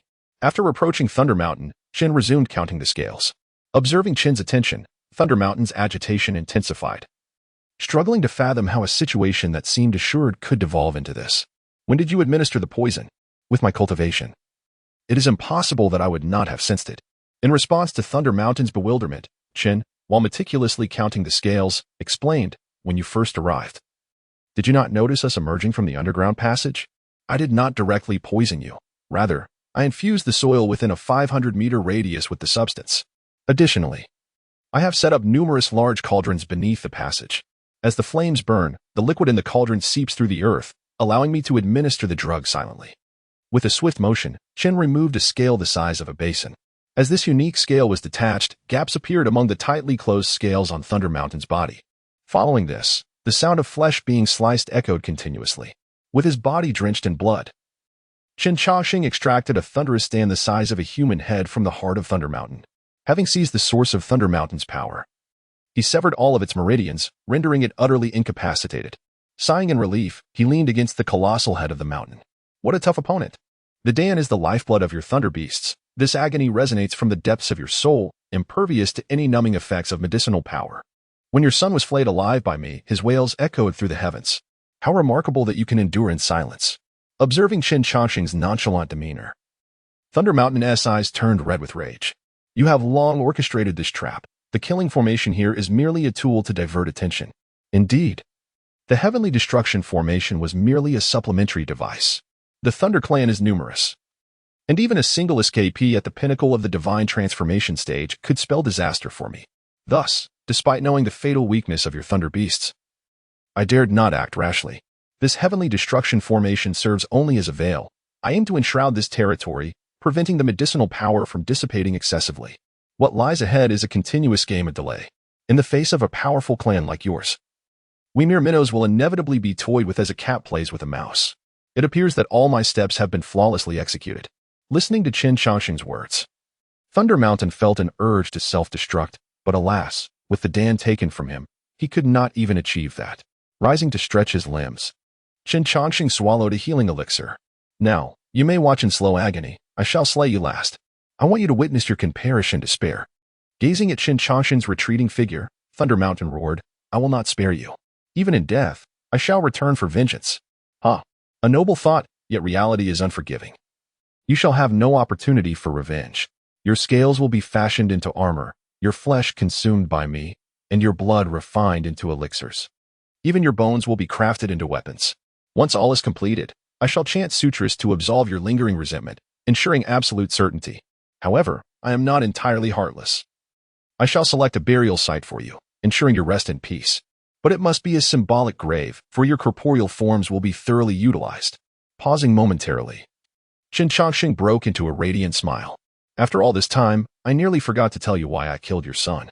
When we first met, he spat at me twice. Hence, the downfall of the Thunder Clan can be attributed to those two spits. With that, Qin Changxing leisurely walked away. At that moment, Thunder Mountain's unwillingness and resentment reached a fever pitch. It was an utter farce that such a powerful clan could be annihilated by a horde of ants. It is important to note that within the Witch Clan, apart from Qin Changxing, who possesses the strongest cultivation, only Ali stands as a formidable figure. Yet, even Ali's prowess barely grazes the threshold of the nascent soul realm. The clan's formidable warriors have yet to make their move, and countless powerful artifacts remain unutilized. Thus, how could the Thunder Mountain tolerate such an absurd fate of annihilation? As time elapsed, the ferocious beasts gathered outside the Heavenly Absolute formation grew increasingly impatient. What is the Thunder Clan up to? Is it truly necessary to squander so much time merely to slay a few bipedal sheep? A colossal python coiled upon a mountain peak flicked its tongue and remarked, What is the rush? Who's to say that there aren't strong warriors among the Witch Clan? Come now, am I not familiar with the Witch Clan? They dabble in the art of insect manipulation, while it may pose some threat to other beings. The Thunder Beast Clan inherently counters such tactics. Just as this was being said, the previously sealed Heavenly Absolute formation gradually began to open. The multitude of ferocious beasts then beheld a scene that would be etched into their memories for eternity. Chapter 61. The Taboo of the 10,000 Great Mountains. In a fleeting moment, a mountain of corpses lay strewn across the land, drenched in blood. Atop this grim pile, the formidable figure of the Beast Clan, Lei Shan, was prominently displayed. A diminutive silhouette stood upon Lei Shan's lifeless form, clad in a once pure white robe now soaked in crimson. He stood there, unassuming yet commanding, instilling fear in the hearts of the powerful beasts that dared not meet his gaze. The notion of a single individual annihilating an entire clan had always been an exaggeration, yet it had now become an undeniable reality. No one could fathom how this human had achieved such a feat, even with the involvement of the Witch Clan, whose presence was scarcely more significant to the Lei Clan than the air itself. Thus, it was only this solitary human who had wrought the Lei Clan's demise. Perceiving the attention of the ferocious beasts, Qin Changxing instinctively turned his head to glance. The moment his eyes met theirs, the beasts scattered in terror. With the Lei Clan, one of the mightiest clans, vanquished by this mortal, the remaining beasts lacked the courage to confront Qin Changxing's penetrating stare. The battle between the Witch Clan and the Lei Clan had reached its conclusion.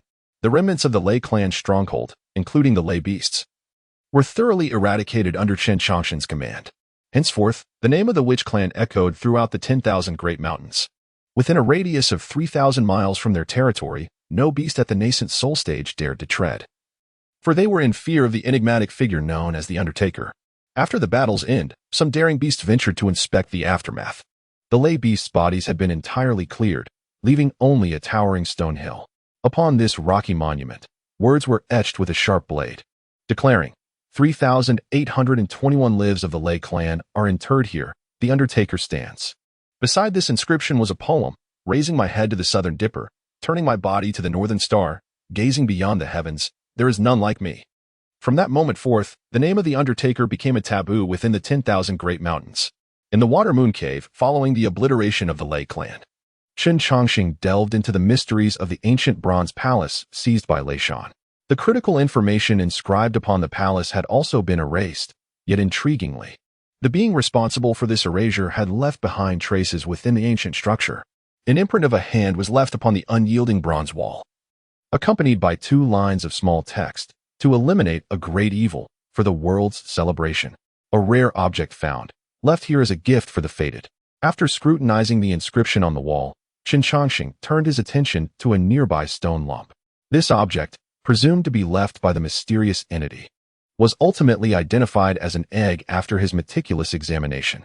Regrettably, the egg was lifeless, and it was likely that Lei Shan sought to dominate the Water Moon Cave in hopes of utilizing the spiritual spring within to revive this dormant egg. The spiritual spring in the Water Moon Cave possessed remarkable efficacy in nurturing various spirit beasts and goo insects. It is precisely because the Lei clan has monopolized the Water Moon Cave that the Witch clan has gradually weakened. Just as Qin Chongqing was contemplating the entire sequence of events, the leader of the Gu clan entered. Divine Envoy. The resources of the Lei clan have been fully accounted for. Upon hearing this, Qin Chongqing turned to the Gu clan leader, who was bowing his head, and said, I shall take half of the Lei clan's resources, leaving the other half for you.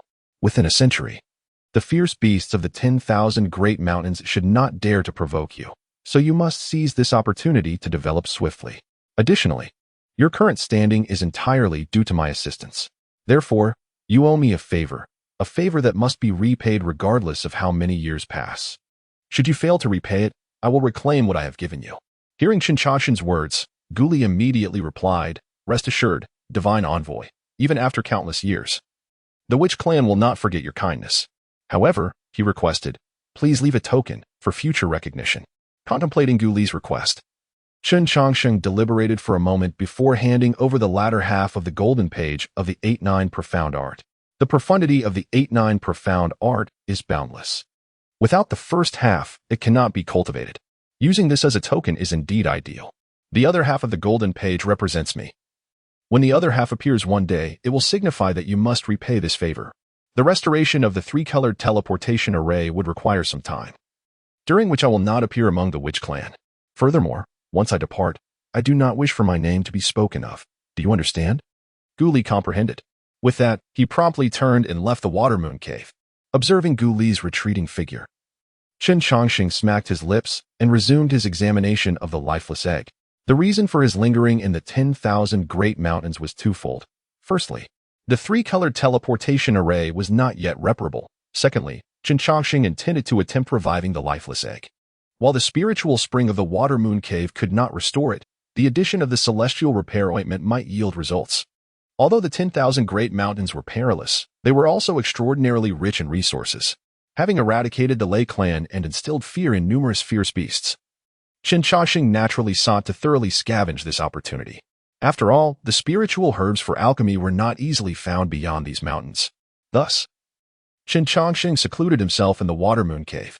Initially, he thought he would stay for a maximum of 3 or 2 years. However, he did not anticipate that this delay would extend to a full decade. The complexity of the 3-colored teleportation array far exceeded his expectations. Even with the Lei clan's substantial resources at his disposal, Qin Chongqing squandered countless top-tier array materials.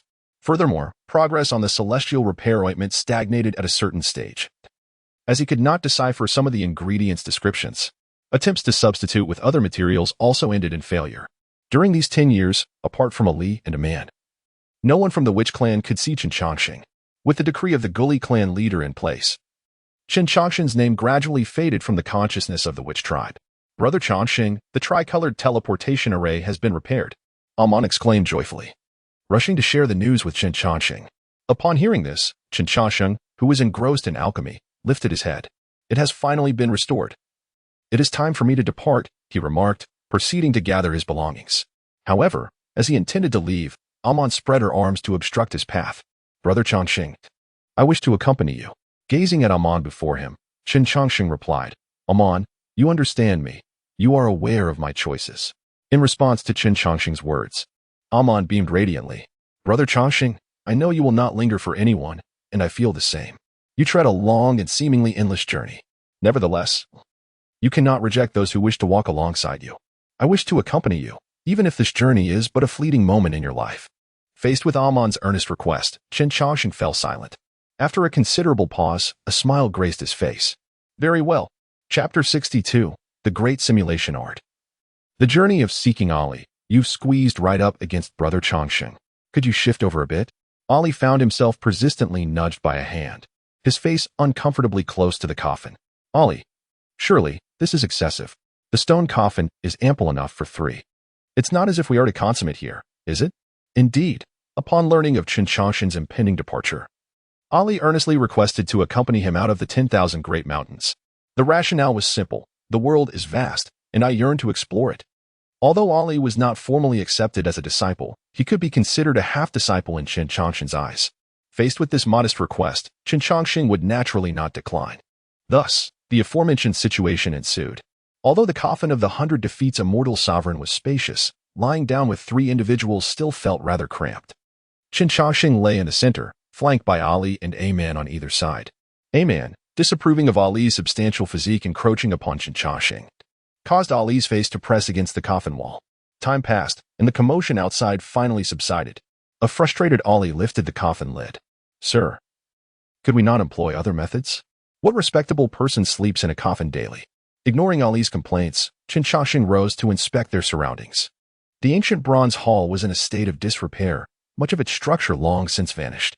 After confirming there was no immediate danger, Chen Changxing and his companions emerged from the coffin. Gazing at the world outside, Ali's eyes brimmed with curiosity. Sir, where are we? In response to Ali's incessant queries, Chen Changxing shot him a glance of exasperation. Do you truly believe I possess divine insight? Let us observe first.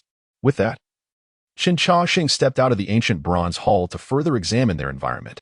Upon surveying the area, aside from a dying old tree, all they could see was a dense expanse of forest. Observing this, Ali scratched his head and suggested, shall we attempt to teleport once more? This place seems unlikely to harbor the person you seek. I have ample experience in repairing the tricolor teleportation array. I assure you it can be operational within 3 to 5 years. Hearing Ali's words, Chen Changxing did not respond immediately but instead gazed at the withered tree outside the bronze hall. His fingers gently traced the bark as he murmured a nursery rhyme. The malin blooms 21, 28256, 28257. As he recited the numbers of the rhyme, Chen Changxing's fingers moved rhythmically across the dry tree. Upon finishing the last word of the rhyme, a formation suddenly materialized upon the tree. With a snap, an object fell into Chen Changxing's hand. Gazing at the wooden tiger sculpture in his grasp, a faint smile crept across Chen Changxing's lips. After a few moments of contemplation, he declared, I have found it. Now, it is time for us to attend to our own affairs. Upon hearing this, Ali's face was a canvas of confusion. What have you found? Indeed, it is the person I have long sought. With that, Chen Changxing raised the wooden carving in his hand. Is this wooden carving the one you were looking for? Indeed. This carving was a gift I once bestowed upon a deceased friend, and her decision to leave it here signifies that she is still alive and thriving. Now that I am aware of her fate, my purpose is naturally fulfilled. Chen Changxing's words left Ali bewildered, yet A-Man grasped the underlying meaning. Nianchen had relentlessly pursued eternity to remain by Brother Changxing's side. The reason Brother Changxing spent centuries searching for Nianchen was solely to ensure her safety. Until eternity is attained, Nianchen would not reunite with Brother Changxing, for the circumstances of yesteryears remain unchanged today. After pondering for a while, Ali realized he could not comprehend Chen Changxing's words at the moment and swiftly dismissed the matter from his mind. Sir, now that you have found the person you were searching for, where shall we go next? That is an excellent question. It is time to showcase my grand divination technique. With a solemn expression, Chen Changxing produced a stick and stood it upright upon the ground. As he slowly released it with his right hand, the stick paused momentarily before toppling in a certain direction. A result has emerged. We shall head that way. Chen Changxing pointed towards the direction in which the stick had fallen, his face a mask of seriousness. Ali remarked, when you mentioned your grand divination technique, I had anticipated witnessing something remarkable, yet it appears to be mere guesswork.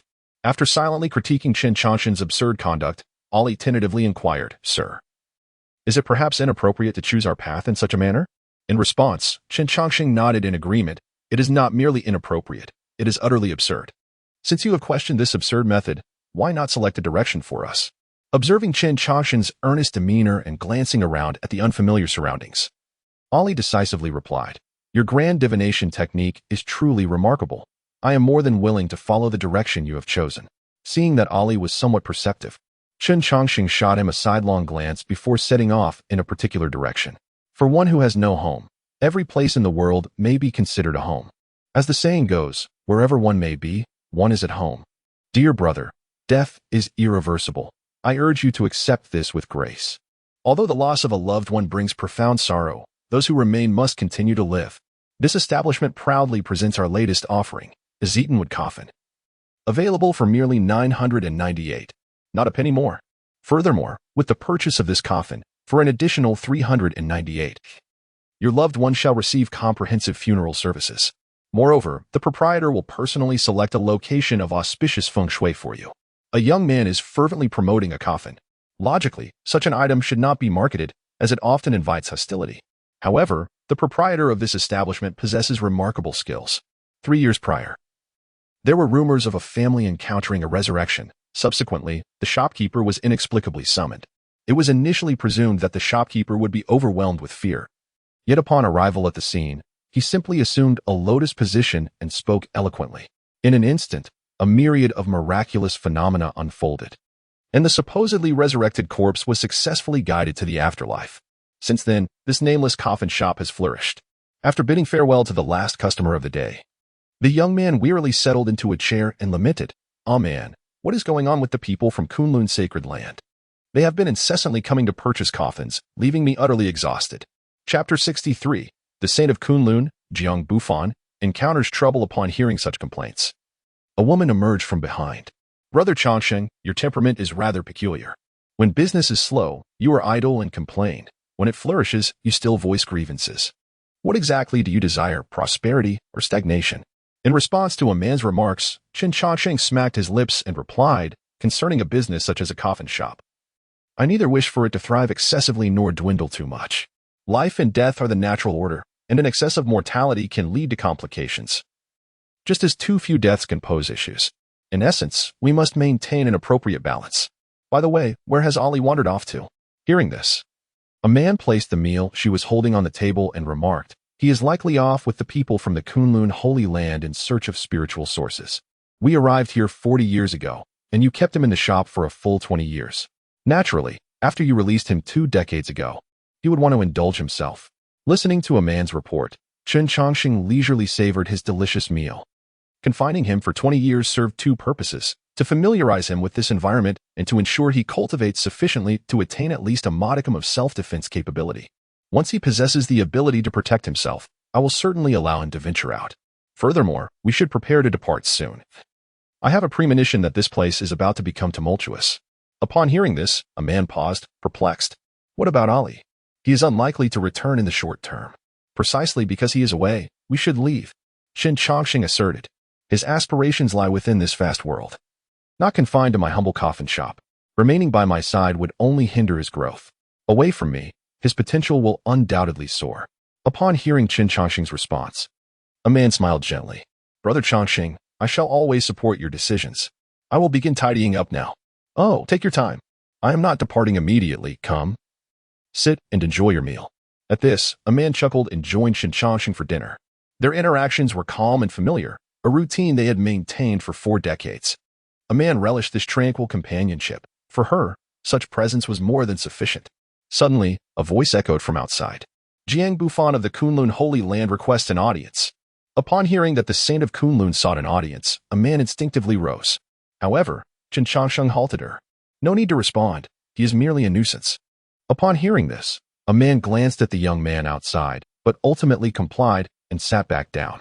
Seeing that Chen Changsheng was indifferent to him, Jiang Bufan remained unperturbed, quietly standing at the door. As time ticked by, a man cleared the table while Chen Changsheng reclined in a rocking chair, perusing an ancient tome. After a considerable while, Chen Changsheng waved his hand and said, "Come in. With a prospective saint from the Kunlun Holy Land lingering at my doorstep, how can I conduct my business?" Upon hearing this, Jiang Bufan outside the door immediately bowed and said, "Thank you, sir. I have come today to seek your assistance, as I wish to ask you." Stop. Before Jiang Bufan could finish his sentence, Chen Changxing raised his hand to halt his words. Inviting you in does not imply my agreement to assist you. The reason I called you in was to convey a message to Ali. Inform him that no banquet lasts forever, and henceforth, he must forge his own path.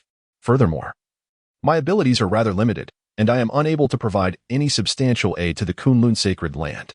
You should seek a more capable individual. In response to Chen Changxing's refusal, Jiang Bufan smiled faintly and remarked, "You are too humble, sir. If you can rival your capabilities, if you cannot accomplish it, then it is likely that no one else can. I have heard that you have long desired to utilize the super teleportation array of the Kunlun sacred land. If you are willing to take action, I would be willing to persuade the sacred land to lend it to you." Upon hearing this, Chen Changxing narrowed his eyes slightly. "It appears your investigation into me is quite thorough. Haha. If you wish to request my assistance, one must present a corresponding price. But I wonder, will this price satisfy you?" Seeing Jiang Bufan's confident demeanor, Chen Changxing replied coldly, "You have indeed offered me something intriguing that I cannot refuse. Come back to see me in 3 days. I need to prepare some things." "Understood. I shall visit you again in 3 days." Jiang Bufan said before turning to leave the coffin shop. Watching Jiang Bufan's retreating figure, a man expressed her concern. "Sir, are you truly going to help him?" Initially, she expected Chen Changxing to elaborate on a plethora of reasons for declining, yet he merely waved his hand and said, "Help? What help? I was deceiving him." A man looked puzzled. "Brother Changxing, didn't you agree to meet again in 3 days?" In response, Chen Changxing stood up and stretched lazily. "If I hadn't agreed to meet him in 3 days, how would I have time to prepare for my escape? The reason I remained in the Kunlun sacred land was my interest in its unique spiritual source. Spiritual stones are harvested from mineral veins. But this spiritual source is an even more precious resource. It not only contains extremely pure spiritual energy, but also preserves various ancient artifacts. However, after learning about the origins of the spiritual source, my interest waned. The places where spiritual sources are born are often ominous. And now the Kunlun sacred land is actually exploring the forbidden zones of the sacred ruins. I would be out of my mind to assist them." Upon hearing this, a man pondered for a moment and said, "But Brother Changxing, without the super teleportation array, how will you return to the eastern wasteland? We are currently situated in the central court, which is separated by millions of miles." "What of millions of miles? As long as one walks slowly, they will eventually arrive." Chen Changxing replied, "Initially, I had hoped to exchange spiritual stones for an opportunity to utilize the super teleportation array, but it seems that such a plan is now futile." "Very well, man, please gather your belongings. I shall make a trip to Butterfly Valley." With that, Chen Changxing departed from the modest coffin shop. Upon arriving at Butterfly Valley, he called out, "Old Medicine, I have come to seek your guidance once more." His voice resonated through the elegantly serene valley. Moments later, an elderly man with a kindly countenance, his hair and beard as white as snow, emerged from a thatched cottage. "You arrive at a fortuitous moment, just 2 days ago. I completed the translation of this celestial repair ointment," he remarked. Hearing this, Chen Changxing beamed with a smile, replying, "I knew you would succeed, Old Medicine. My patience over the past 40 years has not been in vain." The elder retorted, "Spare me the flattery. Without your assistance, even with an additional 400 years, I would not have been able to decipher this celestial repair ointment." Chapter 64. Deciphering the Celestial Ointment. Chen Changxing exchanged a few pleasantries with the esteemed elder Yu before both entered the thatched cottage. Observing the translated prescription laid out on the table, Chen Changxing felt a surge of excitement within him. Back in the 10,000 Great Mountains, he had exhausted every conceivable method, yet failed to decipher the complete formula for the celestial ointment. After departing from the mountains, he had not relinquished his quest to unravel its mysteries. However, by a fortuitous twist of fate, he encountered the renowned healer of Butterfly Valley, Elder Yao. Though Chen Changxing was a master of alchemy and Elder Yao a distinguished physician, their paths of study diverged yet held certain commonalities. Through their discussions, Chen Changxing finally grasped the reason behind his inability to decode the celestial ointment. It was not an alchemical recipe at all, but rather a medicinal prescription. Alchemists excel in crafting potions that enhance cultivation, fortify the body, and heal injuries. Yet they are less proficient in the art of healing compared to physicians. Physicians, in contrast, can not only utilize medicinal herbs to treat ailments but also employ various techniques that alchemists cannot. To his astonishment, the ingredients for the celestial ointment were surprisingly simple. After perusing the prescription, Chen Changxing could not help but express his amazement.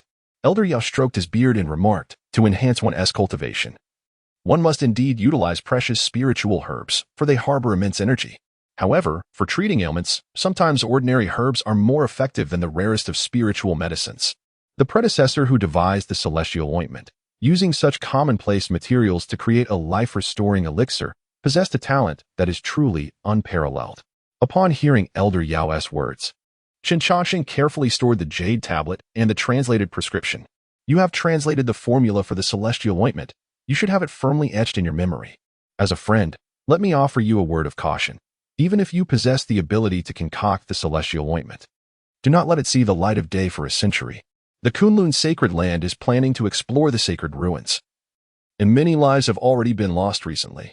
If they discover that you possess the celestial ointment, you will encounter endless trouble. In response, Elder Yao looked at Chen Changxing with a smile and said, "Are you preparing to leave?" I had intended to utilize the teleportation array of the Kunlun sacred land in the next few days, but under the current circumstances, it appears I must travel on foot. The West Continent, East Wasteland, North Desert, South Plains, Central Courtyard. Never did I imagine the world was so vast. Walking from the Central Courtyard to the East Wasteland. Who knows how many years it would take?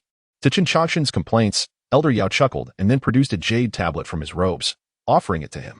Since you are departing, allow me to present you with a gift, an offering in return for the celestial ointment. After inspecting the contents of the jade tablet, Chen Changxing gazed at Elder Yao in confusion. You have imparted all your knowledge to me. Surely you do not intend to take me on as a disciple? That would not do. I am not currently inclined to take on a mentor. With your abilities, Chen Changxing, it would be more appropriate for me to be your disciple rather than the other way around. How could I dare to accept you as my apprentice? My medical skills remain unpassed on, and with the impending turmoil, I cannot guarantee my own safety. Should I fail to leave behind a legacy, I may need to seek your assistance in the future. Simply find a fated individual to whom you can bestow the jade slip. After considering the request from the medicine elder, Chen Changxing replied, "Very well, this matter is not troublesome. When I encounter a fated person, I shall hand it over to them. However, it would be wiser for you to seek a successor yourself." With that, Chen Changxing turned and departed from the Butterfly Valley. Observing his graceful figure fade away, the medicine elder smiled softly before returning to his humble abode. Chen Changxing left, taking a man with him, bidding farewell to the place he had called home for 40 years. Upon learning of his departure, two individuals were particularly agitated, one of whom was Jiang Bufan, the prospective holy son of Kunlun's sacred ground. Unappreciative, Jiang Bufan seethed, "Chen Changxing, you must not cross my path again. Otherwise, I, Jiang Bufan, will ensure you regret it." In a fit of rage, he wreaked havoc in the room, harboring resentment towards Ali, who was associated with Chen Changxing. Before the coffin shop, a solitary figure stood silently, gazing at the desolate establishment. He murmured, "Master, do you truly not want Ali anymore? Where did he go wrong?" After a long while, Ali exited the coffin shop. From that moment on, the youth from the shaman tribe who had emerged from the 10,000 great mountains began to grow. It was also at this juncture that he learned to confront challenges independently. Yet, that figure remained indelibly etched in his heart. 3,000 miles away, Chen Changxing and Aman appeared atop a mountain peak. Having distanced themselves from the realm of Kunlun's sacred ground, Chen Changxing chose not to utilize the teleportation array any further. "Brother Changxing, are we heading back to your hometown now?" Aman inquired. Chen Changxing lifted his gaze thoughtfully before responding, "It could be considered my hometown. The eastern wilderness holds countless memories for me. Being there still evokes a sense of home. It was also an opportunity for them to witness the vastness of the world." Hearing his words, Aman clasped Chen Changxing's arm and softly declared, "As long as I can stay by your side, Brother Changxing, I would gladly go anywhere." Although her words were laced with sweetness, a hint of sorrow lingered in her tone. Initially, when Chen Changxing spoke of everyone being able to foresee their future, Aman did not fully grasp the meaning behind his words or comprehend his feelings. However, as time passed, she began to understand. Cultivators, with the advancement of their skills, also experience an increase in lifespan. At the Qi refinement stage, their lifespan resembles that of mortals. At the foundation establishment stage, they can attain 200 years, 500 years at the golden core stage, and 800 years at the nascent soul stage. The lifespan during the transformation stage can even exceed a millennium. Such spans of time are indeed extensive for anyone. Yet, even a millennium for Brother Changxing is merely a fleeting second in the grand tapestry of life. Lacking the innate cultivation talent of Ali, despite Brother Changxing's diligent efforts, I have only managed to reach the foundational realm. This is the foreseeable future that Brother Changxing speaks of. I am unable to accompany him forever. Contemplating this, a man buried her emotions deep within. And with a radiant smile, she exclaimed, Brother Changxing, you must take me on an exquisite adventure this time. I have served as your companion and maid for 40 years. In response, Qin Changxing smiled gently and replied, no problem. I shall take you to witness the splendor of the world. And I will show you the rise and fall of the sun. Wherever your heart desires to go, I will escort you. Chapter 65. Companionship across 10 million miles. The young monk, Qin Changxing, departed from the formidable Kunlun sacred land and left behind the bustling central court. He took with him the girl who had journeyed alongside him from the depths of the 10,000 great mountains. Throughout the long centuries, Qin Changxing encountered numerous beings, exceptionally talented prodigies, noble heirs from illustrious families, and even voiceless powerhouses. Yet, among all these encounters, only the girl from the mountains was willing to trade her entire life for a fleeting moment with him. The Kunlun sacred land remained unchanged by Qin Changxing's departure, and the world itself did not transform in his absence. If there was any alteration at all, it was merely the emergence of a pair of inseparable souls. The distance from the central court to the eastern wasteland spanned millions of miles, a journey that, to others, might seem interminable. However, to some, that vast distance was but a brief instant. No one had ever measured the precise distance between the central court and the eastern wasteland, yet Qin Changxing, alongside a man, calculated it little by little. The journey from Kunlun's sacred land to the Dacian dynasty encompassed a staggering 13,280,000 miles. Over the course of 240 years, Qin Changxing and a man traversed this expanse. At certain moments, he wished that the road from Kunlun to the eastern wasteland would stretch on forever. Alas, all paths in the world must eventually reach an end. Much like the span of human life. "Hey man, is this your original place?" she inquired, observing the desolate wilderness around them, seemingly attempting to envision what it once was. Time flowed on. In the years past, the quaint little town had entirely vanished. Even Qin Changxing could only discern an approximate location. Watching a man's joyful demeanor, he calmly asked, "Hey man, what kind of coffin do you desire?" Turning to him with a smile, a man replied, "I want the finest coffin that Brother Changxing can provide. Also, you must ensure I look beautiful. I do not wish to leave an unflattering impression in your heart." In response to her request, Qin Changxing smiled softly. "Very well. Everything shall be as you wish." As her pride dissipated, a man tenderly caressed Qin Changxing's face. "Brother Changxing, please do not be sad. I know you cannot bear the thought of my death. Otherwise, how could I have lived for so long? Since I met you, I have lived for 300 years. As a foundation establishment cultivator, living an additional century is already a great limit. 3 centuries is enough. I have lived joyfully. Without you, even 3 more centuries would not bring me happiness." Taking a man's hand, Qin Changxing gently replied, "As I have said, whatever you desire, I shall not be sorrowful. Is there anything else you wish to see?" "I wish to witness the sunrise." "Very well."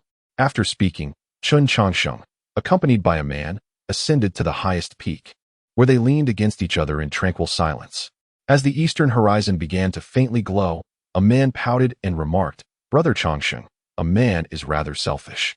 I understand that my actions may cause you pain, but it is only through this that you will remember me. Please, do not blame a man." In response, Qin Changxing wrapped his arm around a man's shoulders and gently reassured her, "I am your brother Changxing. How could I ever blame you?" Upon hearing his words, a man's lips curled into a radiant smile. "Brother Changxing, you are truly wonderful. I wish to accompany you through every sunrise and sunset.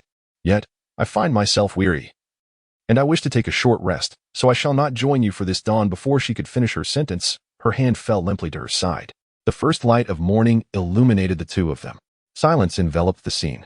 In the face of a man's demise, Qin Changxing exhibited only profound silence. For the past 240 years, he had endeavored in every conceivable way to extend her life.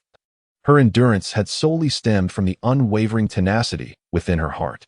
As the journey reached its conclusion, that very tenacity naturally dissipated.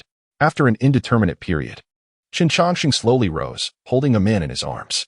He retrieved an ordinary coffin and adorned it with the most exquisite makeup. Gazing down at a man within and whispering, "A man, I have changed my mind. I cannot give you the finest coffin, for that would allow you, in death, to linger in this world far too long. I do not wish for you to find no peace even in passing. I fear that one day I may intrude upon your tranquility. So, rest for now, and I shall return to keep you company soon. With that, Qin Chongqing closed the coffin lid. Gently brushing his fingers over the surface, he sighed softly, "System, it must be almost time for the next slumber." In response to Qin Chongqing's inquiry, the system's electronic voice replied, returning to the host, "Since your last awakening, you have spent 18 years in the ancient Forbidden Land. Then, you dedicated 20 years in the 10,000 Great Mountains, researching spiritual essence and the celestial restoration ointment for 40 years, and traversed from Kunlun's sacred land to this point over the course of 240 years. In total, you have lived for 318 years, with 2 years remaining until the next slumber." Upon hearing the system's report, Qin Chongqing smiled and observed, "When I first met a man, she was merely 18 years old, which means she was born right after my last awakening. Do you not think she was destined to accompany me during this time?" The system responded, "Host, this is merely a coincidence. However, if you wish to infuse this coincidence with a touch of romance, this system does not object." Haha. "Oh, system, you truly lack a sense of romance. Perhaps after living for so long, I will become just like you. But that is a matter for a distant future. For now, while I still possess some humanity, I wish to visit my old acquaintances. This upcoming slumber will be prolonged, and I fear that upon awakening, I may not see them again." With that, Qin Chongqing soared toward a certain direction. In the tranquil confines of Tianfu Temple, a gathering of monks knelt before an aged monk whose vitality had long since waned. This venerable figure was none other than Master Ikkyu, the abbot of Tianfu Temple. Confronted by the inquiries of his devoted disciples, Ikkyu's weary eyes flickered with a glimmer of life. "I await the arrival of someone," he replied. "Master, who do you await? Shall we fetch him for you?" one monk suggested, offering a potential solution. Yet Ikkyu merely shook his head, responding, "The one who bears the burden of farewell cannot be summoned. When the time is right, he shall come of his own accord." The disciples, perplexed by their master's words, found themselves at a loss. Realizing that persuasion was futile, they reluctantly withdrew from the meditation room. Time passed, shrouded in silence, until the closed door creaked open once more, and a figure approached Ikkyu's side.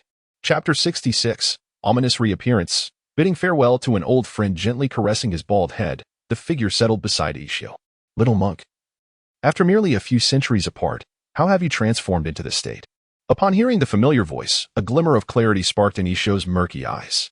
"Is it truly you who has returned?" "Of course it is me. Who else would come to visit you? An old monk on the verge of death?" Confirming the identity of the visitor, Ishio promptly extracted 18 silver needles from his body. His once frail form began to rejuvenate at a visibly accelerated pace. "Qin Chongqing, you wretched scoundrel, why are you still alive?" Observing Ishio's furious outburst, Qin Chongqing casually retrieved an orange and began to eat it. "How can a monk utter such profanities? You are, after all, a renowned monk of the Night Moon Kingdom. Display a modicum of grace, if you will." In response to Qin Chongqing's nonchalant demeanor, Ishio rolled his eyes dramatically and reached for the orange in Qin Chongqing's hand. However, Qin Chongqing retracted his hands, firmly denying Ishio's request. "No. I am on the brink of death. Surely I can indulge in your orange." "Absolutely not. I am consuming this orange to mask the stench of decay with its peel. I am quite curious as to how you have come to be in such a condition." Although the lifespan of one in the nascent soul realm is merely 800 years, consuming some longevity elixirs could allow one to live an additional 1 or 2 centuries. Yet, as far as I recall, you do not appear to have reached 800 years. Upon hearing Qin Chongqing's words, Ishio merely curled his lip and sighed. "I too wish to linger for a few more centuries. Yet, circumstances do not permit me such luxury. Do you remember that I was trapped in the forbidden grounds of the Night Moon Kingdom?" "I recall. And then, at that time, I was being pursued by the Wolf King, and I had no choice but to barricade myself within the fissure of the seal. As time passed, my body became tainted by a malevolent force. This power has made me stronger, but at a cost. To prevent the situation from worsening, I inflicted a wound upon myself, reverting to the nascent soul realm." Upon hearing this, Qin Chongqing furrowed his brow, resting his hand on Ishio's wrist. After a thorough examination, he spoke. "There is a force within you that is consuming your body, and soon you will become little more than an empty shell. I presume the cost you mentioned refers to your lifespan?" "Indeed, but more accurately, it pertains to my vitality. The ominous force devours the host's vitality and subsequently transforms it into power, thereby nourishing the host. This is the grim truth behind the enhancement brought on by the ominous. To shield myself from its harm, I must sacrifice the lives of others to sustain my own. The higher my realm, the more beings I must slay. Should I fail to appease it, it will drain me dry and seek another host." Now you understand why I am in this predicament. After speaking, Ishio quietly regarded Chen Chongqing. Meeting Ishio's gaze, Chen Chongqing pondered for a moment before asking, "Have you never considered annihilating it?" "Certainly. I have contemplated this matter extensively and employed numerous methods, yet none have proven successful. It shall not dissipate unless I cease to exist. Furthermore, I surmise that should I meet my demise naturally, it would undoubtedly escape from my corporeal form in search of a new vessel. This is precisely why I have persevered, awaiting your return. The allure of enhanced power is overwhelmingly seductive, and few can withstand such temptation. I refuse to allow this calamity to propagate further." As he spoke, Ikkyu produced an exquisite urn and presented it to Chen Chongqing. "The most effective means to eradicate this power is to reduce me to ashes. I have already prepared the urn, and I leave the remainder to you. Additionally, given my level of attainment, I should leave behind several relics upon my death, which shall serve as your remuneration for intervening. I am acutely aware of your virtuous nature. To have you toil without reward would be more distressing than ending your life." Casting a glance at the urn in his hand, Chen Chongqing pondered aloud, "Where shall your ashes be interred? Should they be entrusted to your disciples? Perhaps not. The 10,000 Buddha's monastery has declined over generations, and those little monks are hardly virtuous. Entrusting my ashes to them could very well lead to them being scattered one day. You may choose the burial site. It is of no concern to me." With that, Ikkyu once more assumed a meditative posture, ultimately succumbing to eternal stillness. Upon Ikkyu's passing, countless golden characters materialized around his body, forming a vast net that ensnared his form. Observing Ikkyu's remains, Chen Chongqing shook his head with a sigh. "Oh, young monk, your heart remains as benevolent as ever, were it another. They may have resorted to bloodshed long ago."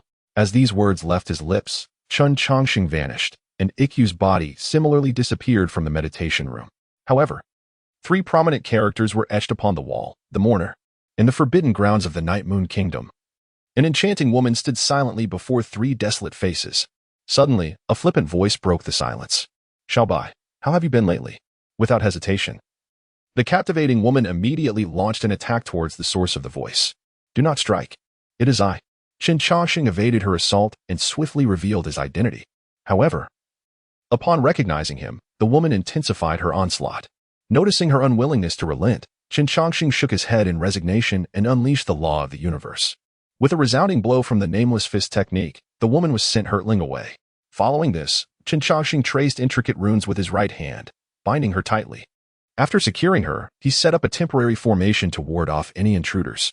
"Wan Yinyu, we are acquaintances. Must you be so ruthless?" Chen Chongqing inquired, observing her unwavering animosity despite her confinement. "I aim to strike you. Not only shall I strike, but I shall also take your life. If you possess the ability to confine me for a lifetime, then I shall certainly ensure you face the consequences."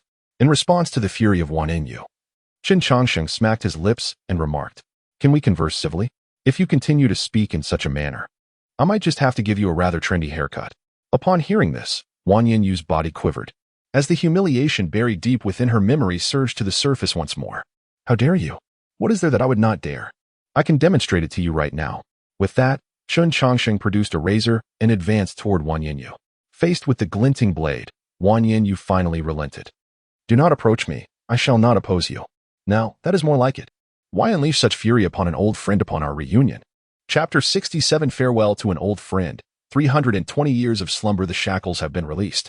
Wan Yinyu coldly remarked, "Why have you returned after such a long absence?" "That's rather unreasonable," Chen Chongqing replied. "My duration of absence has no bearing on my return." Wan Yinyu did not respond to Chen Chongqing's words, but instead turned her gaze towards the grave of Wan Yin Agujuo. After a prolonged silence, she spoke. "I did my utmost regarding Ishio. I understand. Ishio's troubles are not something ordinary individuals can resolve. Have you visited the Shangqing Temple?" "I have. That fellow in the distant mountains has shown promise and successfully advanced to the transformation stage. You've been to both places, so what brings you here?" "I came to check if the items beneath the bronze ancient palace remain secure, but upon greeting you, you immediately attacked me." After posing her question, Wan Yinyu fell silent for a moment before continuing. "Where have you been all these years?" "I have wandered aimlessly, traversing numerous places. It would take a while to recount." "Now that you're back, how long do you intend to stay?" "I don't know. I might depart tomorrow." "And if I were to force you to stay?" "You wouldn't be able to defeat me." "You." Faced with Chen Chongqing's candid reply, Wan Yinyu finally lost her composure. She seized Chen Chongqing by the collar. disregarding the dignity befitting a monarch, and exclaimed, "All these years, I have diligently cultivated. Why are you still stronger than me?" In response, Qin Changxing shrugged innocently. "I truly do not know. I have only devoted 10 years to serious cultivation during this time. The rest of the time, I haven't given it a second thought. I also don't understand why I continue to grow stronger, even surpassing those who are dedicated to their practice. Wang Yinyu, your words are too provocative. If I weren't at a disadvantage, I would truly want to teach you a lesson." Releasing Qin Changxing's collar, Wang Yinyu turned away and coldly stated, "I will guard the bronze ancient palace. Nothing will go awry. You may leave." Noticing her demeanor, Qin Changxing tilted his head and tentatively asked, "You wouldn't have fallen for me, would you? Did you ever grant me that opportunity?" "No." "Then that settles it. Hurry and leave." As Wang Yinyu attempted to expel him once more, Qin Changxing forced a smile and remarked, "It wouldn't be surprising if you did fall for me. After all, I am quite exceptional and handsome. However, our fates would not entwine.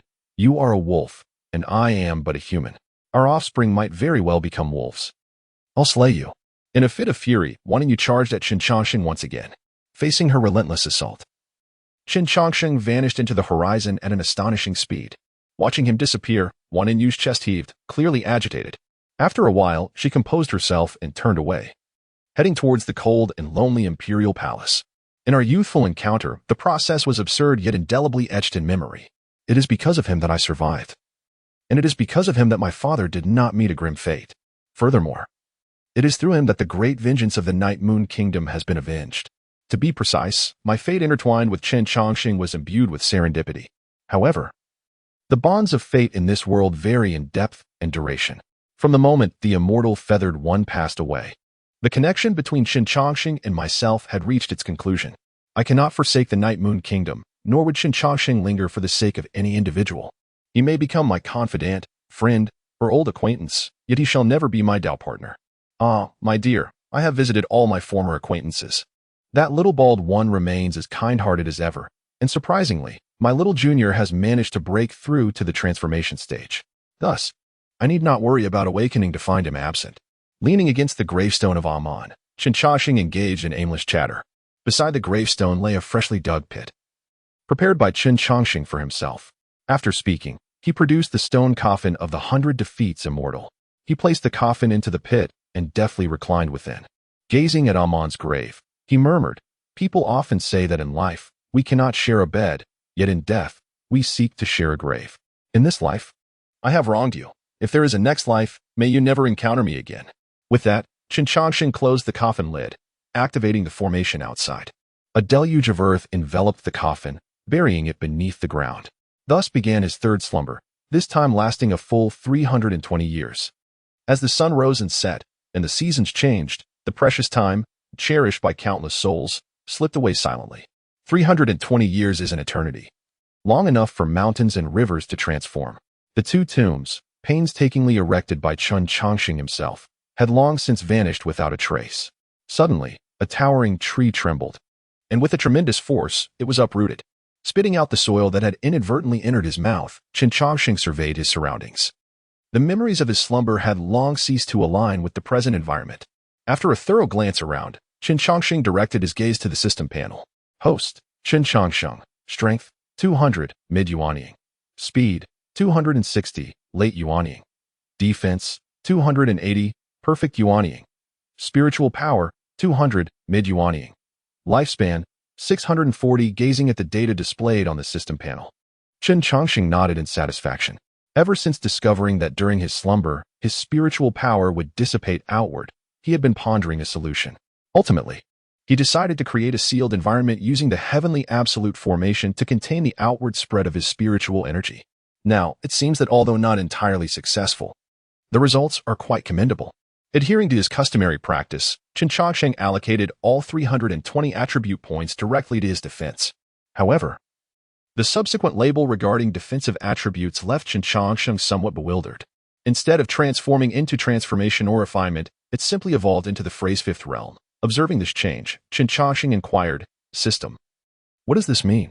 In response to his confusion, the system explained, "The label merely serves as a metric for assessing the host strength. When the standard shifts, the label will inevitably change as well. Due to the current exceptional circumstances, only a vague label has been utilized. Chen Chongqing? The system's explanation not only failed to elucidate the situation for Chen Chongqing, but instead deepened his confusion. System, what do you mean by the standard has changed and the circumstances are exceptional? The present situation is overly intricate, and once the host restores his cultivation, he will naturally comprehend everything. Chapter 68. An unexpected change. As Chen Chongqing endeavored to comprehend the system's words, his expression was rife with confusion. Nevertheless, he dutifully resumed his cultivation. An hour later, while meditating in a cross-legged position, he was suddenly seized by a violent bout of coughing. His cultivation was inexplicably stuck at the initial stage of the transformation of spirit. Chen Chongqing was left utterly bewildered. If his memory served him right, he had achieved the later stage of transformation of spirit before his slumber. Yet, as he attempted to restore his power, he encountered an overwhelming resistance. Although his spiritual energy had returned to its previous levels, his realm stubbornly refused to ascend. The sensation was akin to the heavens forbidding his existence. After a moment of contemplation, a possibility dawned upon him. System, the rules of the universe are undergoing a transformation. Are they not? The system affirmed his supposition, stating, your understanding is entirely correct. The path of cultivation bears a striking resemblance to the growth of plants. Plants can only thrive in suitable environments. When the environment shifts, a different species may replace the original. You may also perceive that this current cultivation system has become obsolete. Upon hearing the system's explanation, a spark ignited in Chen Chongqing's eyes. The existing cultivation system was evidently ill-suited for him, for his spiritual root was artificially created. Although, in theory, there was little distinction between artificial and natural spiritual roots, subtle differences remained. This was a significant reason why he had been unable to reach the realm of virtual refinement. Realizing this, Chen Chongqing remarked, System, if the situation is as you describe, then the transformation of the universe's rules is occurring rather swiftly, is it not? How many years have I even lived? The rules of the universe are already changing. The system replied, why do you believe the transformation of the universe's rules is occurring too rapidly? Your time in this world has been relatively brief. Do you know how long this cultivation system has endured? Your inability to perceive the changes in the universe's rules stems from your acclimatization to this situation since your arrival. Had you arrived in this world 10,000 years earlier, or even longer, would you still harbor such doubts? Upon hearing these words, Chen Chongqing found himself momentarily speechless, realizing how limited his understanding truly was. In his previous world, there existed a remarkable tome entitled Shan Hai Jing, which chronicled myriad peculiar creatures. However, most regarded the accounts within as mere fanciful imaginings of ancient peoples. Yet, if one were to extend the timeline, would future generations, thousands or even tens of thousands of years hence, perceive contemporary literature as fabrications of the ancients? For instance, the parrot, a bird familiar to Chen Chongqing, was not rare, but rather widely recognized. Yet, if, after millions of years, parrots were to become extinct, how would future generations react upon discovering descriptions of parrots in ancient texts? In a realm where avian creatures exist, adorned with vibrant plumage, possessing 2 feet and a sharp beak, capable of uttering human speech, there resides a parrot. In response to this description, those who come after may merely chuckle, marveling at the boundless imagination of ancient sages. After all, how could a bird possibly converse? Surely, this must be a fabrication of antiquity. Similarly, the current cultivation systems echo this sentiment. Within Chen Chongqing's mind, numerous techniques abound, many of which describe the formidable powers achieved upon mastery. Although he has attained great proficiency in these techniques, the prowess exhibited falls short of the grandiose descriptions. Chen Chongqing finds no surprise in this, as he surmises that the ancients must have exaggerated their claims. Yet, it now appears that these techniques might indeed possess such immense power. The disparity lies solely in the differing laws of heaven and earth between eras. His subconscious inclination toward this belief stems from his familiarity solely with the present environment. Reflecting on this, Chen Chongqing inquired, System, since a new cultivation system has emerged, what is its origin? Is it dictated by the heavenly path, or does it stem from another source? In response, the system articulated, the specific cultivation systems are not interfered with by the heavenly path. It merely creates an environment. The cultivation systems are forged by sentient beings. Whosoever devises the most fitting system for this environment shall ascend as the ruler of this age. Upon hearing this, Chen Chongqing's mouth nearly watered with desire. System, if what you say is true, can I also achieve this? Theoretically, this method is indeed plausible. With the system's affirmative reply, Chen Chongqing erupted into laughter, exclaiming, Truly, heaven aids me. Such a splendid opportunity beckons. I shall seclude myself for a millennium or so. The system responded with confusion. Did I mishear? Host, based on analysis, the success rate of creating a fitting technique through solitary study is quite low. Only by carving a path through this golden age can you increase your chances of devising a technique that aligns with the times. System, do not jest. Do I appear to be a fighter? I merely wish to witness this golden era, not to forge it myself. Once the new era's ruler emerges, I shall first familiarize myself with him. After enduring the trials, I would befriend the ruler of the age, and such a status would be nothing short of magnificent. The system remained silent in response to Qin Changxing's thoughts, its contemplations a mystery to all. However, in stark contrast to the system's reticence, Qin Changxing brimmed with excitement. As he surveyed the terrain, preparing to set up an unparalleled grand formation to incubate eggs. The celestial bomb, which he had successfully concocted, had previously ensured a man's survival. Without it, a man might not have reached this point. Now, with most matters settled, Qin Changxing was naturally ready to commence the incubation. Though uncertain of success, it remained a splendid means to pass the time. The entire region within a radius of 500 miles had been meticulously inscribed with intricate formations by Qin Changxing. In crafting this grand array, he devoted all his lifelong knowledge and expertise. Furthermore, he incorporated the mystical patterns he had learned from the ancient forbidden lands into the design. Once the arrangements were completed, he placed the lifeless egg at the very center of the formation. As the array was activated, the essence of heaven, earth, sun, and moon gradually converged, nurturing the long-deceased egg. Observing the operation of the grand array, Qin Changxing nodded in satisfaction, then retrieved the celestial restoration ointment and the spiritual spring from the water moon cave. Carefully mixing the two in precise proportions, he gently poured the concoction over the egg. While others tended to flowers, Qin Changxing tended to the egg. Thus, he continued this nurturing process for 2 centuries. However, one fateful day, a visitor arrived, shattering the tranquility of this egg-rearing existence.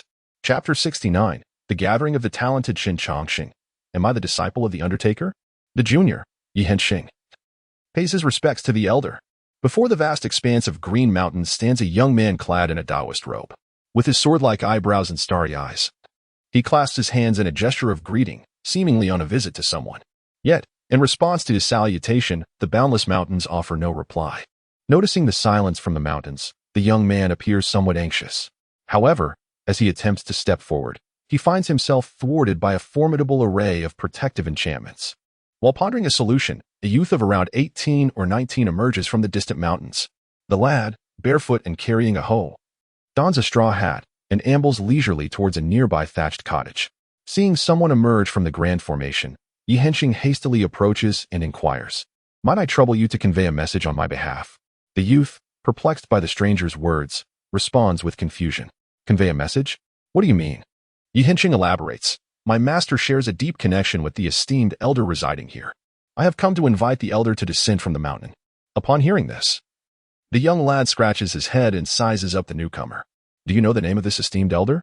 "I do not," Yi Henxing admits, "but I am aware that he is known as the Undertaker." The lad's expression turns to one of utter bewilderment, for the Undertaker is none other than himself. Indeed, the youth before him is Qin Changxing, who has spent over 2 centuries in a state of languor. Qin Changxing has set up a grand formation, harnessing the essence of heaven and earth with the intention of reviving a once-dead egg. During this time, he has diligently watered it with spring water and celestial ointments.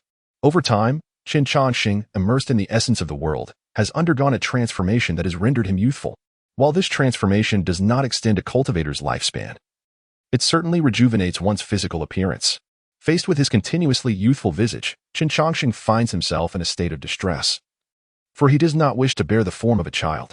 Consequently, he has recently constructed a thatched cottage outside the formation, hoping to resolve this minor inconvenience. Yet, upon stepping outside, he discovers that someone seeks an audience with him, and that person does not even recognize him. Contemplating this, Qin Changxing reflects that few are aware of his hiding place, and most of those who do are old acquaintances. If this individual were truly an acquaintance, there is no reason he should not know his true name. "May I inquire your esteemed surname?" Qin Changxing tentatively asks. Yi Henxing responds, "My surname is Yi, and my name is Henxing." Yi Henxing feels an unsettling sense of malice in his name, pondering, surely this is mere coincidence. How could the world be so fortuitous as to bestow a name that seems to mock me? Ah, so you are Brother Yi. My apologies. Pray tell, who is your master? I have resided in these mountains for some time and am not well versed in the affairs of the outside world. Upon hearing Chen Changxing's words, Yi Hensheng adopted a serious demeanor. From the very beginning, he had taken notice of this young man. The grand formation here was certainly not something mere mortals could breach. The fact that this youth could traverse freely indicated but one truth. Noticing that Yi Hensheng had surmised his identity, Chen Changxing offered a faint smile, preparing to reveal his own. Given the circumstances, it was highly likely that an old acquaintance sought his assistance. Whether he would lend aid was another matter entirely. But understanding the situation was paramount. Brother, I observe your remarkable presence. You must be. Upon hearing this, Chen Changxing nodded and smiled. Indeed, I am. The disciple of the Undertaker. Before Chen could finish his sentence, Yi Hensheng interrupted him. Chen Changxing. Faced with such an unusual situation, he hesitated for merely a second before resolutely stating, Indeed, I am the disciple of the Undertaker, Chen Changxing. Ah, so you are the esteemed disciple of my venerable predecessor. It is an honor to finally meet you. Please, could you relay my request to allow me to meet my master? Upon realizing that the youth before him was, in fact, the fabled disciple of the Undertaker, Yi Hensheng was elated. However, Chen Changxing spoke nonchalantly, I could convey your message. But my master has ordered that no uninvited guests are to be received. You have yet to inform me of your master's identity, which makes it difficult for me to facilitate your request. Hastily, Yi Hensheng replied, My master is the Wolf Emperor of the Night Moon Kingdom. Upon hearing that he was a disciple of Wang Yinyu, Chen Changxing immediately understood the origin of Yi Hensheng's name. Ah, it is the esteemed Wolf Emperor. My master indeed shares a history with the Wolf King. However, I am curious as to why the Wolf Emperor has summoned my master from seclusion.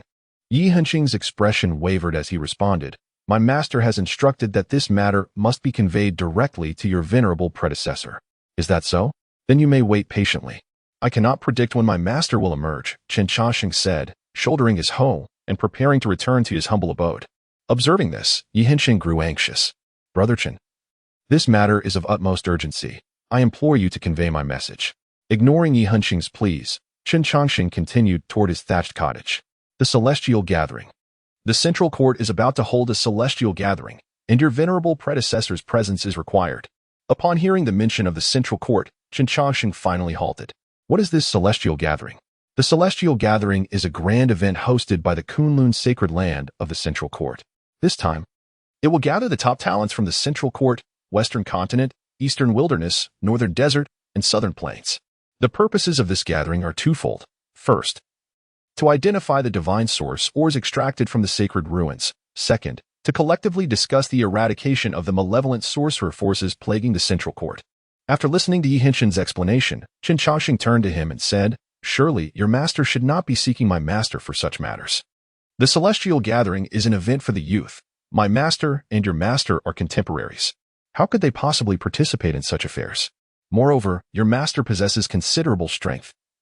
Even if there were a need to subdue the nefarious elements in the central courtyard, it ought not to fall upon my master to take action. Upon hearing this, Yi Hensheng could not help but smile ruefully and replied, Logically, it should be as you say. However, my esteemed teacher is currently in seclusion, and the national master, the unyielding Taoist, is likewise engaged in similar pursuits. Prior to entering his retreat, my master provided me with a certain address and instructed me to summon assistance, though the particulars of the situation remain unknown to me.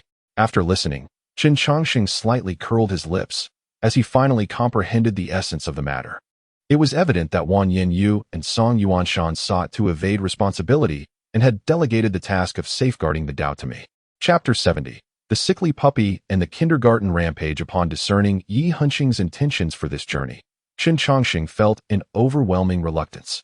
The so-called Genius Conference was, quite plainly, a source of trouble, and given Chen Changxing's disposition, he was naturally disinclined to attend, just as he was contemplating a plausible excuse to evade Yi Hensheng's request.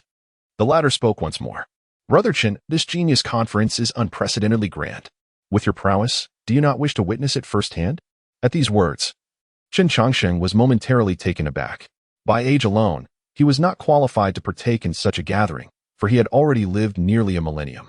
However, unlike others, he possessed a system that perpetually maintained his biological age at 20.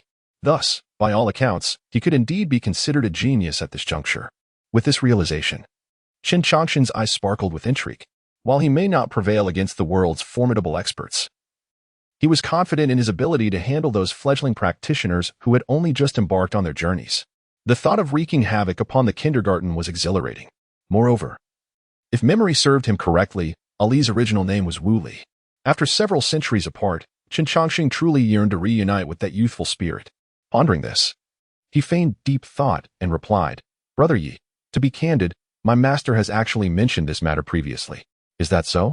When shall your esteemed master emerge from seclusion?" Well, my master stated that such trivial matters do not require his intervention. I can accompany you instead. Yi Hensheng was taken aback, his eyes brimming with confusion. The Genius Conference was teeming with powerful individuals, and protectors were as numerous as the stars in the sky. Without a formidable guardian, this undertaking was fraught with peril. Brother Qin, did your predecessor truly say that? Indeed. My master asserts that a true genius requires no protector. One can carve a bloody path with mere iron fists. Those who rely on protectors are, in his view, mere weaklings. As Qin Changshan's words settled in, Yi Hensheng felt a headache brewing. Such platitudes could be uttered by anyone. Yet the reality was starkly different. Attending the Genius Conference without a protector would undoubtedly be a death sentence. Expressing his concerns, Yi Hensheng implored, "Brother Chun, perhaps you should discuss this further with your predecessor. This situation poses genuine danger. Brother Yi, as a grown man, why do you dither so? My master's words are absolute and will not be altered. Do not waste your efforts." Furthermore, he assured me that he has his arrangements for crucial moments, so there is no need for concern. With the conversation reaching this impasse, Yi Hensheng found himself at a loss for words. While other disciples had their masters and ancestors rallying to their sides for the Genius Conference, fearing even the slightest harm, he, on the other hand, found himself abandoned by a secluded master and a national teacher, entrusted to some enigmatic harbinger of doom. The funeral director is indeed an eccentric individual, allowing his disciple to attend the celestial gathering alone. When did this world become so absurd? Just as Yi Hensheng was lamenting, Qin Changxing returned to the grand array, cradling a frail little white dog. Observing the ailing pup in Qin Changxing's arms, Yi Hensheng inquired, "Brother Qin, what is this?" "This is my little dog, which has fallen ill recently. I intend to take it to the central court for a physician's care. I assure you, despite its current state, it is quite intelligent. Once its illness is cured, you will be utterly astonished," Qin Changxing replied. Upon hearing his words, Yi Hensheng instinctively examined the little dog, only to realize it was indeed an ordinary creature, leaving him speechless. Yi Hensheng thought, "What sins have I committed in my past life to encounter such peculiarities?" "Brother Yi, we cannot simply fly over, can we? The distance between the central court and the east wilderness is considerable. Where exactly are we headed?" "It doesn't seem to be in the direction of the central court. Your cultivation method appears rather unique. Did your master teach you this?" Yi Hensheng's eyelids twitched incessantly. For ever since Qin Changxing boarded the airship, he had been chattering nonstop. At that moment, Yi Hensheng felt as if a million insects were buzzing around his ears. Sensing his emotions teetering on the brink of explosion, he took a deep breath and slowly replied, "Brother Chun, we are heading to the Xuanwu Kingdom. Currently, the two greatest powers in the East Wilderness are the Xuanwu Kingdom and the Night Moon Kingdom. To reach the central court, one must utilize the super teleportation array, which is located in the Xuanwu Kingdom. Additionally, apart from myself, there is another friend from the Night Moon Kingdom participating in the celestial gathering. If you feel bored, you may explore the airship." With that, Yi Hensheng retreated into the cabin and firmly closed the door, seemingly not wishing to see Qin Changxing again for the time being. Observing Yi Hensheng's hasty retreat, a faint smile appeared at the corners of Qin Changxing's mouth as he continued to stroke the little dog in his arms. Indeed, this little dog was the being that had hatched from the dead egg, although Qin Changxing had exerted great effort to bring it into the world. The egg had long since spoiled, and the creature's foundation had been damaged. Consequently, it was currently in a frail state, with its life hanging by a thread. Part of Qin Changxing's desire to go to the central court stemmed from his wish to utilize its celestial materials and treasures for healing purposes. The central court, being the heart of the 5 continents, is rich in cultivation resources. Xuanwu Kingdom. "Brother Yi, it has been a long time." A young man clad in a robe approached to greet Yi Hensheng. Their familiarity suggested a long-standing acquaintance. After exchanging pleasantries, the young man glanced at Qin Changxing beside Yi Hensheng and inquired, "Brother Yi, who is this?" "I am Qin Changxing. a helper invited by the Night Moon Kingdom. He replied, "Indeed, are we not to attend the Celestial Heroes Conference? When shall we set forth?" Observing Chen Chongqing's naive expression and feeble aura, the young man in the python robe furrowed his brow and then pulled Yi Hensheng aside. "Brother Yi, what is the situation here? This individual appears to have recently emerged into the world. Moreover, where is your protector for this journey?" In response to the young man's inquiry, Yi Hensheng's lips twitched slightly. "Brother Su, this matter is difficult to convey succinctly. Allow me to elaborate." Subsequently, Yi Hensheng began to express the burdens of his heart. A quarter of an hour later, the corners of the young man's mouth also began to twitch, for this affair, upon reflection, seemed utterly absurd. "Brother Yi, you have truly endured much." Chapter 71. Farewell to old friends at the Celestial Heroes Conference. After a discussion between Yi Hensheng and the young man in the python robe, they ultimately decided on their approach towards Chen Chongqing. Their resolution was to adopt a stance of indifference, regardless of the circumstances. The mourner was an old acquaintance of the Wolf King, and it was presumed that his strength would not be lacking as his disciple. Even if Chen Chongqing's abilities and experience fell short, a modicum of respect would still be afforded to him. Although the Celestial Heroes Conference was fraught with peril, it was best not to stir up trouble, which would likely prevent any significant issues. They resolved to allow him to broaden his horizons. With this thought in mind, the young man in the python robe approached Chen Chongqing with a beaming smile, exclaiming, "Ah, so you are the esteemed disciple of the mourner. It is a pleasure to finally meet you. The mourner has always been shrouded in mystery. I, Su Tian, must seek an opportunity to pay my respects to such a venerable figure." In response to the young man's greeting, Chen Chongqing also smiled warmly, stating, "My master has always favored a life of seclusion. However, since it is Brother Su's wish to meet him, I believe he would oblige. After all, my master has some connections with the Xuanwu Kingdom." "Oh, is that so?" Su Tian replied, intrigued. "Yes, I have heard my master mention it briefly, but the specifics elude me. In that case, I must seize the opportunity to visit the elder." After exchanging pleasantries, Su Tian arranged for Chen Chongqing to rest. Although the outward etiquette was meticulous, in truth, Su Tian had no intention of including Chen Chongqing in their activities. Faced with this situation, Chen Chongqing merely smiled faintly, not taking it to heart. His presence in the central courtyard was not to vie for the title of the foremost genius. Avoiding conflict was, of course, the best course of action. After a few days in the Xuanwu Kingdom, the grand teleportation array was finally ready. The prodigies from both the Night Moon Kingdom and the Xuanwu Kingdom gathered within the array. Interestingly, the leaders of both kingdoms were not of direct royal lineage. The Night Moon Kingdom, hailed as the demonic clan dynasty, was led by Yi Hensheng, a genuine human.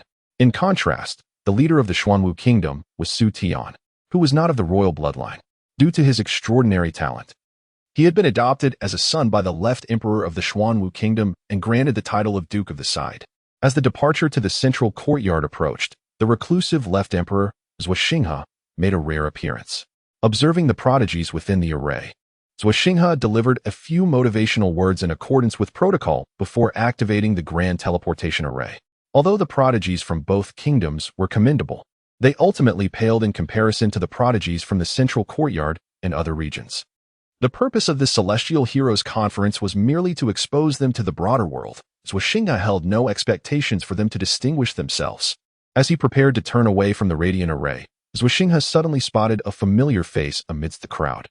Although the aura had changed and the visage appeared more youthful, Zhuoxinghe would never forget that face throughout his life. Meanwhile, concealed within the crowd, Chen Chongqing noticed the gaze of Zhuoxinghe. In response to the familiar look from an old acquaintance, a radiant smile graced Chen Chongqing's lips. Before Zhuoxinghe could utter a word, the magnificent teleportation array had already activated, and more than a dozen prodigies vanished from sight. Swallowing hard, Zhuoxinghe, the sovereign of a nation, felt his body tremble. He was alive. He had truly emerged from the ancient forbidden grounds. Though his appearance had undergone some changes, the essence of his demeanor and eyes remained unchanged. The funerary figure, Chen Chongqing, the fleeting national master of the Xuanwu Kingdom, had returned once more. With this thought, Zhuoxinghe immediately commanded, "Bring forth the attendants. Restart the teleportation array. I must personally attend to the central court." Upon hearing the emperor's decree, an elderly man stepped forward, saying, "Your Majesty, there seems to be a problem with the teleportation array. To restart it, it may take an estimated 2 months." As he spoke, Beads of cold sweat formed on his forehead, for he too was baffled as to why the array, which had functioned well, would now encounter issues. Fortunately, those prodigies had not faced any mishaps. Had they encountered trouble, even 100 lives would not suffice to pay for it. Zhuoxinghe did not lay blame on the one responsible for the teleportation array, knowing well that this matter was certainly the handiwork of Qin Changxing. With his profound mastery of formations, executing such subtle manipulations was a trivial task. Then hasten the repairs. I wish to see the teleportation array restored to normalcy as soon as possible. With that, Zhuoxinghe turned and departed. At this moment, turmoil surged within him. A person once thought dead had reappeared, and Zhuoxinghe had countless questions he yearned to pose. In the spatial passage, a transparent bubble enveloped the group, swiftly traversing the void. The prodigies stood with their hands clasped behind their backs, gazing silently ahead, as if they had lost the ability to speak. Qin Changxing understood this demeanor perfectly. After all, the essence of a prodigy lay in their poise, and incessant chatter along the journey would be rather unbecoming. Ignoring the dignified silence of the others, Qin Changxing settled into a corner, casually feeding a pill to the lethargic little white dog nestled in his arms. As he stroked its fur, his thoughts began to swirl. Upon emerging into the world once more, Qin Changxing realized the immense impact of the heavenly Tao's rules on cultivators. Most cultivators had entered seclusion, with the stronger ones retreating into deeper isolation. Reflecting on this, Qin Changxing murmured softly, to forge an entirely new cultivation system is no simple task. He had not anticipated that the constraints of the heavenly Tao would not only diminish the potency of the original cultivation system, but also shorten the lifespans of its practitioners. No wonder the central court was hosting the prodigy assembly. It seemed those ancient relics were nearing their limits. With this thought, Qin Changxing turned his gaze towards the more than a dozen prodigies not far away. These individuals exude a myriad of diverse energies. However, intriguingly, the essence they radiate reveals a significant divergence from both their cultivated systems and the traditional paths previously traversed. To put it bluntly, they serve as guinea pigs for the formidable beings exploring the realms of cultivation. Should they succeed, they would ascend to unparalleled heights. If they fail, they face the grim fate of demise. As the intricate tapestry of events unfolded, a smile began to grace Qin Changxing's lips. For he understood well that the method for practitioners to validate the efficacy of their techniques is rather straightforward. It is through combat. Victory signifies the correctness of the technique, while defeat indicates its flaws. Consequently, it seems that this gathering of prodigies may very well result in a cataclysmic clash. Chapter 72, The Gathering of the Extraordinary. Qin Changxing. Earning a modest sum after a lengthy journey, Qin Changxing and his companions finally arrived at their destination, the sacred grounds of Kunlun in the central court. However, as their feet touched the ground, the sounds of a fierce confrontation echoed from a distance. Saintess of the Purple Mansion, today I, the disciple of the Golden Light Cave, dare to seek your guidance. A young man, brimming with vitality and exuding an aura akin to a resplendent sun, proclaimed boldly. In response, a woman adorned with a delicate veil merely cast a fleeting glance in his direction. With grace, she plucked a flower with her right hand and began to ascend into the air. Buzz, crash. A breathtaking spectacle of a cerulean sea materialized behind her as she extended her hand, unleashing a powerful manifestation that surged forth with her attack. The disciple from the Golden Light Cave was sent flying with a single strike. Witnessing this scene, the crowd furrowed their brows in concern. Yet, Qin Changxing's exclamation shattered the tense atmosphere. Impressive. Instantly, hundreds of extraordinary individuals turned their gaze towards him, their expressions brimming with incredulity and disdain. We know she is formidable, but must you be so blunt in your admiration? They seem to think. We are all distinguished figures here. A modicum of pride would not go amiss. To react so dramatically before even engaging in battle is rather embarrassing. Taken aback by their scrutiny, Qin Changxing replied, "What are you all looking at? Is she not impressive? She manifested an extraordinary phenomenon during combat. Isn't that remarkable?" Upon hearing his words, Yi Henxing felt a throbbing at his temples. Brother Qin, please refrain from further comments. The world has changed significantly. Any cultivation method that deviates from the original system may produce such phenomena. Oh, I see. So, do all newly created methods yield manifestations? Qin Changxing inquired innocently. His question only intensified the disdainful glances from those around him. Clearly, he was oblivious, emerging from some obscure corner of the world. Not at all. Only methods with great potential can manifest phenomena. The greater the potential, the more formidable the manifestation, Yi Hengqin explained, nearly losing his composure at Chen Changxing's naivety. Then she is indeed impressive, having produced a phenomenon, Chen Changxing mused. At this, Yi Hengqin nearly succumbed to the urge to silence him. For his navet was exceedingly embarrassing. Brother Chen, this is the gathering of the extraordinary. The extraordinary are those who can achieve what common individuals cannot. In other words, everyone here possesses a manifestation. Surely you have one as well? I wouldn't know. I haven't engaged in battle recently, and you haven't mentioned this to me, Chen Changxing replied. Oblivious. Yi Hengqin sighed. Why did I ever bring you along? My past misdeeds are now being balanced by your presence, as if the heavens sent you to torment me. After explaining the basic rules to Chen Changxing, Yi Hengqin and his companions swiftly made their exit. The other extraordinary individuals from different locales merely smiled faintly, appearing unconcerned with Chen Changxing, the naive newcomer. Seeing that no one was paying him any mind, Chen Changxing clicked his tongue and turned to walk in another direction. In the recent circumstances, Chen Changxing was truly unaware, and his commendation was sincerely heartfelt. Yi Hengqin found such behavior embarrassing because they placed excessive importance on the so-called decorum and face. In the face of time, all matters appear trivial, let alone the ludicrous notions of decorum and reputation. With an infinite lifespan, how could Chen Changxing possibly concern himself with such trivialities? This is 300 pounds of divine source. Please accept it. The shopkeeper personally handed a leather pouch to Chen Changxing. After counting the contents, he turned and departed. Within a mere 2 centuries, the entire cultivation realm underwent significant transformations. What was once the universal currency of the cultivation world, the spirit stone, has evolved into the divine source. This term, divine source, has only emerged in the last century. Prior to that, it was referred to as spirit source. As the Kunlun sacred land developed the sacred ruins, spirit sources began to proliferate. Initially, people regarded spirit sources merely as a new cultivation resource. But as the laws of heaven and earth shifted, their importance became apparent. The original cultivation system was dismissed, and everyone sought to explore new paradigms.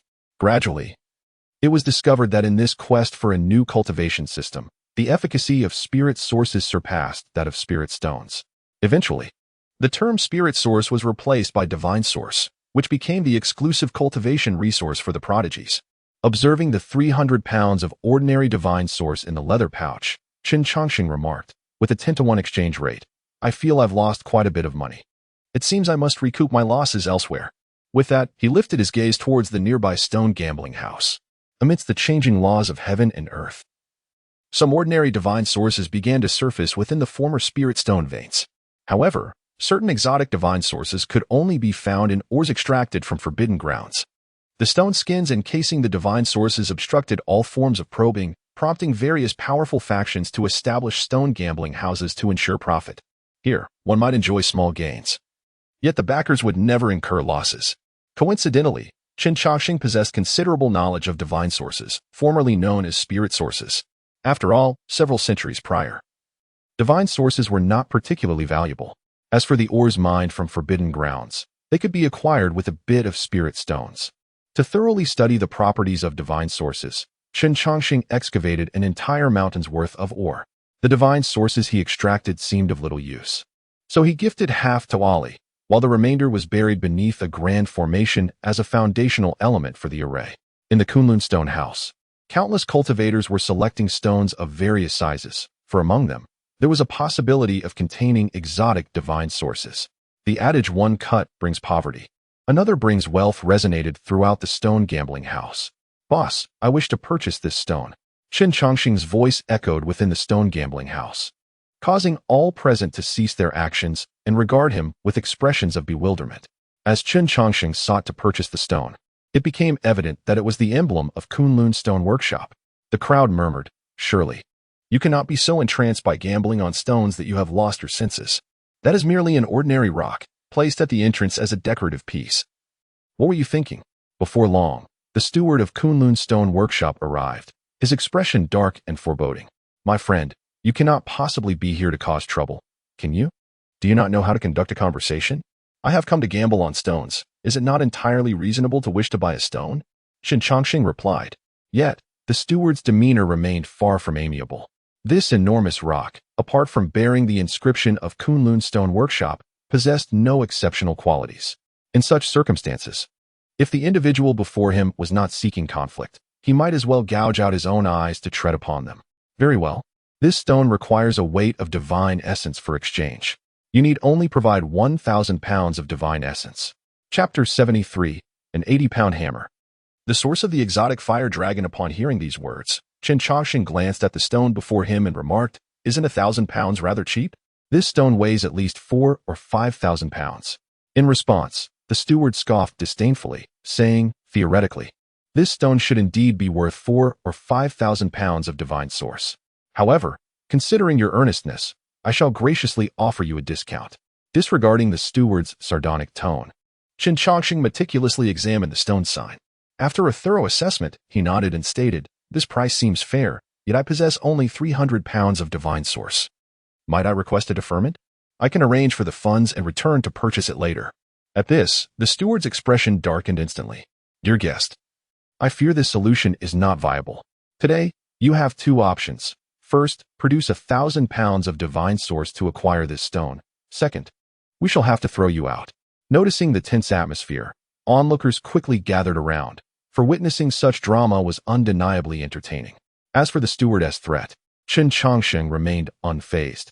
He had encountered countless formidable beings, and these mere lackeys did not intimidate him. His reluctance to adopt a more confrontational stance stemmed solely from a desire to avoid trouble. Moreover, he felt it was rather improper to barge in and demand a discount on someone else's wares. Just as Chen Changshan contemplated searching for cheaper items to offer as collateral, a voice rang out, "I shall take 1,000 pounds of divine source."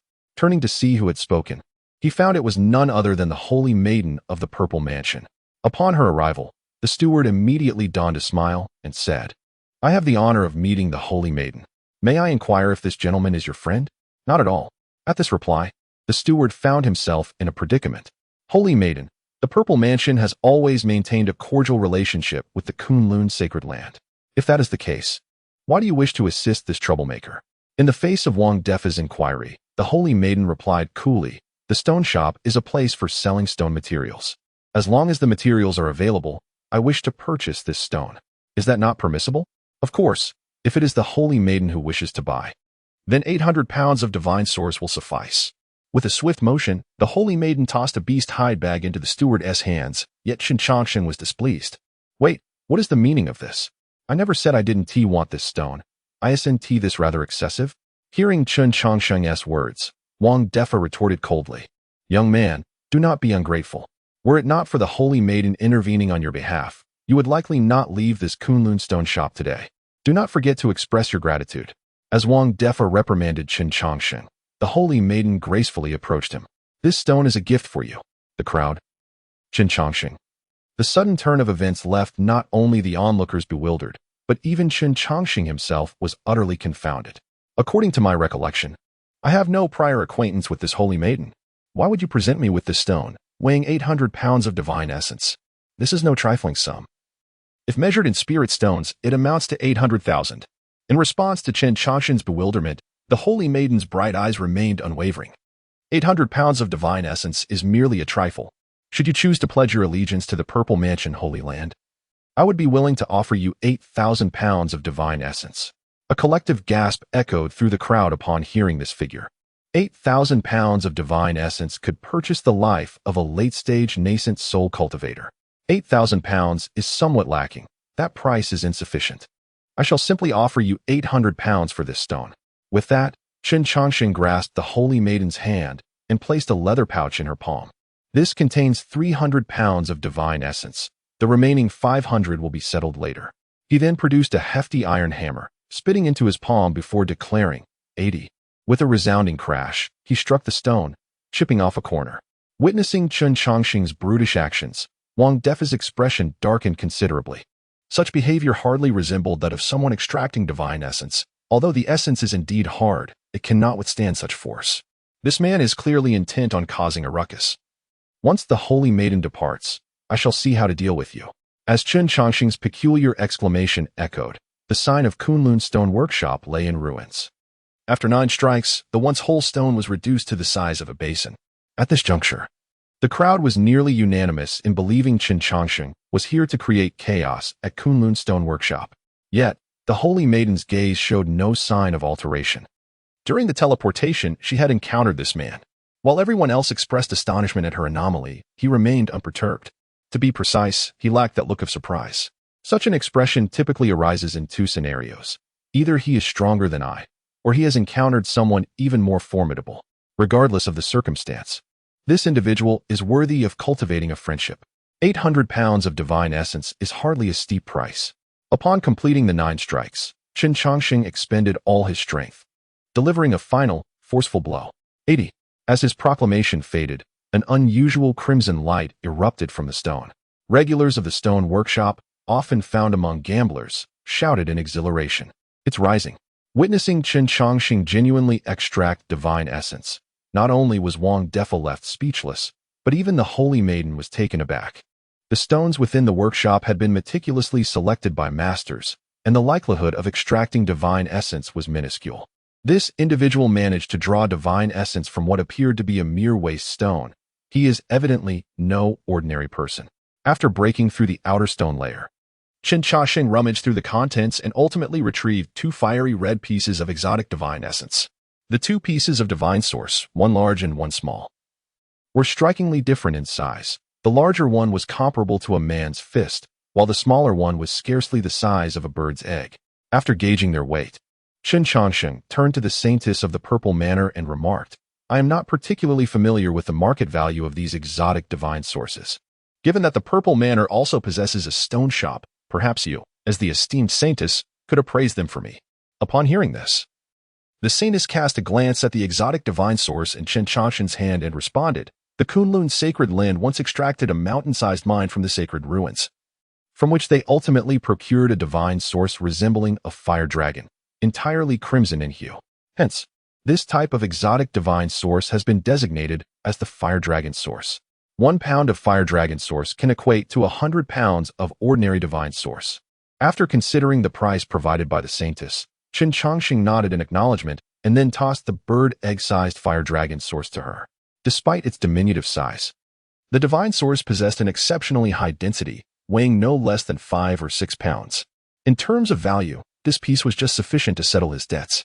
Chapter 74. The inner courtyard of the stone gambling house. Qin Changsheng, with a cheerful demeanor, placed the fire dragon source into a leather pouch and handed it to Wang Defa. This pouch was specifically crafted for divine sources, though compact in size. It efficiently countered the immense weight of such sources. Otherwise, an excessive quantity could potentially shatter storage rings under their formidable pressure. Manager Wang, I recall that to enter the courtyard of the Kunlun Stone House, one must provide a guarantee of at least 10,000 pounds of divine source. I believe my assurance should suffice. May I gain entry? Upon witnessing Qin Changsheng extract a divine source from a piece of waste stone, Wang Defa's attitude towards him underwent a dramatic transformation. The Kunlun Sacred Land was currently hosting the Talents Conference, attracting countless prodigies from all directions. A person capable of such skill and insight must undoubtedly possess an extraordinary background. How could Wang Defa afford to treat such an individual with indifference? Of course, esteemed guest, please follow me. With Wang Defa's enthusiastic invitation, Qin Changsheng entered the inner courtyard of the Kunlun Stone House, closely followed by the Zifu Saintess. However, their privileged access did not extend to others.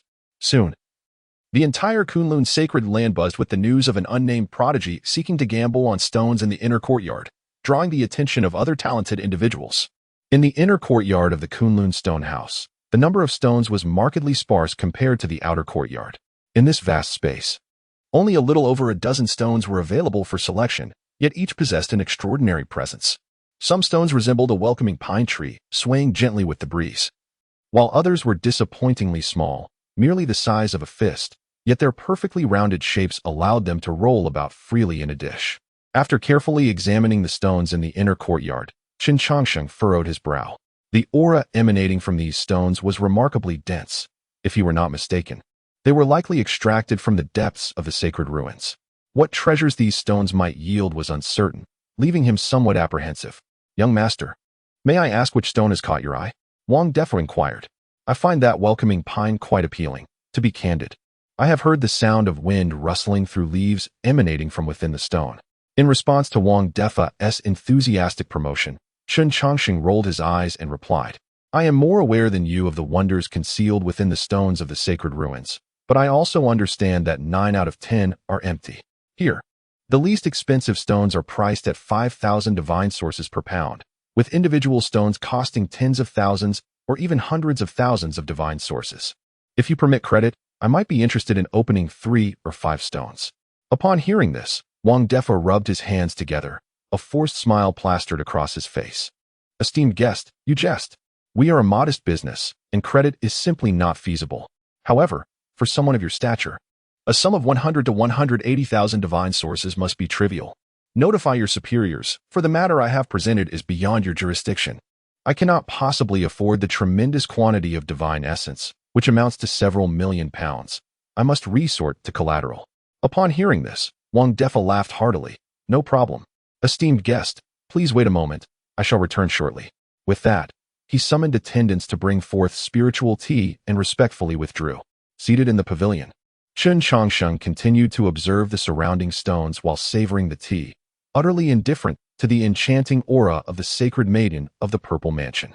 After a while, the silent sacred maiden spoke. Given your capabilities, the quantity of divine essence should not concern you. What you seek lies within that essence. At this, Chen Chongqing turned to the sacred maiden and replied, What do you mean by that, esteemed maiden? As the saying goes, wealth, companions, laws, and land, resources are of utmost importance on the path of cultivation. I have come to Kunlun Stone Workshop precisely for the divine essence. After all, who would ever find too much divine essence a burden? In response to Chen Chongqing's reasoning, the sacred maiden of the Purple Mansion calmly remarked, Others may come to the workshop for divine essence, but you are different. Why? Because your gaze is far too tranquil. That fire dragon essence alone must weigh at least 50 pounds, equivalent to 25,000 pounds of ordinary divine essence. Such a resource cannot be overlooked, even by prodigies. Yet, you did not so much as blink upon seeing the fire dragon essence. This indicates that, in your eyes, 25,000 pounds of divine essence is of little consequence. Everyone in the Kunlun sacred land knows that the stones within the workshop are worth a fortune. Even the most exquisite divine essence cannot recoup such an investment. The only opportunity lies in unearthing divine essence that conceals something extraordinary, which is precisely what you seek. After contemplating the sacred maiden's analysis, Chen Chongqing nodded in agreement. Your reasoning is indeed sound. I have come for the treasures contained within the divine essence.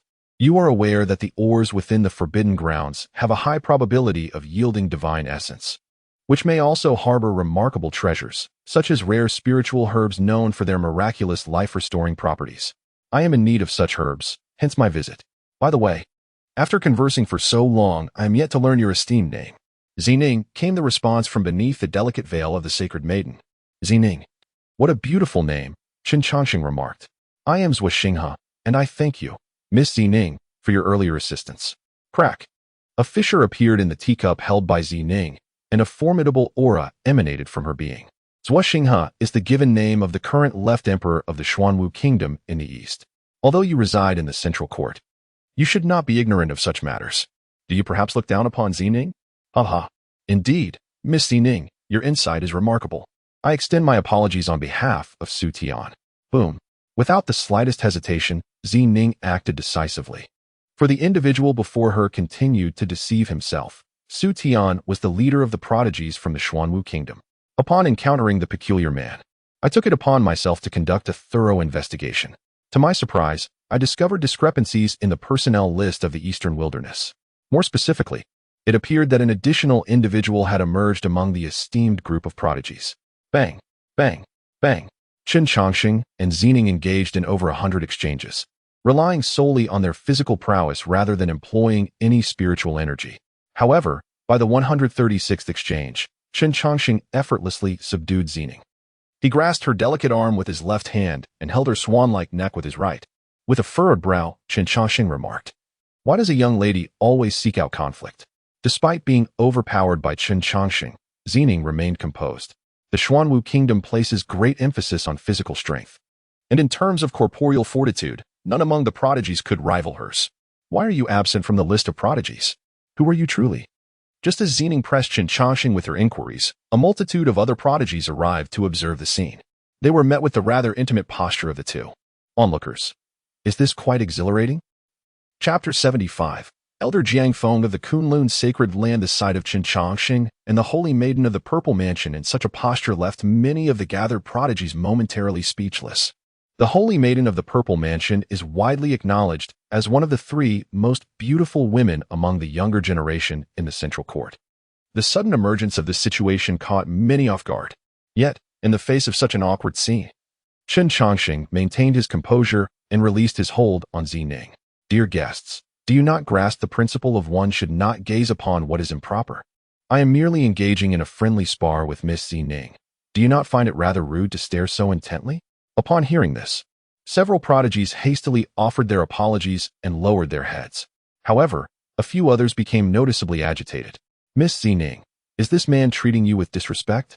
If so, we shall ensure he pays for his insolence. At this, Zining cast a faint glance at them, offering no response. The enigmatic man before her was indeed somewhat shameless, hiding his intentions, yet she found herself harboring a greater disdain for the individuals around her, for their hypocrisy was palpable. A man of stature, regardless of his virtues or vices, should act with decisiveness rather than hesitation. If they truly wish to defend her honor, they ought to act immediately rather than seek her approval. Their repeated inquiries stemmed solely from their awareness of the man's superior prowess in their earlier exchange, revealing their fear of his strength. Furthermore, her affairs did not require the intervention of anyone else. Despite his physical prowess, she was not necessarily at a disadvantage against him. Noticing that the Holy Maiden of the Purple Mansion was ignoring them, the prodigies felt increasingly awkward. Yet, amusingly, the instigator of this entire situation, Qin Changxing, had now begun lecturing the group of prodigies. My brothers, how can you pursue a woman using such methods? You have just committed a grave error in etiquette. As Qin Changxing casually engaged with the crowd, most regarded his behavior with derision. However, with so many present, a few curious souls inevitably emerged. What did he mean? The explanation was quite simple. To win the affection of a woman, one must rely on the allure of one's character to captivate her. You are all aware of Miss Zining's remarkable background and extraordinary talent. Women of such caliber are not overly concerned with mere conditions. 4. In a world where few men can surpass her, the significance of personal charm becomes evident.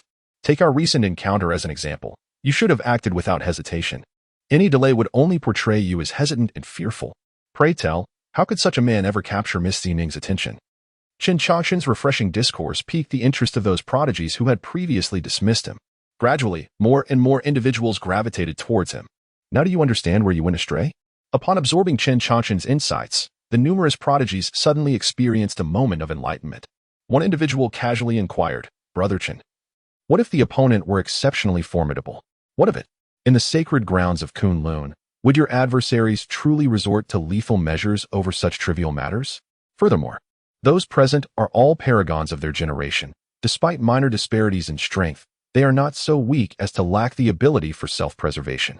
Upon hearing these words, the chests of many talented individuals swelled with a sense of pride.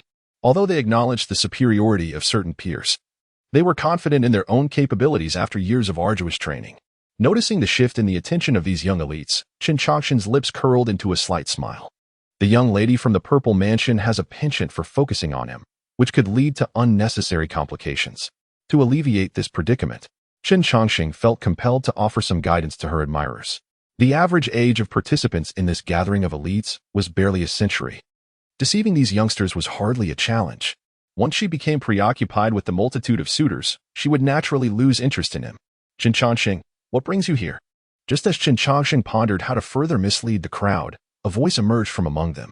Turning, he recognized the speaker as Zhu Jing, a member of the talented group from the Xuanwu Kingdom. Zhu Jing, the third princess of Xuanwu Kingdom, possessed commendable talent, placing her in the mid-tier of strength within her cohort. Ah, it's the third princess. Qin Changxing greeted respectfully.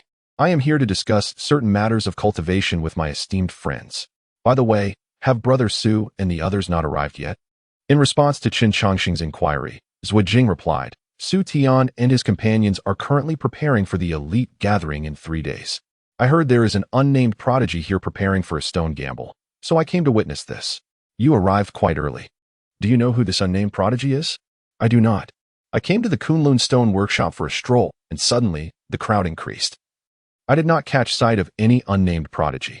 After understanding the situation, Jing engaged in a few more exchanges with Chen Changsheng before quietly awaiting the appearance of the mysterious prodigy. As for those listening to Chen Changsheng's teachings, they did not perceive him to be the individual engaging in the stone gamble, for his attire was exceedingly ordinary, hardly befitting someone of significant background. Although his prowess was evident from his encounter with Ziyin, the stones within the Kunlun Stone Workshop would not offer discounts simply because one was a prodigy. Thus, the only person present who knew the truth was Ziyin herself. However, the saintess of the Purple Mansion was proud and would not readily explain herself to the others. At that moment, Wang Defa approached with a middle-aged man from a distance. Upon seeing the middle-aged man, many talented individuals became solemn, including the typically aloof saintess of the Purple Mansion. The newcomer was none other than the second elder of the Kunlun Sacred Grounds, Jiang Feng. In the initial contest for the position of the Holy Lord of Kunlun Sacred Land, Jiang Feng faced a slight disadvantage against the current Holy Lord, Jiang Bufan. Despite his defeat, Jiang Bufan has remarked that, had it not been for fortune's intervention, the outcome of their match remained uncertain. Beyond this matter, there exists another event that greatly amplified Jiang Feng's renown.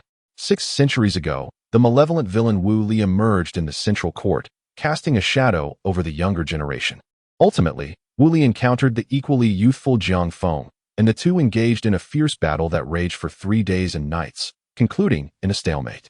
This confrontation, however, quelled the notorious Wu Li for a full century. To this day, he stands alone as the only individual to have achieved parity with the nefarious Wu Li. Chapter 76. The exorbitant price of 2 million divine sources. As Chen Changsheng engaged in conversation, Jiang Feng approached him directly, bypassing the crowd, which left everyone astonished. The onlookers straightened their attire, eager to present their finest selves. However, Jiang Feng's actions were unexpected. Ignoring the assembled talents, he walked straight to Chen Changsheng, who was leisurely chatting. The hospitality at Kunlun Stone Pavilion has been lacking. I hope you will not take offense, young friend, he remarked. In response, Chen Changsheng ceased his idle chatter and, with a respectful gesture, replied, Elder Jiang, you flatter me. It is indeed my honor to visit Kunlun Stone Pavilion. The two then walked towards a pavilion with a sense of familiarity, leaving the other prodigies in a state of astonishment. Although they bore the title of genius, in the presence of true luminaries, their status paled in comparison. Jiang Feng, a prodigy in his own right and one of the most distinguished figures from a previous era, overshadowed them all in talent, status, lineage, and strength. Pouring a cup of hot tea for Chen Changsheng, Jiang Feng smiled and said, I have heard that you wish to try your hand at a few stones. Have you chosen any targets? Chen Changsheng replied with a smile. I have indeed selected a stone, but regrettably, my financial resources are limited, and I cannot afford such a substantial amount of divine sources. Thus, I must resort to using some old trinkets as collateral. I wonder if Kunlun Stone Pavilion would accept such items?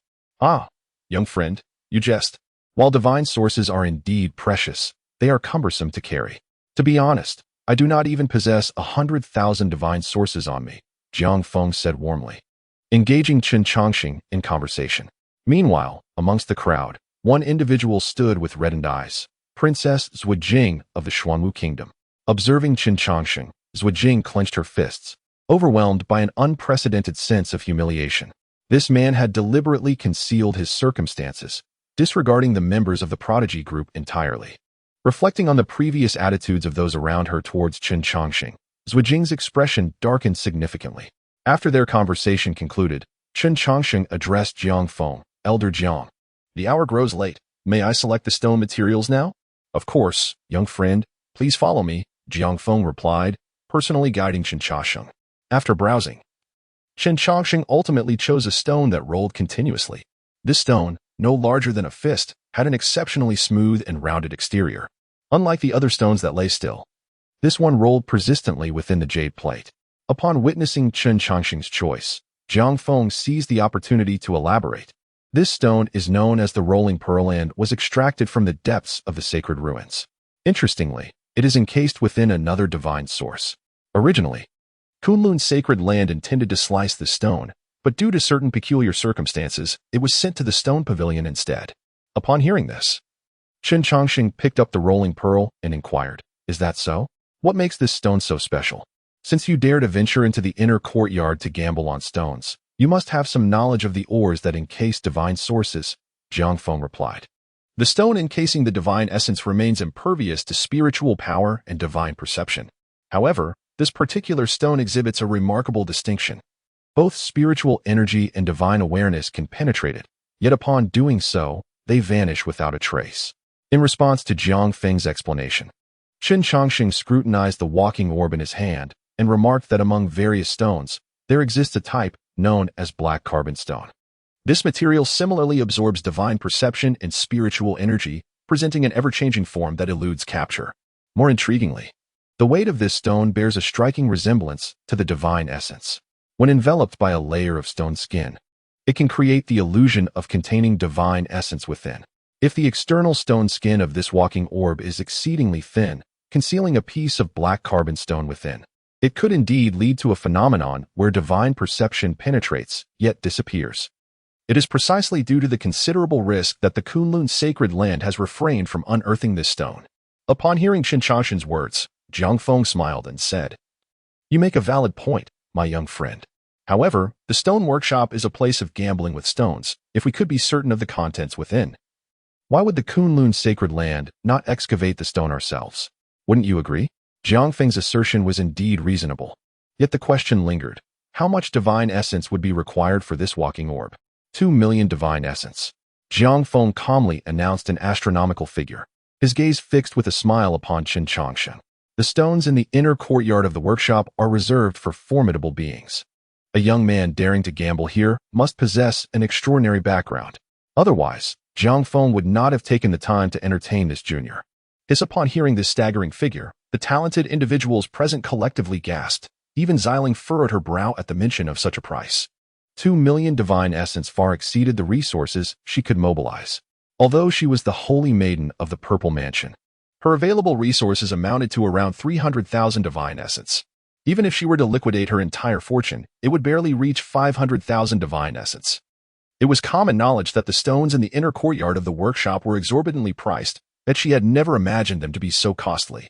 2 million divine essence? That price is not exorbitant. It is quite reasonable. Qin Changxing's calm voice interjected amidst the astonishment of the crowd. The onlookers responded with disbelief, questioning, "Are you truly suggesting that 2 million divine essence is reasonable? I could sell you a piece. Would you be interested?" Ignoring their astonished expressions, Qin Changxing waved his right hand, casting a shadowy mass to the ground. Boom! The shadowy mass struck the soft grass, creating a depression.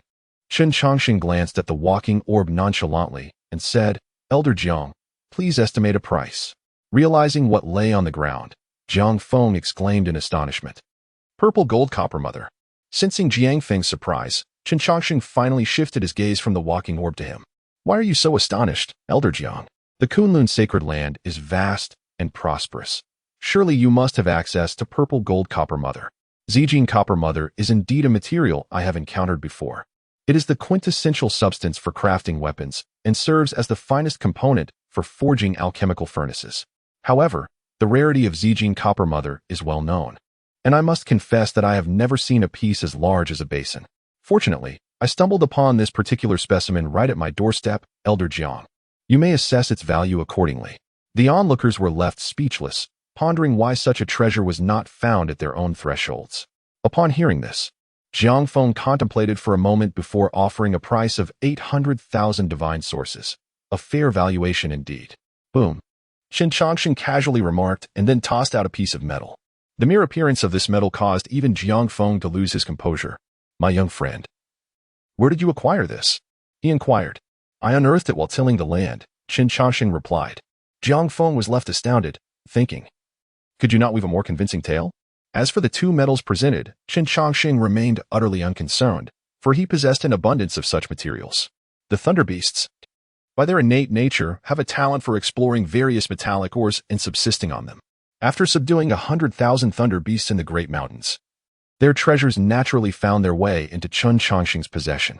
Chapter 77. The Great Fat Worm. Qin Changxing remarked, "This item is beyond your means."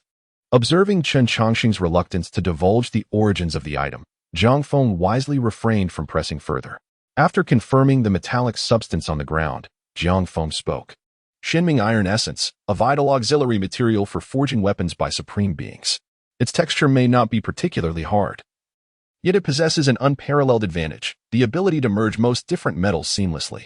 This metal is rare and elusive, taking millennia to find, and thus, I cannot provide a satisfactory price at this moment.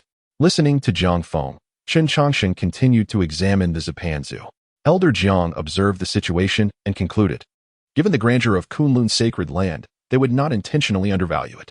In response, Jiang Feng scrutinized the young man before him, hesitating momentarily before declaring, since you have expressed such confidence, I shall boldly propose a price. For this piece of Xianming iron essence, approximately the size of a human head, Kunlun Stone Square offers for 1,000,000 divine sources. This announcement elicited a collective sharp intake of breath from the onlookers, as such astronomical figures were unprecedented. Even for the talented individuals present, for 1,000,000 divine sources, such a price could only be afforded by a mighty force like Kunlun's sacred land.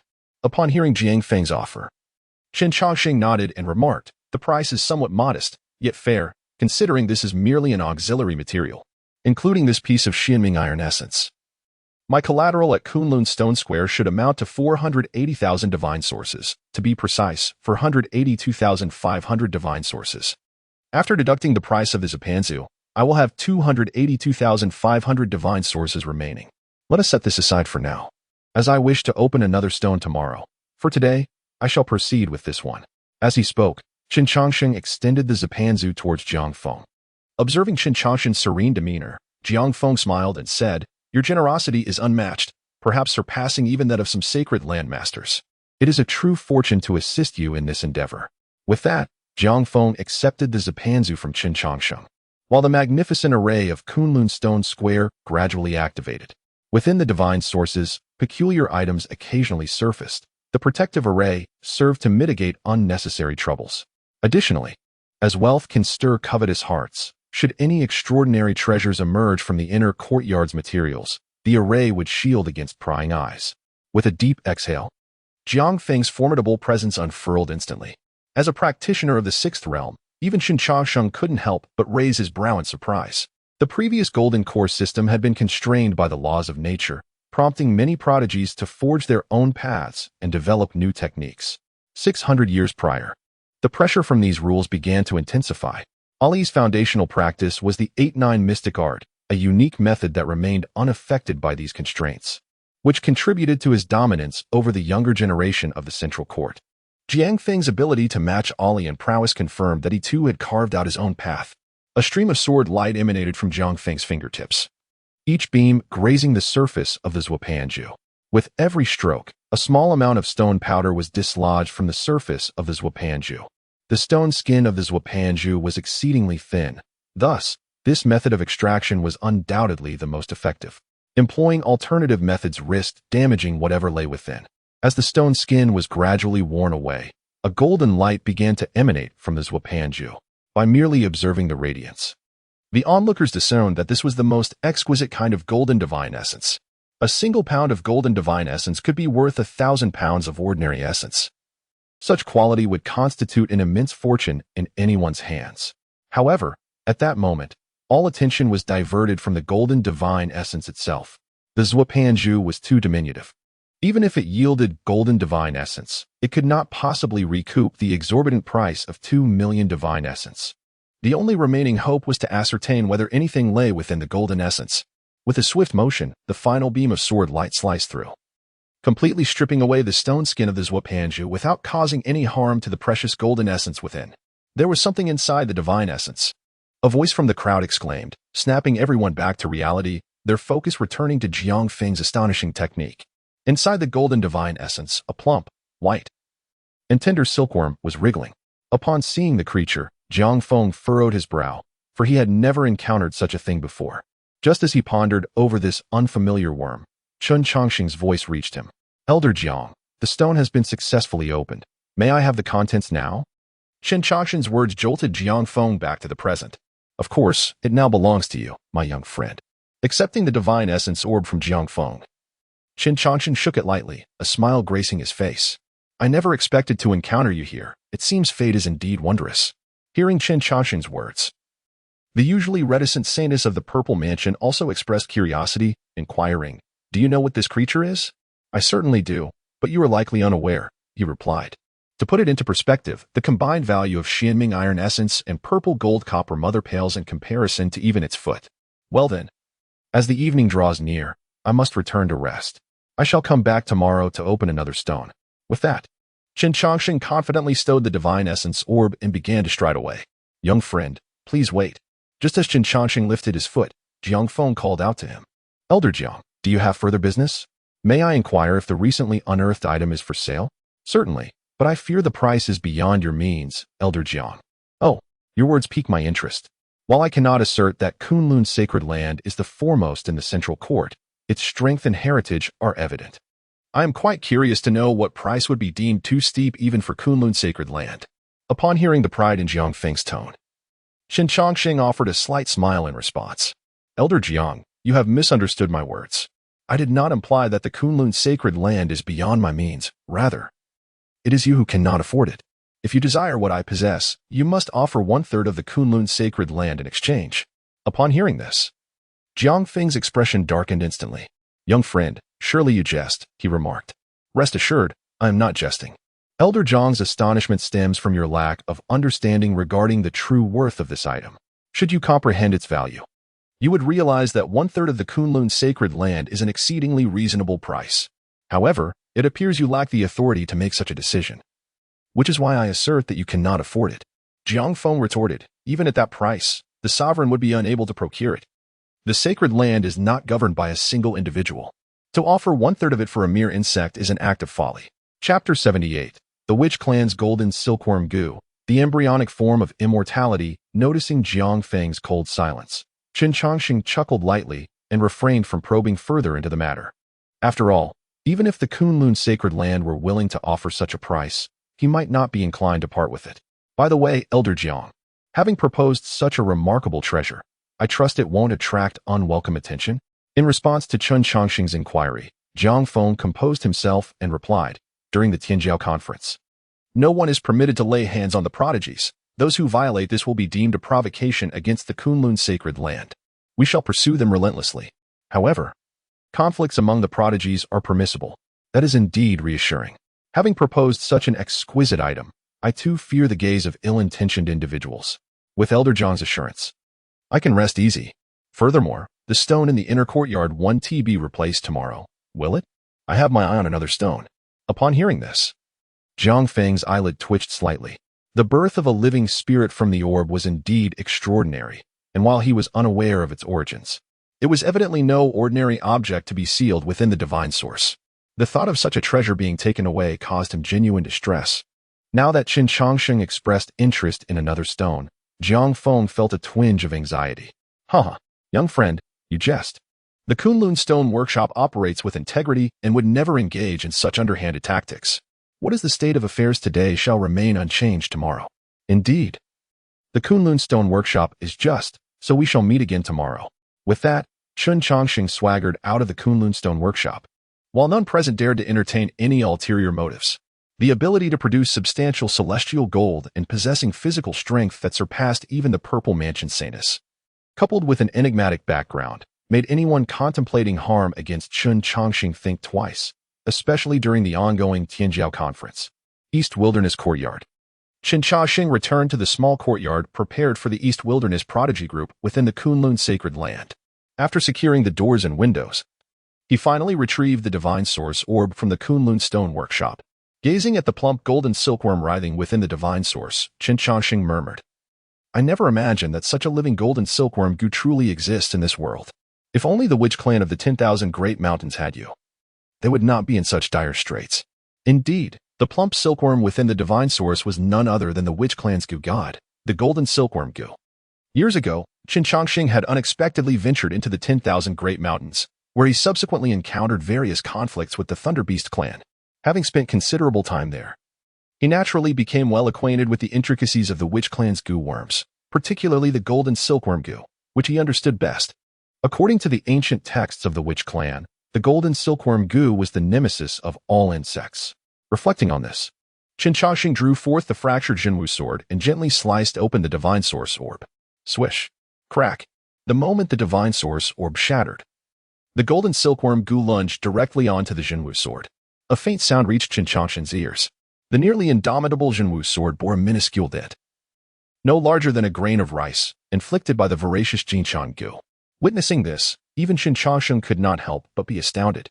It is worth noting that the Jinwu sword was the weapon of the former left emperor of the Xuanwu kingdom, aside from a singular failure in the ancient Forbidden Lands. Qin Changsheng had yet to encounter anything capable of damaging the Jinwu sword throughout the years. Now, however, the Jinshan Gu effortlessly gnawed a notch into it, a testament to its formidable prowess. The sound of gnawing reverberated through the room as the seemingly innocuous Jinshan Gu voraciously consumed the Jinwu sword. Although Qin Changsheng felt a pang of sorrow, he refrained from acting rashly. Ancient texts indicated that the Jinshan Gu was nourished by ancient ferocious beasts, and he doubted his own slender frame could contend with it. Gently placing the Jinwu sword upon the table, Qin Changsheng hurriedly retrieved various herbs and tools for inscribing formations.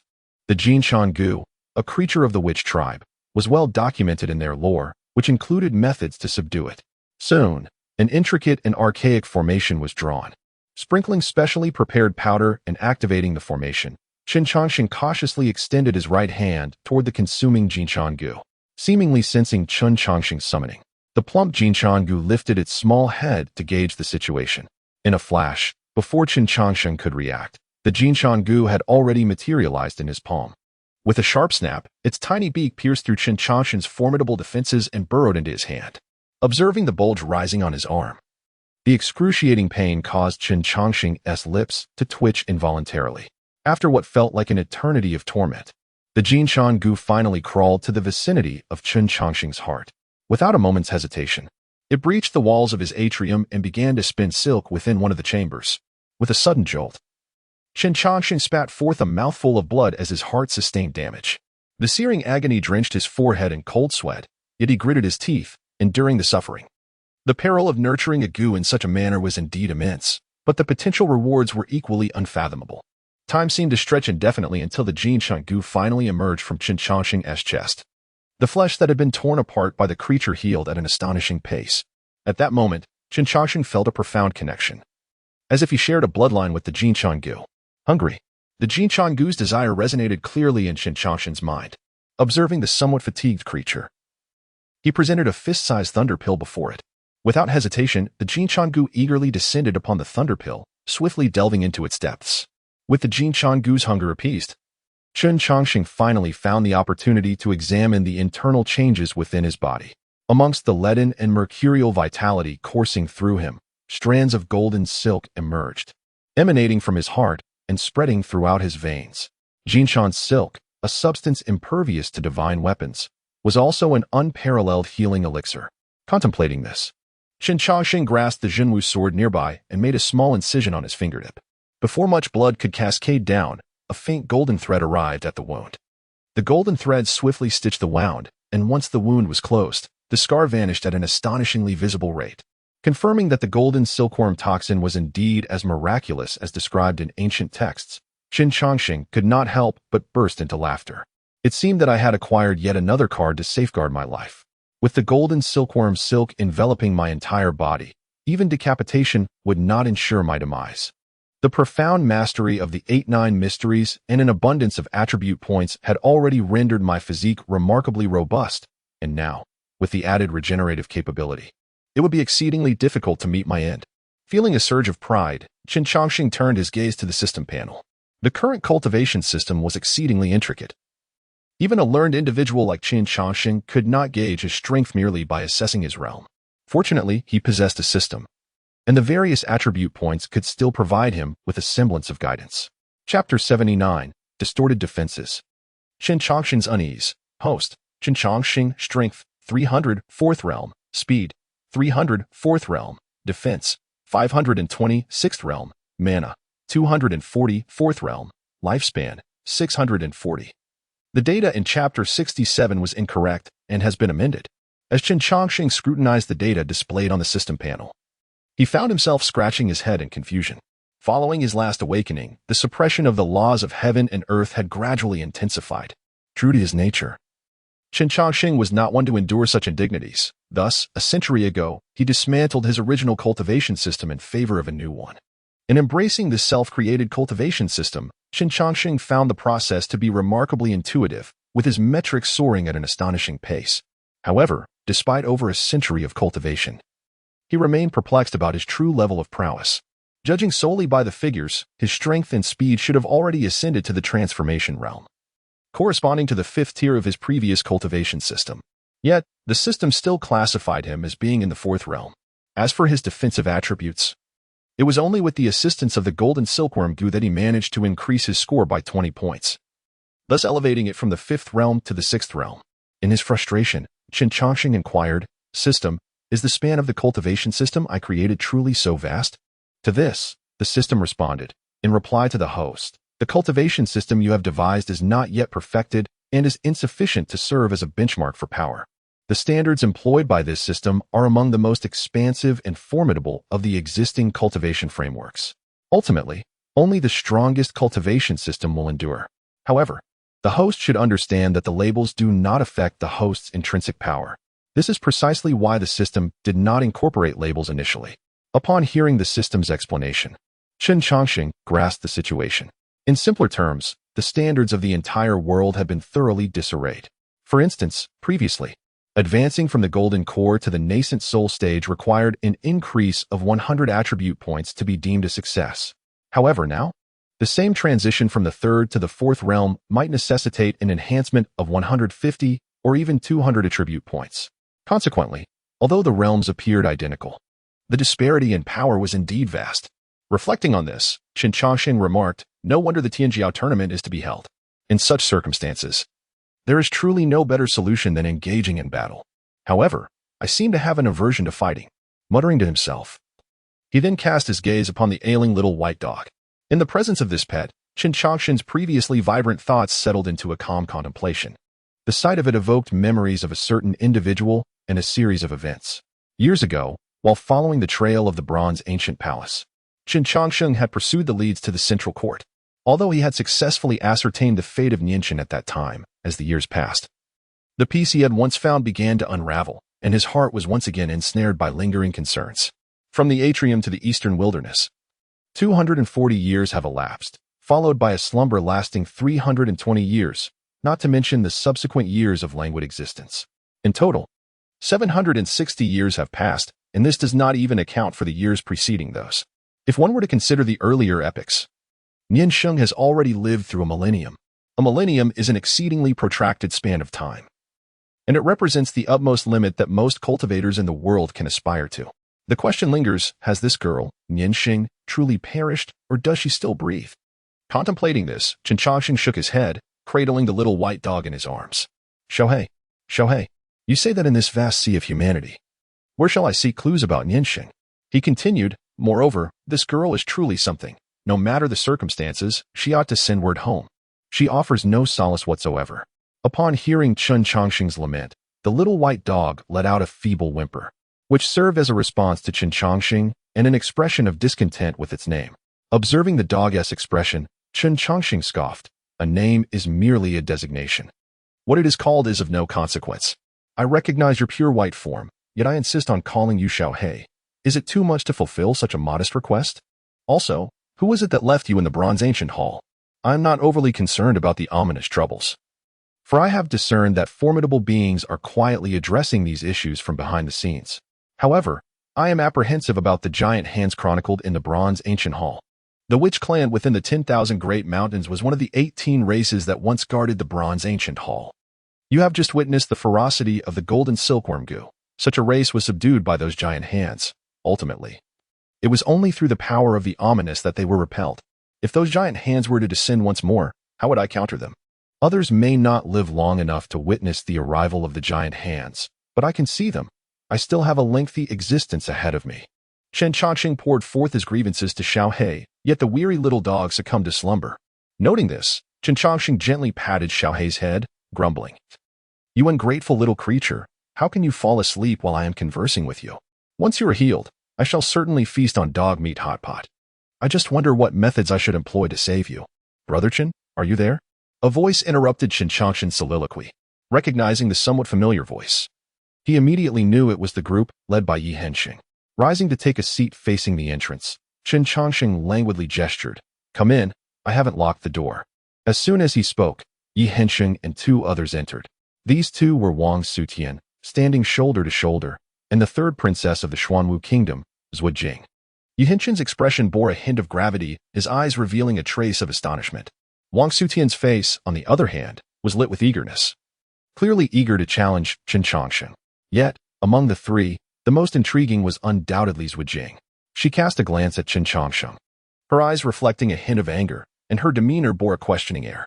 The three of them stood silently before Qin Changsheng. He neither invited them to sit nor sent them away. The atmosphere grew awkward in an instant. After a long pause, Qin Changsheng gently stroked the soft fur of the little black creature and spoke. If you have something to say, feel free to express it directly. However, I request that you do so one at a time to avoid chaos. Additionally, please refrain from beating around the bush, as I find it tedious. Upon hearing this, Yi Hengsheng clasped his hands and began. I have heard of your deeds, Brother Qin, and previously I may have been remiss. Stop, Qin Changsheng interjected, halting Yi Hengsheng mid-sentence. Chapter 80. A scathing rebuke to the third princess of the Xuanwu kingdom and the three great beauties of the central courtyard. Did I not instruct you to avoid beating around the bush? Why do you persist in disobedience? Your origins are not for you to know. Should you be curious, you might inquire with your master. If she is inclined to divulge the information, it shall signify your entitlement to it. Should she choose to remain silent, you are left to speculate, if you deduce correctly. You are clever. If you do not, it reflects poorly upon your intellect. Upon hearing Qin Changsheng's words, Yi Hengsheng's lips twitched several times. Yet he ultimately refrained from pressing further. After addressing Yi Hengsheng, Qin Changsheng turned his attention to the eager Su Tian, who was poised to speak. He wishes to inquire about my origins. What is it that you wish to ask? I seek to challenge you. Su Tian calmly articulated his intention. In response to this demand, Qin Changsheng nodded approvingly, remarking, it is commendable for the youth to be audacious and ambitious. However, you currently lack the qualifications to challenge me. What must one do to attain such qualifications? It is quite simple. Are you aware of the three great beauties of the central courtyard? Yes. The holy maiden of the purple mansion, Zining, the lady of 72 wolf smoke, Gongsun Huayu, and Yao Yingying of the Wuhan pavilion. These three are universally acknowledged as the epitome of beauty among the younger generation of the central courtyard. Not only are their appearances breathtaking, but their skills are also unparalleled, making the description of them as possessing both grace and talent entirely fitting. You speak wisely, Qin Changsheng nodded in agreement, stating, it appears you have indeed invested some thought into the power dynamics of the central courtyard. Only after defeating all three of them will you earn the right to challenge me. At these words, Su Tian's eyelids fluttered. Are you truly that formidable? As for my own strength, I cannot say for certain. I have encountered only one of the three great beauties. The circumstances of the other two are merely hearsay. However, one thing I am certain of is that should I desire, I could easily best the holy maiden of the purple mansion. In light of Qin Changsheng's nonchalant demeanor, Su Tian's gaze grew resolute. No problem. I shall defeat all three and return to confront you. Having dealt with the two relatively inconsequential individuals, Qin Changsheng's gaze shifted to the visibly displeased Zhu Jing. As her turn approached, Zhu Jing did not wait for Qin Changsheng to speak, directly posing her inquiry. Why do you feign weakness and take pleasure in our misfortune? Even if you what right do you have to speak before me? Before Zhu Jing could finish her statement, she was met with Qin Changsheng's scornful gaze, which silenced her indignation in an instant. For reasons unknown, Zhu Jing found herself unable to maintain eye contact with Qin Changsheng. You are the third princess of the Xuanwu kingdom. It is not inappropriate to acknowledge your esteemed status, yet you lack the entitlement to question me. The title of princess holds significance only among the people of the Xuanwu kingdom. It bears no weight beyond its borders. In this realm, during this gathering of prodigies, your authority to speak derives solely from your prowess. I understand your sentiment. You merely believe I regard you as a jester. Although I harbor no interest in engaging in such affairs, you may perceive it thus, for in my eyes, you are no different from a mere jester. Upon hearing Qin Changsheng's words, Zhu Jing bit her lip tightly. Throughout her life, she had never endured such humiliation. Observing her demeanor, Qin Changsheng scoffed. What is this? Are you about to weep? TSK. Is this the caliber of the prodigies from the Xuanwu kingdom? Surely you have not yet weaned. I challenge you. The intense humiliation prompted Zhu Jing to unleash an angry roar. In response to her outburst, Qin Changsheng's disdain became even more pronounced. Your reaction only serves to highlight your immaturity, yet in light of your impending tears, I shall indulge your desire. Su Tian. Allow her to witness the harsh realities of the world beyond. Hesitant at Qin Changsheng's command, Su Tian paused momentarily. What is the matter? Are you afraid to make a move? The Zhuo Emperor has conferred upon you the title of one-word companion king due to your talents and gifts. Your choice to align with the Xuanwu kingdom can be likened to a wise bird selecting its roost. Yet the Zhuo Emperor did not intend for you to serve as a mere hound for the Xuanwu kingdom. Do you comprehend the significance of the Prodigy Convention? It is a contest of the Grand Path, where all beings within sight are adversaries, devoid of allies. You are not only to contend with the prodigies of your own era, but also those from the previous one, such as the Emperor of the Xuanwu Kingdom, Zhuo Xinghe. After all, he is also a cultivator, and as long as neither of you falter on this path, you shall inevitably cross paths. What then do you intend to do? In light of Chen Chongqing's words, Su Tian pondered deeply. Meanwhile, Zhuo Jing grew anxious. Su Tian was a genius of the Xuanwu Kingdom, and should he be swayed by Chen Chongqing, it would spell disaster. You speak nonsense. My father holds Su Degu in high regard. How could he ever turn against him? That is a fact.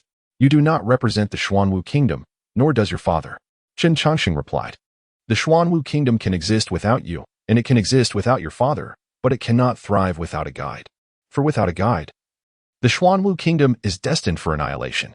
Both your father and Su Tian aspire to be that guide, each wishing for the other to assume the role. As for whose fate prevails, that lies in the hands of destiny. Having spoken, Chen Chongqing resumed his leisurely activities. Su Tian quietly approached Zhuo Jing. Princess, please proceed. Realizing the situation had reached a conclusion, Zhuo Jing, fueled by frustration, declared, What nonsense about a guide. I shall prove that I am stronger than both of you. With that, she turned and exited the room, preparing to confront Su Tian outside. The drama unfolded, and Chen Chongqing's interest peaked. He swiftly retrieved a small stool and positioned himself at the doorway, accompanied by an assortment of fruits and snacks. The commotion inevitably drew the attention of the other members of the Eastern Wilderness Prodigy Group. Su brother, if there is something to discuss, let us sit and deliberate calmly. Indeed, the third princess can be a bit tempestuous. Please do not take it to heart. Some prodigies from the Xuanwu Kingdom began to persuade the two. Yet this only incited dissatisfaction in Chen Chongqing, who wished to observe the spectacle. Su Tian, why are you standing there in a daze? Do you not feel embarrassed enough? Their group of prodigies consists of only 1 or 2 individuals at most, while Dong Wang has brought along over a dozen inept individuals, with such a multitude of incompetents. If you do not tidy them up, onlookers might mistakenly believe you all came here merely for a free meal. As Chen Chongqing fanned the flames of discord from the sidelines, the Dong Wang prodigies grew incensed. 3 or 5 of them immediately sought to teach Chen Chongqing a lesson. However, before they could approach him, a figure swiftly sent them all flying. Upon closer inspection, it was none other than Su Tian. Observing the familiar faces that had been sent sprawling, Su Tian calmly declared, One of me is sufficient for the Xuanwu Kingdom. You may all return. Chapter 81. The Beating of the Guardian of the Xuanwu Kingdom. The Tragedy of Ordinary Cultivators upon witnessing Su Tian's choice. Yi Hensheng let out a soft sigh and proceeded towards the celestial group of the Night Moon Kingdom.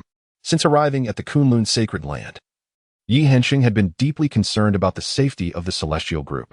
It was not that his companions lacked excellence, but rather that the younger generation from other regions was exceedingly formidable. As Chen Chongqing had aptly stated, this celestial competition is a contest of great paths, where no one would regard your status. Insufficient strength in such a tumultuous environment could easily lead to mortal peril. Previously, Yi Hensheng had refrained from explicitly addressing this concern out of camaraderie. However, with the situation laid bare, he resolved to adopt a more ruthless stance. Boom, boom, boom. Both Su Tian and Yi Hensheng joined forces, initially holding back against the other celestial prodigies. Yet, as their assaults grew increasingly ferocious, the others began to unleash their true fire. It became evident that both Yi Hensheng and Su Tian were indeed the pinnacle of their respective kingdoms' talents.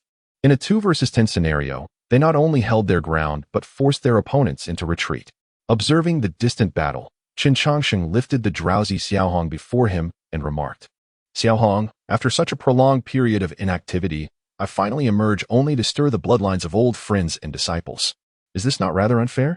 Mess Xiaohong let out a feeble complaint, seemingly lamenting the disruption of its pleasant dreams. Noticing this, Chen Chongqing rolled his eyes and quipped, as a dog. You should possess ample energy. How can you be lazier than a turtle? Disregarding Chen Chongqing's banter, Xiaohong yawned and slowly closed its eyes once more. Sighing in resignation, Chen Chongqing rose while cradling Xiaohong, saying, Very well, sleep as you wish. To seek your counsel on such matters is indeed an imposition upon a dog. Nonetheless, shedding tears among our own is ultimately preferable to bleeding at the hands of outsiders. With that, Chen Changshen's figure vanished from sight. As the internal conflict of the Eastern Wilderness Celestial Group escalated, the Guardians naturally sought to intervene. However, Chen Changshen's intentions would not allow for any interference. Perhaps you should wait a while before proceeding. I fear for your safety should you rush in now. 3 figures were halted by Chen Changsheng at the battlefield's edge. Faced with the celestial prodigy of the Night Moon Kingdom, the brows of the 3 guardians of the Xuanwu Kingdom furrowed. Who exactly are you? Why do you incite discord among the Eastern Wilderness Celestial Group? Moreover, I do not recall hearing of a figure such as Chen Changsheng from the Night Moon Kingdom. The most powerful among the guardians, an elder in the mid-stage of the transformation god realm, posed his inquiry to Chen Changsheng. Yet, Chen Changsheng appeared disinterested, merely bowing his head to pet his dog.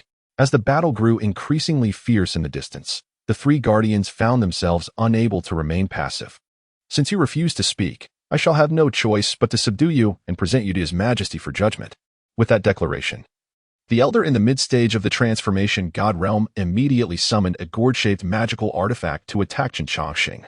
Before them stood an ancient gourd, swelling in the wind before unleashing a torrent of winds sharp as blades. Yet, these powerful gusts, capable of cleaving gold and jade, could not disturb Chen Changsheng in the slightest. Casting a glance at the trio, Chen Changsheng remarked calmly, Zhuo Xinghe truly did not intend to participate earnestly in this gathering of exceptional talents. As he spoke, he raised his right hand, and a formation swiftly enveloped the 3. With Chen Changsheng's current mastery of formations, such an instantaneous setup was merely a fundamental skill. Bang! Once the formation obstructed external scrutiny, Chen Changsheng drew forth a massive bone and struck it fiercely against the artifact of the transformation elder. With but a single blow, the precious gourd shattered into countless fragments. Faced with this scenario, the 3 transformation experts recoiled in terror, having never anticipated that a junior would wield such formidable power. Clutching the root bone of the Taotai in his right hand and cradling the little black creature in his left, Chen Changsheng advanced steadily towards the trio. In truth, under the current circumstances, transformation stage cultivators held little sway. They were no match even against the guardians of other prodigies, let alone the top-tier prodigies themselves.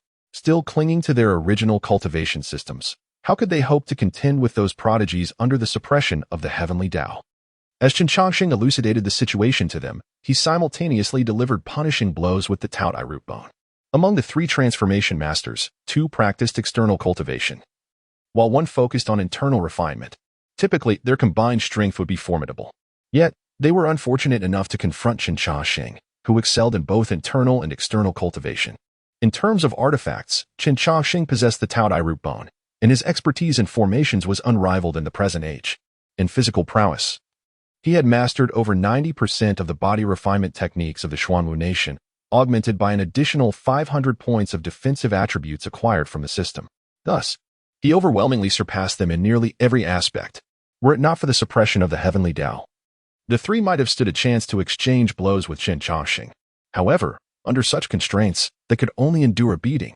After 20 breaths, the 3 transformation experts lay defeated upon the ground, gazing up at the youthful Chen Changsheng. Their eyes brimmed with resentment. To be vanquished so easily by a junior after centuries of arduous cultivation was a bitter pill for anyone to swallow. Do not look at me like that. This is the lament of ordinary practitioners in the cultivation world, Chen Changsheng continued. Your ascent to the transformation stage attests to your once great potential. Yet, the path of cultivation is endless. Once you halt your progress, successors will swiftly surpass you. The trio regarded him with a hint of lingering resentment. They were acutely aware of the current cultivation system's repression by the heavenly Tao, yet establishing a new system was no simple task. As transformation stage cultivators, their lifespans were already waning. If they dispersed their power to start anew, failing to regain their present level in a short time would lead them swiftly to their demise.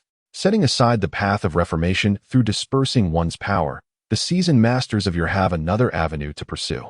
That is to innovate upon the existing cultivation system, crafting a new paradigm of practice. However, this endeavor proves to be considerably more arduous. The original cultivation system has been honed through relentless trials, making it no simple task to alter. As the sounds from outside the formation gradually subsided, Chen Changsheng cast an object and declared, Do not concern yourselves with the matters of the Talents Conference. Your sole responsibility is to remain here with those injured youngsters. He added, I have made some modifications to the teleportation array from the Xuanwu Kingdom. It is likely to be unusable for a month. After that period, you will be able to return. With that, Qin Chongqing dissolved the formation and vanished before the three. However, one elder in the mid-stage of transformation stared incredulously at the object in his hand. What Qin Chongqing had thrown to him was a token, unique to the Grand Master of the Xuanwu Kingdom. Yet, this token had gone missing 8 centuries ago. Chapter 82. The distinction between prodigies and ordinary talents. The enigmatic Qin Chongqing, the battle of the Eastern Wilderness Prodigy Group, drew to a swift conclusion. Once Su Tian had thoroughly subdued the others, Qin Chongqing returned to his original small stool. Upon his return, he leisurely resumed his enjoyment of the spectacle, exhibiting no signs of distress. Observing this, Su Tian narrowed his eyes. Given the magnitude of the commotion caused by the Prodigy Group, the Guardians were bound to intervene. Yet, despite the skirmish being over, the Guardians had yet to appear. It was evident what had transpired. TSK.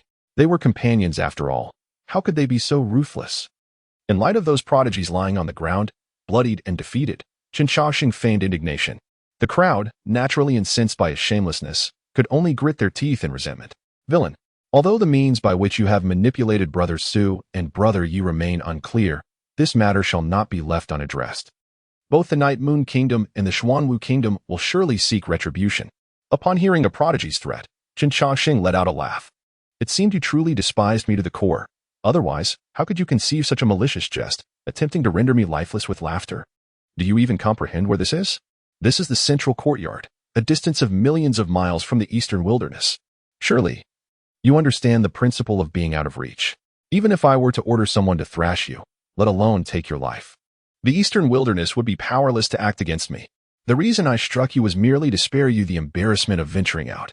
If 10 of you cannot best even 2, what right do you have to participate in the Prodigy Conference? At Qin Chongqing's words, a flicker of shame crossed the eyes of the severely wounded prodigies. Su Tian and Yi Hensheng were well acquainted, having previously engaged in friendly sparring during their time in the eastern wilderness.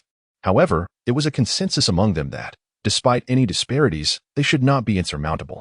Now, after experiencing a genuine clash, they finally grasped the stark contrast between top-tier prodigies and ordinary talents. Seeing the shame reflected in the prodigy's eyes, Qin Chongqing nodded in satisfaction. It is not uncommon for the youth to be somewhat arrogant. However, if one remains unawakened after such a severe beating, then they are indeed beyond redemption. Contemplating this, Qin Chongqing spoke. Now you understand your own limitations. Spend the remaining time here recuperating. To deter any lingering hopes, let me share a little secret with you. Those 2 individuals, in your eyes, may seem to be the strongest among the younger generation. Yet, at the Prodigy Conference, their caliber is hardly unique. One could easily find a dozen or more of their ilk. This does not even account for the heirs of sacred lands and ancient clans. Should you encounter those prodigious talents, your kind would be utterly outmatched. The crowd, although we recognize the truth in your words, your candor is rather excessive. Could you not spare us a little dignity? After listening to Qin Chongqing's words, numerous prodigies struggled to rise from the ground and silently return to their chambers. Indeed, there were many aspects of Qin Chongqing's conduct that merited criticism, yet the crowd chose to bury their thoughts deep within. 10 individuals could not prevail against 2. Even with the mightiest of justifications, they found themselves too embarrassed to speak. Once the prodigies departed, Qin Chongqing waved his hand and said, "You too may return as well. The Prodigy Conference is to be held the day after tomorrow. Prepare well. Your performance today may very well mirror your future outcomes." With that, he turned and re-entered his room. Watching Qin Chongqing's retreating figure, Su Tian and Yi Hensheng were filled with questions. For they could not fathom the true nature of this individual. His actions were shrewd, his strength formidable. In terms of demeanor, he undoubtedly appeared to be a venerable master. However, participation in the Prodigy Conference required a bone age assessment. While there may exist secret methods to alter one's aura or the perceived youthfulness of the body, one's bone age could never be changed. At least, this was the understanding they held. When Qin Chongqing's bone age was tested, the result indicated he was merely 25 years old. It was precisely for this reason that Su Tian and others had underestimated him. A practitioner not yet 25 could hardly possess significant strength or experience. In the eyes of cultivators, Qin Chongqing was still but a child. As myriad thoughts flickered through his mind, Yi Hensheng smiled wryly and said, "Su brother, It is only after stepping out that I comprehend the vastness of the world and the existence of those greater than oneself. No wonder my master is never fully satisfied with my progress. Initially, I believed it to be a form of rigorous training, but now it appears I have much further to go. In response to Yi Hinshin's words, Su Tian gazed at the firmly shut door of Qin Changshin's room and replied, "As the ancients say, one must know shame to muster courage. Recognizing the gap between myself and others will enable me to pursue them more effectively. I will not relinquish my aspirations simply because I am temporarily outmatched, for I know that one day I shall catch up and even surpass them." With that, Su Tian also turned and returned to his chamber. Tomorrow, Qin Changxing was to visit the Kunlun Stone Workshop, where most prodigies would gather, including the Holy Maiden of the Purple Mansion. The events unfolding in the Eastern Wasteland courtyard did not elicit any reaction from the Kunlun Sacred Land. In fact, it seemed that no one had paid attention to the internal strife of the Eastern Wasteland's dinner bucket group, with countless prodigies congregating at Kunlun Sacred Land. Daily clashes were innumerable. Who would concern themselves with the squabbles of the Eastern Wasteland? However, it is worth noting that Qin Changshin's actions had stirred a sensation throughout the Kunlun Sacred Land. His casual display of power, amounting to several million divine sources, culminating in the emergence of a mysterious being within the Kunlun Stone Workshop, naturally drew considerable attention. Some celestial prodigies wished to engage in conversation with Qin Changshin, while inheritors from noble families sought to spar with him. Among the multitude, few are acquainted with the origins of Qin Changshin. To be precise, they are entirely unaware of which continent he hails from. The reason is rather straightforward. His name does not appear on the roster of the Eastern Wilderness Talents. Moreover, the Eastern Wilderness Talents previously deemed Qin Changshin too youthful, thus they were reluctant to include him in their endeavors. Consequently, it is only natural that few know he is from the Eastern Wilderness. After a night devoid of dreams, as the sunlight once again graced the earth, Qin Changshin languidly stretched and rose from his bed. With a gentle stroke of the slumbering Little Black, he commenced his morning routine, preparing to head to the Kunlun Stone Workshop. Little Black's condition had severely affected its foundation, without the sacred medicine from the divine source. This ailment would likely prove quite challenging to remedy. Chapter 83. The 72 Paths of Dust and Smoke. Curiosity killed the cat. Ah, how splendid it is. Indeed. The Kunlun Sacred Land never fails to bustle with activity. Qin Changshin gazed around with curiosity, while Yi Hinshin, trailing behind him, lowered his head in embarrassment. It was undeniably humiliating to be seen alongside this fellow. News of yesterday's reckless gambling at the Kunlun Stone Workshop had spread throughout the Sacred Land, drawing many top talents and influential figures awaiting Qin Changshin's arrival.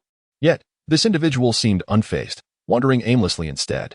When a messenger from the Kunlun Stone Workshop came to summon him, he nonchalantly replied, "Why should I be in a hurry when you are?" The messenger's expression darkened instantly. After all, he was an outer elder of the Kunlun Sacred Land. Though not a top-tier figure, he was still a person of some renown.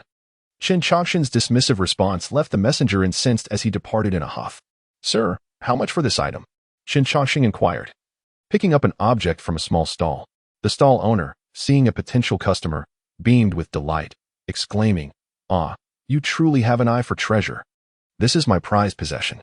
300 years ago, my master risked his life to retrieve it from the sacred ruins. Had it not been for our destined meeting, I would not." "Stop," Qin Changshin interjected, cutting off the vendor. "I am not interested in the item's backstory. Just tell me the price." 200 pounds of divine essence, came the reply. Upon hearing this, Qin Changshin silently placed the item back down and turned to leave. Alarmed at the prospect of losing a lucrative sale, the vendor hastily called out, "Sir, you must negotiate. Surely you can offer something." "I'm afraid I cannot afford that price. Just yesterday, when I passed by, you quoted 20 spirit stones. Now you demand 200 pounds of divine essence? Do you take me for a fool?"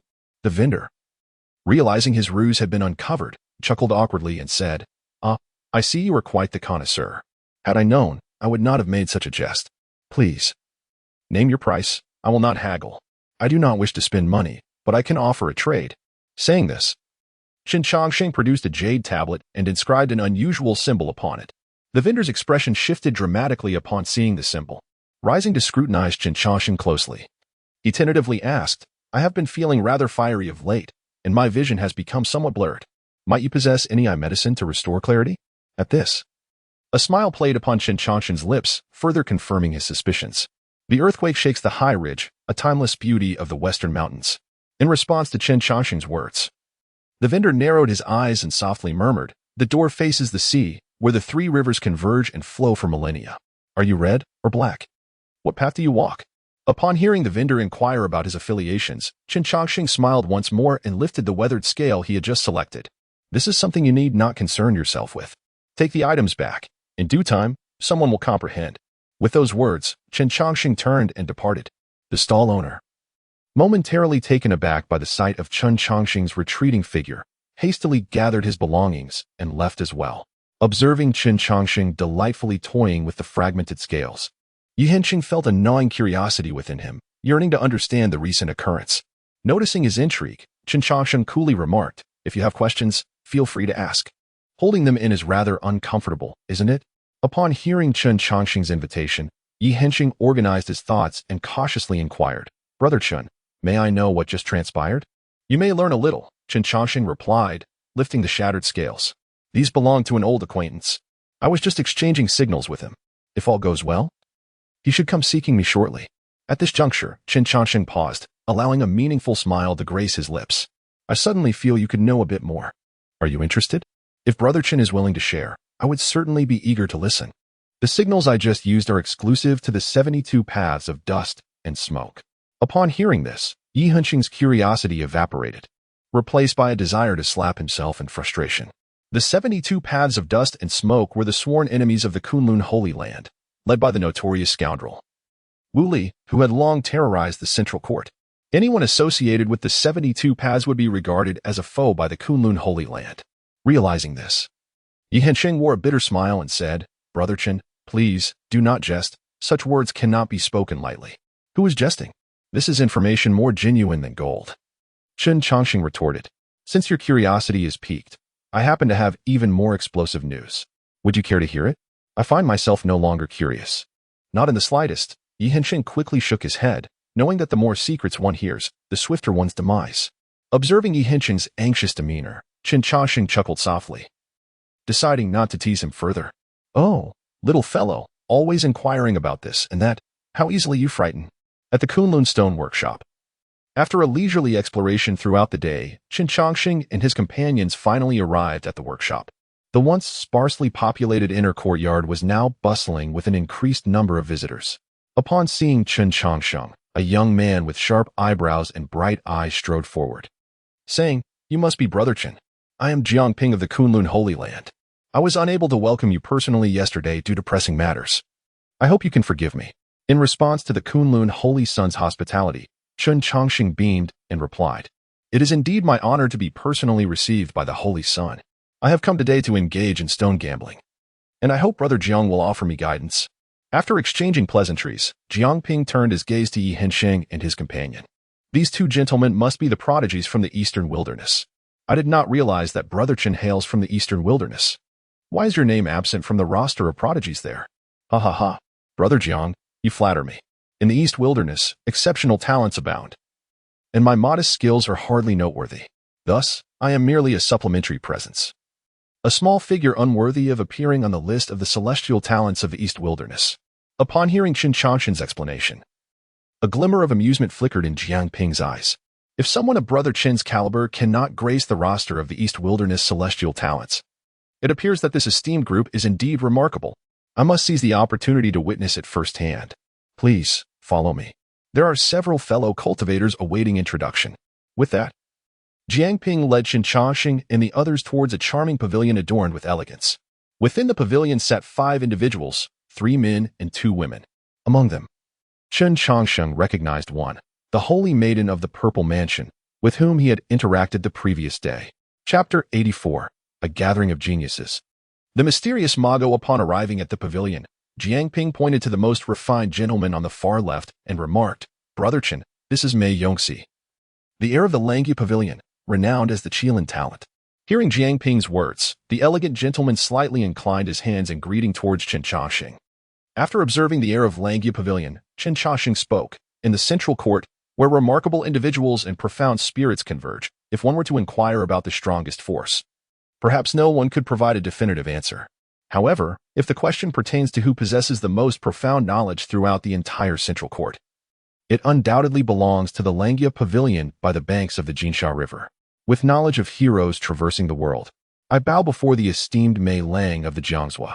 It is indeed an honor to witness the Jiangzhou Mei Lang today. Haha, Brother Qin, you flatter me. This meager reputation is merely the courtesy extended by many fellow friends. After exchanging pleasantries with Mei Yongxi, Qin Changxing turned his gaze to the man beside him. This individual exuded a starkly contrasting aura. While Mei Yongxi was cultured and amiable, bringing a refreshing breeze to those around him, this man was robustly built. Clad primarily in animal hides and wool, his style distinctly separate from that of the Central Court and the Eastern Wilderness.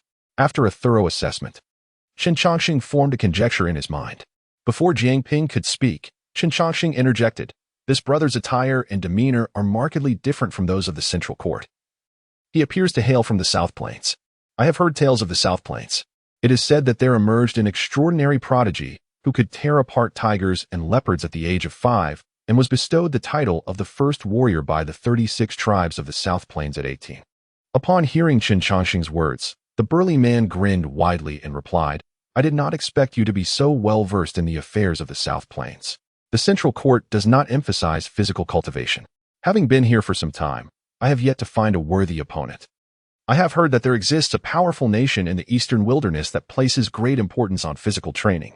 Might you be from the Xuanwu Kingdom?"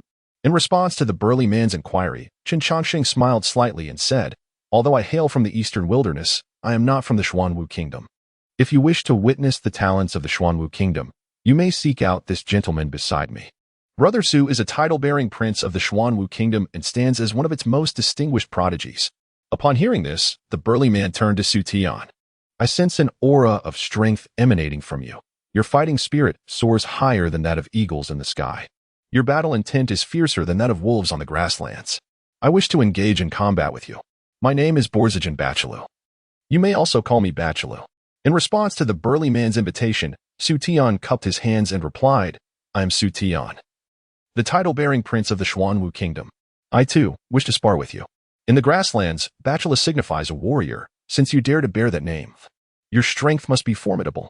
As the intensity of battle intent between the two escalated, Jiang Ping hastily intervened to ease the tension, stating, "I did not expect Brother Chun to not only possess great wealth, but also to be so knowledgeable." Brother Su and Brother Bachelu instantly found a kindred spirit in one another, truly a case of heroes recognizing heroes. Given Brother Chin's vast knowledge, why not take a moment to guess the identities of the remaining friends? Faced with Jiang Ping's discerning inquiry, Qin Changxing merely smiled, unperturbed. A genius often carries a certain aloofness. If one does not attain a sufficient level of prowess, they typically disregard others, amused by Jiang Ping's little schemes. Qin Changxing turned his gaze towards the last gentleman, who exuded an air of noble elegance. Among all present in the central courtyard, only the son of Yao Guang possessed such dignity. 8 decades prior, a child was born in the Yao Guang sacred land, surrounded by an extraordinary crimson light. By the age of 3, he had comprehended the sacred texts of Yao Guang, and by 5, he bested numerous disciples. At 8, he stood unrivaled among the youth of Yao Guang. By the time he reached 10, there were no peers worth his effort. Am I correct in saying this, the one acclaimed as a transcendent being, the son of Yao Guang? Upon hearing this, the son of Yao Guang chuckled. Brother Chen jest, the title of transcendent being is merely a fanciful moniker. If you do not mind, you may call me Fuyao. Fuyao? Like the great rock soaring with the winds, ascending to 90,000 miles. Such a splendid name. Having praised the enigmatic son of Yao Guang, Qin Changxing turned his attention to the 2 ladies present. However, upon encountering them, Qin Changxing furrowed his brow. He had already met the fairy Zening the previous day. Yet the origins of the other fairy remained unclear to him. Might the fairy offer a hint? "I do not possess a significant background. I hail from a humble sect." "Which you likely do not know," the fairy replied. This statement was rather misleading, as Qin Changxing had a fair grasp of the situation in the courtyard. "How could one ascertain my ignorance if you remained silent?" In response to Qin Changxing's probing, the fairy with a round face and sesame-like features spoke up. "I am Ma Gu of the Qianshan Sword Sect." Upon hearing this name, everyone present fell into contemplation. The Qianshan Sword Sect lies 3,800 miles from the Kunlun sacred land. It is a small sect, with only one successor per generation. Qin Changxing accurately recounted the origins of the Qianshan Sword Sect, which he knew due to his dealings with them 6 or 7 centuries ago. Interestingly, the Qianshan Sword Sect had already begun to decline by that time. Given the passage of so many years, it seemed improbable that the sect would still persist. Just as Qin Changsheng pondered these matters, Mei Yongsai also interjected. According to records from the Langyu Pavilion, the Qiashan sword sect vanished over 300 years ago. It is astonishing to encounter a descendant of the Qianshan sword sect today. It appears I must reevaluate the information in our Langyu Pavilion. Regarding Qin Changsheng and Mei Yongsai's accurate recounting of her lineage, Ma Gu displayed no change in expression, merely responding in a calm tone. At this Tianjiao conference, my sole intention is to restore the Mountain Gate, with no desire to engage in competition with anyone. Are you not here to gamble on stones? If we do not commence soon, I shall take my leave. Upon hearing this, Jiang Ping smacked his forehead and exclaimed, how could I almost forget Brother Chen's important matters? Today marks the day for Brother Chen to showcase his prowess. If I were to delay such a significant occasion, it would indeed be a grave misstep. With that, Jiang Ping led Qin Changsheng to several pieces of stone material.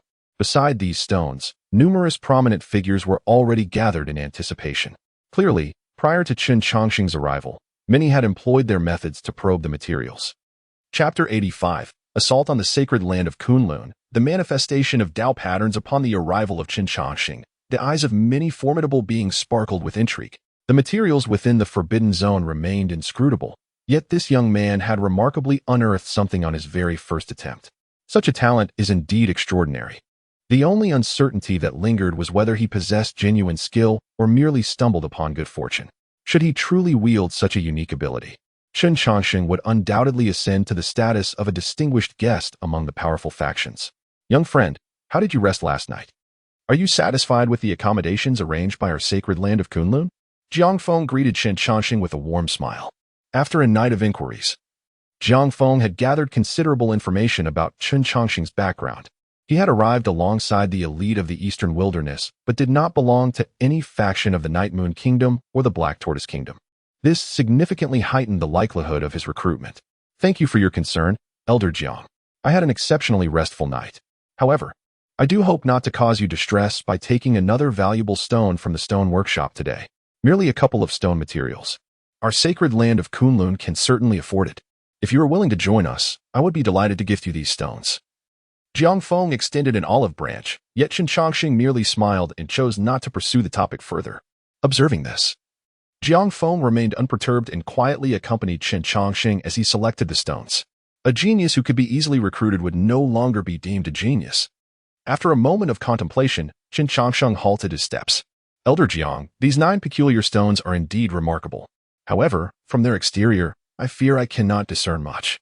May I employ some methods? Of course, as long as the materials remain intact, all methods are permissible, Jiang Feng replied.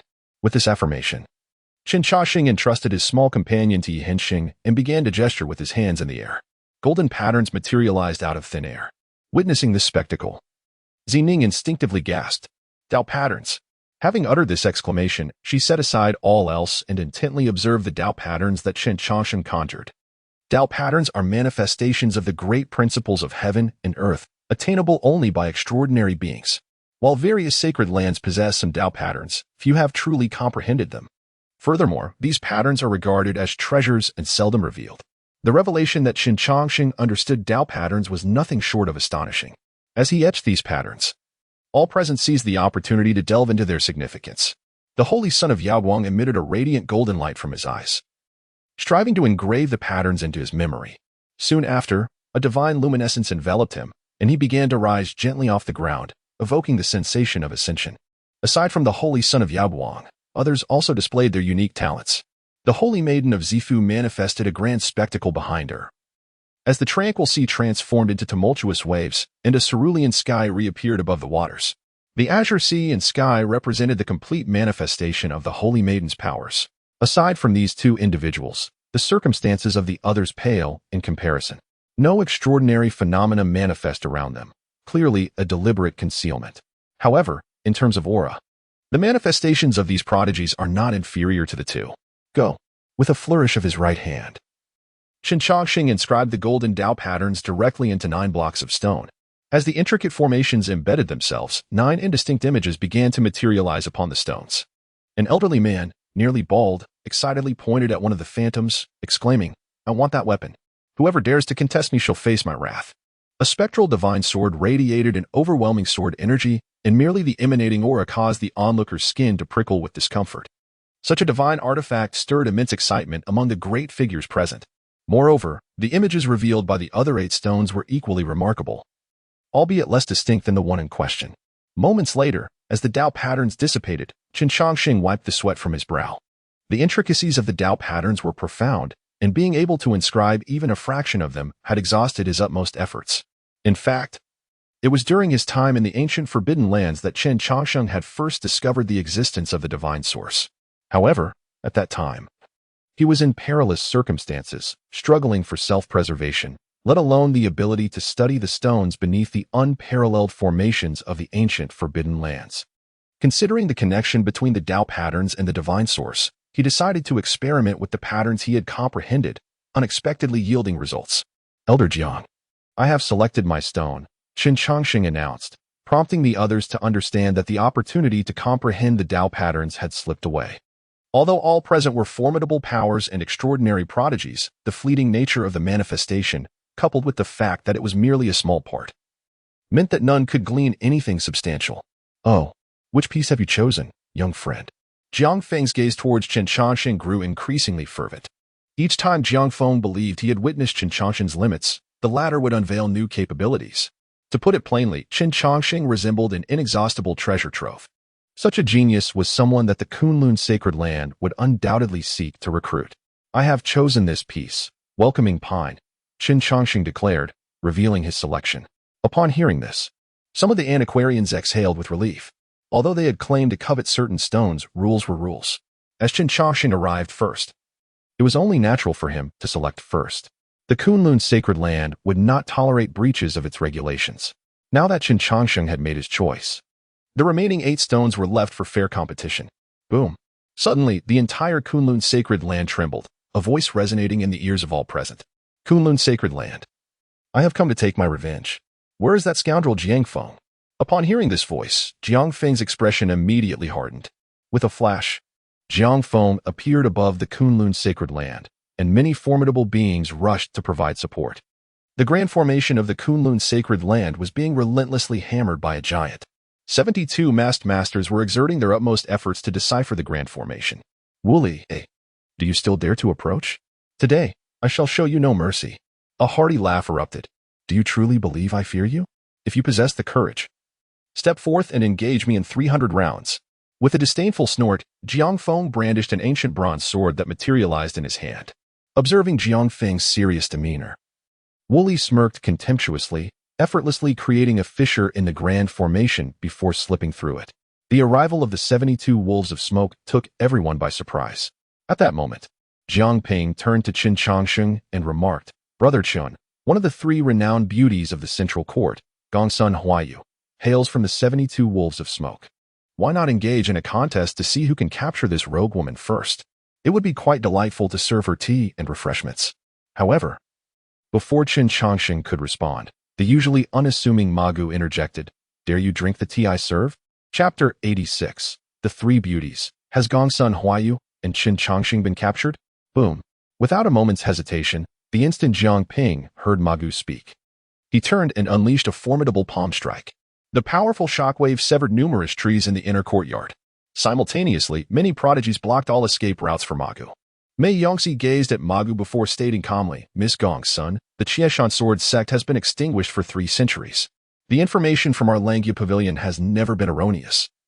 Impersonating a descendant of the Qieshan sword sect to venture into Kunlun Sacred Land is decidedly unwise. Upon hearing this, Magu maintained her impassive demeanor. Truly, you are the renowned Qilin talent. With so many exceptional individuals gathered here, it must be your orchestration. It is indeed regrettable that the scheme from 3 years prior failed to eliminate you. In response to Magu's words, Jiang Ping coldly retorted, why waste words on her? Since she dares to come to Kunlun's sacred land, we must ensure she does not leave. Wait, just as Jiang Ping was about to strike, Magu suddenly called out to everyone. What? Do you have any final words? Not final words, but rather, I wish for you to assess your own situation. Although you have long recognized my identity as dubious, have you not perceived something amiss? At this proclamation, everyone felt a wave of dizziness wash over them. Faced with this predicament, the holy son Yaoguang furrowed his brow, emanating a brilliant radiance before retreating from the inner courtyard. Soon after, Jiang Ping and the others mirrored his actions. Observing the grotesque Magu below, the holy son Yao Guang remarked, "This is Gongsun Huayu's sleep goo. The afflicted will fall into slumber within 30 breaths. However, the application of the sleep goo has its limitations. As long as one remains conscious, they may escape the influence of the sleep goo." With a pause, the holy son Yao Guang turned his gaze toward the unconscious Chen Chongqing in Magu's grasp. "It appears her intentions are not directed at us." Haha. As expected of the holy son Yao Guang, you have discerned everything correctly. I have been in need of a consort for my den. This pretty boy shall be taken with me. With that, Magu produced a white jade formation platform. The intricate patterns on the platform began to spread outward. Realizing the gravity of the situation, Yi Henxing shouted, "She intends to flee. Stop her." In an instant, 7 prodigies acted simultaneously, attempting to thwart Gongsun Huayu's escape. Boom. Puff. Gongsun Huayu was sent flying, blood spurting from her mouth, yet the formation had already been activated. A radiant light enveloped both Gongsun Huayu and the unconscious Chen Chongqing. Clutching her shoulder, which had been pierced by the holy son Yao Guang, Gongsun Huayu chuckled, "Oh, dear little ones, your strikes are quite painful. I shall remember this grudge." After teasing the group, Gongsun Huayu vanished completely with Chen Chongqing. Sensing the turmoil, Wu Li retaliated against Jiang Feng with a powerful punch. "The winds are fierce. Wu Li, I will slay you." The unparalleled prodigy, poised to be captured, was snatched away, igniting a fierce fury within Jiang Feng. TSK. No need to be so irate. With so many in Kunlun sacred land, taking 1 or 2 is hardly a grave matter. As he spoke, Wu Li activated the long-prepared teleportation array. Witnessing Wu Li's figure vanish, Jiang Feng cleaved through the void with his sword and plunged into the rift. Boom, boom, boom. The ferocious battle caused the very fabric of space to tremble. After an indeterminate duration, Jiang Feng stumbled out from the spatial fissure, his ancient bronze sword stained with blood, and his once resplendent attire now tattered and torn. The villain is gravely injured. Kunlun's sacred land and the 72 wolf smoke shall have no peace. After issuing his decree, a trickle of blood escaped Jiang Feng's lips, and his figure vanished into thin air. "Rest assured, Brother Yi, we of Kunlun's sacred land shall ensure Brother Chen's safety. Should that rogue dare to harm him, I will offer the head of the villain to memorialize Brother Chen." Jiang Ping darkly reassured Yi Henxing and the others. In response, Yi Henxing, also troubled, exchanged a few words filled with concern. However, given the gravity of the situation, no one had the heart for further discussion, and they soon returned to their respective abodes. Once he noticed the absence of others, Su Tian furrowed his brow and said, "Brother Yi, Chen Chongqing in the 72. Before Su Tian could finish his inquiry, Yi Henxing raised a hand to halt him. "Brother Su, we should be gravely concerned for Chen Chongqing's safety, should we not?" Understanding the implication in Yi Henxing's gaze, Su Tian immediately comprehended. Outsiders might be oblivious to Chen Chongqing's circumstances, but he was well aware. Chen Chongqing had deep ties with the 72 wolf smoke, making it implausible for them to target him. Moreover, given Chen Chongqing's profound knowledge of the 72 wolf smoke, how could he be so easily captured by Gongsun Huayu? To outsiders, it might appear as though Gongsun Huayu had meticulously plotted this, coupled with Chen Chongqing's excessive carelessness leading to his predicament. Yet, for the informed Su Tian and his companion, the situation reeked of peculiarity. Realizing the crux of the matter, Su Tian sighed softly. This is the true realm of cultivation. Is it not? One misstep can lead to utter annihilation. At times, words are unnecessary. Even a mere glance can spell one's doom. With that, Su Tian and Yi Henxing returned to the eastern wilderness villa. In the time that followed, both he and Yi Henxing needed to feign a sense of urgency. If their act was insufficiently convincing, the consequences would likely be dire. In an unknown cavern, with a crash, the gravely injured Gongsun Huayu fell to the ground. Ouch! That hurts so much. After swallowing a healing elixir, Gongsun Huayu continued to wail.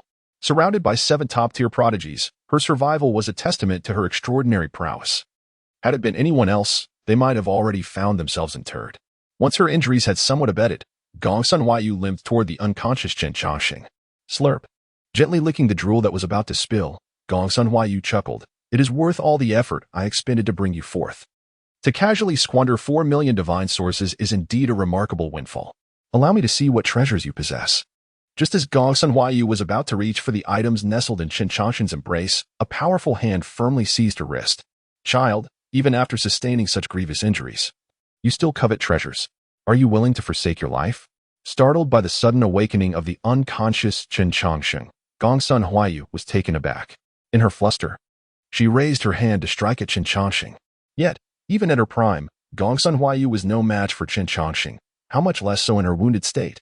Within 3 moves, she was effortlessly subdued by him. Chapter 87 Farewell to an Old Friend. Chen Changsheng, have I become my son? After subduing Gongsun Huaiyu, Chen Changsheng surveyed the surroundings of the cave. Once he confirmed their safety, he began to remove Gongsun Huaiyu's garments. Upon witnessing Chen Changsheng's actions, Gongsun Huaiyu was instantly taken aback. What are you doing? What do you think I'm doing? Chen Changsheng retorted casually, having already stripped away the obstructive clothing. After completing the initial preparations, he extracted several silver needles from Gongsun Huaiyu's neck. As the needles were removed, the previously unattractive Gongsun Huaiyu underwent a remarkable transformation. Her dark skin became fair and delicate, and the pockmarks on her face vanished without a trace. Her once round visage morphed into a flawless oval shape. However, the exquisite features bore no color at that moment, which lent her an air of morbid beauty. Having undone Gongsun Huaiyu's disguise, Chen Changsheng remarked, "This technique of disguise is far from perfect. It lacks sufficient expressiveness. It may fool a few inexperienced youths, but before a skilled practitioner, it would easily be exposed." As he spoke, Chen Changsheng tapped a few times on Gongsun Huaiyu's shoulder. The close-fitting scales adhered to her skin were effortlessly removed by him. Gongsun Huaiyu was left in astonishment at Chen Changsheng's dexterity. The close-fitting scales had been crafted through secret methods, and without unique techniques, it was impossible to detach them. Furthermore, this disguise technique was a unique skill of the 72 Wolf Smoke. How could he possibly know it? After extracting shattered bones and trimming some flesh, Chen Changsheng began to channel his spiritual power to regenerate Gongsun Huaiyu's bones. Once the bones had nearly regrown, he produced a jar and extracted some white ointment to apply to the wounds. The moment the ointment touched the injuries, countless flesh buds began to sprout vigorously. Realizing that Chen Changsheng bore no malice, Gongsun Huaiyu's spirits lifted. What sort of ointment is this? Its efficacy surpasses even the finest healing medicine of the Holy Land. You treat me so well. Could it be that you have feelings for me? In response to Gongsun Huaiyu's incessant chatter, Chen Changsheng remained silent, diligently tending to her wounds. After half an hour, he finally completed the treatment of all her injuries. Jiang Ping, Bachalu, Fu Yao, Zining, Mei Yongxi, 5 top-tier prodigies, along with Yi Hensheng, 2 elite talents, had all unleashed their full strength. Had it not been for the protective scales crafted from Thunder Beast hide, Gongsun Huaiyu would likely have perished by now. However, judging by her injuries, the strongest among the 7 seemed to be the holy son Yaobuang, for he alone had managed to breach the defenses of her scales. Moreover, from their recent skirmish, Chen Changsheng sensed that he had not yet exerted his full power. I feel so much better now. Your medical skills are truly remarkable. Ordinarily, I should express my gratitude properly, but, bang, Gongsun Huaiyu, attempting to launch a surprise attack, was swiftly knocked over by Chen Changsheng, who then sat firmly on her back, pinning her down. Do not be unruly. I am in deep thought. It appears that this scheme has been exposed. Gongsun Huaiyu, are you truly that formidable? Although my injuries have yet to fully heal, it seems too effortless for you to subdue me. After a fleeting moment of existential doubt, Gongsun Huaiyu resumed his subtle maneuvers. Suddenly, a fist appeared before him, the palm open, as tiny insects gradually descended. Cultivating these insects is no trivial task. Do not squander them on me. Engaging in such trickery before me is still beyond your capability. Gongsun Huaiyu, are you perhaps an envoy of the heavens specifically sent to thwart me? Why do you always seem to counter my abilities? How is it that you are familiar with all my skills? After a brief interval, Chen Changsheng lifted the suppression he had placed on Gongsun Huaiyu. Very well. Lead me to the lair of the 72 wolf fires. In response to Chen Changsheng's request, Gongsun Huaiyu scoffed. Dream on. Even if you have saved me, I shall not take you there. Casting a glance at Gongsun Huaiyu, Chen Changsheng replied nonchalantly, It seems you have yet to receive the latest news. What latest news? You will know in due time. With that, Chen Changsheng grasped Gongsun Huaiyu's right hand, directing his gaze toward the 3 copper coins adorning his wrist. Hidden within the 3 harmonious golden winged sleeves, there lie the 5 yin and 6 yang. Kuan represents yin, while Qian embodies yang. The 5 elements and 8 trigrams establish the fundamentals. These 3 copper coins symbolize your identity as one of the 72 wolf fires. Surely you are aware of this. With a swift motion, Gongsun Huaiyu retreated 2 steps, his vigilance heightened. The identities of the 72 wolf lords are shrouded in mystery. known only in part by himself. With the complete list known solely to his master, those who comprehend such secrets are likely among the 72 Wolf Lords. However, with all of them present today, who could this individual be? Do not dwell on it. My origins are beyond your imagination. Should you refuse to divulge the location of the 72 Wolf Fire's lair, I shall seek it out myself, and you may come to regret your decision. Contemplating Qin Changshan's words, Gongsun Huaiyu replied defiantly, Since you are so eager to witness the lair of the 72 Wolf Fires, I shall indulge you. I hope you do not regret it. With that, Gongsun Huaiyu produced a directional array platform. Observing this, Qin Changxing smiled and confidently strode toward the center of the platform, unperturbed by any potential treachery from Gongsun Huaiyu. This method of teleportation was of his own devising. As the progenitor of this technique, no one knew it better than he. After countless intricate transfers, Gongsun Huaiyu brought Qin Changxing to a concealed valley, within which lay a hidden village. The village was orderly, with fertile fields and picturesque scenery. The intertwining paths of the fields echoed with the sounds of roosters and dogs, making it undeniably reminiscent of a utopian paradise. Upon Gongsun Huaiyu's return, the villagers in the fields greeted him warmly. However, upon encountering the unfamiliar figure of Qin Changxing, the villagers instinctively paused their agricultural tasks. Among them were several formidable individuals. Master, I have returned. Gongsun Huaiyu joyfully waved at a farmer who was tilling the land. Upon hearing her words, a smile immediately graced the farmer's face. Yet, this smile abruptly froze upon his gaze falling upon Qin Changxing. Casting aside his hoe, the farmer hurriedly approached Qin Changxing, his right hand trembling as it reached towards Qin's face, only to halt hesitantly in midair. Master, what troubles you? Gongsun Huaiyu instinctively inquired, sensing something amiss. The farmer's eyes glistened with moisture as he spoke. Huaiyu, he is the descendant of your ancestral master. By lineage, you ought to address him as Shu. Qin Changxing. He doesn't think I am deceased, does he? Have I become my own son? Chapter 88. The Long and Arduous Path. Troubles left behind. The words of the rural man left Qin Changxing utterly bewildered, a sentiment mirrored by Gongsun Huaiyu, who stood nearby, equally perplexed. How had the once bountiful sheep transformed into a master uncle?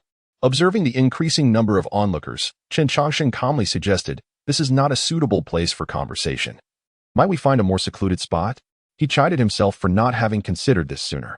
With that, the rural man led Qin Changxing to a wooden cottage. Once the doors and windows were secured, he gazed at Qin Changxing with palpable excitement and turned to Gongsun Huaiyu. Huaiyu, what are you waiting for? Come forth and pay your respects to your master uncle. Faced with the rural man's insistence, Gongsun Huaiyu's expression was rife with reluctance. At this moment, Qin Changxing raised a hand and interjected, Let us postpone the formalities for now. Lean in closer, for I have some words to share with you. Upon hearing this, the rural man wiped away the tears in his eyes and exclaimed with fervor, Indeed, my master was a man of sentiment. He must have left many parting words before his passing. Rest assured, I shall fulfill his last wishes. As he spoke, the rural man leaned in closer. In a swift motion, Qin Changxing seized the rural man's ear, pulling his earnest face nearer. His tone shifted to one of icy detachment. Ollie, did I not tell you long ago that you are not my disciple? Have you disregarded my words after just a few centuries? The rural man paused, momentarily taken aback by the familiar tone. Raising his gaze, he recognized that unmistakable glimmer in Qin Changxing's eyes. A person's appearance may change, but the essence of their gaze remains unfeigned, for the eyes are the windows to the soul. Although there may be countless individuals in the world, none share an identical heart. Is it you, sir? He stammered. What do you think? Qin Changxing replied, releasing Ali's ear. Under Qin Changxing's scrutinizing gaze, Ali resembled a chastened child, exuding an air of discomfort. Meanwhile, Gongsun Huaiyu stood in astonishment, his jaw nearly dropping.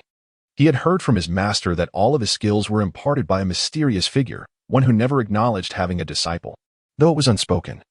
The situation was all too evident. The Qin Changxing before him was indeed that enigmatic master. Observing Ali's expression, Qin Changxing gestured for Gongsun Huaiyu to step outside. You may leave. I have matters to discuss with your master. At this, Gongsun Huaiyu cast a questioning glance at Ali. The words of my master are my own. You should go, Ali insisted.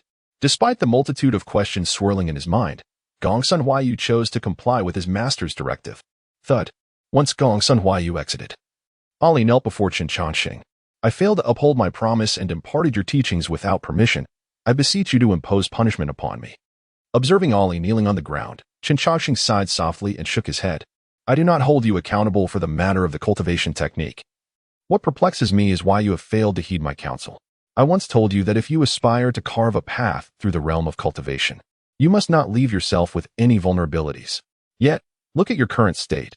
Not only have you taken in disciples, but you have also forged a hidden paradise. Do you truly believe that there is no one in this world capable of seeing through your little ruse? The sacred lands and noble families have stood upon this earth for countless years, their depth of power beyond your imagination. Should they someday discover this place? How will you respond?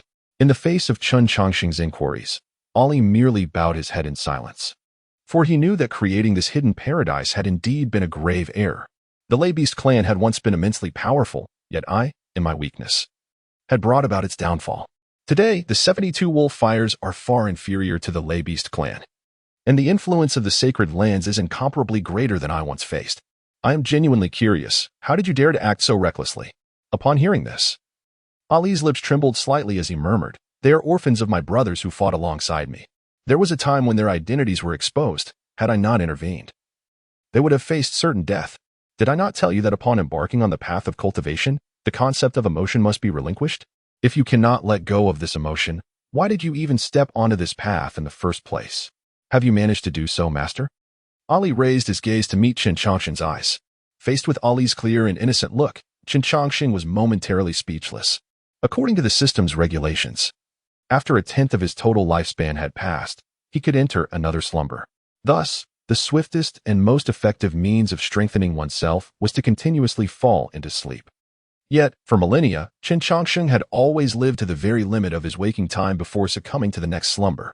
Consequently, the pace of his growth had significantly slowed. The reason he chose this slower method was that he could not relinquish the emotions within his heart. Chen Chongqing did not wish to become a cold machine, nor did he desire for his loved ones to perish in endless waiting.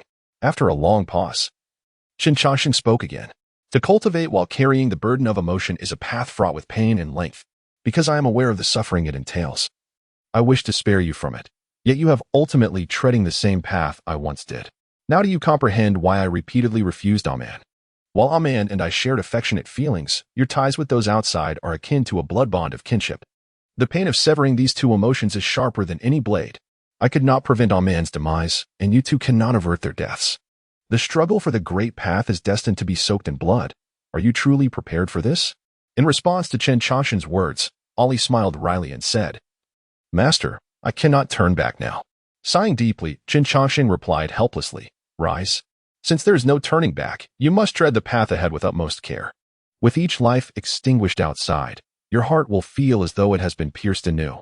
Share the trials you have faced over the years. How did you come to bear a mortal enmity with the sacred land of Kunlun? Upon hearing this, Ali gathered his thoughts and began to speak. In the past, Jiang Bufan implored the master to emerge from seclusion. However, the master departed without a word, which incited Jiang Bufan's ire. Unable to locate the master, he directed his wrath towards me, attempting to force the master to reveal himself. As time passed, the tensions escalated, leading to a conflict that spanned over 7 centuries. He ascended to become the sovereign of the Kunlun sacred land, while I took command of the 72 beacon fires. Understanding the genesis of this entire affair, Chen Chongqing's fingers lightly tapped upon the table. Chapter 89, The Transformation of Master Uncle into Grandmaster, the most suitable cultivation system by your account. It seems that I am unlikely to evade this matter. Among those who recognized me in the Kunlun sacred land 7 centuries ago, it is likely that only Jiang Bufan remains. Should I reappear before him, he would surely discern my secret. Once that secret is unveiled, I shall become a pariah in this world. At this juncture, Ali lowered his head, refraining from responding. Since meeting Chen Chongqing, he has resolutely kept his name from circulating. Initially, he believed this to be a manifestation of Chen Chongqing's indifference to fame and fortune. Now, he finally comprehends the underlying reason. Over 700 years ago, Chen Chongqing had already reached the divine transformation realm, implying that he had lived for several centuries. Now, with the passage of more than 700 years, Chen Chongqing still thrives. Unlike those lifeless relics of antiquity, he lives vibrantly. In light of this reality, one explanation prevails: Chen Chongqing truly embodies his name. He has achieved longevity. Observing Ali's silence, Chen Chongqing offered a faint smile, saying, Enough of this somber demeanor. My presence here signifies that I am unconcerned about you knowing this secret. Let us now discuss our forthcoming strategy. Upon hearing Chen Chongqing speak, Ali's face brightened with a smile. The words just spoken by Chen Chongqing affirmed his trust in Ali, indicating that he did not regard him as an outsider. Sir, what are your intentions? Ali inquired. What else can be done? Naturally, we must eliminate those who pose a threat. While I may not have the means to confront the Kunlun sacred land, dispatching Zhang Bufan should pose no significant challenge. He currently serves as the leader of the sacred land, rendering it impossible for us to act against him there. Our sole recourse is to lure him out through the competition of the Great Tao. To accomplish this, we must collaborate effectively. Upon hearing Chen Chongqing express his intention to return to the Kunlun sacred land, Ali hesitated, saying, Sir, might this course of action be somewhat perilous? Indeed, it carries a degree of danger, but since this predicament arose from my actions, it is only fitting that I bring it to a conclusion. You do not believe I am the type to merely cast my troubles onto others, do you? Hey, how could the esteemed sir be such a person? Others may be unaware of your character, but I certainly am not. You act with integrity, seeking only the solace of a clear conscience. Such a person is rare in this world enough. Chen Chongqing interjected, rolling his eyes to interrupt Ali's flattery. Spare me your compliments, I have no taste for them. Go summon your disciple, I have matters to impart to her, and I would also like her to witness our discourse. This will benefit her future cultivation. What discourse? Ali instinctively inquired, only to be met with a piercing gaze from Chen Chongqing. Do you believe your current cultivation system is flawless? Or do you think your prowess surpasses mine, rendering me unworthy of engaging in a discussion with you?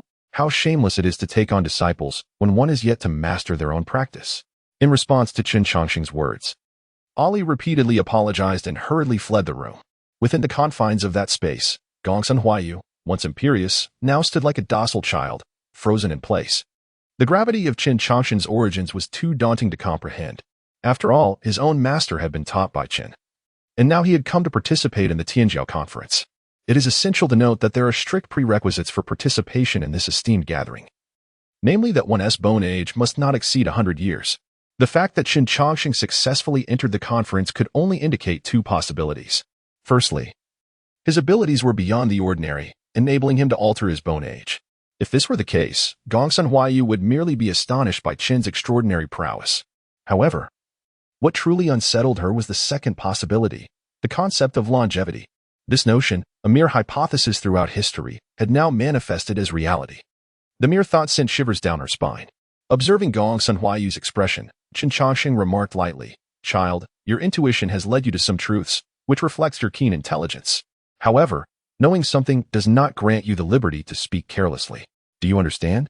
At his words, Gongsun Huayu nodded vigorously. I understand, sir. I will not speak out of turn. Noticing her flustered demeanor, Chen Chongqing smiled subtly, choosing not to further intimidate her. After all, she was but a child under 100 years old, and his playful teasing stemmed from a nostalgic joy at reuniting with an old acquaintance. Having momentarily startled Gongsun Huayu, Chen Chongqing continued, The world has undergone significant transformations, with countless prodigies forging new paths in cultivation. At the Tianjiao conference in Kunlun's sanctum, I observed many approaches. Some began with the meridians, while others delved into the 8 extraordinary vessels. There are even those who approach it from the realm of intent, such as Elder Zhang Feng, a master of intent whose sword essence is unparalleled. Having witnessed so many prodigies, whom do you believe excels among these great paths? Faced with this inquiry, both Gongsun Huayu and Ali found themselves at a loss for words.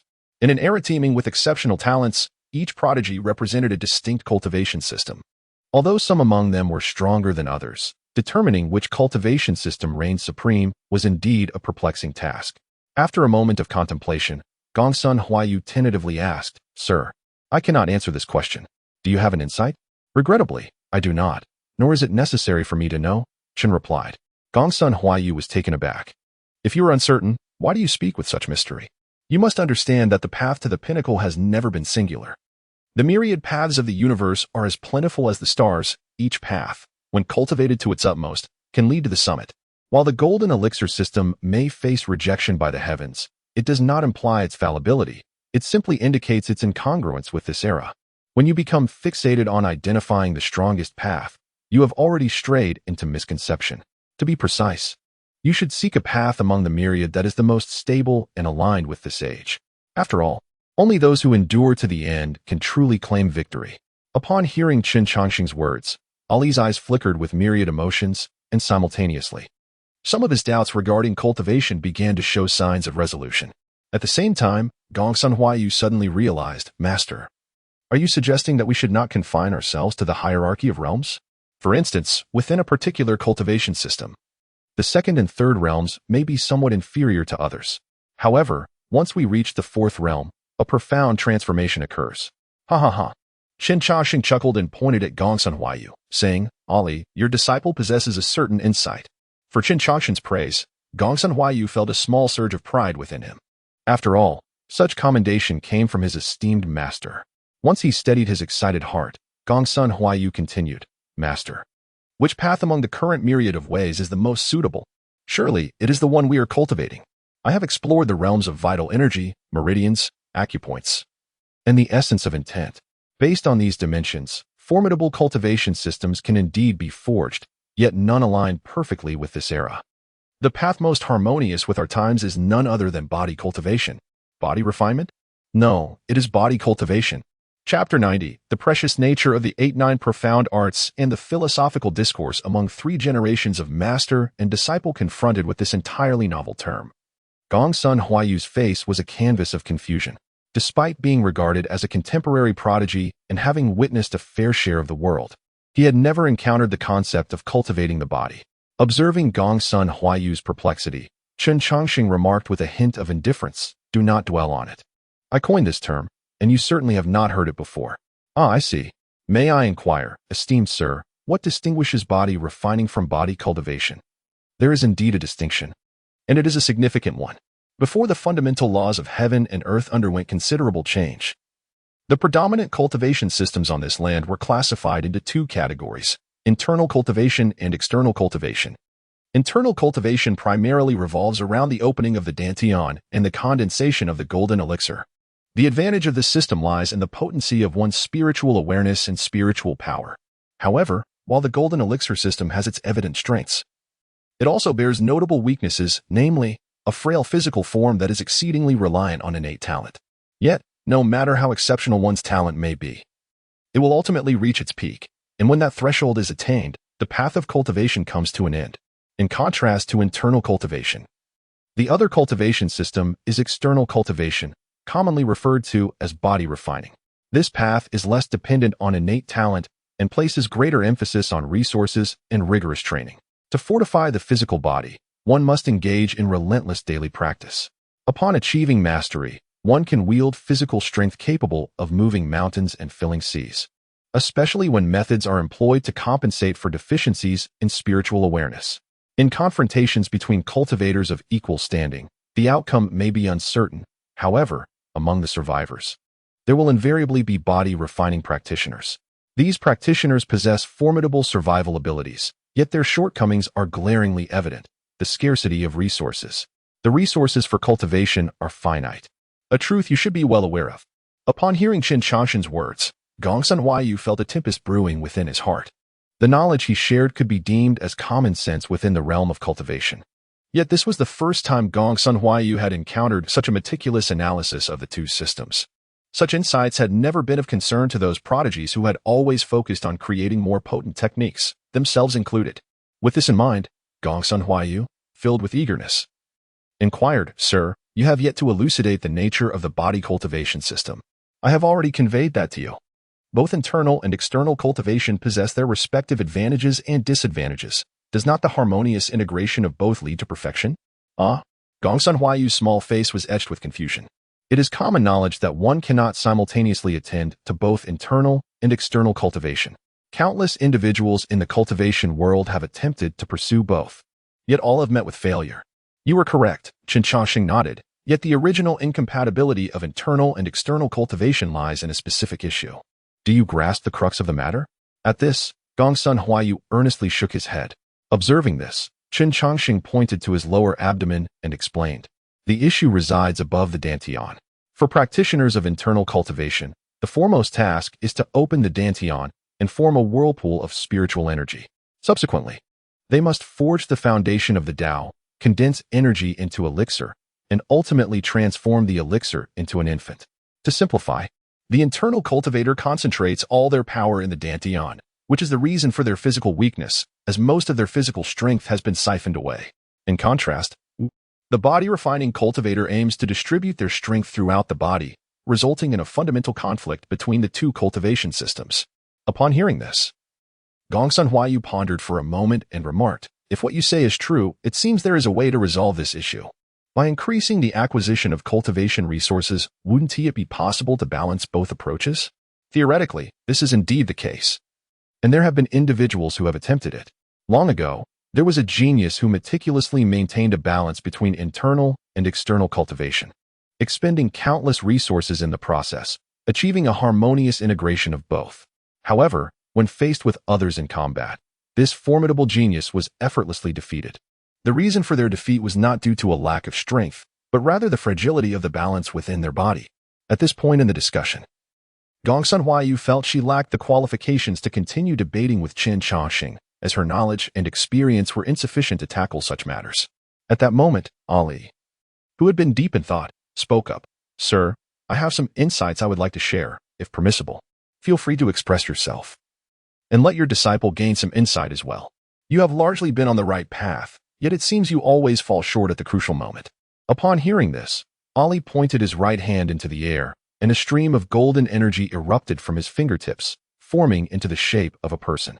This humanoid figure, composed of golden energy, lacked facial features, yet the meridians and dantian within were vividly clear. Ali illustrated the condition of his own body through spiritual power, including the operational routes of his techniques. Pay close attention, girl. Such opportunities are rare and precious.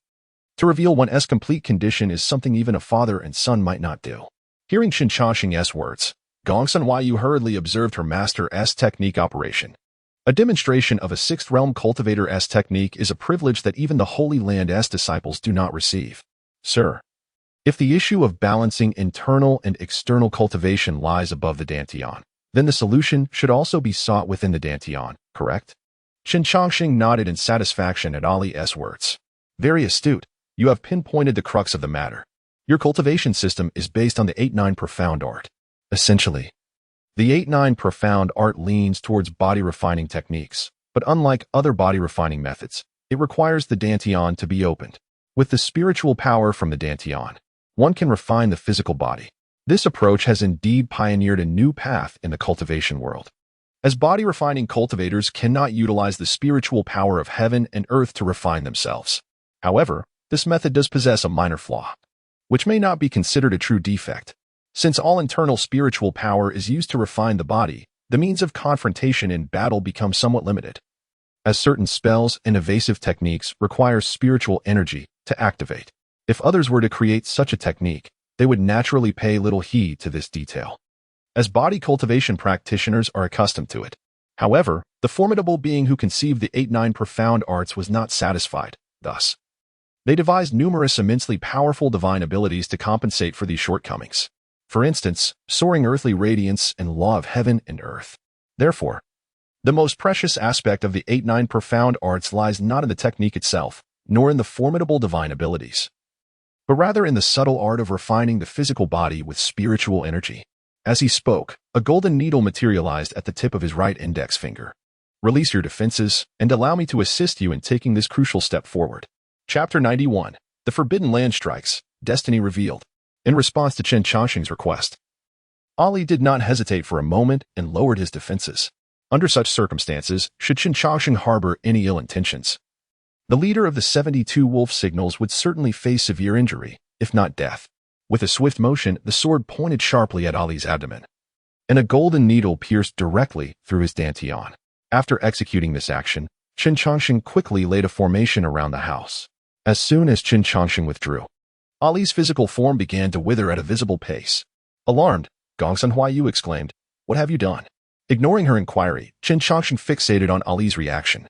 Ali had traversed the path of internal and external cultivation further than himself, yet remained stuck at the 6th realm due to a crucial deficiency.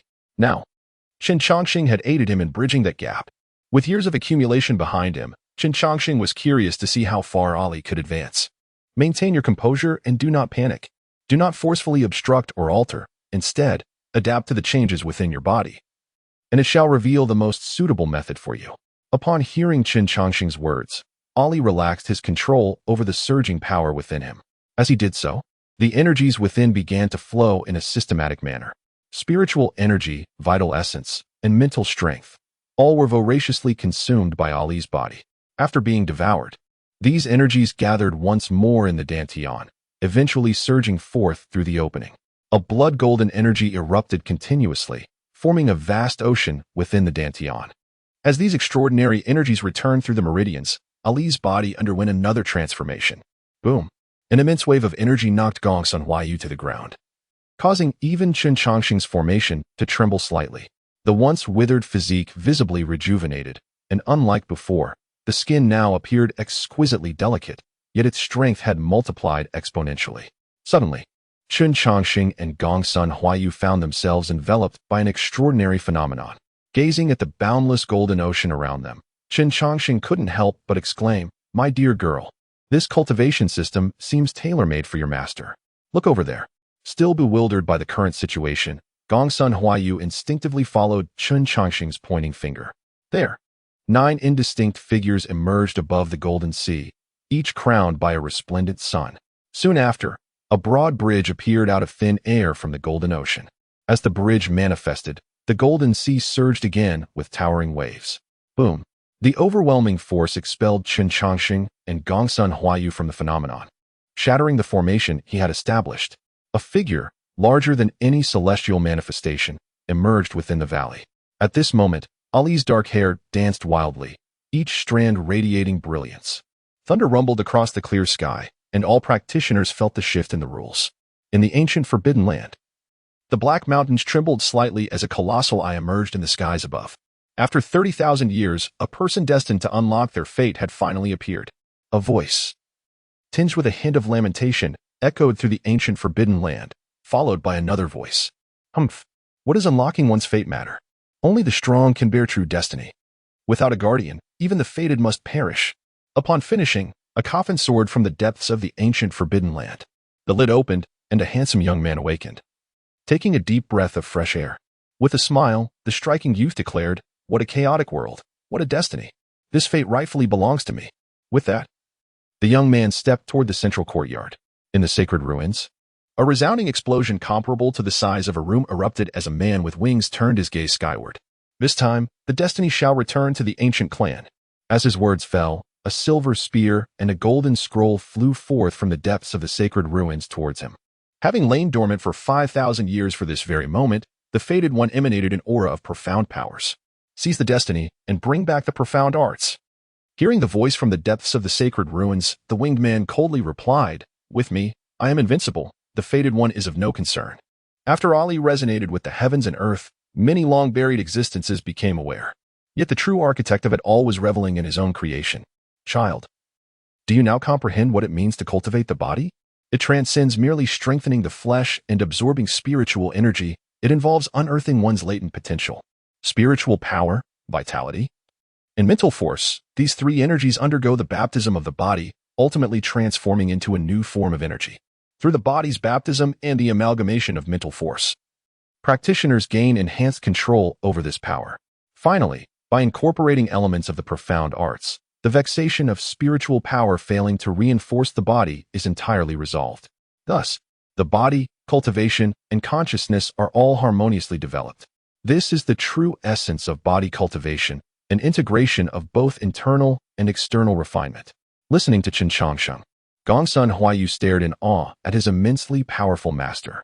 At this moment, Gongsun Huaiyu finally understood why his master held Qin Changxing in such high regard. This reverence stemmed not from mere strength, but rather from the unparalleled talent he possessed. What kind of genius could conceive such an impeccable method of cultivation? From every conceivable angle, this cultivation system appeared devoid of weaknesses. Perhaps this is the true essence of invincibility. Pulling himself back from the shock with immense willpower, Gongsun Huaiyu swallowed and spoke. "Master, I truly find myself at a loss for words to praise you. How did you devise such a method?" In the face of Gongsun Huaiyu's admiring gaze, Qin Changxing smiled and waved his hand, saying, "I cannot take credit for this. The initial framework of this cultivation system was proposed by your master. My contribution has merely been to refine it slightly and identify an insignificant key point for your master. The extraordinary phenomenon of 9 immortals supporting the sun is unprecedented. Your master will journey far along this path, unmatched by anyone in the world, not even by myself."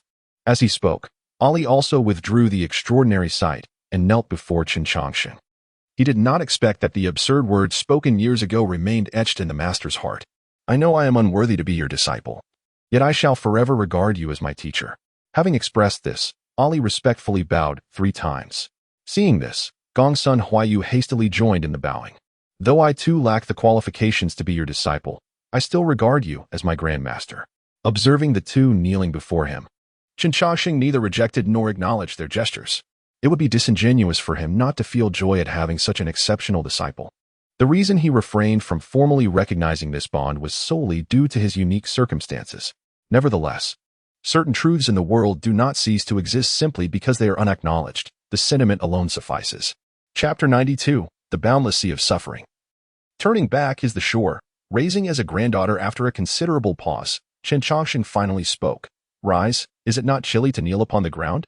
A new system of cultivation had emerged, and as a pioneer on this path, did he not intend to bestow it with a name? Upon hearing this, Ali and Gongsun Huayu rose to their feet. "Master, this system of cultivation could never have materialized without you. We humbly request you to name it." In response to Ali's plea, Chen Changsheng pondered for a moment and replied, "From the current state of affairs, this cultivation system encompasses 2 major realms. Upon attaining the first major realm, 1's Dantian reveals a golden ocean. How about naming it the Sea of Suffering?" "The Sea of Suffering?" Ali repeated the term, then chuckled. Indeed, the phrase resonates deeply. The Sea of Suffering is boundless. Turning back is the shore. Entering the realm of cultivation is akin to an endless struggle within the Sea of Suffering. Master, your choice of name is most fitting. If we designate the first major realm as the Sea of Suffering, I propose that its 3 sub-realms be named: Spring Eye, Divine Bridge, and the Other Shore. My Dantian resembles a vast ocean at present, and the point you pierced is akin to the Spring Eye, continuously emanating strength. Naming it Spring Eye is thus exquisitely appropriate. While ensnared in the Sea of Suffering, turning back leads to the shore, should one refuse to turn back. One must construct a divine bridge to reach the other shore. With the divine bridge established, the powers of the Sea of Suffering can be summoned at will. Upon reaching the other shore, one enters the next realm, thereby transcending the Sea of Suffering. Upon hearing Ali's proposed names, Chen Changsheng nodded in approval. "And what do you intend to name the next major realm?" "Dongdian," Ali replied. "And what is the reasoning behind this?" "Upon reaching the other shore, I further discovered another treasure within my body. This treasure is the birthplace of spiritual power. According to the original cultivation system, this spiritual energy would be drawn into the Dantian. However, upon transitioning to this new system, these newfound energies began to gather spontaneously at the site of spiritual power's genesis. Moreover, a unique space has manifested there, one whose potential I have yet to fully harness. Thus, I have named it Dantian, signifying boundless potential." After listening to Wali's description, Chen Changsheng also made some adjustments to his own cultivation methods. Although he had conceptualized the Spring Eye and laid the foundation for the entire system of cultivation, Ali was destined to surpass him in subsequent explorations. The reason was simple. Over the course of 700 years, Chen Changsheng had spent over 200 years accompanying a man in leisurely pursuits. The next 300 years were spent in slumber, leaving him with merely 200 years of a rather idle existence, during which cultivation was merely a pastime. Having corrected some erroneous paths, Chen Changsheng's momentum began to surge, and within him, a powerful phenomenon faintly emerged. However, the manifestations born from the Sea of Suffering were deliberately suppressed by Chen Changsheng, leaving the curious Gongsun Huayu unable to witness them. With a deep exhale, Chen Changsheng spoke. "From the current situation, upon entering the cave heaven realm, the first step is the genesis of divine consciousness. Thus, let us designate this initial stage as the realm of divine consciousness. However, the circumstances surrounding the second realm are somewhat peculiar, and I have yet to conceive an appropriate name for it." As he spoke, Chen Changsheng's mind stirred, and a duplicate of himself emerged from his body. Witnessing this, Gongsun Huayu's expression instantly fell. Gongsun Huayu lamented, "Why must you possess such effortless strength? As if it were as simple as eating or drinking. I have observed the entire genesis of the cultivation system. Yet I remain perplexed about the source of the Bitter Sea realm. This is truly disheartening. After all, I am also a prodigy. Why do I appear so inferior compared to you? After internally expressing his grievances, Gongsun Huayu began to scrutinize Chen Chongqing's doppelganger. This manifestation, in essence, encapsulated all of Chen Chongqing's divine consciousness, comparable to the primordial infant of the previous cultivation system, yet distinctly different. This divine consciousness was remarkably substantial, unlike the ethereal and fragile nature of the primordial infant. To put it simply, it was an entirely separate Chen Chongqing. Contemplating this, Gongsun Huayu muttered, "What a miser." After all this time, he still refuses to reveal the secrets of the Bitter Sea realm. A name is merely a label. Why not simply call it the self since it resembles the original so closely? However, words spoken without intent can resonate deeply. Upon hearing this name, Chen Chongqing's eyes lit up. That is an excellent name. The second minor realm is not solely the manifestation of divine consciousness. It also embodies some profound nuances. To attain the third minor realm, I must likely delve into this aspect. As for whether to transcend the self or sever it, that decision rests with you, Alalai. Perhaps you may even discover a third option. In response to Chen Chongqing's guidance, Alalai clasped his hands in gratitude. Thank you for your insights, sir. I have begun to glean some understanding. On the day I break through, I shall not disappoint you. As for my time in seclusion, I hope to trouble you further. With that, Alalai prepared to retreat into seclusion, but Gongsun Huayu grew anxious. Master, I have yet to grasp the essence of this new cultivation system. Would you kindly impart some knowledge to me before departing? Upon hearing this, Alalai shot Gongsun Huayu a frustrated glance. You are usually quite astute. Why are you being so foolish today? While I do possess some prowess, your master's master is present. How can I be the one to instruct you? Have you lost your senses? Ignoring Gongsun Huayu's plea, Alalai promptly vanished from the room. Observing her master's abrupt departure, Gongsun Huayu was momentarily taken aback. For this was unlike his usual demeanor. Quickly recovering, she grasped Chen Chongqing's arm. Sir, would you teach me, please? Faced with Gongsun Huayu's somewhat coquettish tone, Chen Chongqing replied lightly, I am not your master, so why should I teach you? But you are acquainted with my master, she retorted, and you share a bond that is akin to life and death. Thus, you can certainly be considered my elder. Isn't it quite normal for an elder to offer guidance to a junior? Observing the whimsical Gongsun Huayu, Chen Chongqing smiled and affectionately ruffled her hair, saying, Very well. In light of your address as elder, I shall offer you a modicum of guidance. With that, Chen Chongqing and Gongsun Huayu exited the room. With Ali in seclusion, the responsibility of overseeing the 72 signal fires naturally fell upon Chen Chongqing's shoulders. As for that young girl, Chen Chongqing genuinely cherished her as if she were his own granddaughter. Chapter 93. The Little Secret of Gongsun Huayu. Chen Chongqing returned to the Kunlun sacred land. Gongsun Huayu sat cross-legged, while Chen Chongqing leisurely perused a book beside him. Time passed unmeasured, and suddenly, an immense vision manifested behind Gongsun Huayu. A blue lotus emerged gradually from the sea of suffering, ultimately blossoming in full, with 3 9-colored lotus seeds radiating a sacred luminescence. Witnessing this scene, Chen Chongqing turned his gaze slightly, a smile gracing his lips. Innate divine ability, quite intriguing, he remarked. Upon hearing this, Gongsun Huayu opened his eyes. Master, I have reached the realm of divine consciousness. Not bad. With your current prowess, you should be able to withstand 50 strikes from the son of Yaoguang. Upon hearing this, the previously elated Gongsun Huayu's expression immediately fell. Master, is that son of Yaoguang truly as formidable as you say? Not merely as formidable as I describe. He surpasses my words. The armor you wear is crafted from the scales of the Thunder Beast clan, which are exceptionally resilient. Given the quality of your armor, even at your current level, you would be unable to shatter it. However, the son of Yaoguang pierced it with a single blow. Had he not shown mercy, you would have lost your life. What? Gongsun Huayu's face was a canvas of bewilderment. When did he show mercy? I recall his strikes were fierce. It would not be an exaggeration to say he fought with full force. Whether he fought with full force is debatable, but he certainly held back. At that time, the 7 great prodigies assaulted you together. You managed to block the attacks from the Kunlun sacred son Jiangping and the sacred maiden of the Purple Mansion, Zining. For the remaining 5, you relied solely on your formidable physique to withstand their blows. Su Tian and the others, aware of my relationship with the 72 wolf smoke, merely injured you instead of killing you. Yet, the other 3, Mei Yongxi, Badalu, and Fu Yao, each are exceptional prodigies. As fellow prodigies, you should comprehend the myriad lethal techniques at their disposal.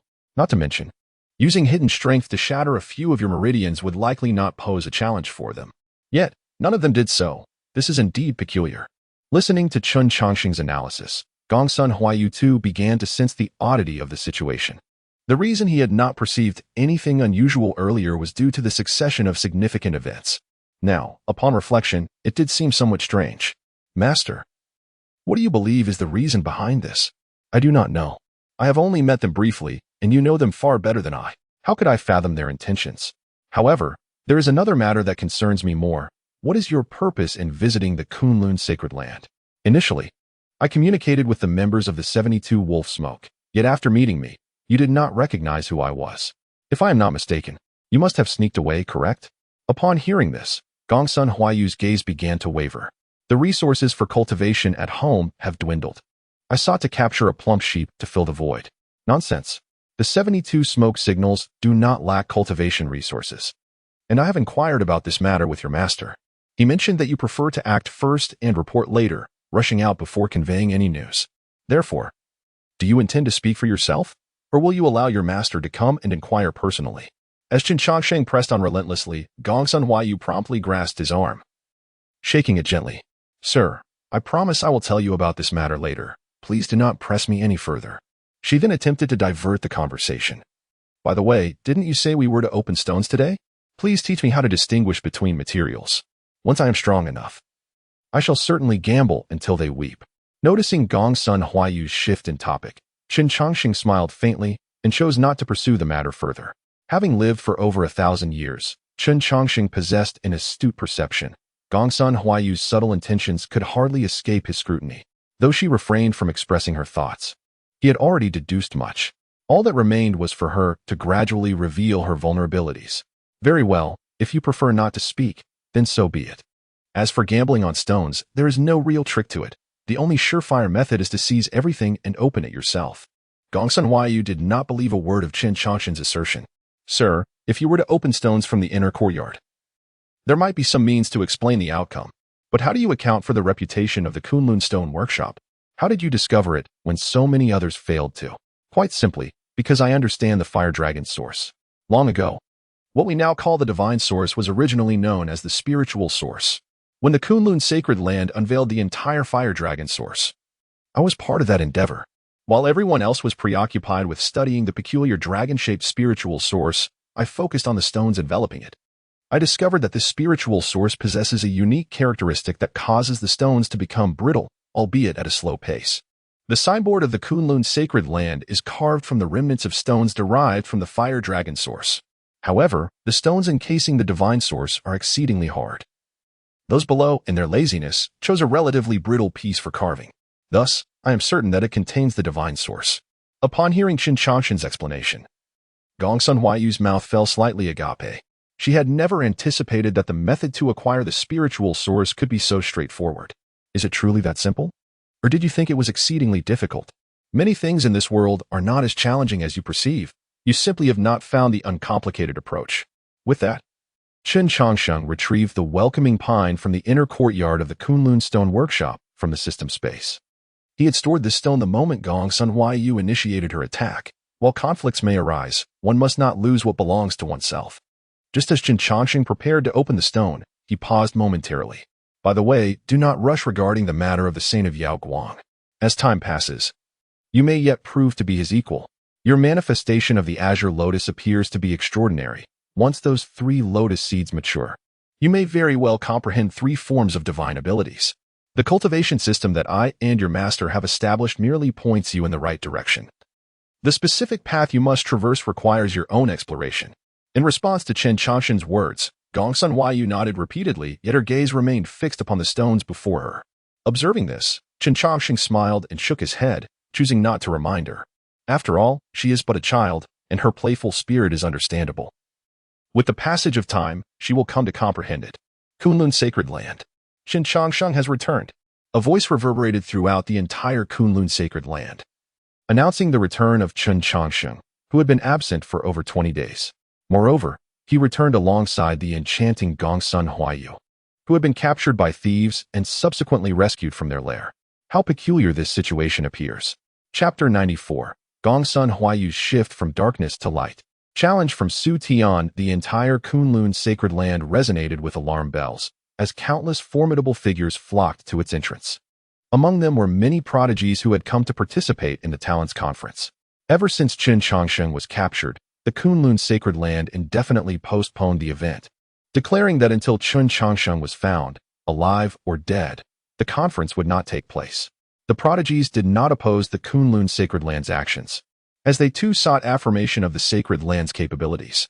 Their faith in Kunlun's strength was the very reason they had traveled vast distances to attend the Talents Conference. However, the recent abduction of a prodigy from the very heart of the Kunlun sacred land raised substantial doubts about its ability to protect its own. This unexpected situation exceeded the comprehension of the Kunlun sacred land. At this juncture, Jiang Feng stepped forward with a stern expression and proclaimed, "Demoness, release my friend Chen. Spare your life today." Upon hearing this, Gongsun Huayu instinctively recoiled behind Qin Changsheng, saying, "Young master, this person is quite fearsome. Do not be afraid," Chen reassured her. "Elder Jiang is merely concerned for my safety. Once I clarify the situation, he will understand." The crowd was perplexed, exchanging glances. "What is the nature of your relationship?" they wondered. Jiang Feng furrowed his brow, questioning, "Young friend, what do you mean?" Qin Changsheng replied nonchalantly, "She has turned from darkness to light." This assertion left many prodigies wide-eyed, as the reasoning seemed utterly absurd, akin to one who had abducted Qin Changsheng, only to betray their own sect after 20 days and join him. Such a ludicrous explanation caused Jiang Feng's lips to twitch, yet for the sake of the greater picture. He suppressed his emotions and stated, "Fear not, young friend. This place is ensnared in an impenetrable net. Regardless of the demoness powers, she cannot escape. Whether she casts spells or employs poison, the Kunlun sacred land has means to ensure your safety." "Elder Jiang, you are mistaken," Qin Changsheng insisted, unwavering in his belief that Gongsun Huayu had indeed shifted her allegiance. Jiang Feng, exasperated, turned to Gongsun Huayu and asked, "If you have truly renounced darkness, what is your token of allegiance?" With a playful smile from her position behind Qin Changsheng, Gongsun Huayu replied, "Jiang Feng, I have forsaken the 12 wolves of smoke and pledged myself to young Master Qin. I do not owe allegiance to the Kunlun sacred land. So why must I present a token?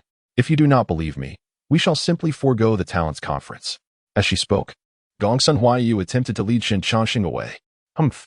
Qin may choose his path, but you shall not escape." As soon as the words left his lips, Jiang Feng lunged toward Gongsun Huayu. Boom! Jiang Feng's assault was intercepted by Qin Changsheng, who, with his formidable physique, managed to push Jiang Feng back a step. Faced with such a scenario, not only did the talented individuals present raise their brows in surprise, but even Jiang Feng himself was taken aback. Qin Changsheng, capable of manifesting Dao patterns, led the onlookers to speculate greatly about his strength. Yet, who could have anticipated that Qin Changsheng would be powerful enough to stand toe-to-toe with Jiang Feng? Although Jiang Feng had not unleashed his full might in the earlier attack, Qin Changsheng appeared equally at ease. "Elder Jiang, as stipulated, the Tianqiao Conference in Kunlun Sacred Land is open to all who meet the age criteria, regardless of their background or status. Yet why do you now seek to obstruct Miss Gongsun from participating? Are you, the Grand Kunlun Sacred Land, intimidated by such a young girl?" Upon hearing Qin Changsheng's words, Jiang Feng's gaze shifted back and forth between the two. Qin Changsheng was extraordinary and shrouded in mystery, undoubtedly bolstered by significant forces behind him. Were it not for dire circumstances, Kunlun's sacred land would not wish to provoke such an unknown adversary. Gongsun Huayu, being a direct disciple of the witch power, demonstrated her confidence by appearing here. Moreover, given the gravity of the situation, if Kunlun's sacred land continued to press the matter, it would indeed seem somewhat petty. Reflecting on this, Jiang Feng spoke, "Your words hold merit, young friend. The breadth of Kunlun's sacred land cannot be fathomed by mere brigands. Miss Gongsun, renowned as one of the 3 beauties of the Central Court, is undoubtedly qualified to attend the Tianqiao Conference. However, given the enmity between the 72 smoke signals and Kunlun's sacred land, I advise you to refrain from becoming entangled in this matter after the conference concludes." Listening to the veiled threat in Jiang Feng's tone, Qin Changsheng smiled slightly and replied, "Naturally. I have no desire to involve myself in the grievances between the 72 smoke signals and Kunlun's sacred land. However, it must be made clear that Miss Gongsun has forsaken the darkness for the light. She is no longer affiliated with the 72 smoke signals. Kunlun's sacred land should not make things difficult for a young individual. Huh. Jiang Feng let out a cold laugh. Of course not. Once I sever the head of the witch power, if she remains unmoved, what does it matter if she has forsaken the darkness? The Tianjiao conference has already been delayed for far too long. Now that you have returned, it shall commence tomorrow.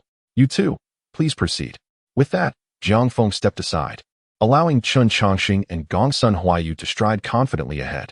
As they watched Chen Chongqing's retreating figure, countless talented individuals felt a surge of fierce battle intent ignite within them. Defeats displayed by Kunlun Stone Workshop were astonishing, allowing them to emerge unscathed from the 72 smoke signals while participating in the Tianjiao conference, holding their own against Jiang Feng. Each event served as a testament to Chen Chongqing's remarkable existence. To triumph over such peers was the aspiration of countless prodigies. In the Eastern Wilderness courtyard, observing the stunning beauty that Chen Chongqing had brought back, Yi Hengqin couldn't help but twitch the corners of his mouth. In my mind, I have envisioned countless scenarios of Chen Chongqing returning to the Kunlun sacred land, yet I had never anticipated such a scene. My room is rather spacious. You may occupy the one adjacent to mine. After casually arranging Gongsun Huaiyu's quarters, Chen Chongqing intended to retreat to his own room for rest. At that moment, Su Tian obstructed Chen Chongqing's path. Brother Chen, he began, you once stated that upon my defeating the three great beauties of the central court, I could challenge you. May I now inquire if I am permitted to challenge Miss Gongsun? Upon hearing this, Chen Chongqing scratched his head and glanced at the eager Gongsun Huaiyu beside him. Do you wish to fight as well? Young master, the Tianjiao conference is indeed meant for combat. What purpose would it serve if not for fighting? Chapter 95. The True Prodigy, Xuanwu Kingdom vs. 72 Wolf. Smoke, your words seem to hold a grain of truth. Very well. You may engage in battle outside the courtyard where there is ample space. Furthermore, allow me a moment to prepare. Do not rush into action just yet. With that, Chen Chongqing eagerly dashed into the room. Once Chen Chongqing departed, Gongsun Huaiyu, wearing a broad smile, turned to Su Tian and remarked, I have heard that you and the young master hail from the same region, yet I wonder how closely your strength resembles his. If your prowess is insufficient, it would be a disservice to the young master's reputation. In the face of Gongsun Huaiyu's mockery, Su Tian replied calmly, true strength is never innate. I can only look up to Brother Chen's might, but there shall come a day when I will surpass him. You, however, serve as the first stepping stone on my path. A hearty laugh escaped Gongsun Huaiyu, her mirthful demeanor causing her to tremble with amusement. Your abilities may be modest, but your confidence is grand. Out of respect for your ambition, I shall ensure you are left in no position to rise again, lest you bring shame upon the young master tomorrow. I shall await you outside. With that, Gongsun Huaiyu skipped away, observing her retreating figure. Yi Hengqin scratched his head and remarked, are you truly going to fight her? The air of 72 Wolf Smoke undoubtedly possesses formidable strength. If you were to lose, the reputation of Xuanwu Kingdom would be at stake. Turning to Yi Hengqin, Su Tian replied, the reputation of Xuanwu Kingdom has never been earned through fear of the strong or bullying the weak. It is forged through repeated challenges against formidable opponents. When I ultimately conquer those seemingly insurmountable foes, the world will remember my victories, not my failures. For in this world, only results matter. With that, Su Tian strode purposefully towards the outside. What sort of individuals are these? Why is there always a propensity for conflict in their minds? Yi Hengqin lamented with exasperation before also making his way outside. Should Su Tian falter, it would be his turn to step into the fray. Though he was not particularly fond of reckless battles, that did not imply he would concede to anyone. Outside the courtyard, the confrontation between Su Tian and Gongsun Huaiyu attracted a considerable audience, including members of the Eastern Wilderness Prodigy Group, who had suffered injuries at the hands of Su Tian and Yi Hengqin. Despite their defeats, they still regarded the two as the hope of the Eastern Wilderness. As long as they stood strong, the region would not be deemed defeated. In contrast to the crowd's tense anticipation, Chen Chongqing appeared quite relaxed, reclining in a comfortable chair with a few plates of peanuts and sunflower seeds before him, cradling a small black creature in his arms and draped with a cozy blanket. He waved his hand nonchalantly and called out, why are you not fighting yet? I am all set. Do hurry along. In response to Chen Chongqing's urging, Gongsun Huaiyu rolled her eyes playfully and replied, young master, with so many observers, should I emerge victorious, what will prevent them from besieging me? Surely you won't let them all bring you down. If a prodigy were to be intimidated by numbers, then what merit would they possess? They might as well be labeled as worthless. Upon hearing this, Gongsun Huaiyu nodded with a hint of intrigue. remarking, "Your words bear considerable wisdom, my lord." Boom. Before the echoes of his voice faded, Gongsun Huaiyu suddenly launched an attack on Su Tian, and it was a lethal strike from the outset. This unexpected assault provoked an outcry of indignation from the onlooking prodigies, who deemed Gongsun Huaiyu's actions devoid of martial virtue, resorting to such despicable sneak tactics. "Is this what you consider a prodigy?"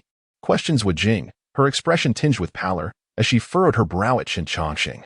To her inquiry, Qin Changxing, nonchalantly munching on seeds, replied, "Indeed, this is how I perceive a prodigy. Gongsun Huaiyu is a prodigy, as is Su Tian, yet none of you qualify. On the battlefield, a mere fraction can determine life or death. In such critical moments, how can one allow distractions to prevail?" From the instant Su Tian issued the challenge, all his focus was directed at Gongsun Huaiyu. His concentration remained unperturbed by any external factors. The reason he found himself at a disadvantage was not due to Gongsun Huaiyu's ambush, but rather because Gongsun Huaiyu simply surpassed him in skill. Hearing this, Zhu Jing raised her gaze to observe her surroundings. Yi Henxing regarded the clash with a serious demeanor, while the other prodigies stood elevated, quietly observing. Their eyes were solely fixed on their opponent in the fervor of battle, paying no heed to Qin Changxing's seemingly frivolous demeanor. In stark contrast, the Eastern Wilderness prodigies continued to debate Gongsun Huaiyu's recent actions, voicing their criticisms of Qin Changxing's conduct. With clarity dawning upon her, a flicker of disappointment crossed Wu Jing's eyes. "You speak truthfully. The Eastern Wilderness prodigy group is indeed a farce. Among them, only Yi Henxing and Brother Su possessed the qualifications to participate in this prodigy gathering. Ha ha ha. Recognizing one's shortcomings is commendable, but whether one can amend them rests solely on oneself." Amidst the conversation between Qin Changxing and Zhu Jing, Gongsun Huaiyu had already exchanged over 30 moves with Su Tian. After a fierce clash, both retreated a distance. Gongsun Huaiyu lightly poised herself atop the highest point of the rooftop, while Su Tian stood on the ground, laden with cobwebs. Observing Su Tian's trembling hand, Gongsun Huaiyu playfully pouted and remarked, "Dear brother, why must your strikes be so ruthless? I am but a girl. Can't you show a modicum of tenderness?" Despite her feigned plea for mercy, Su Tian was consumed by dread. She was overwhelmingly powerful. The woman before him was exceedingly formidable. Though he was a prodigy of the Xuanwu kingdom, he was no mere fool who solely practiced cultivation. He had faced death countless times in battle, engaging with formidable foes. Yet, he had never experienced such pressure as he did now. Gongsun Huaiyu's techniques were honed to perfection, with not a single flaw to be found. Even more astonishing to Su Tian was the fact that Gongsun Huaiyu's physical prowess exceeded that of himself, a practitioner dedicated to body cultivation. In terms of cultivation, experience, and mental state, Gongsun Huaiyu exhibited an overwhelming superiority. Under such circumstances, Su Tian truly could not fathom any justification for victory. At that moment, Qin Changxing, who had been spectating, suddenly erupted in a fit of rage. "What are you doing? Playing house? After all this time, not a single drop of blood has been shed. If you don't wish to fight, then get lost." As Qin Changxing's ire escalated, Gongsun Huaiyu also retracted his smile. "Young sir, the gentleman is angry. I shall be serious now." In response, Su Tian coldly stated, "Then let it come." Buzz. A myriad of stars materialized behind Su Tian, while a swaying azure lotus manifested behind Gongsun Huaiyu. Both prodigies revealed their full power, although Gongsun Huaiyu's strength surpassed that of Su Tian. Employing their utmost capabilities against a fellow peer was a mark of respect. Chapter 96. Qin Changxing unleashes his full power. Gongsun Huaiyu defeated Boom. The two prodigies collided instantaneously, unleashing a formidable shockwave that leveled all structures within 100 yards. Although Gongsun Huaiyu was a woman, her attacking style was in stark contrast to traditional feminine grace. Her moves were bold and expansive, each strike infused with the strength of 1,000 pounds. With every punch, a subtle green light emanated from the azure lotus behind her, rendering her fists seemingly unstoppable. Yet, despite Gongsun Huaiyu's prowess, Su Tian was no mere lightweight. The first martial art of the Xuanwu kingdom, the heavenly gang body forging technique, had been mastered by Su Tian to an extraordinary degree. The stellar phenomena seamlessly integrated into his being, and with the celestial power at his disposal, Su Tian's defensive capabilities had reached an alarming level. In the mere span of 3 breaths, the two had exchanged over 100 blows. Realizing she could not breach Su Tian's stellar defenses, Gongsun Huaiyu let out a fierce shout and invoked the law of heaven and earth. Her form and aura surged, multiplying in intensity. Where she had previously struggled to engage, Su Tian was now sent flying. Seizing the upper hand, Gongsun Huayu had no intention of relenting. She pursued him relentlessly.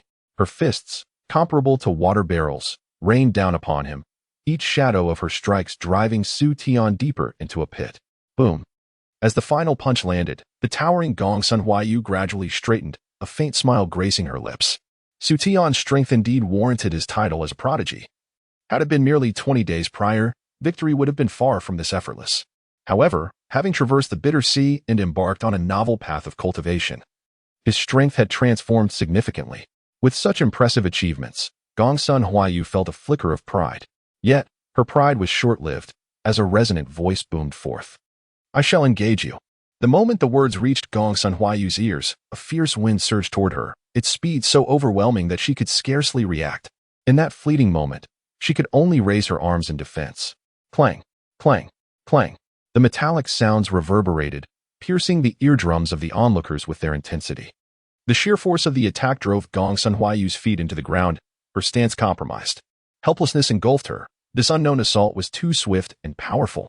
Should she attempt to change her tactics, that strike would undoubtedly find its mark upon her head, though she had invoked the law of heaven and earth. A blow to her head from such an attack would likely spell disaster. Crack. After enduring 9 consecutive heavy strikes, Gongsun Huayu's law of heaven and earth shattered. Simultaneously, the mysterious assault ceased. Seizing the opportunity, a dazed Gongsun Huayu hastily retreated, her instincts warning her that to continue the fight would spell her doom. Guided by memory, she returned to Qin Changsheng's side, only then discerning the identity of her assailant.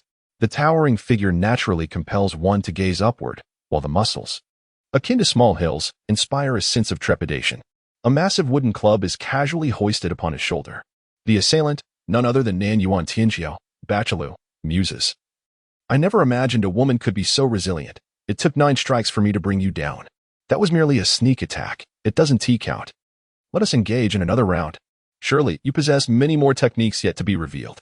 With that, Bachelor raised the club in his hand, while Gongsun Huayu quietly drew forth a long whip. Naturally, having been subjected to such a beating, Gongsun Huayu felt a simmering fury within. Enough already, spare yourself further embarrassment. I can hardly bear to watch. Just then, Qin Changsheng, who was counting the divine essence, interrupted the skirmish. Upon hearing his voice, Gongsun Huayu noticed a sign had been erected beside Qin. Tianjiao Arena, 100 pounds of divine essence per round. After reading the inscription, Gongsun Huayu's eye twitched. Young master, is your valuation not rather low? Am I worth merely 200 pounds of divine essence? You are certainly not valued at 200 pounds. For the additional 100 belongs to Yi Hensheng. As Qin spoke, he gestured for Gongsun Huayu to glance in another direction.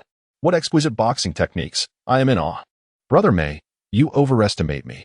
My skills pale in comparison to my master's, not worth mentioning at all.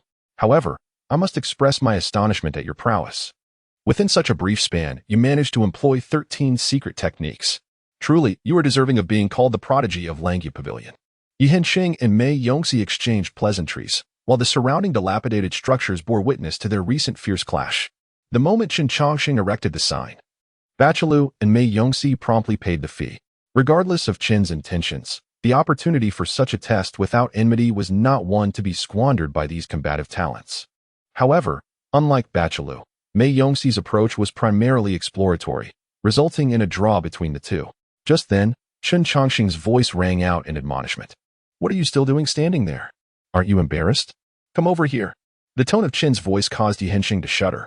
Observing this, Mei Yongxi feigned concern, saying, Brother Yi, your talent would stand out even among the sanctified. Although Qin Changsheng may possess strength that surpasses yours, you need not allow him to treat you with such disdain. Unfazed by Mei Yongxi's attempts at provocation, Yi Hensheng replied coolly, I am willing. Do you have any say in the matter? With that, Yi Hensheng swiftly approached Qin Changsheng. His uncomplaining demeanor left Mei Yongxi utterly perplexed. Are the individuals from the eastern wilderness all masochists? 3 figures stood obediently before Qin Changsheng, among whom Su Tian appeared the most disheveled.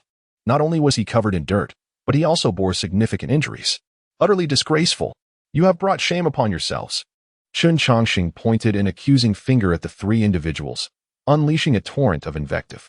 How dare you call yourselves paragons of excellence? Spare us the embarrassment and return home to tend to your menial tasks. Today, I have come to a profound realization. There exists no worst, Only those who were even worse. After venting his fury, Qin Changxing turned to Su Tian and inquired, "What cultivation method do you practice?"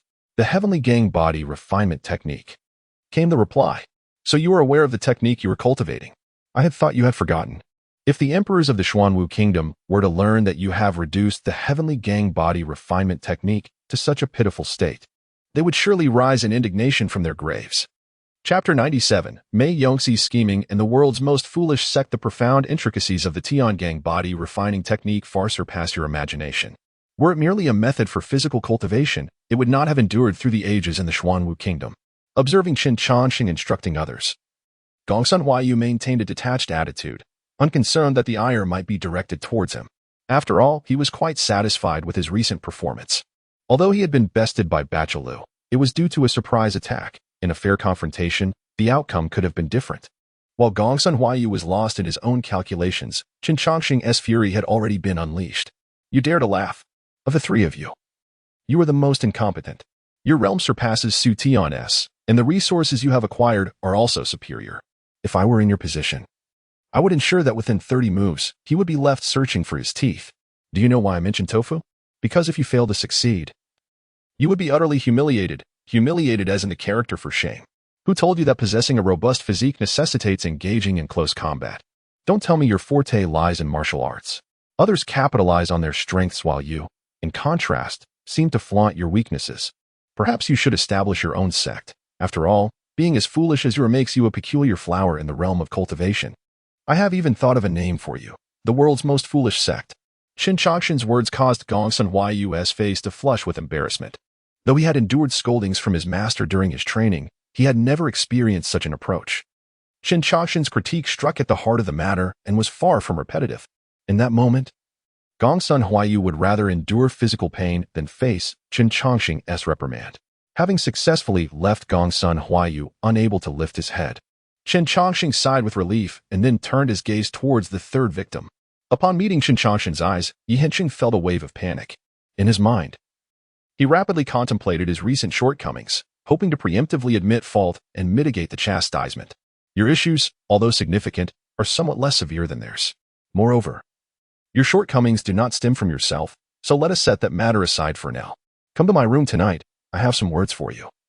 Qin Changxing's unexpected gentleness left Yi Henqing feeling quite uneasy, and even the onlookers were taken aback. Ignoring the bewildered expressions of those around him, Qin Changxing produced a wooden puppet. Golden threads flew from his fingertips, connecting to the puppet. After maneuvering the puppet through a series of actions, Qin Changxing beckoned to Mei Yongxi in the distance. "It seems I failed to allow you to fully indulge in the previous engagement. Consider it a shortcoming in my service.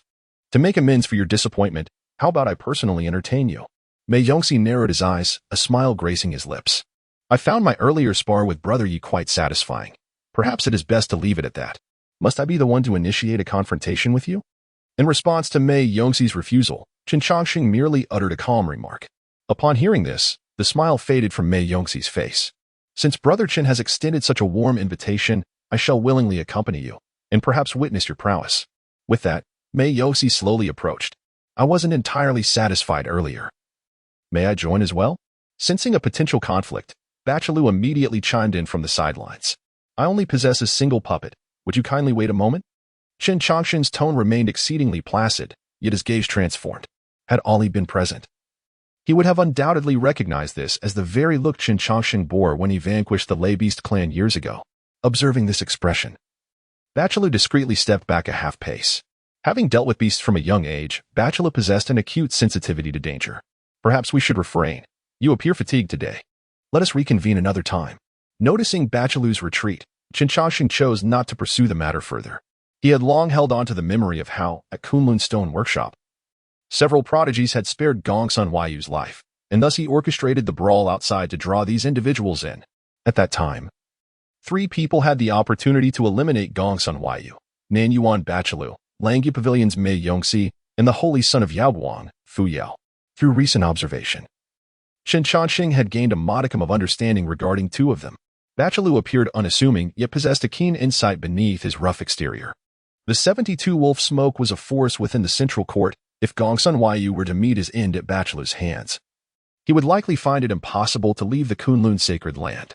Thus, he exercised restraint with everyone, evident in both the previous encounter and the present situation. However, Mei Yongxi's case differed from Bachelor's. Bachelor refrained from enmity due to the fear that a strong dragon may struggle against a local snake. Yet as the heir of Langya Pavilion, Mei Yongxi should harbor no such apprehensions. The Langya Pavilion had long been at odds with the 72 Wolf Smoke and had no fear of them. In this context, Mei Yongxi ought to have struck decisively against Gongsun Huayu, yet he did not. Furthermore, given his penchant for subtle maneuvers, Chen Chongqing was entirely convinced that Mei Yongxi was privy to certain knowledge and was orchestrating something. Contemplating this, Chen Chongqing turned his gaze towards the distant rooftop where the holy son of Yaoguang stood, while he had gained insight into two of the three individuals. The holy son of Yaoguang remained an enigma to him. At that moment, the holy son also caught sight of Chen Chongqing's gaze. However, in response, he merely flashed a faint smile before vanishing without any intention of engaging in combat. Brother Chen, I seek your guidance. Mei Yongxi had now entered within 10 paces of Chen Chongqing. Faced with this enigmatic figure, Mei Yongxi was fully alert. Casting a glance at this prodigious talent, Chen Chongqing addressed Yi Henxing, "You have two masters. One is the Wolf King of the Night Moon Kingdom, and the other is the unyielding Taoist of the Upper Clarity Temple. From this moment forth, you must pay careful attention. The martial arts of the undefeated Taoist are not to be wielded by someone of your caliber."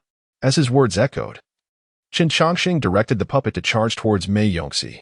Boom! With a single punch, he repelled the illustrious talent of the Langya Pavilion.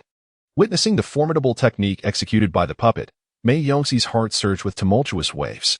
The style of the fist displayed by the puppet bore an uncanny resemblance to that recently demonstrated by Yi Henxing. Yet the potency of their strikes was worlds apart. If Yi Henxing's technique left Mei Yongxi with an 80% chance of countering, Chen Chongqing's strike left him with barely a 30% certainty. It is crucial to note that this was merely the martial art of the puppet controlled by Chen Chongqing. Were Chen Chongqing to personally deliver such a blow, would he possess the capability to withstand it? Chapter 98. A vicious beating of a youngster. A lifeless puppet relentlessly unleashed its martial arts against Mei Yongxi. This puppet not only executed the same techniques as Yi Henxing but also maintained the identical sequence of strikes. However, confronted with these familiar moves, Mei Yongxi found himself utterly defenseless. Regardless of the myriad of secret techniques employed, a single punch would suffice. The punch landed. The technique shattered. The disparity between Yi Henxing's strikes and those of Chen Chongqing was as vast as the heavens and the earth. Witnessing Mei Yongxi's retreat, Yi Henxing's eyes widened in astonishment. This nameless boxing technique was known only to his master, the undefeated Taoist of the Upper Qing sect, who had imparted it solely to him. Now that Chen Chongqing was utilizing this very technique, Yi Henxing's suspicions were only intensified. As Mei Yongxi, manipulated by the puppet, fled in disgrace, Chen Chongqing's countenance remained devoid of emotion. To put it bluntly, he held no interest in confronting these youngsters. The prodigies of Kunlun's sacred land were not lacking in prowess, yet they had yet to fully integrate their learning. Within a mere century, they were tasked not only with arduous cultivation to enhance their abilities but also with mastering various offensive techniques. In the current environment, they were also required to contemplate new systems of cultivation. Coupled with trivial matters, their time was exceedingly constrained.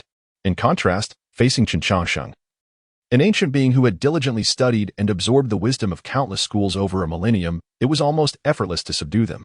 It mattered not if he was at a higher realm. Even if he were one level below theirs, he possessed ample means to leave them in disarray. Bang! A punch struck Mei Yongxi's mouth, sending two pristine teeth flying amidst a spray of blood. Having successfully defeated Mei Yongxi, Chen Chongqing retracted the puppet. Had this little rascal not instigated trouble in his presence, he might have refrained from intervening. Wiping the blood from his lips, Mei Yongxi rose from the ground and cupped his hands in gratitude. "Thank you, Brother Chen, for your guidance." "Guidance is too grand a term. It was merely a sparring session," Chen Chongqing replied. "Next time, refrain from excessive chatter, otherwise, 2 teeth may not suffice." Faced with Chen Chongqing's veiled threat, Mei Yongxi turned away with a cold expression. There was little to say when outmatched. Chen Chongqing's restraint in not striking with lethal force was already a mercy. Rather than uttering empty threats, it would be wiser to conserve energy and devise a strategy against Chen Chongqing. This matter cannot simply end here, he thought, casting one last glance at Chen Chongqing's retreating figure. Now that the bout is concluded, I shall return to rest. You may amuse yourselves, Chen Chongqing declared before turning back to the eastern wilderness courtyard, leaving the three of them with their own thoughts. Knock, knock, knock. The sound of knocking echoed outside. Chen Chongqing, leisurely sipping tea, glanced over and said nonchalantly, "Come in." Creak, the door swung open, and Yi Hengsheng stepped inside. Didn't you say to come back tonight? In response, Yi Hengsheng smiled. Brother Chen invited me to come this evening merely to avoid attracting the attention of others. Miss Gongsun has already departed, and Brother Su is currently recuperating, making this moment more suitable than the evening. That makes sense. Please have a seat. Casting a glance at the composed Chen Changsheng, Yi Hengsheng slowly approached the stool. Suddenly, halfway there, he knelt down. As the 46th generation true disciple of the Qing dynasty, I pay my respects to Master Changsheng. In response to Yi Hengsheng's kneeling, Chen Changsheng remained silent, quietly sipping his tea. After a prolonged pause, he inquired, "How did you come to this conclusion?" Lowering his head at Chen Changsheng's question, Yi Hengsheng replied, "My master often encourages me to read during his leisure time. Consequently, I have gained a deeper understanding of the past. Within the scriptures of the Qing dynasty, I discovered that there was a glorious era. At that time, the Qing dynasty was situated in a nation known as the Great Qin Empire. My master was born in that epoch, and according to my findings, there were 10 true disciples of the Qing dynasty. The first 8 masters perished in a great war. However, records concerning the last true disciple are sparse throughout the Qing dynasty. Out of curiosity, I scoured all the ancient texts and eventually found this passage. The 10th true disciple of the Qing dynasty succumbed to demonic possession during practice and died suddenly. I have harbored doubts about this account until the gathering of the prodigies, which finally clarified my confusion." Upon hearing Yi Hengsheng's words, Chen Changsheng felt memories stirring deep within him. The Great Qin Empire, what a familiar name. Back then, the Qing dynasty was an enemy of the Night Moon Kingdom. Reflecting on the past, Chen Changsheng remarked, "Quite intriguing. How did the gathering of prodigies aid in resolving your uncertainty?" In response to Chen Changsheng's inquiry, Yi Hengsheng respectfully explained, "Initially, my master instructed me to visit a certain location to invite a senior known as the Undertaker out of seclusion.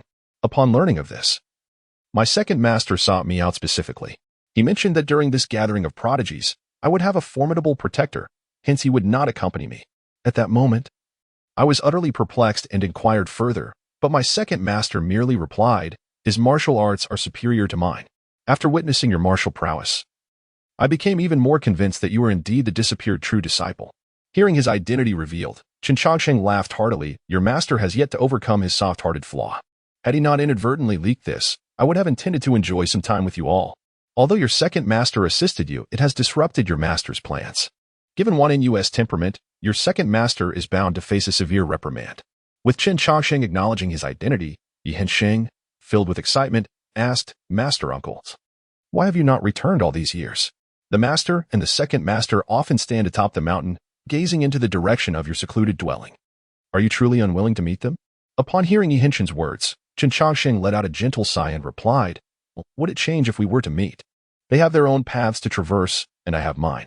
With different roads come inevitably different destinations. An encounter would only deepen the sorrow of parting. Then, Master Uncle, what compels you to emerge this time? It is quite simple. Firstly, I have matters to attend to here, and secondly, I wish for certain individuals to continue living. The Tianju Conference heralds the dawn of a new era. Some burdens must be borne by someone. If you cannot shoulder them, then it falls to your master to do so. Do you grasp what I mean?" Chapter 99. All are kin. Chen Changsheng remarked, "You may find it difficult to sleep tonight." In response to Chen Changsheng's words, Yi Hengsheng calmly replied, "I comprehend the intent of my revered uncle. If you did not harbor hope for us, you would not have chastised us earlier. Our performance at the Heavenly Prodigy Tournament was acceptable. Yet we are hardly more than mere cannon fodder in the grand contest of the Tao. In this era of profound transformation, the future remains shrouded in uncertainty. However, one truth is universally acknowledged: the emergence of the ultimate victor is inevitable. This journey will undoubtedly be paved with mountains of corpses and rivers of blood. My uncle wishes for us to alleviate some of the burdens from our masters." After speaking, Yi Hengsheng continued to kneel with his head bowed. Chen Changsheng, pursing his lips, commented, "It appears you grasp the reasoning, yet do you not think my request is somewhat cruel? To burden you young ones with such responsibilities seems rather unreasonable." "Uncle, we have never entertained such notions. Had it not been for your intervention, we would have remained forever sheltered beneath the wings of our elders. Though their intentions are well-meaning, we do not wish to be mere blossoms in a greenhouse. Even if it leads to our demise, we would rather perish on the path of progress." Observing the determination in Yi Hengsheng's eyes, Chen Changsheng nodded in approval. "Excellent. Your words affirm that I have not misjudged you. The forthcoming contest of the Tao is not only a duel among prodigies but also a clash of the forces behind them. Within this realm, No being can escape this trial. Su Tian is forthright and straightforward. He is best suited to be a formidable warrior rather than a leader. Gongsun Huaiyu, while clever and valiant, lacks the broader vision and is thus more fitting as a soldier. Only you possess the steadiness and meticulous thought required to be an exceptional strategist. Upon hearing Qin Changshan's words, Yi Hengqin's brows arched with excitement. Uncle, have you already chosen a candidate? Indeed, there is one whom you should be familiar with. He is the leader of the 72 warnings, Wu Li. Yi Hengqin? The expression on Yi Hengqin's face was rife with confusion regarding Qin Changshan's choice. For both relational and emotional reasons, his uncle ought not to select an outsider. Could it be that there exists a deeper connection between the 72 warnings and my uncle? Might he have taken a liking to Gongsun Huaiyu? Countless thoughts raced through Yu Hengqin's mind. Seeing his reaction, Qin Changshan chuckled. Cease your conjecturing. My choice of Wu Li is not due to any personal connection, but rather his undeniable potential to contend. In comparison, neither your two masters nor the left emperor of Xuanwu Kingdom possess that certain something. Having broached the subject, allow me to share with you a few secrets from the past. Your second master, though I must refer to him as senior brother, was merely a child when he entered the fold. A significant portion of his abilities was imparted by me, and his methodology was learned from my tutelage. As for your master, I am also quite acquainted with him. When your master was still a young she-wolf, I encountered some conflicts with her. I reverted her to her original form and shaved the fur from her wolf head, thus gaining a rather profound understanding of her nature. Yi Hengqin exclaimed, nearly widening his eyes in disbelief upon hearing such sensational gossip. If the matter concerning the second master was merely surprising, then the issue regarding the master was truly explosive. The master's temperament is well known, and to think that the apprentice would dare shave her wolf fur. No wonder she is called Hengqin. Now the reason is clear. Gulp. Struggling to swallow, the flames of gossip ignited in Yi Hengqin's eyes. As for Zhuo Huang, Zhuoxing's story is rather straightforward. I once ventured to the Xuanwu Kingdom due to certain circumstances. At that time, 9 princes were vying for the throne. The eldest prince, Zhuoxinghe, sought me out, and they conferred upon me the title of National Master. He had just turned 100 and followed me around incessantly, which nearly drove me to distraction. So, do you think I am qualified to comment on them? Observing Qin Changshan's smile, Yi Hengqin's lips twitched. You are certainly qualified. If you are not, then no one in the world is. After silently mocking himself, Yi Hengqin inquired, what about the 72 wolf flames? You are not one of the founders, are you? Of course not. Upon hearing this, Yi Hengqin sighed in relief, for the identity of his master seemed somewhat daunting.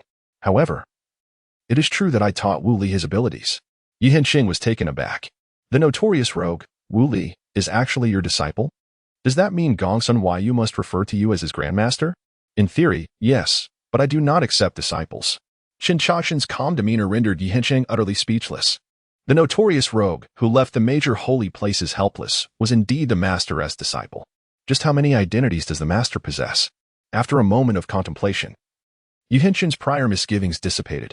Though he trusted his master's judgment, the sudden prospect of risking his life to assist a stranger was somewhat discomforting. However, upon learning of the connection between Wu Li and his master, all hesitations vanished. His master belonged to the Shanqing sect, and naturally, his disciple would also be from there. By lineage, Wu Li would be his senior brother. Assisting his senior brother could hardly be deemed aiding an outsider. It was entirely helping family. After this, Qin Changshan stood up and stretched lazily, saying, all right, I have said all that needs to be said. As for what to do, you must ponder it yourself. There remains a little time for your growth. Make the most of it, as I have matters to attend to. Master, wait. Is there something else? Master, there is a small matter I am quite curious about, Yi Hengqin said with a broad smile. I have come to understand a bit about your character. Given your disposition, you should be rather reluctant to involve yourself in such matters. What compels you to take the grand conflict so seriously? Observing Yi Hengqin's gossipy expression, a mischievous smile graced the corners of Qin Changshan's lips. The fundamental reason lies in the enmity between myself and Jiang Bufan, the sovereign of Kunlun's sacred land. I am highly inclined to eliminate him. Yi Hengqin? No, Master Uncle, please do not frighten me. This is no trifling matter. The conflict of the Grand Path, at most, leads to enmity with the sacred land. Slaying the sovereign of the sacred land means an eternal feud. Who is jesting with you? I am utterly serious. Gulp. Swallowing hard, Yi Hengqin's lips twitched as he inquired, just how deep is your grudge? Unless one of us perishes, this matter shall never find resolution. Master Uncle, do I still have time to regret coming here? It is too late. I have long warned you that curiosity can lead to one's demise, yet you remain unheeding. Last time it was the 72 signal fires. This time it is the Kunlun sacred land. I am quite curious whether you will be able to sleep soundly in the future. Having teased Yi Henxing, Qin Changxing turned and exited the room. Yi Henxing, you must be doing this on purpose. With so many matters at hand, if I can sleep, it would be a miracle. Chapter 100, The Pursuit of Gongsun Huayu. The emergence of the holy sun Yaoguang cradling the small black creature, Qin Changxing departed the room, his consciousness unfurling in search of the elusive target. Moments later, a smirk graced his lips as he remarked, the little girl exhibits quite a degree of caution. She has managed to erase the mark of my spiritual consciousness. However, her cultivation remains somewhat lacking. As he affectionately ruffled the small black creature's head, he murmured, she shouldn't have ventured too far. The next steps are in your capable paws. Upon hearing Qin Changxing's words, the ailing little black creature barked in a particular direction. Observing this, Qin Changxing ambled leisurely towards the indicated path. Within the realm of cultivation, the pursuit of adversaries relies heavily on spiritual consciousness. Evading such searches generally involves two strategies. One can either conceal their aura, though success depends on the abilities of both parties, or one can distance themselves significantly, escaping the reach of the spiritual search. Given the multitude of practitioners within the Kunlun sacred land, conducting a large-scale search using spiritual consciousness is evidently impractical. Therefore, in theory, it would be quite challenging for Qin Changxing to locate Gongsun Huayu. Yet, Gongsun Huayu's meticulousness faltered as she overlooked a method originating from the mortal realm, tracking enemies through scent. Despite the little black creature's rather precarious condition and minimal combat prowess, it remains a beast, endowed with a sense of smell far superior to that of humans, and capable of discerning Gongsun Huayu's general location. Armed with this knowledge, could Qin Changxing truly fail to uncover Gongsun Huayu's whereabouts? Woof! The little black creature barked, seemingly showcasing its ferocity. Yet its tender yelp hardly instilled any sense of menace. TSK. You lost track of Gongsun Huayu and dare to vent your frustrations on me? You are still rather inexperienced in the art of tracking, Qin Changxing remarked, discarding the individual he had been holding onto the ground. Wiping the blood from the corner of his mouth, the spy from the Kunlun sacred land coldly declared, Qin Changxing, this is the Kunlun sacred land. You cannot act recklessly here. Gongsun Huayu has suddenly evaded surveillance. Where could she possibly have gone? Qin Changxing paid no heed to the spy's inquiries. You, a mere lackey, ought not to concern yourself with such grand matters. Simply report today's events accurately. Furthermore, do not send anyone else to follow me. If you wish to keep an eye on me, it must be Jiang Feng himself who comes. With that, Qin Changxing's figure vanished before the spy's very eyes. Unperturbed by this minor disturbance, Qin Changxing's thoughts were far more occupied with Gongsun Huayu. What kind of affair could compel her to take the risk of alarming the grass? This was indeed a most intriguing situation. Nalan, is this a medicinal herb? A modestly dressed woman approached, holding a sprig of grass aloft. At the sound, a slightly pallid man lifted his gaze. His garments bore the faded marks of many washes, and a basket of herbs on his back attested to his purpose of gathering medicinal plants. Accepting the sprig from the young woman, he examined it before replying. This is called the heartache seed. It is also a type of medicinal material. However, this medicine is toxic and must be used with caution. Upon receiving the man's confirmation, the woman triumphantly exclaimed, Nalan, tell me, isn't this impressive? I found the medicinal herb on my first try. Praise me. Observing her proud demeanor, the man smiled faintly and replied, Indeed. It is thanks to you that we have gathered such an abundance of herbs. Let us explore over there. All right. The woman responded with great delight, her steps light as she moved away.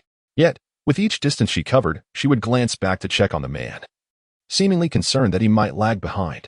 As time passed, their figures gradually receded into the distance. Unbeknownst to them, a pair of eyes was fixated on them from behind a distant hill. Ah, love indeed blinds one. Even amidst the perilous enemy camp, there is still time for romance. Xiaohei, do you think I should intervene and disrupt this beautiful moment? Qin Changxing mused aloud, holding Xiaohei before him. However, the weary Xiaohei had no inclination to engage, yawning before his eyelids began to droop. Do not harbor such strong murderous intent. Gongsun Huayu is formidable. Be cautious lest she discovers us. Attempting to rouse Xiaohei, Qin Changxing uttered a perplexing remark into the air. Just then, the saint of Yaoguang appeared behind him, exuding an aura of lethal intent, a stark contrast to his usual refined demeanor. After a prolonged silence, the saint of Yaoguang finally reined in his murderous aura and softly stated, Do not concern yourself with this matter. I do not wish to kill you. Hearing the saint speak, Chen Changxing turned around with a cheerful smile and said, I was just pondering how Gong Sun Huaiyu suddenly became so formidable. She managed to silently evade the pursuit of Kunlun's sacred land. It appears you, the saint of Yaoguang, played a part in this. He continued. The reason you refrained from striking her down at Kunlun Stone Workshop was likely for this very reason. However, your earlier attack was rather severe. Had it been any more forceful, her life would have been forfeit. In response to Chen Changxing's words, the saint of Yaoguang did not reply immediately, but instead turned his gaze towards the two distant figures. Back at Kunlun Stone Workshop, you deliberately slowed your pace, seemingly to protect your chosen material, but in truth, it was to allow Gong Sun Huaiyu to catch up with you. By actively engaging with the 72 signal fires, you indicated a connection with them. With your presence, Gong Sun Huaiyu is safe. It was evident that my suspicions were correct. You indeed share a deep connection with the 72 signal fires. Upon hearing this, Chen Changxing grinned. Truly, you are the saint of Yaoguang. Your insight is remarkable. Since we are on this topic, are you not going to reveal the identity of that short-lived soul? In response, the saint of Yaoguang cast a meaningful glance at Chen Changxing. That short-lived soul is my brother. Cough, cough. At this revelation, Chen Changxing found himself coughing. I apologize. I did not anticipate the nature of your relationship. However, to speak candidly, your brother's time is limited, a fact unbeknownst to outsiders. But surely you are aware. I am cognizant that he sustained grave injuries while still in the womb, and it was I who personally extracted him from his mother's belly. So that is the case. I regret bringing up such a painful memory once more. Chen Changxing felt a twinge of embarrassment in response to Yaoguang Xingzi's words. As it seemed that every time he spoke, he inadvertently touched upon a sorrowful topic. Have you not sought vengeance? Given your status and prowess, avenging should not pose a significant challenge, I presume.